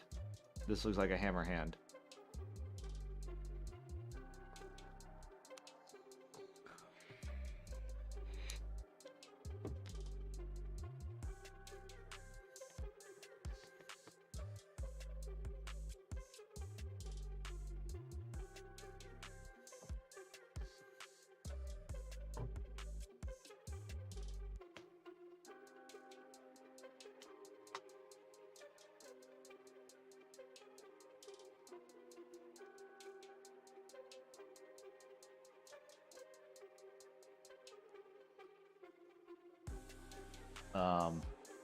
Sorry, I'm answering more work questions. Oh, wrong thing. Bam, we'll go back to this. The one on the Dracoth. Yeah. From the Thunderstrike Brotherhood box. Whoops. Yeah.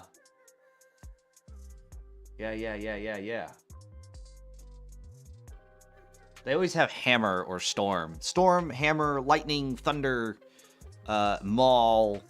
Anything that has to do with hammers or lightning and storms. Oh, Gear Freak. My man. All right, you got me. Hold on. Hey ho. Let me get back to the painting table. Yes, sir. Thank you. How you been, Gear? Hope you've been good.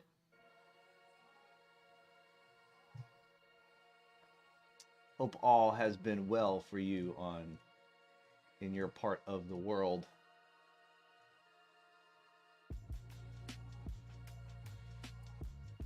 The shield was kit bashed. Ooh, nice. I've never really gotten super into kit bashing. I'm not gonna lie. Okay. Now that most of this is dry, things I need to do some highlighting and stuff. I want to find like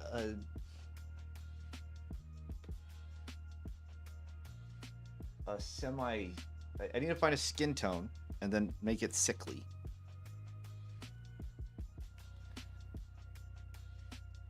So I think I'm going to use.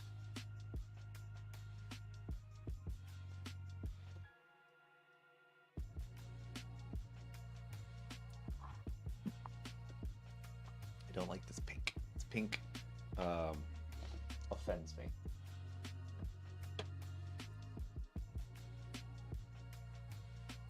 I'm going to use brown rose. We're going to mix it with a little bit of cacophony purple. We're going to see what we get with that. Use a pale skin tone and a purple wash. We applied a wash. Let's go with a pale skin tone. Do I have a pale skin tone? I have.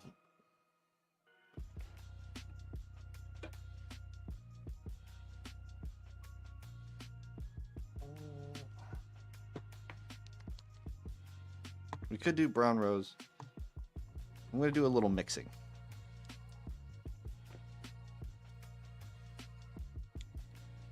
I know how brown rose works. I know how cacophony purple works. So we're going to do a little mixies. And then we're going to glaze it on.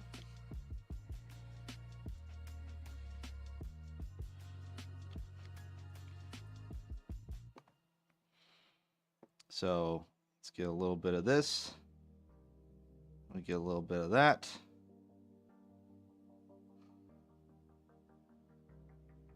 A little bit more purple.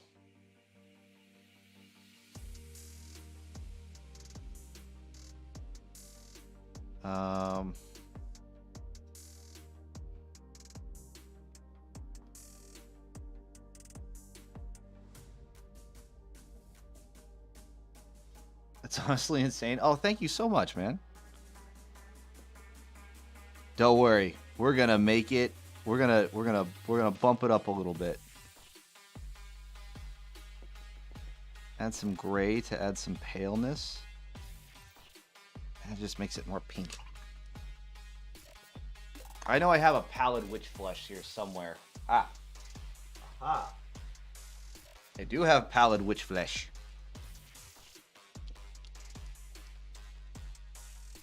Spent all day on a mini once and it died on turn 1. Yeah. That happens. That definitely...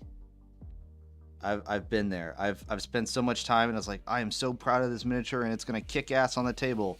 And it's the first thing that dies. The first thing. Because they're like, wow, that looks good. I'm gonna kill it.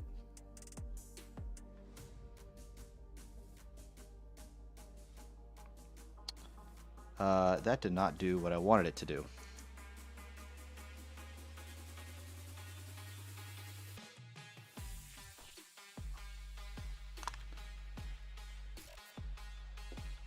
I want it to be paler and darker.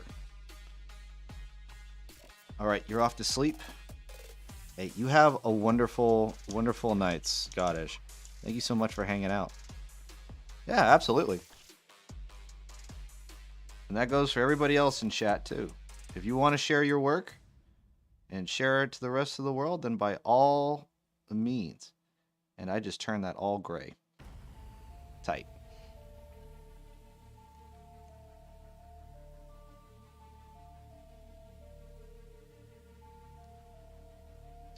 There we go. Now we're getting somewhere.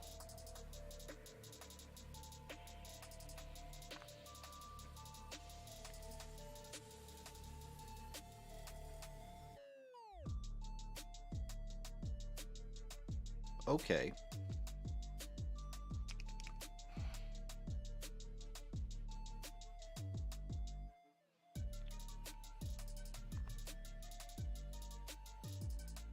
It was like I was squeezing and squeezing and squeezing. There was bubbles and there was bubbles, and all of a sudden it was just like, nope.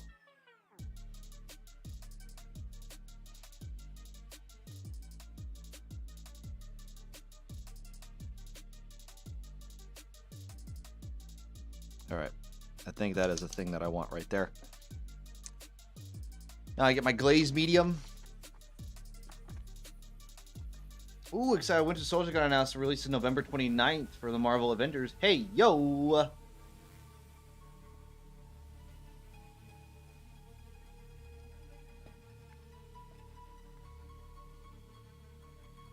Now I'm going to sound really ignorant. For Marvel event, oh geez, for Marvel Avengers, we're not talking, are we talking movies or are we talking games here? Because I know here you're like on top of every single game release known to man. The game. Cool. I had to clarify. Had to clarify.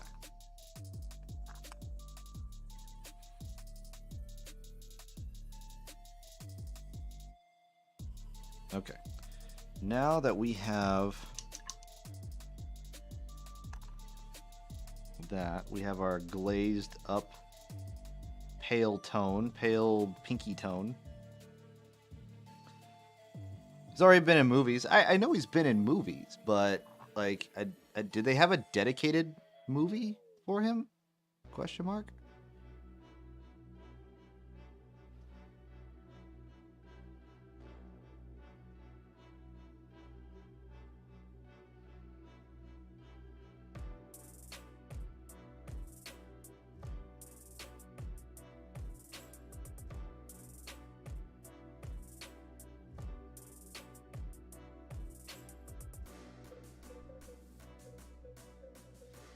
Unless you count Falcon and Winter Soldier's TV show. Oh, that's where they put him. They put him in a TV show. That's unfortunate.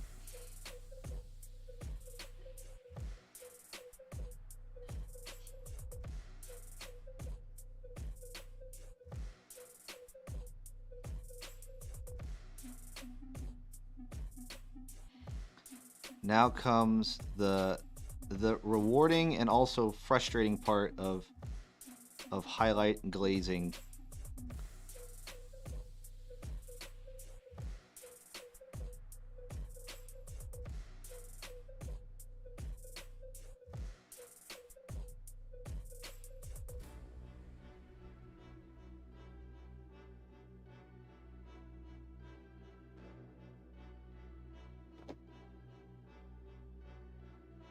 His first movie was, yeah, in Civil War. I remember that one. I think I watched that one in theaters. Civil War.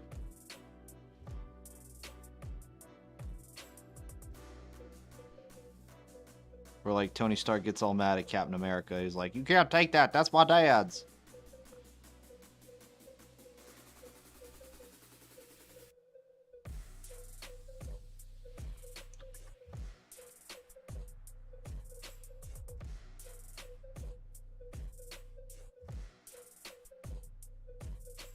And then Captain America goes, "That's awesome, dude. It's mine now." And Tony Stark was not a happy camper.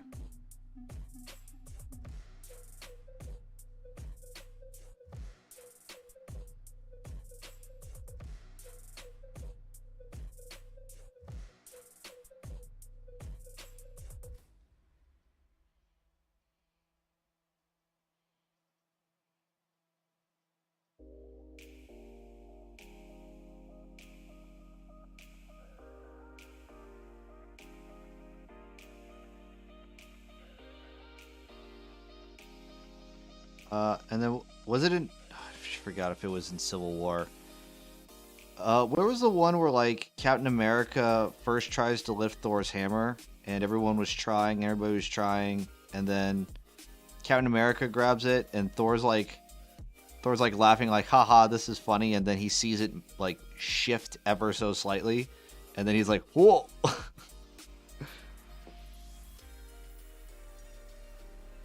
He's like, "Uh-oh." I thought that was Civil War.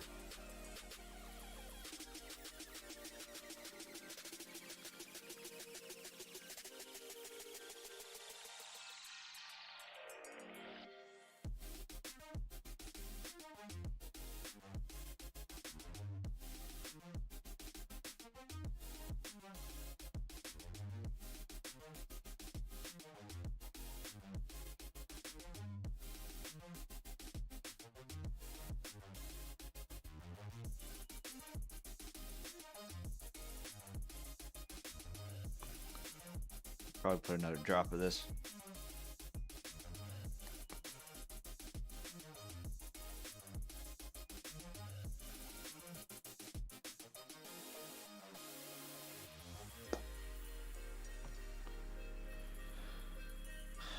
Mix that in. I want it to be more of a glaze.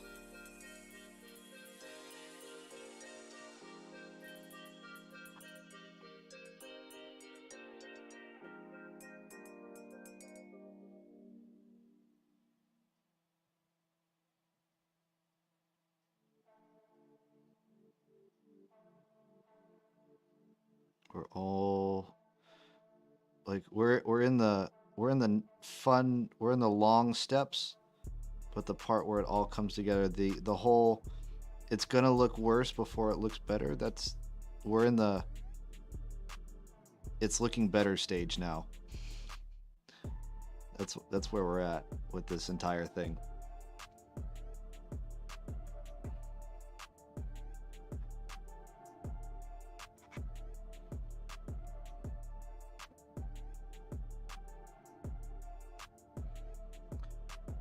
All right, I am also my jitters are coming back.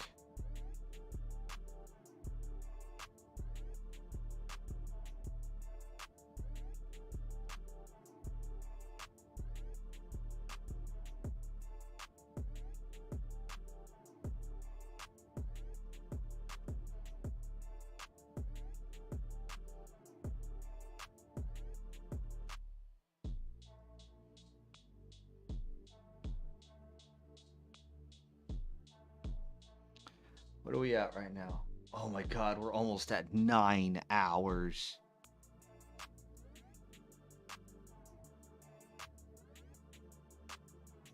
Nine whole hours, everybody.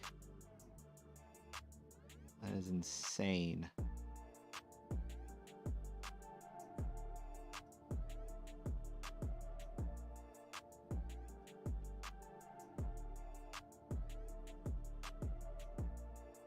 I know I'm a madman, but I want to get this done.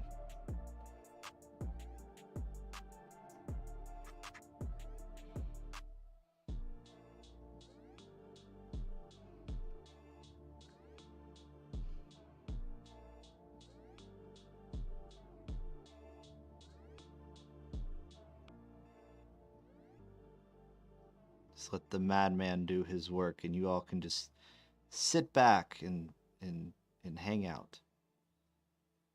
Or do your hobbying. Or play your games or watch your shows. It's all good. I appreciate all the support that I have received today. From everybody. All the raiders, all the people who have wandered in. This has been a hell of a day.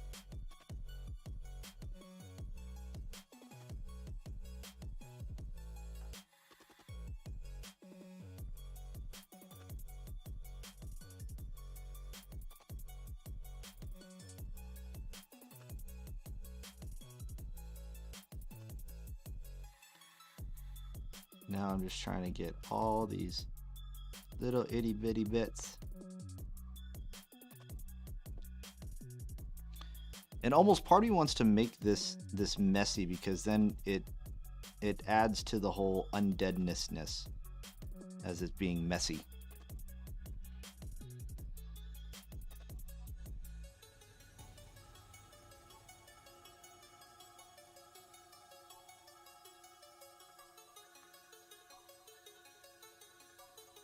As that dries, we'll come back and we'll get this side.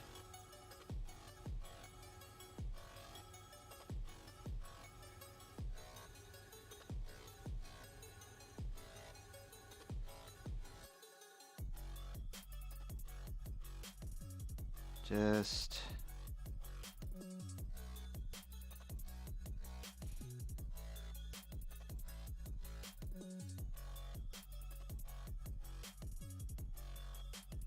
there's a hair that got caught up in the prime job.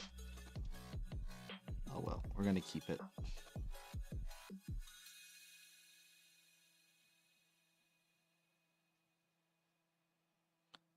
I don't know how that works. Like, everything was completely clean, and then when I prime it, a hair just decides to go and then stick right to it. And it's not like a little tiny piece of lint. It's like half a hair. It's just stuck. And they decide to say, "Yep, this looks like a good place to land," and then get stuck.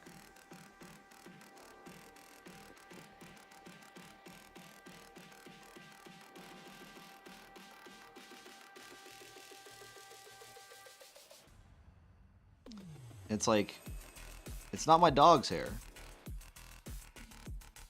It's not my hair. My hair is not that, like,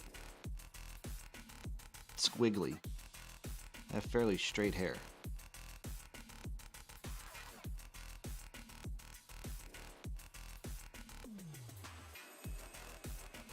I have, like, uncomfortably straight hair.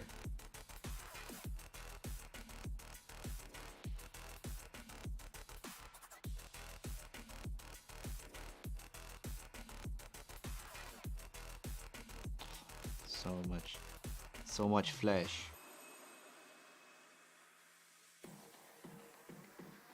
So much flesh must be painted in order to satisfy the gods.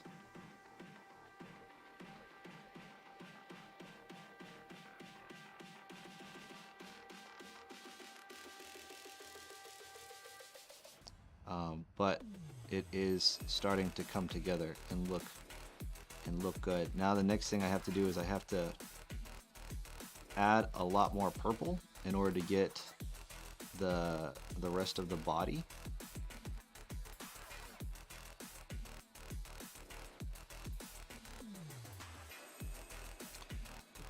Because we got the flesh bits, now we got to get the darker part of the body.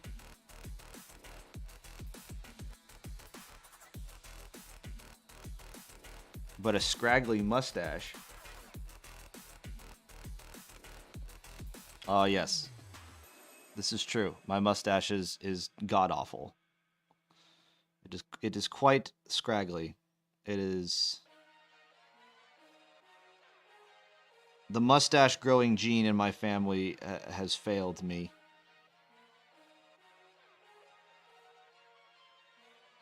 Also the beard gene. The beard gene does not exist.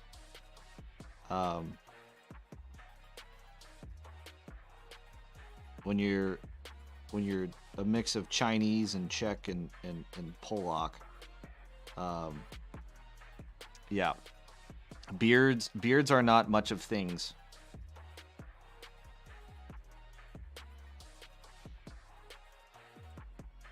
My body looks into the genetic blueprints of like, hey, what is this beard thing? And it's like, nah, I ain't got nothing. I don't know. I don't know what it is. We'll just not do it.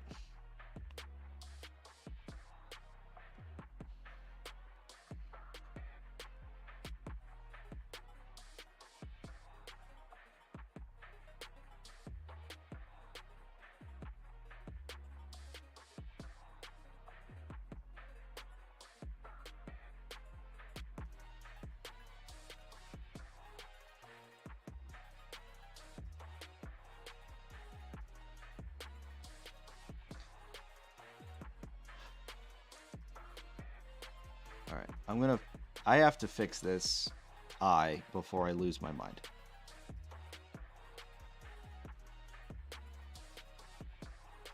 There we go.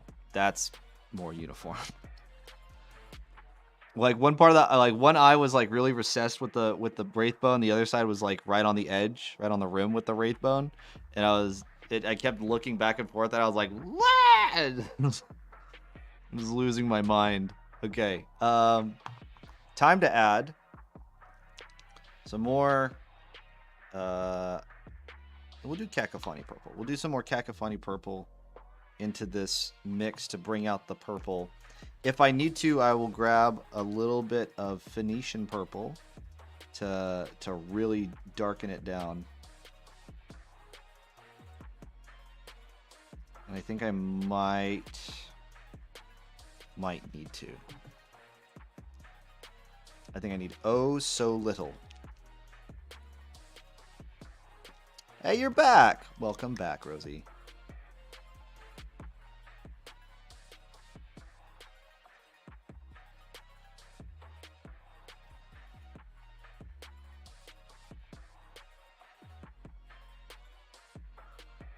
There we go.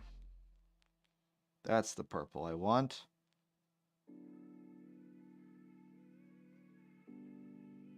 Bam. Perfect.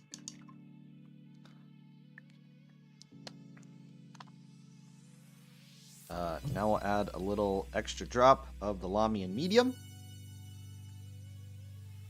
Bam. Just a little droplet. Give that a good thorough mix.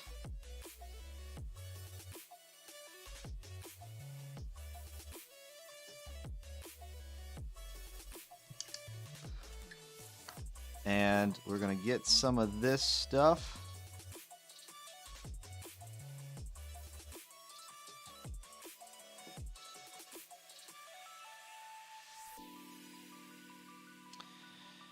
And we're going to get a lot of this body.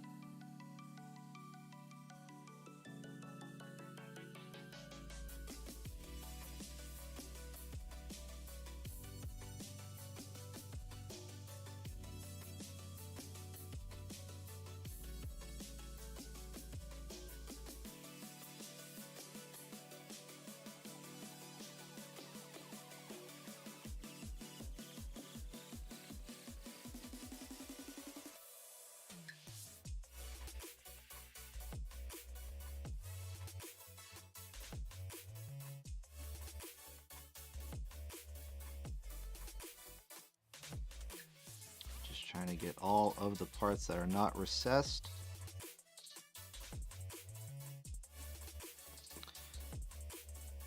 Ooh, this purple's going to turn out good. I could fill it.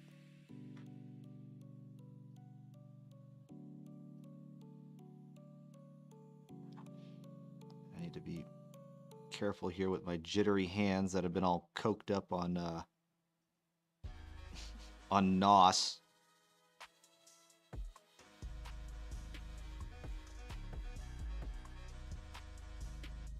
Just being ever so gentle.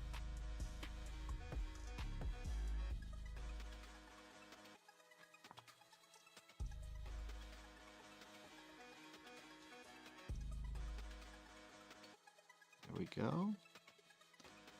We have to get the phalanges. That's what they're called. What did I miss? We are now doing the glazes and highlights for our big Zombo dragon.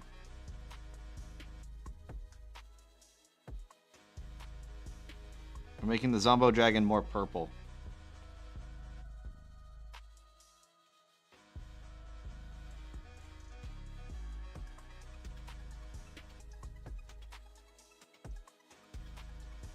That's what we're doing in short. We're making it more purple.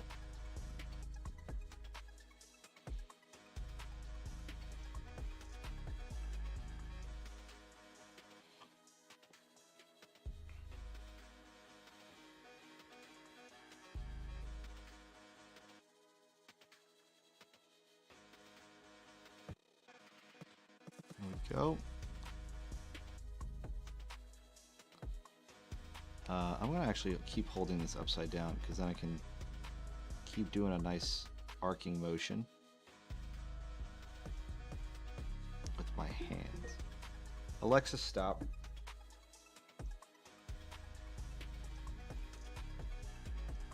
As a reminder to feed the bubbas, to feed the sweet boy.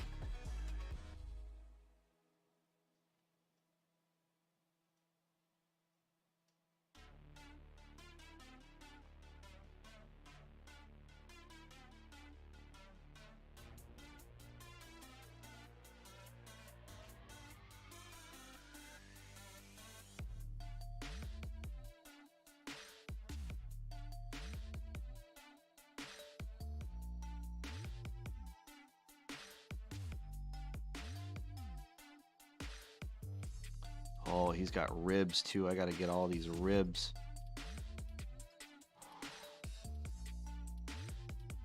This is where my training in shooting comes in, where you gotta breathe.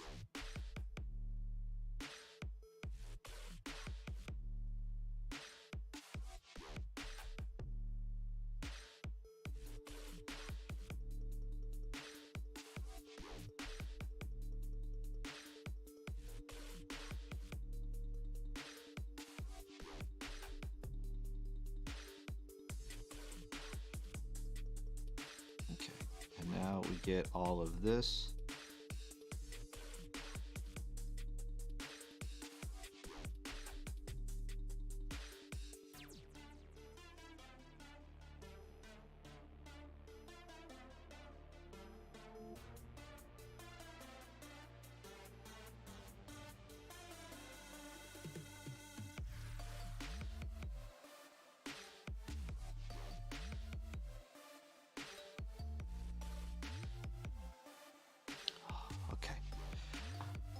Oh, I'm like,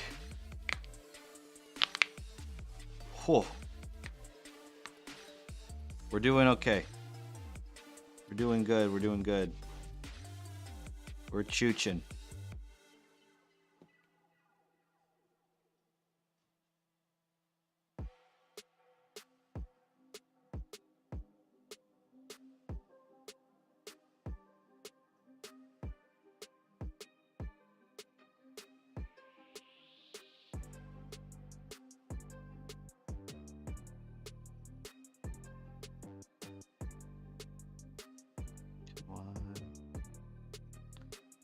Ever so gently, come on.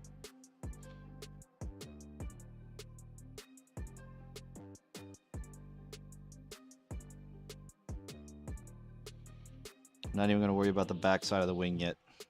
Russ has been fed. Oh, thank you, hon.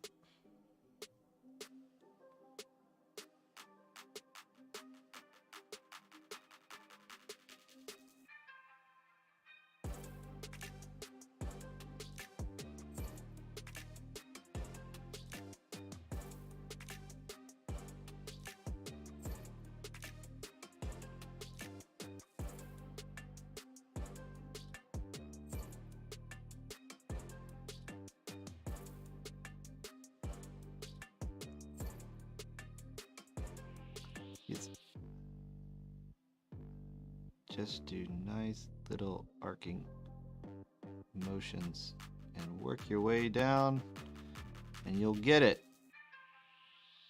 That's what I'm going to keep telling myself.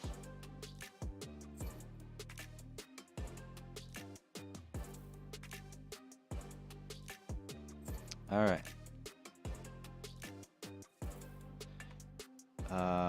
We're going to go this way with the wings.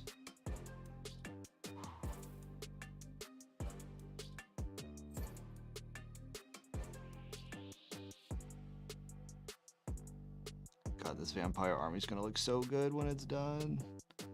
It's all based up and everything.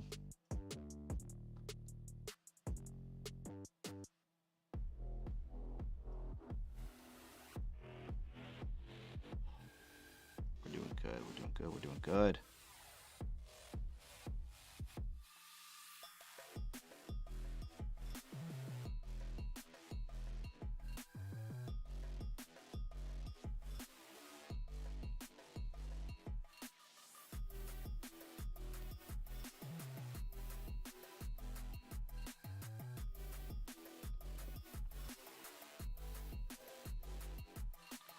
All right. Part of me like wanted to think when I first put on this purple, I was like Barney, and I was like, no, don't call it Barney. Then it's gonna be stuck in my head. It's gonna be like, oh, this is Barney. This is not Barney. This is an evil dragon. This is Flaming Dragon. I'm laughing at my own jokes. God bless. God bless.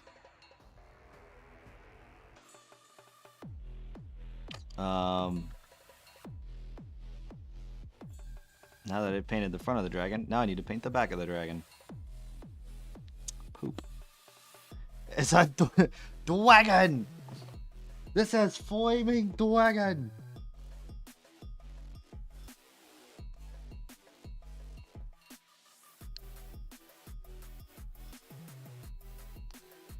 And then Tom Cruise just goes off. He's like, I don't care.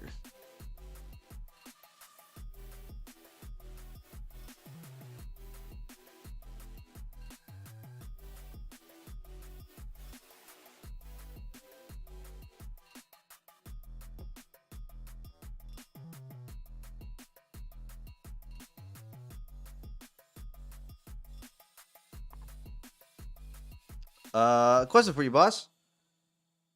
Any little lore bits about these loyal followers of von Liechtenstein? Are they like are they like a vampiric house that's just out doing its vampire thing? I haven't really thought about it. However, this is always a good time to come up with story and lore about characters and stuff like that. So Karl von Liechtenstein, right? He's like I want to say he's not one of those like he's not a grand house, right? He's not one of those like grand houses of vampire nobles. He is definitely like second or third down the line. However, the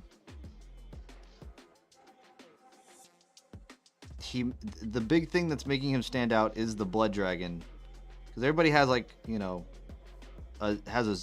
people have a zombie dragon. They're like, ooh, zombie dragon. It's a wonderful status of power, but so like a baron or a local knight. Yeah, he's like a baron. Baron von Liechtenstein. It's a good one. The Blood Baron. Well, I don't know. Who else? Is anybody else have the title the Blood Baron? I feel like I've heard that title before. Drink! All right, I will.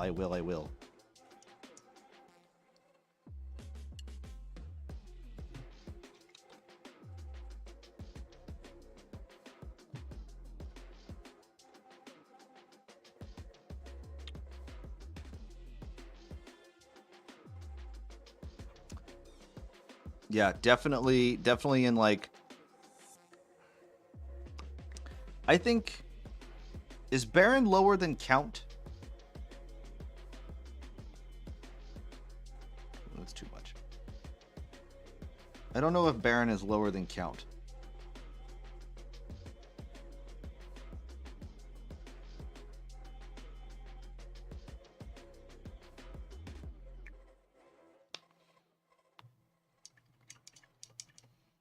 It's like Baron, Count, Duke,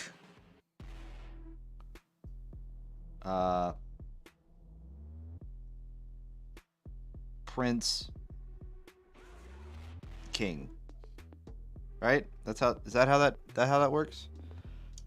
So Baron von Liechtenstein found a dragon, and is just using it as a prop, using it to prop up his legitimacy and importance in court.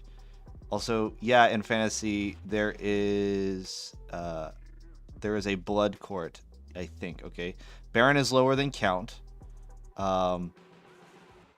Lower than that, it's just a standard knight. Yeah, so he is definitely. We're gonna go with Baron, right? He is a Baron that managed to get his hands on, managed to resurrect a blood dragon. He first found the corpse of a blood dragon, and then resurrected it to be, his thing. And yes, he is using it as a. He is using it as a way to prop up his station in life, to impress, the other noble houses. And now that he has the dragon, it's like the vampire houses are like, that's cool, dude. Have you won any wars? And and that's the part where he's like, funny you say that.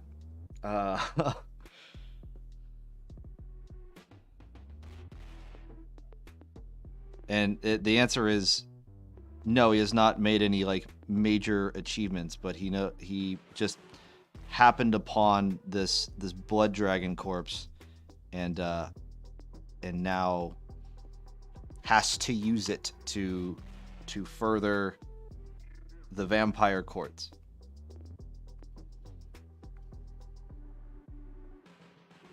To help improve his station.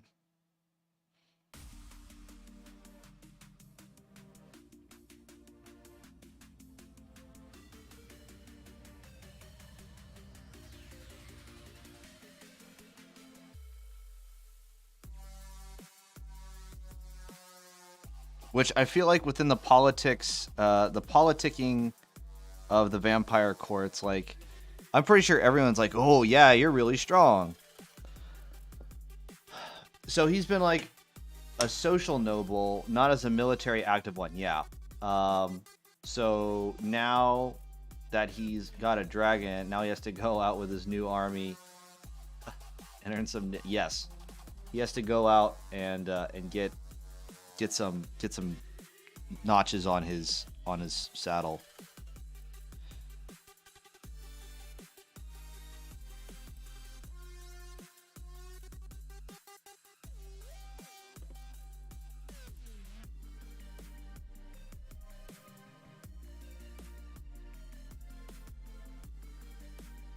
He's an underdog.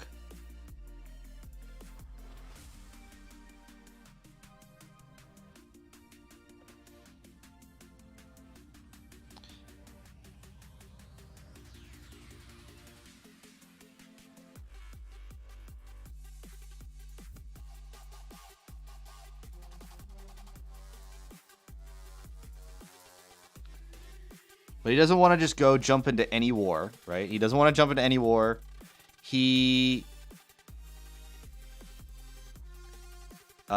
wants to pick the right war, because I'm pretty sure like all the vampire court nobles are like, hey, you can join my conquest in doing this, and you can join my conquest in doing that. But he knows, like, if he just joins any old war, he's probably going to be put in a position where he's going to get schwacked. and then the dragon's gonna crumble, and then whatever noble that he like is allying in terms of going to war with, is gonna just resurrect the dragon and be like, well, now I have the dragon. So he doesn't really want to join anybody else's war. He's just trying to find his own war to fight, and with his lack of experience, is having difficulty. The war is gonna find him. Not so much the other way around.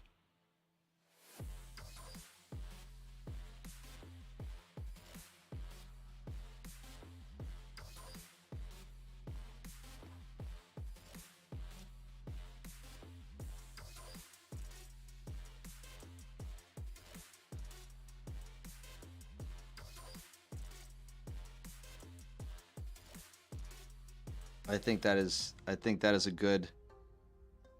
good starting place for Karl von Liechtenstein and his pursuits to gain station within the vampire courts. Be a captivating story for sure.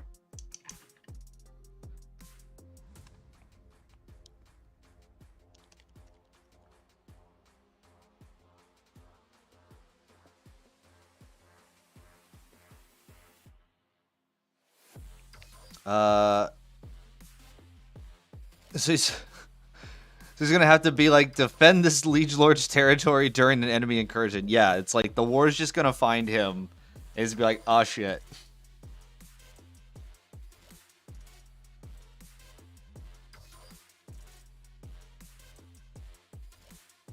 But the thing is, like, he's got a blood dragon, so you know he's got to have like haters in the court. You know what I mean?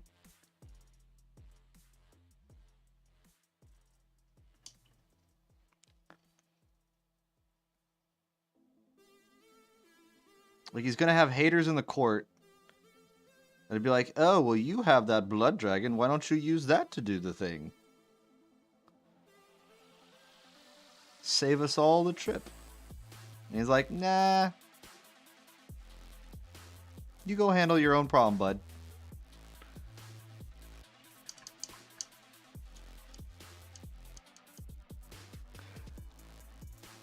Von Liechtenstein. Yeah, Von Liechtenstein's liege lord. Von Liechtenstein! An army of elves is invading. Get your army and go fend them off. I'm alone. Interlink. Fucking damn it. Fuck. Why? Fuck. Yeah.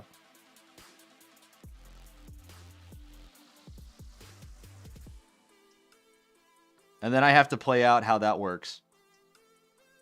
Because I do have the high elves, and then we could definitely play that out and see how that pans.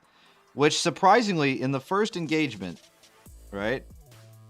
At the end of turn 4, it was a draw.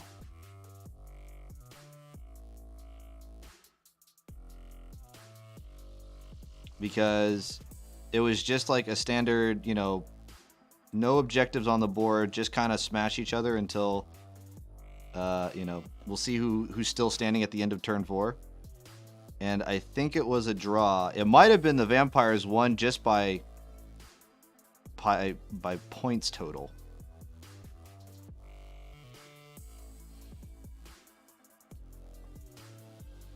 So yes, Karl von Liechtenstein managed to stall the initial high elf assault. Now he lost most of his units, so he's going to have to recoup. But I think in the end he was all that was left standing. Yeah, he was all that was left standing with the dragon. With a good amount of wounds. He still had like 12 wounds out of 15. So he was hanging in there.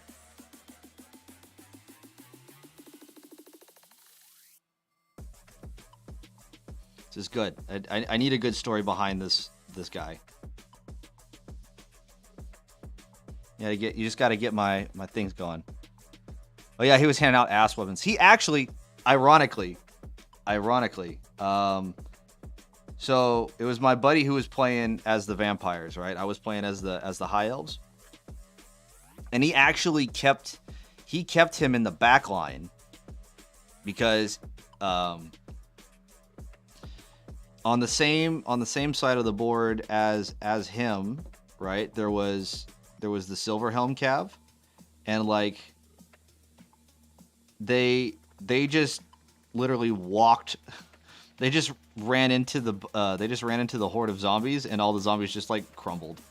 Like he outstretched the zombies too far, like not without any support, and then the Silverhelms came and then just destroyed all 10 zombies. And then he was like, "Ooh, I'm gonna stay away from that," and did. And then it wasn't until like turn 3 or 4 where you finally came out. It was like, well, all my forces are gone. I guess I have to step in.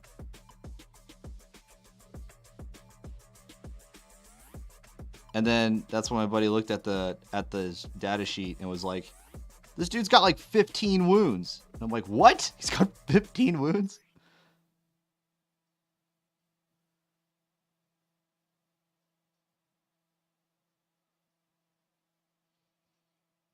Yeah, I'll do it myself.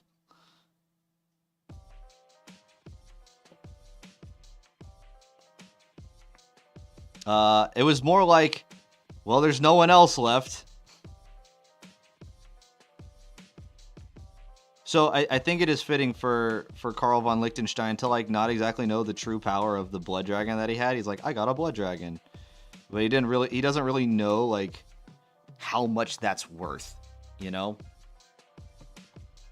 Or, you know, what is the value of a blood dragon? And he found out that day. That the blood dragon is worth a great deal.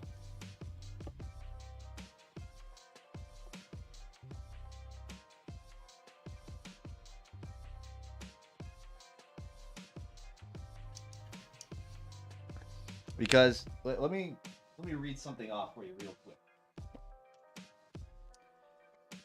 So the Zombie Dragon has tough plus 12, so it adds 12 wounds to whatever hero it is, which a hero usually has 3 wounds.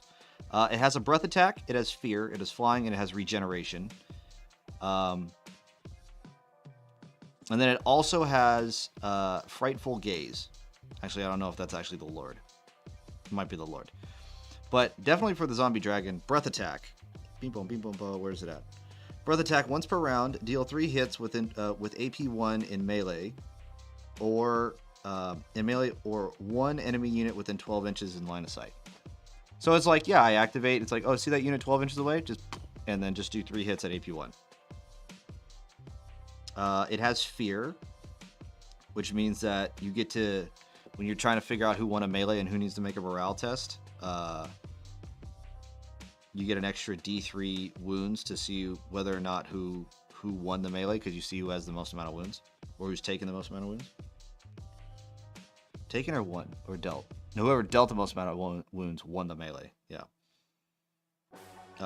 And it can regenerate. So on a 5-up, it's a 5-up, feel no pain.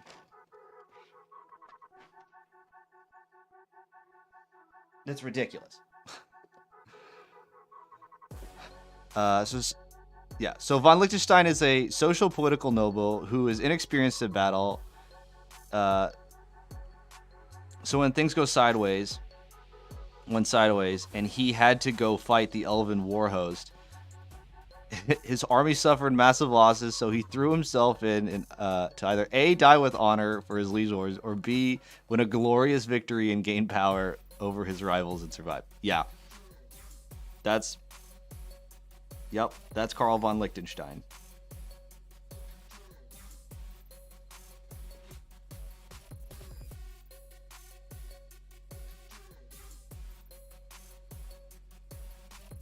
Hell of a life.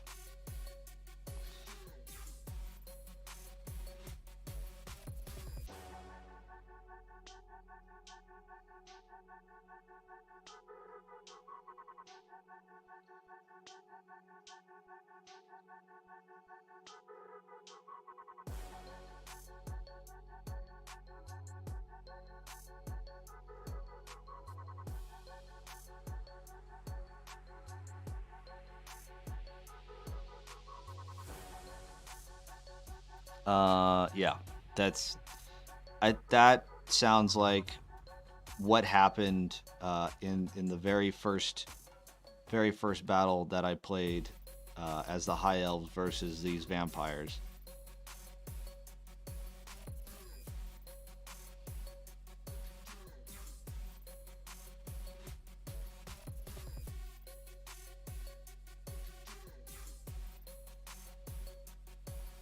It's gonna be the start of a great campaign. I'll tell you that. Which if no one's ever played the one page rules campaign system, it's great. I think, but you have to put a cap on how many points the army can be. That's the only thing that I would have in terms of a criticism. So you got to put a cap on it.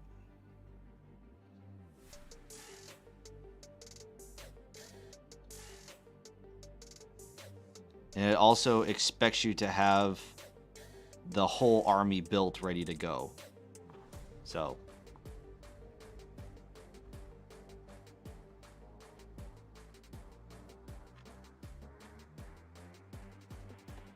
how about that? How about that for a purple dragon?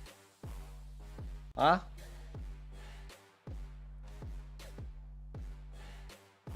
It's ironic. Purple dragon.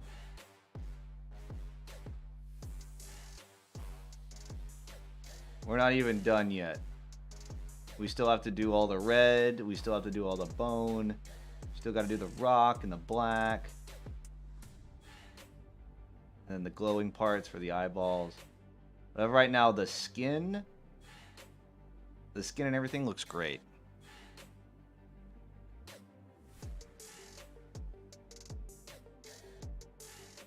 So I tell you what.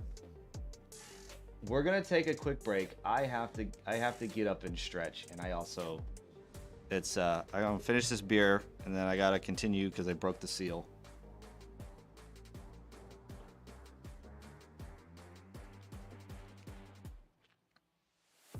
Yeah. So now my question is, what is the Vampiric House of von Liechtenstein like? They obviously have enough resources to raise a war host. Nice dragon. But the question is Baron von Liechtenstein the head of the house, or is he a minor member of it? That is a good question. I will think about that while I am in the restroom. So we're going to take a quick break. Everybody get up and stretch. Do what you gotta do. I'm probably going to go get another beer. And yeah, I will be back after this quick break. Probably like a few minutes, like 2-3 minutes. All right, see y'all then.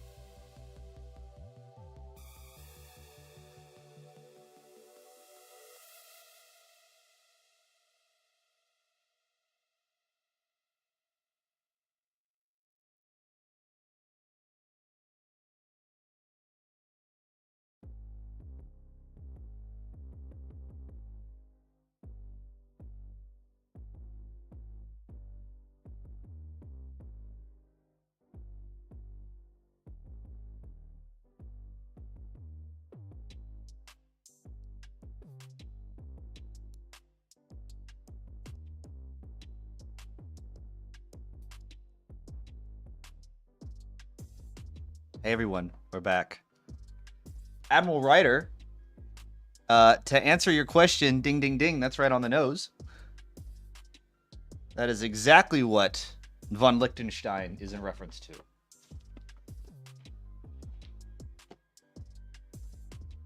Ugh.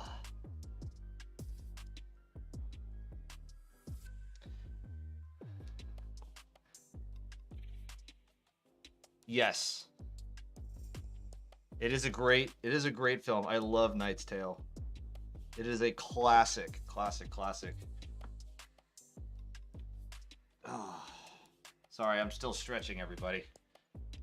Oh, I gotta make sure. I've been sitting in this chair for the better part of 9 hours. Or almost 10 hours. So, just getting some good stretchies in. Cool. Uh-oh. What's going on?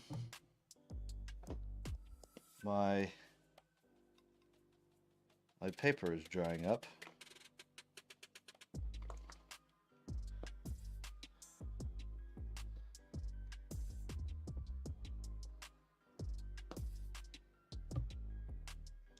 My wet palette is ceasing to be wet.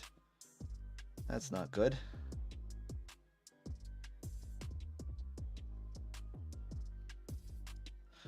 Okay. What do we have next? I think the answer is the red.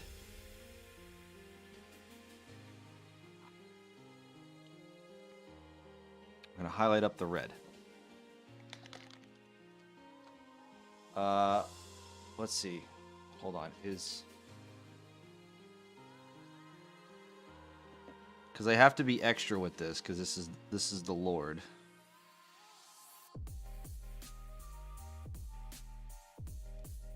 This is a very bright red, which I love, bold pile red. And Mephiston is definitely not that. So that's good.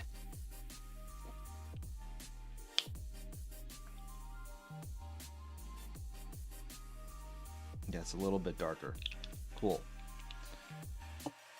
So, yeah. So we've been talking about our Lord here, Karl von Liechtenstein, and his not so illustrious career of being a military commander, and how he won his first engagement primarily through stalemate, and not by victory. Which as we were trying to figure out his story, Grimos and Grimos asking lovely questions. We were uncovering how this story may unfold.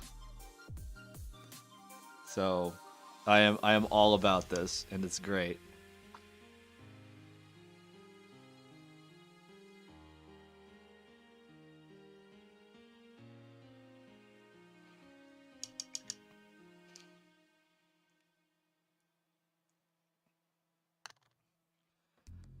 Going by lore, stalemates against a vampire or other undead lord with necromantic abilities results in a long-term defeat due to reanimating the undead and reanimating. Yes. Maybe driving too far into it, but no, absolutely, yeah. Because now he's coming back with more. And then also to answer Grimos's question prior to, saying, is Karl von Liechtenstein the head of his house, the von Liechtenstein house? I want to say yes, because he has a unit of Blood Knights, right? He has a retinue of Blood Knights that are with him. So it would only be fitting that, like, a unit of Blood Knights would travel into war with the head of house, right? If he had things like Black Knights, different story. But Blood Knights, definitely would have to be the head of house. And also, I think it would be fitting for the head of the house to have the blood dragon and not be like a minor noble within the house. I feel like he can politically pull his way up from that.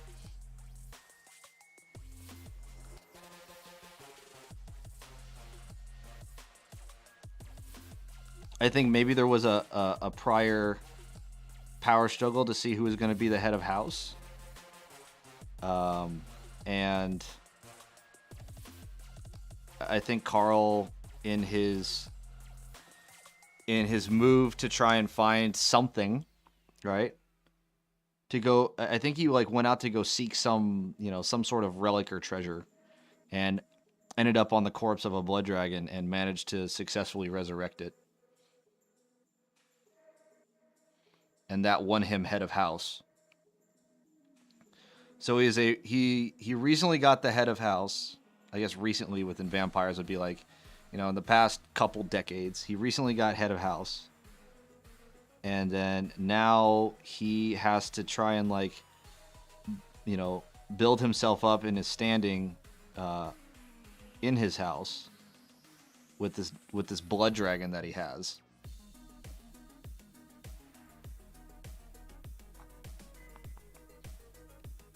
Oh yeah, we're getting deep into this story, folks.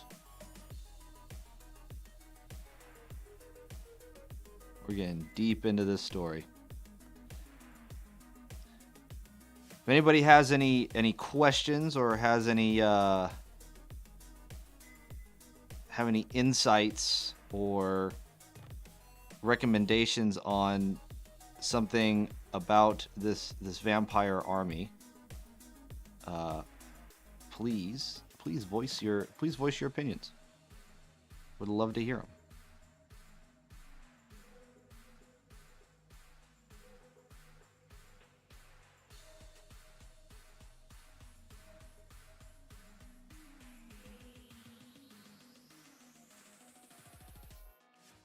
But as of right now, we're just doing some highlights, some layering, some glazing.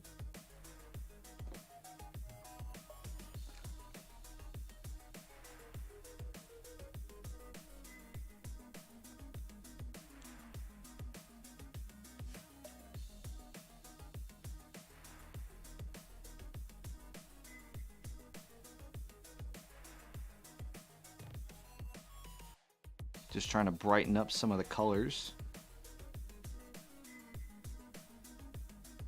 Now, in the past, for the Blood Knights, when I was glazing up using this Pyro Red, it took about 3 or 4 coats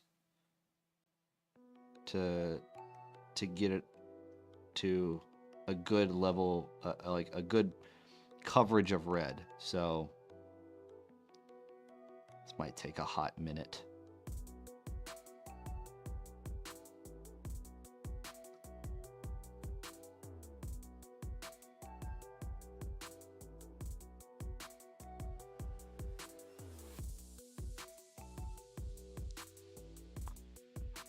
But then the question turns into, so who does the von Liechtenstein household fall under, right? Because he's just a baron, so he falls under a count.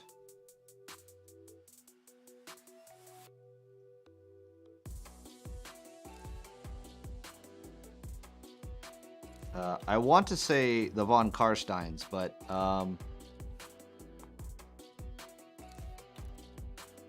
I don't know. That's a stretch. Unless there's any Von somethings that would be a fitting liege lord to the von Liechtenstein house.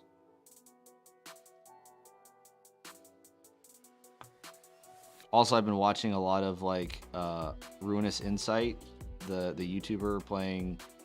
What is it? Vlad von Karstein and the Isabella gameplay.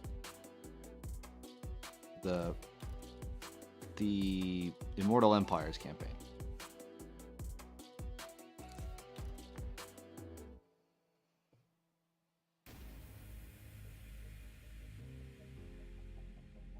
Just seeing some vampires just causing mischief, and it's great.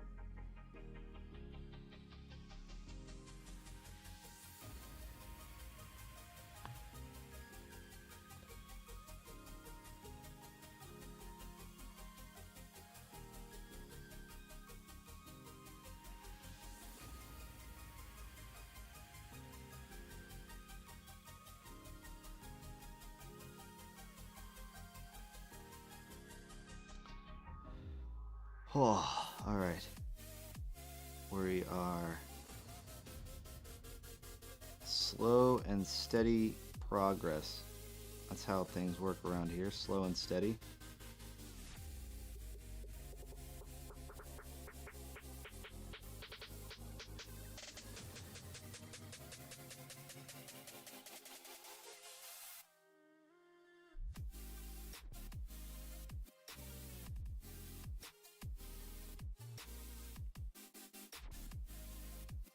If anybody's wondering in chat where these minis come from, these are from Forest Dragon Miniatures. These were 3D printed.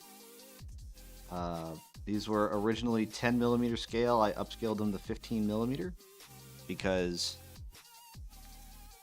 10 millimeters is really, really tiny, and I don't feel like painting that tiny. Y'all would never be able to see it on camera. So I upped it to 15 mil. Also, it makes life a little easier because whenever you're playing at half the scale of what you would usually play at, all you have to do is take all the measurements and divide them by 2. Little fun fact. So a 6x4 board, 6x4 table is shrunk down to a 2x3 table, and you still have a full-on game.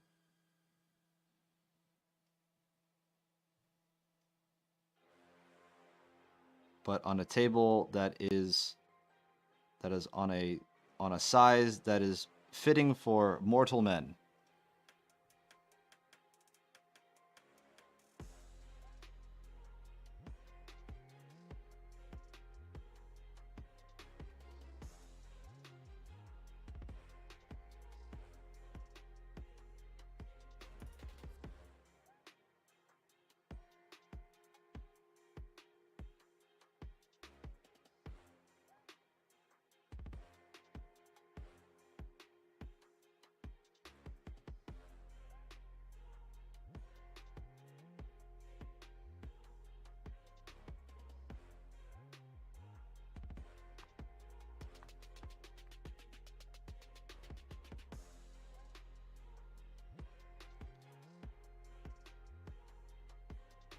Okay.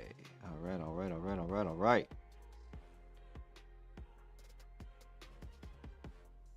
I think that will do in terms of bringing up the red for the blood armor. Doing good.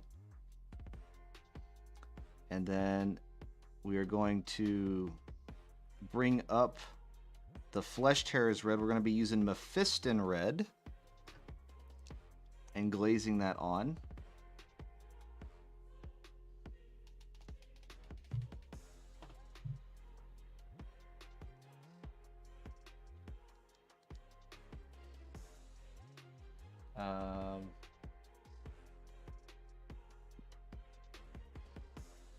Oh, the Heroes Brush Hour is on. Dang. It's my favorites. I love watching the Heroes Brush Hour. They do 1 hour speed paint challenges. If you've never seen them before. And there are things that you can do as the audience to influence or to mess with them as they do their 1 hour speed paint challenges. They have like guests on every once in a while. I don't know if it's like every week or every other week or something like that. And they get some really good painters.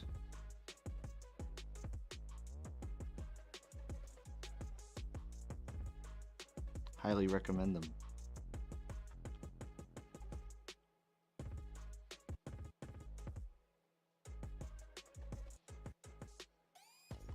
Let's see.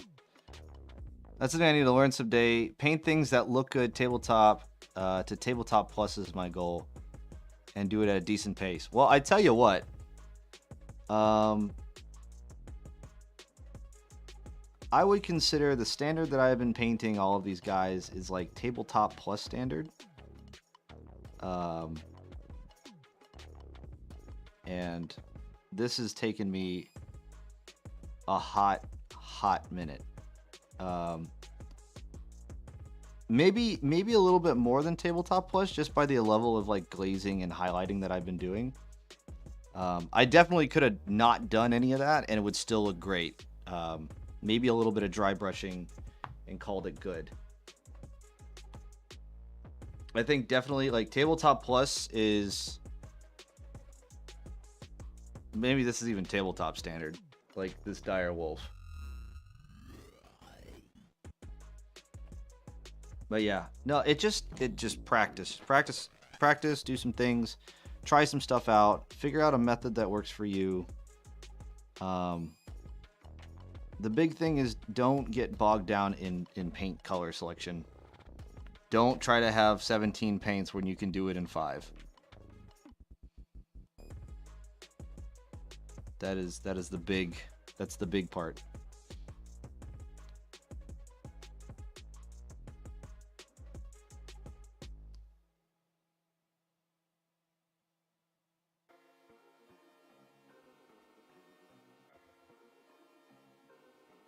The only reason why I'm going so above and beyond for this is, one, this is for Twitch. And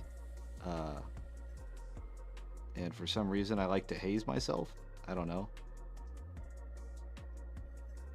I like to randomly assign myself to a challenge that I didn't know that I'd be able to not complete.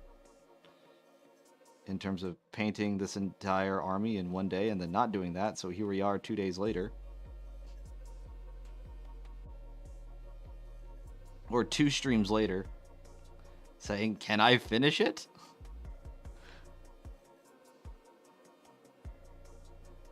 And the answer is going to be yes today, because I don't have any other choice now. I've resigned myself. I don't have any other choice. I will finish this.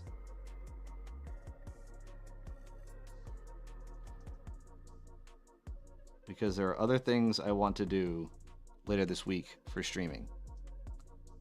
Which, by the way, tomorrow I'll be doing not so much of the painting. I'm going to be burnt on painting for a little while. However, I will be doing some 3D print file supporting, because my buddy has asked me to 3D print him an army of dwarves at 15 millimeter. So I will oblige. Well, I've already obliged. I just said, yep, I'll do it. And that was it. End of story. And now so tomorrow I'm gonna start supporting those files, because I gotta upscale them. They come in 10 millimeter and I gotta upscale them to 150 and resupport them.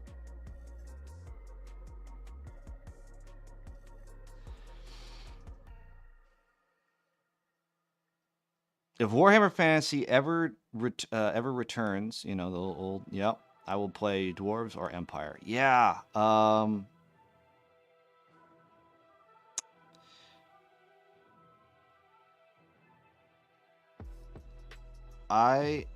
want to play. Here's what I really want to play. I want to play the Vampire Coast. That's what I want to play. If the old world comes back. If Vampire Coast comes out, that's what I'm playing.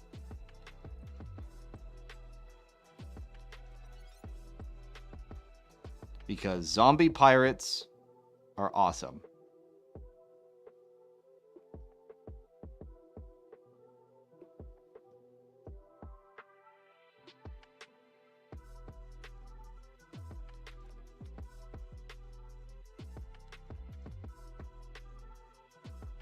That's what I would play. But the Empire is cool. They do have steam tanks. The dwarves are always cool.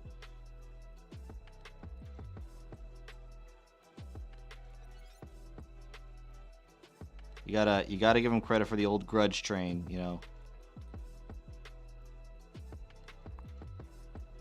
Yeah. If you were gonna play Dwarves or Empire, what would be your particular your general, your lord? If we're gonna stick with like trying to follow Total War, you know, would you be like Carl? Would you do like Karl Franz, or would you do good old Toddy?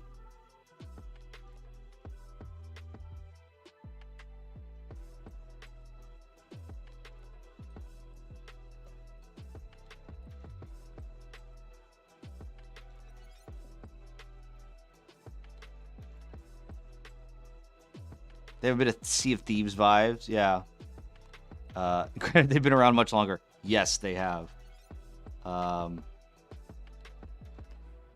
I would be tempted to do either Luther Harkon or Count Noctilus. Maybe Aranessa.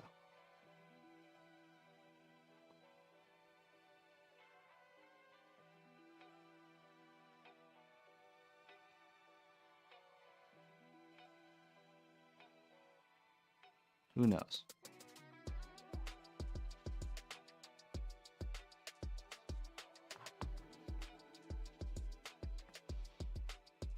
Oh, skirt. Hold on, what do we have here?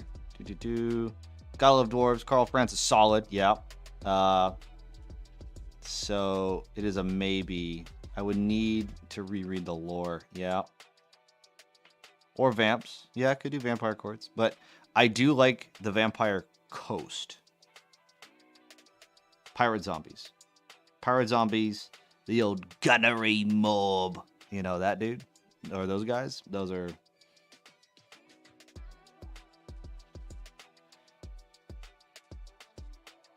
Maybe because I like to hear the phrase gunnery mob. I know, tickles me. Tickles me awfully.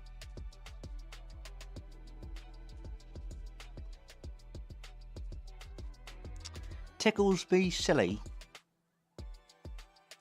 Run mostly a heavy army. Army of dwarves? Heavy army of dwarves? Or... If you want to go more heavy magic, or magic heavy, definitely Balthazar Gelt. Yeah. Gehenna's Golden Hounds. Always a solid spell. Vamps and Dwarves. Yeah.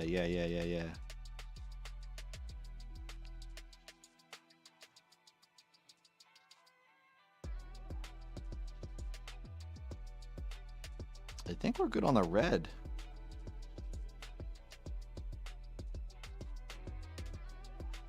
Yeah, we're good on the red.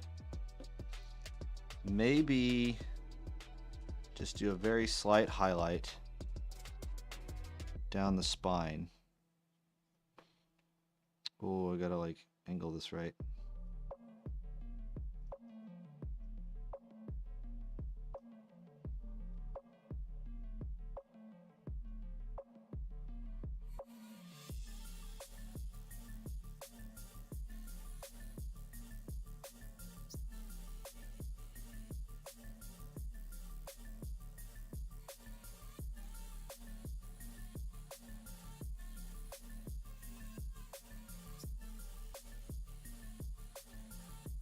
Bringing up color.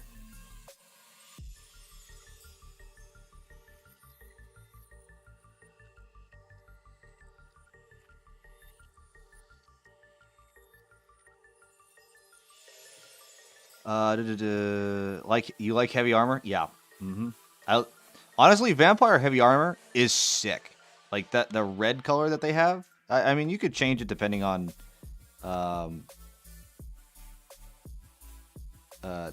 your house that you go with, but I think the general aesthetic of blood red armor is a cool thing. So for vamps, it'd be Graveguard and Blood Knights. For the dwarves, I'd run really anything. I mean, hammerers. Longbeards. Throne Guard. Right, they have a unit called Throne Guard, yeah? You gotta get the unit that like which is just the dwarves carrying a throne. You gotta get that unit.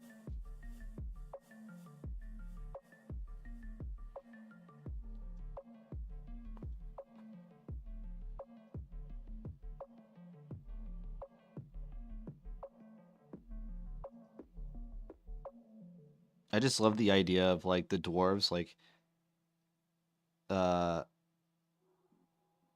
was it, Thorgrim Grudge Bearer, I think his name. Whichever dude actually holds the Book of Grudges. Right? Like that dude. He got a lot of hate. Yeah, Thorgrim, that's his name, or Grumbrindle. Yeah, I am the White Dwarf. Yeah, that dude.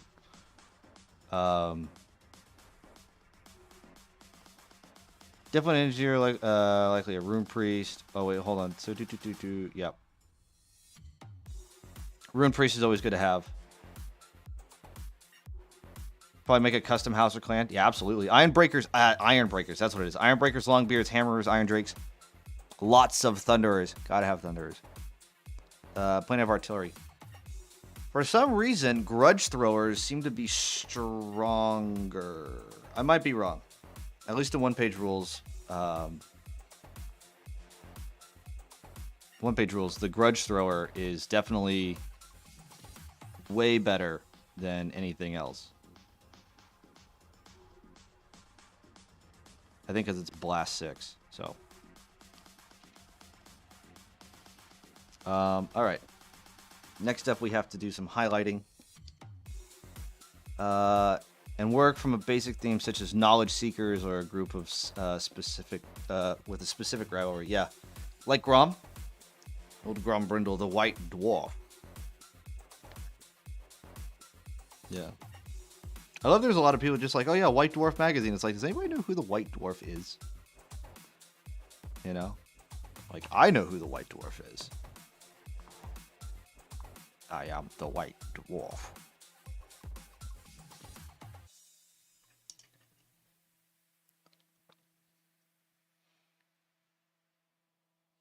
Hydrate, you bastard! Hydrate! Oh, Ryoka Sai. Hey, welcome in. I will hydrate here in a second. Glad you could come by and hang out with us. Sip the Wawa. I will sip the Wawa. I've been sipping lots of Wawa.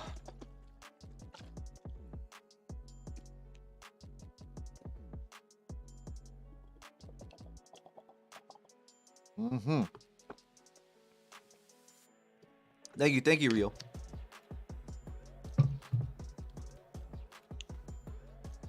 All right, it is now time to apply some grays. You might think, oh, that's boring. And the answer is yes, it is boring.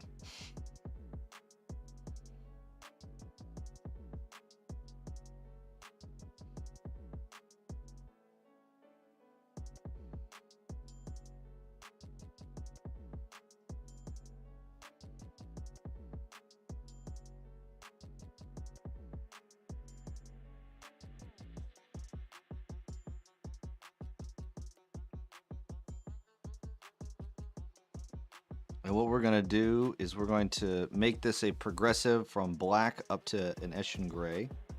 So we're not going to get all the way down to the root of these back horns, question mark.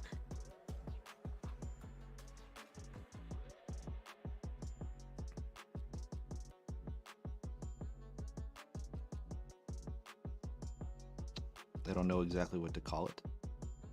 But yeah, we'll do back horns.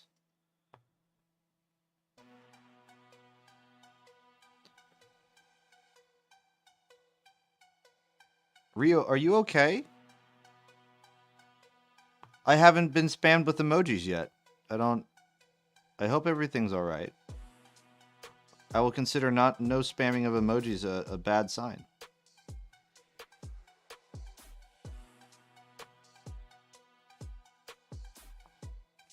emojis and emotes.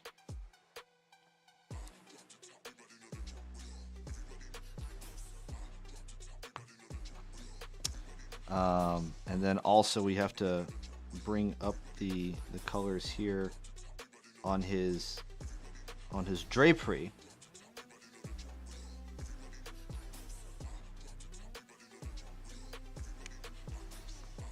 Is the Rio alive or corporeal? Yeah, that's a good question.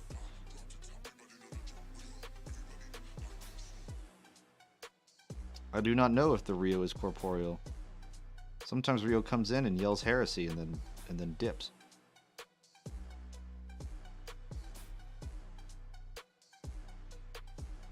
Quite lively. He's what we call a swell chap. He's just spiffing. Absolutely spiffing.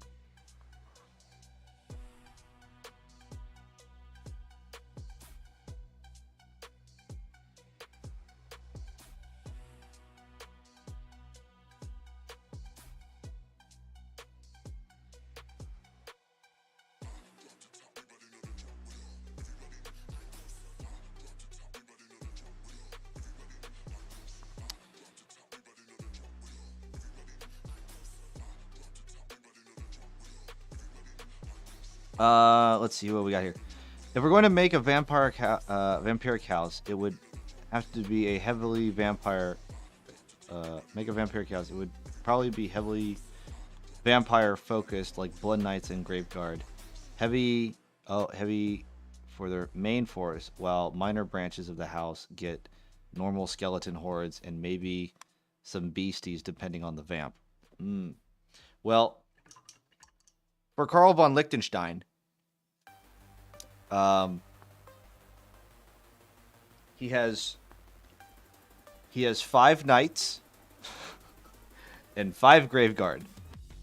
All he got else under his command is dire wolves, zombies, and bats. He needs to improve his standing.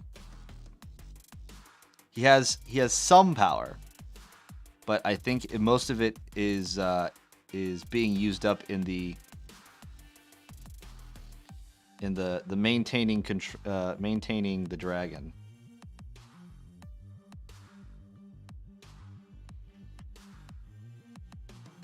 Need to earn his spurs. Yes, sir. Indeed. Indeed, he does need to earn his spurs.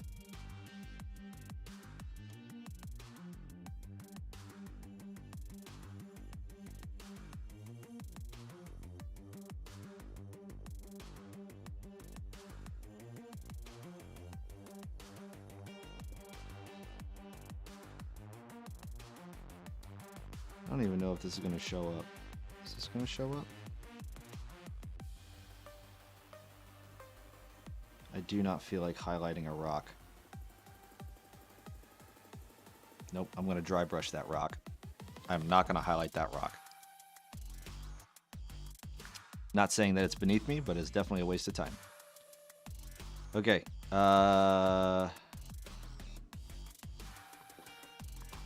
Let us highlight the bones.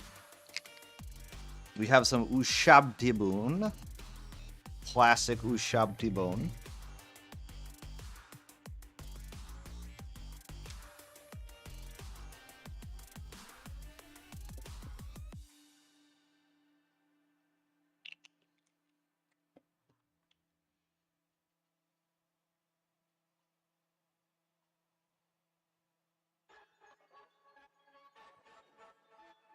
Let's thin this down a little bit.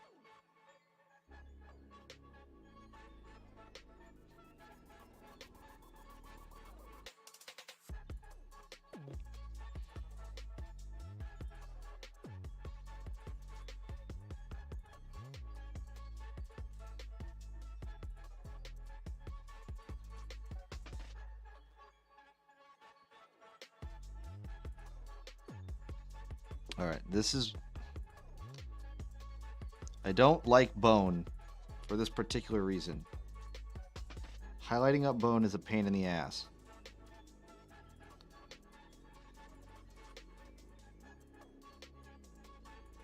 That's my biggest gripe. Yes, I will highlight the rock later. I will dry brush the rock. I will not be doing glazing highlighting on a rock. It is too time consuming, and I do not want to run out of time.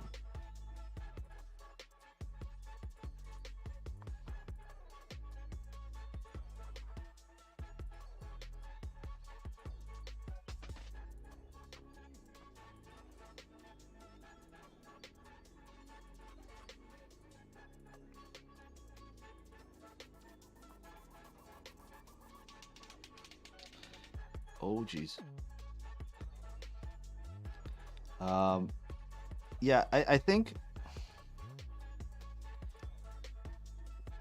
so. The last campaign, a tabletop wargaming campaign, was I played as the what are known as the Duchies of Vinci. So it's the Empire, but one-page rules version of the Empire, where they have like a steam tank and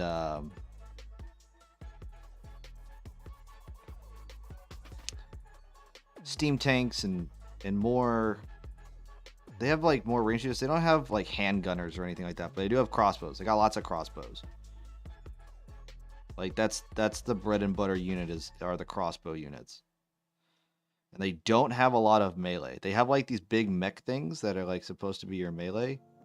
That or you have militia, and they crumble in seconds. They have a 5-up save, and usually anything that hits them is already like got AP1. So it's like, all right, t-shirt saves, and then lo and behold, there goes your militia, and they break and run. But they have a wonderful aesthetic. They have a wonderful like Assassin's Creed, Leonardo da Vinci inspired kind of machines, and their overall like design is very Leonardo da Vinci inspired. That's why they're the Duchies of Vinci. They are cool. I have a few. In fact, do I have the steam tank? I don't know if I have the steam tank anywhere nearby. If you want me to show you guys, I can go get it. It just, just let me know. I never finished painting the army. That was the one thing. It made me sad.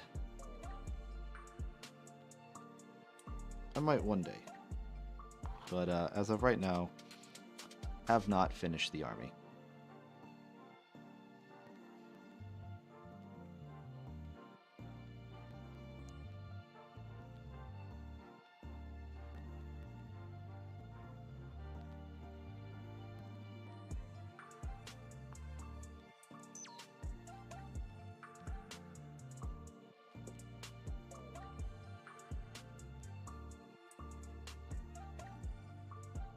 I also feel like I am surpassing people's bedtimes. The time is... Oh, I'm not. Never mind. I lied. I have not surpassed people's bedtimes yet. Well, depending on what part of the world you're in. Oh, well.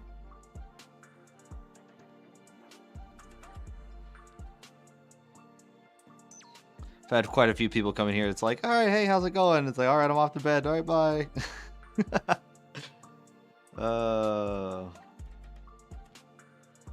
Bless.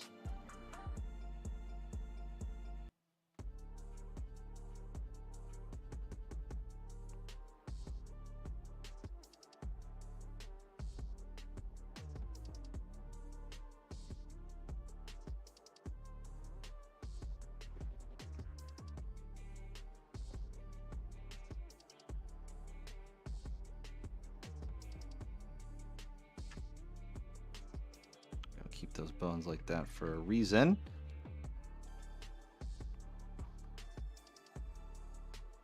Actually going to give the teeth a little bit more of a new Shopty bone. more of a bone color that they were.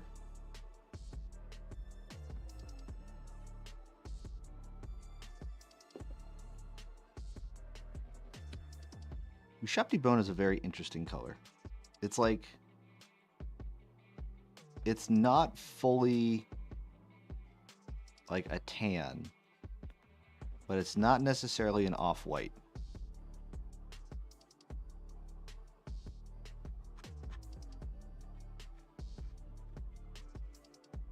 Therefore, I find it interesting.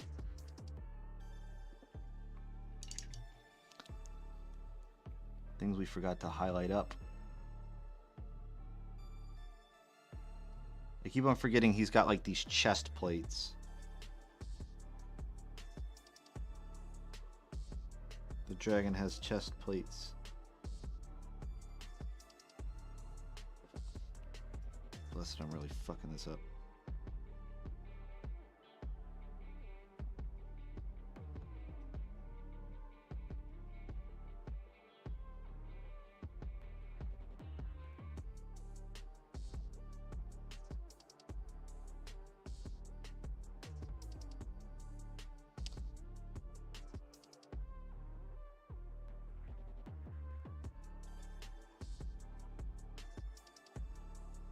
God dang it.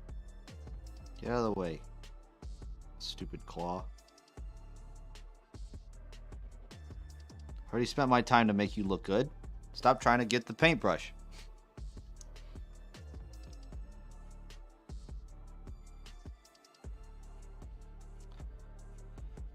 Okay. What else do we have? We have some silvers that we need to re-up. And then the green glowy stuff. And the rock. The rock we can easily handle. Here's how I'm going to do it.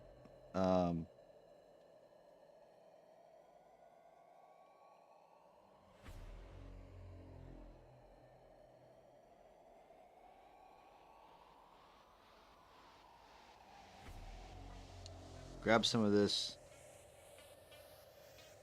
gray sear. And we're just going to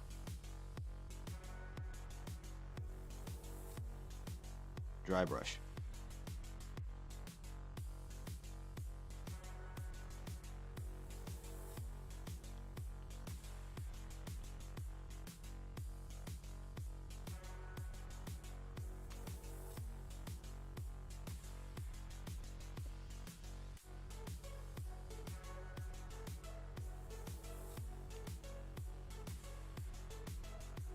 Just to get some definition.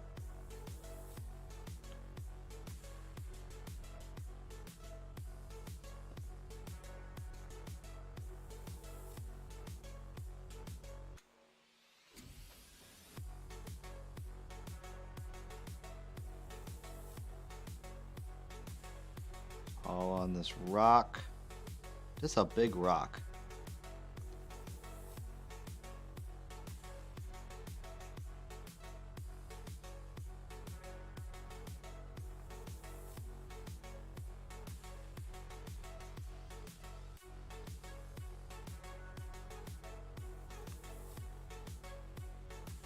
Come on.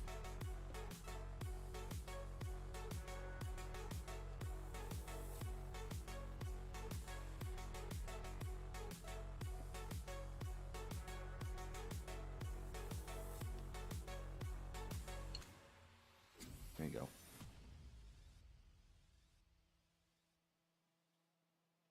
There we go. Sometimes putting a little bit of moisture on your dry brush will get you so much better results. I know that sounds counterintuitive. But if Artist Open has anything to say about it, I trust him because I watch him do his stuff and I go, damn, that looks good.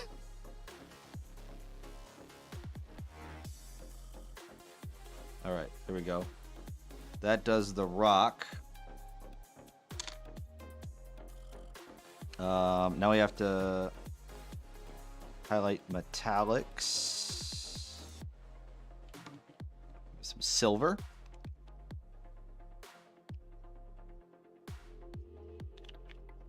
Just ever so slightly.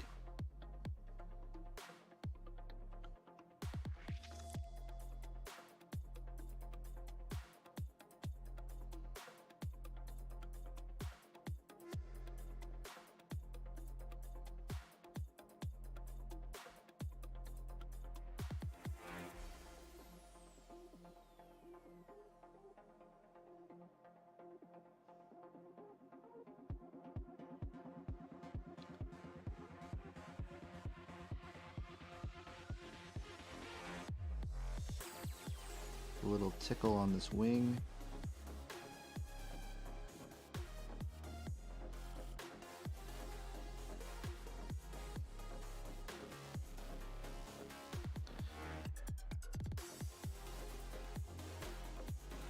You know, one thing, maybe I am blind to seeing this, but is there a faction in Warhammer Fantasy that is supposed to be the British? Because like the Empire is in lieu of like Germany and the Holy Roman Empire. And then you have what are they called? The Bretonians. That's French.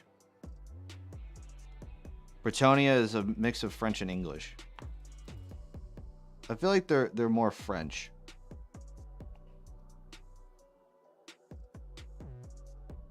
Because they're like, I am a Lord of Bretonia. It's like, that's French. And I didn't know that the English and the French got along that well to actually like fuse a faction together. You know what I mean?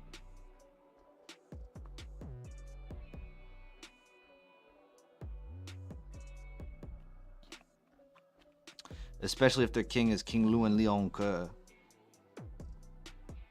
That is as French as it gets.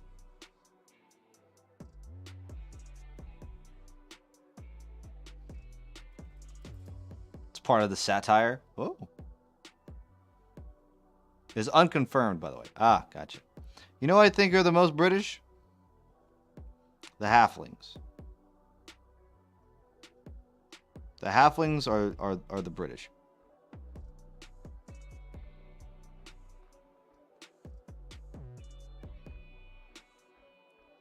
They just want to be fat and happy. While the rest of the world is at war. The Vampire Coast. No, the Vampire Coast has things like... Oh, actually, I see what you're getting at. I see what you're getting at.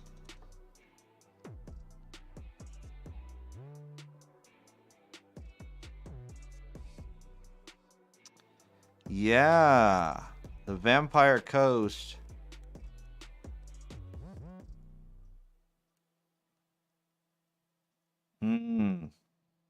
That would make sense. That would make more sense. Yeah. Yeah. Good catch. I like where you're at.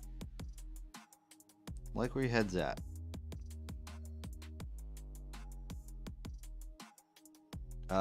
Not just the British English style of, I think of which is medieval knighthood and peasants. Yeah, but definitely a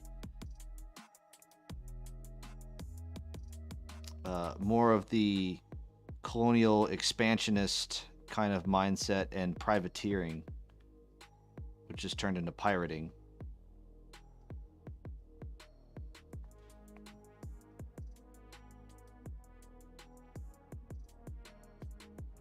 But you should also tell a lot of where they got the inspiration for something based on the names of things, right?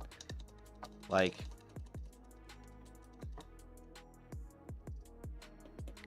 but the Vampire Coast is hard because, you know, they kind of pull from everything. Like they have Noctilus, Count Noctilus, and Luther Harkon, and Aranessa Saltspire, and what's her name? What's the singing ghost lady?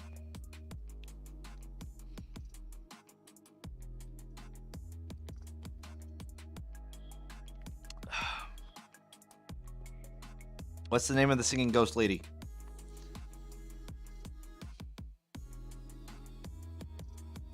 What's her name? Oh, man. I want to say it's like Isabella something.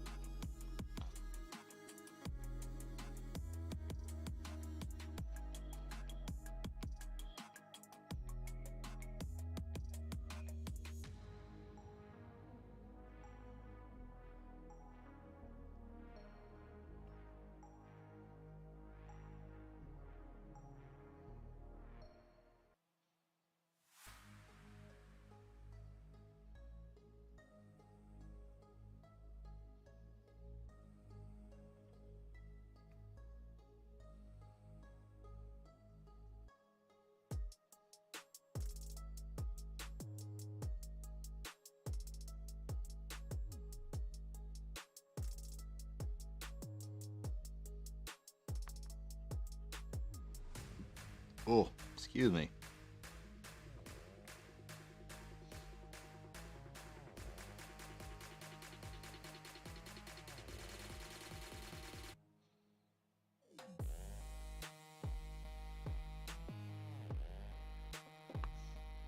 All right. I think I have a little bit of gold that I wanna put on the headdress of good old Carl here.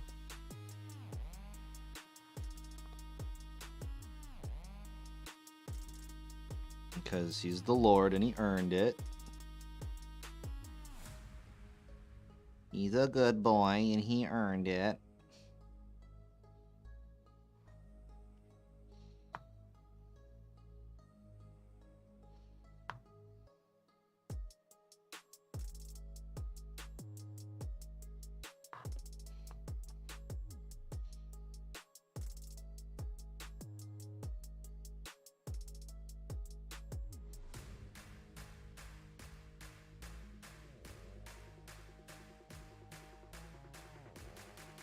Ever so slightly clean up some of these gold bits.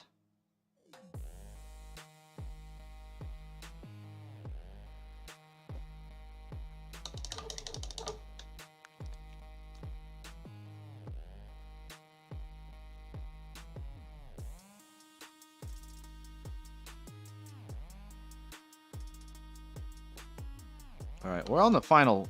We're on like closing out. All we have to do is a couple things.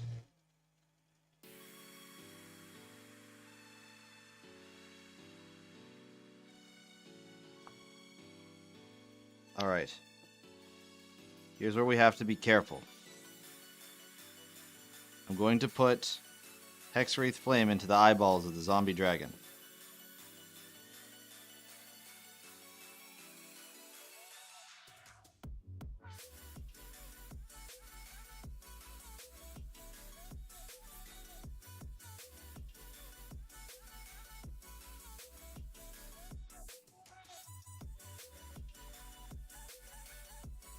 And I have to fill the cavity.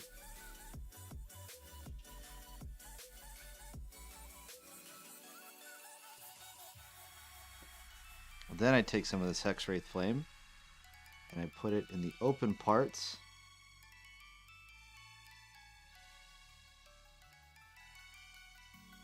of his rib cage, because I feel like that's part of where he should be, you know, have magic coursing through him. In the eyeballs, you always gotta have glowing eyeballs, and the chest cavity.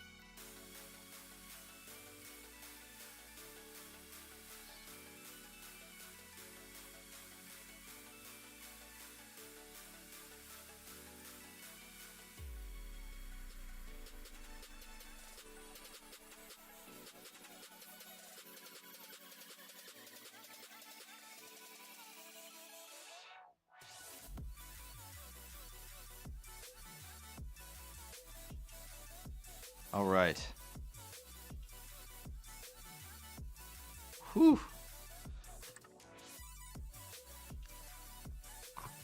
We'll let that dry for a second and see if we need to make any touch-ups, but that's pretty much it. That's pretty much it, everybody. That's the last guy.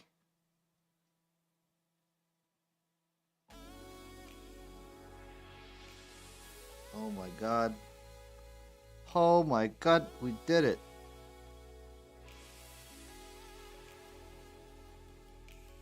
Got a little extra gold where it's supposed to be.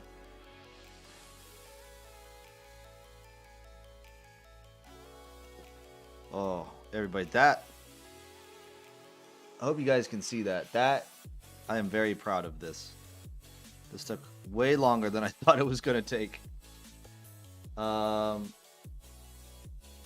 vampire courts of the Empire are more Transylvanian Hungarian nobles. So, upon reflection, the title of Voivode would be accurate, or something else of the Transylvanian Hungarian pecking order. Oh, okay. The vampire courts, on the other hand, not so sure. Thank you, Grimos. I have. Oh. Yeah, he's looking good.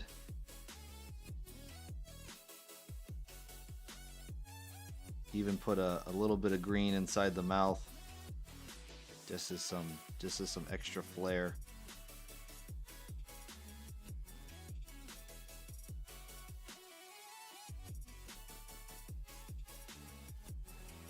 God, he looks good. I'm gonna just keep it here and rotating, just for a little bit. Oh, so y'all can view how marvelous he looks.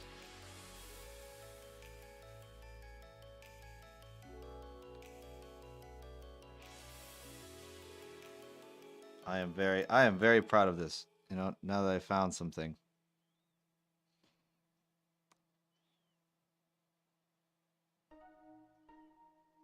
There we go.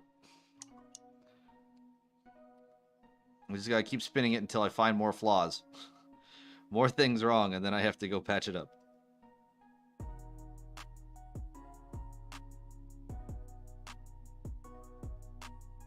God, that looks good. Alright.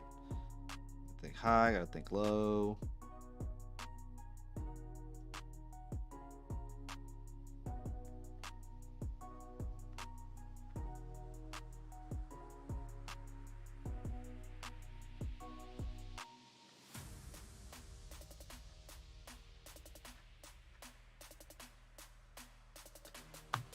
All right. 10 hours and 32 minutes. So a grand total from the first 8-hour stream. Still going at it insane. We just finished, Scottish. We just finished. Look at that. All nice and pretty.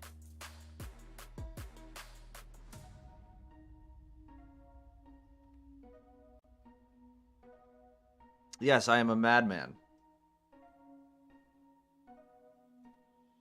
Huzzah, time to sleep, probably. Yes.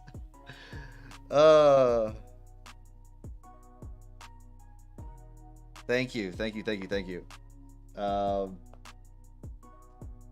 Now, thank you. Oh, you guys are great. Now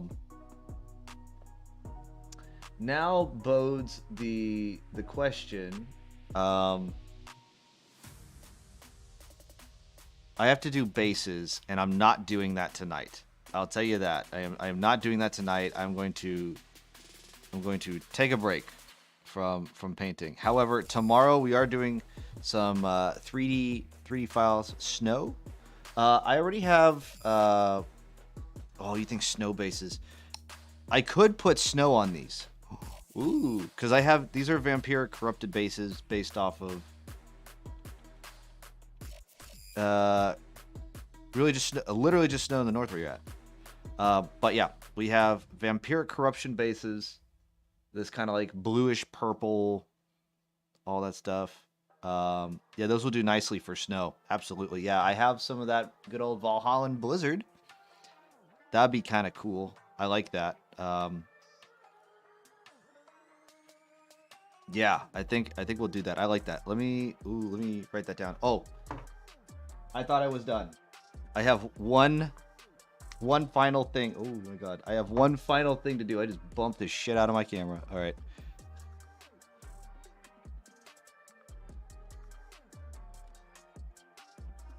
Does anybody have any other suggestions? I'm gonna as of right now. I'm gonna put Mortis on the ribbon bit.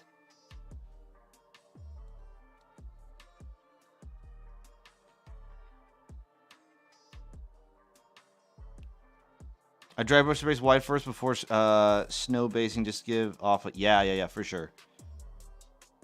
So the two recommendations that I have so far is Mortis for death. As you can see, my font is fantastic. Mortis for death, and Amori, which means to die. So what word should we put on there?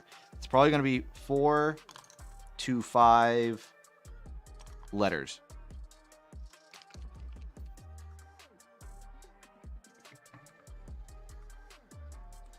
I was thinking find some old Irish Gaelic words, but realized that would be difficult to fit. Yeah, I'm thinking like 6 letters max.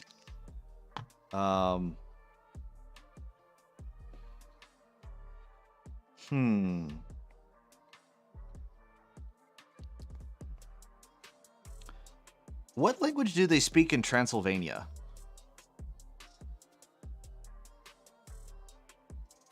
What language do they speak in Transylvania? I feel like someone's going to say Transylvanian. I hope not. Hungarian or something close. What is the word Romanian? Hold on, let me grab my phone here real quick.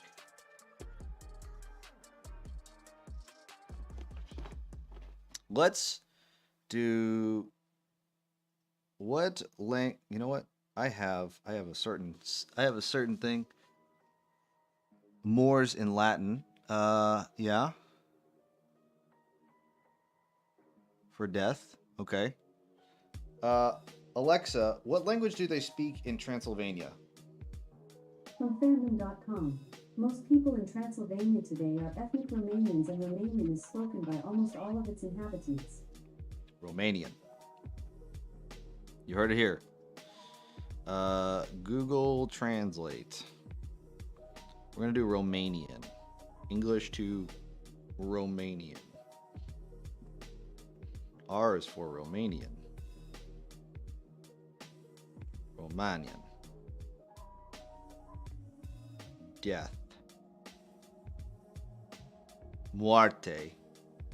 I don't know if that's how you say it. How about dead? Mort.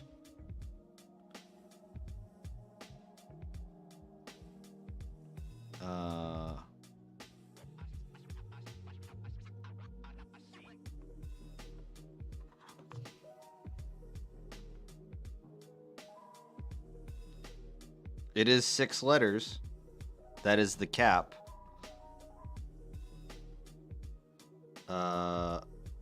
M-O-A-R-T-E. And then there's also Mort.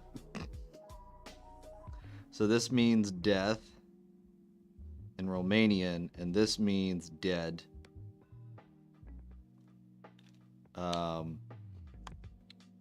We say die. Amori. We'll do a poll. How about that? We'll do a poll.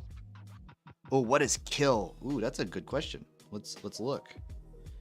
Kill is usire. Oh, these are hard to do. Usire, which means kill in Romanian. So here's what we're gonna do. I'm gonna do a poll. We're gonna have those 5 choices. Whatever wins is going to be what I put on this thing, and that'll be the final. At an A kill. Oh, that makes it 2 kill. I just like kill. So let's do a poll. Yeah, Ausire.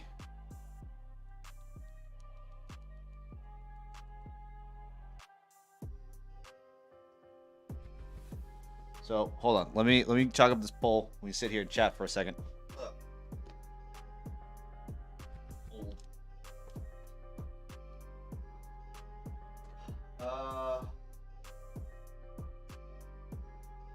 Manage poll.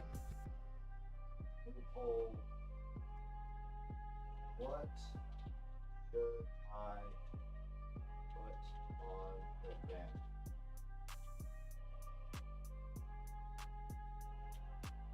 Mortis.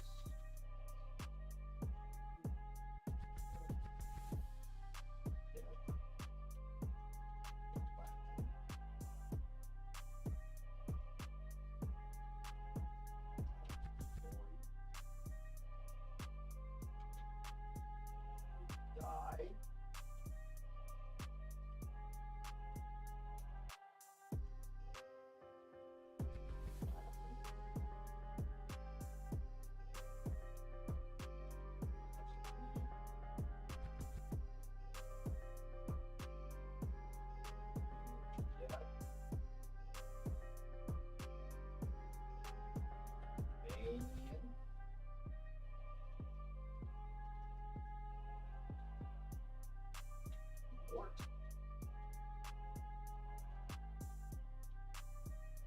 Dead or seated.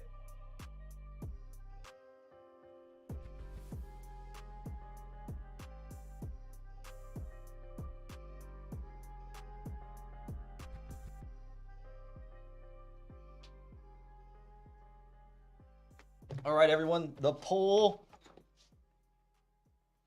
Oh, wait, what the hell? I like a big fat burger. Fish is particularly a vegetable. What? Wait, what is going on? Let me put him here, front and center, so that we all can see. I'm gonna start putting paints away. There we go. Nakaroth Knight goes there. He said sit and talk. This is true. Like big fat burger, fish is particularly a vegetable. Practically a vegetable. Fish is practically a vegetable? What do you want about? That's a hot take. I don't know if I can jump on the train of fish as a vegetable. I don't know if I agree with that one. Please show your work for why fish is a vegetable.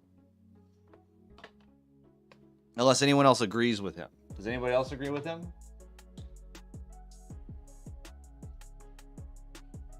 Yes, the poll is live. Please do. The poll is in chat. It is going to be live for a tad bit.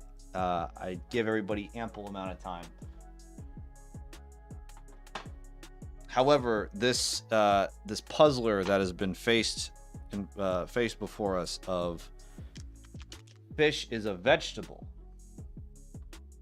Sir, I'm still having trouble wrapping my mind around this notion.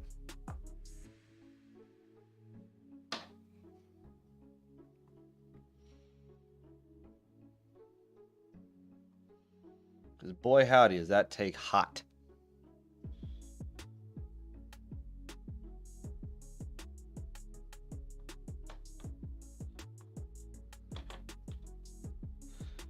Gore-Grunta-Fur. I have so much Gore-Grunta-Fur. I have an unnecessary amount of Gore-Grunta-Fur. Mornfang Brown.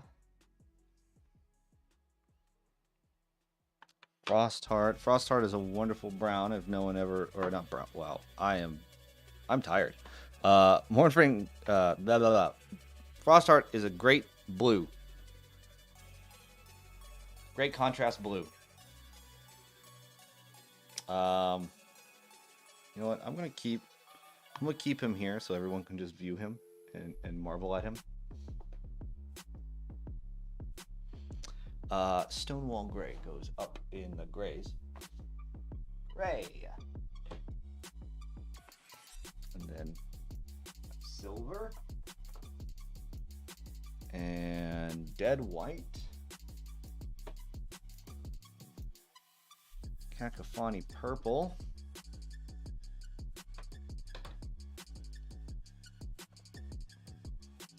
Hold on. Okay. Ron Swanson agrees that fish is practically a vegetable. Okay. Fish may be a veggie. May be a veggie. I don't. No one's shown their work yet. Hold on. Let's. And you need to watch Parks and Recreation. My wife watches all the Parks and Recreation, and Ron Swanson goes on saying fishing is a sport. Only fish means only practically a vegetable. My Wi-Fi is going out. Oh no, Grimos! Oh no, your Wi-Fi is going out. Hey, Grimos, thanks for hanging out though. Yeah, I will be on tomorrow. More than likely 6 p.m. Pacific Standard Time. I will make my announcements in the Discord whenever I go live. That, or you'll get notified when I go live. So there's that too. But yeah, have a good night, Grimos. Thank you so much. Thank you for helping build the lore behind our vampire lord here. Pufferfish.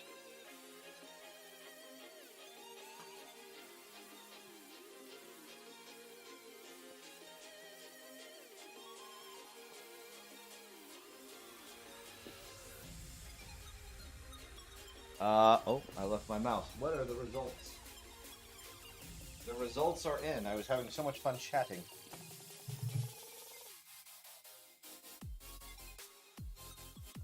The results are...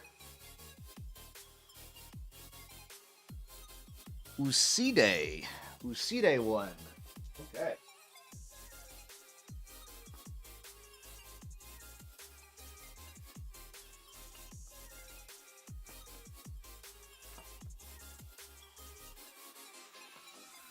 Five-letter word. So the best way to do this, I have a pencil. I'm going to pencil this out first. And of course the middle letter is an I. So if I write this in pencil first, and then go over it with paint.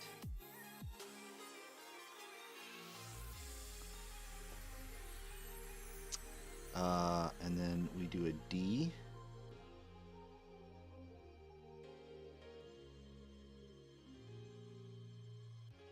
And an E. And then here we have a C.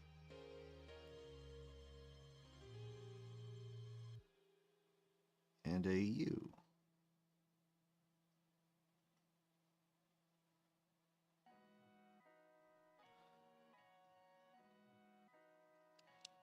That looks horrible.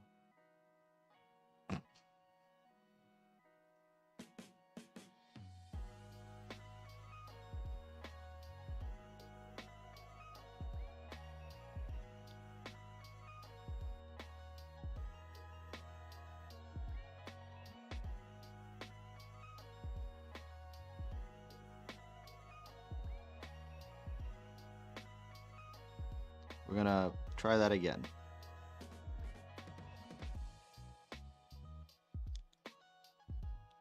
This is why you do it in pencil, folks.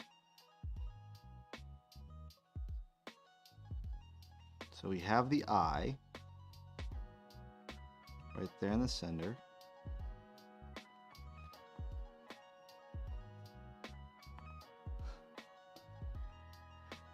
I need to find out different variants of corn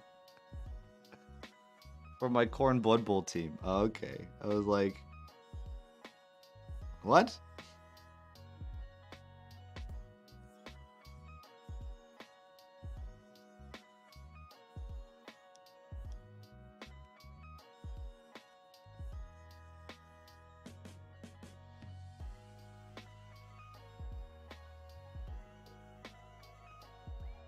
Okay. Now I have coal black. And I'm going to take a very, very, very tiny, tiny brush.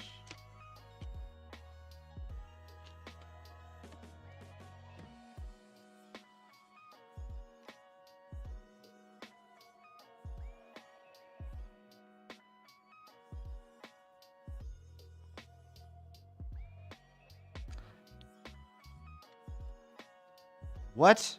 Whoa, skirt won't be called maze. That's all I know. One guy at my club has his, oh my god, names his after famous pet. Jesus Christ.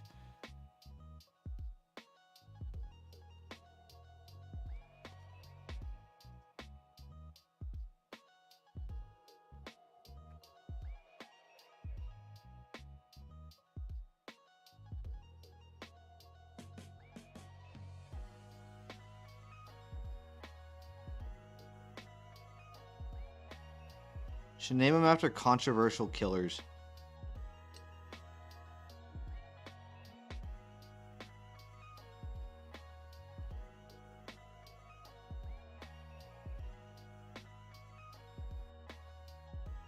Like name one of your dudes like John Wilkes Booth or something like that. He's brutal.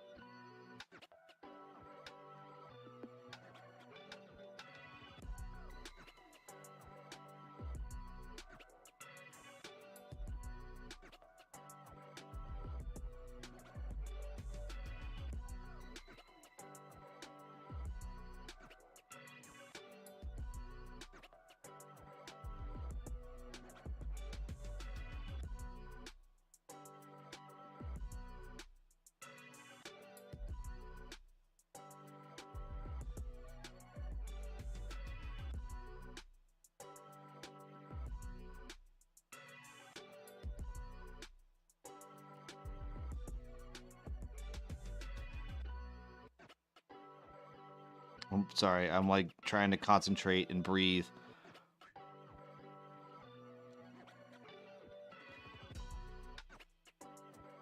He comes away with, oh yeah, here's Jimmy Sable, Rolf Harris, and Bill Cosby. Bill Cosby and Gary Glitter. No. Oh, brother. Oh, no. Say it ain't so. That is hilarious and disturbing all at the same time.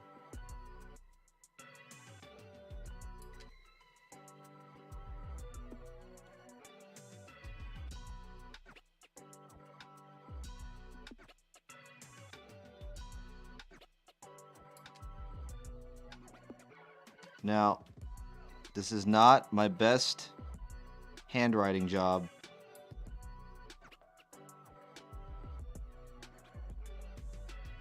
But it's the one we got.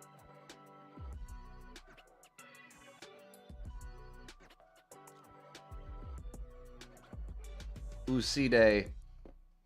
I did it.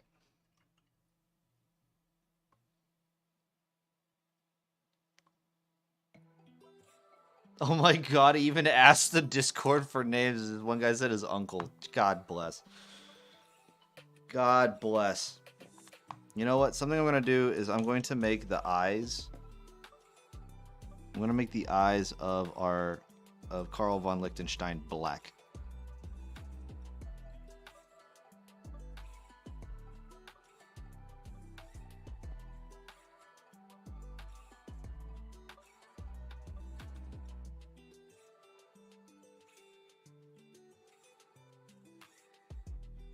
There we go.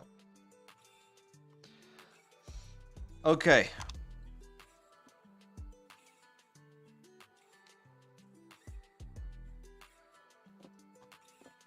We have Uside. We have our vampire. We have our vampire lord, Karl von Liechtenstein. We have all of our wolves. I'm just gonna dump everything out so we can see it. We have all of our zombos. We had wolves. We have zombos. We have our... Whoa, don't drop. We have our vampire knights. Or our blood knights. And then our blood knight champion, which has a wonderful sword.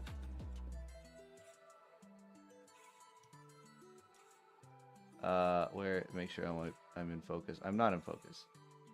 Now he's in focus. Look at that. Look at that lovely piece. And it's the same on this side. Ta-da.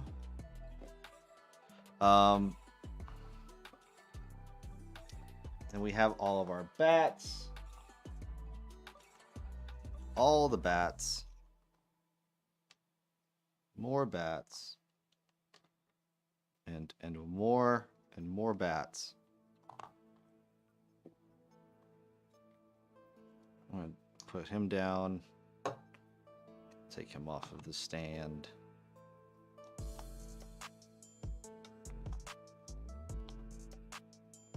And there we go, everyone. A whole vampire army painted up in Jesus, how many hours? 8. Did I do 2 8 hours? 8 plus 9? No. 8 plus 17 plus, what are we at now?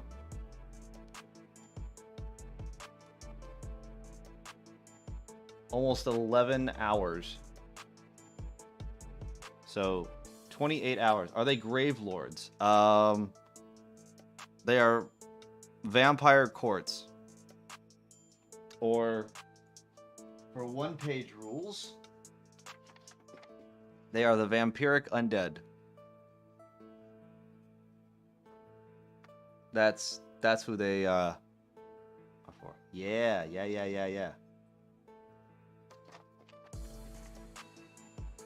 Now, bear in mind, one-page rules is not a 15mm scale game.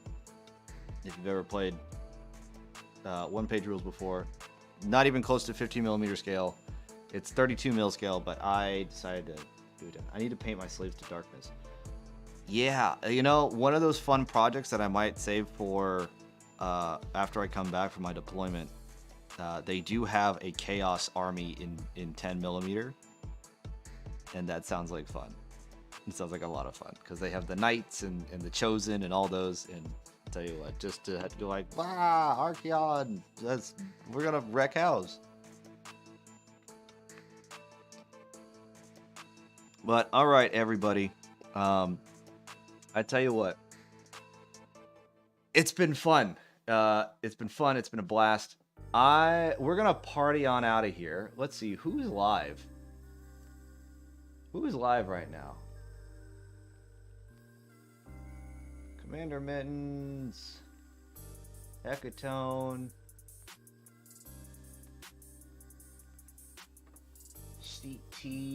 Tealskyre.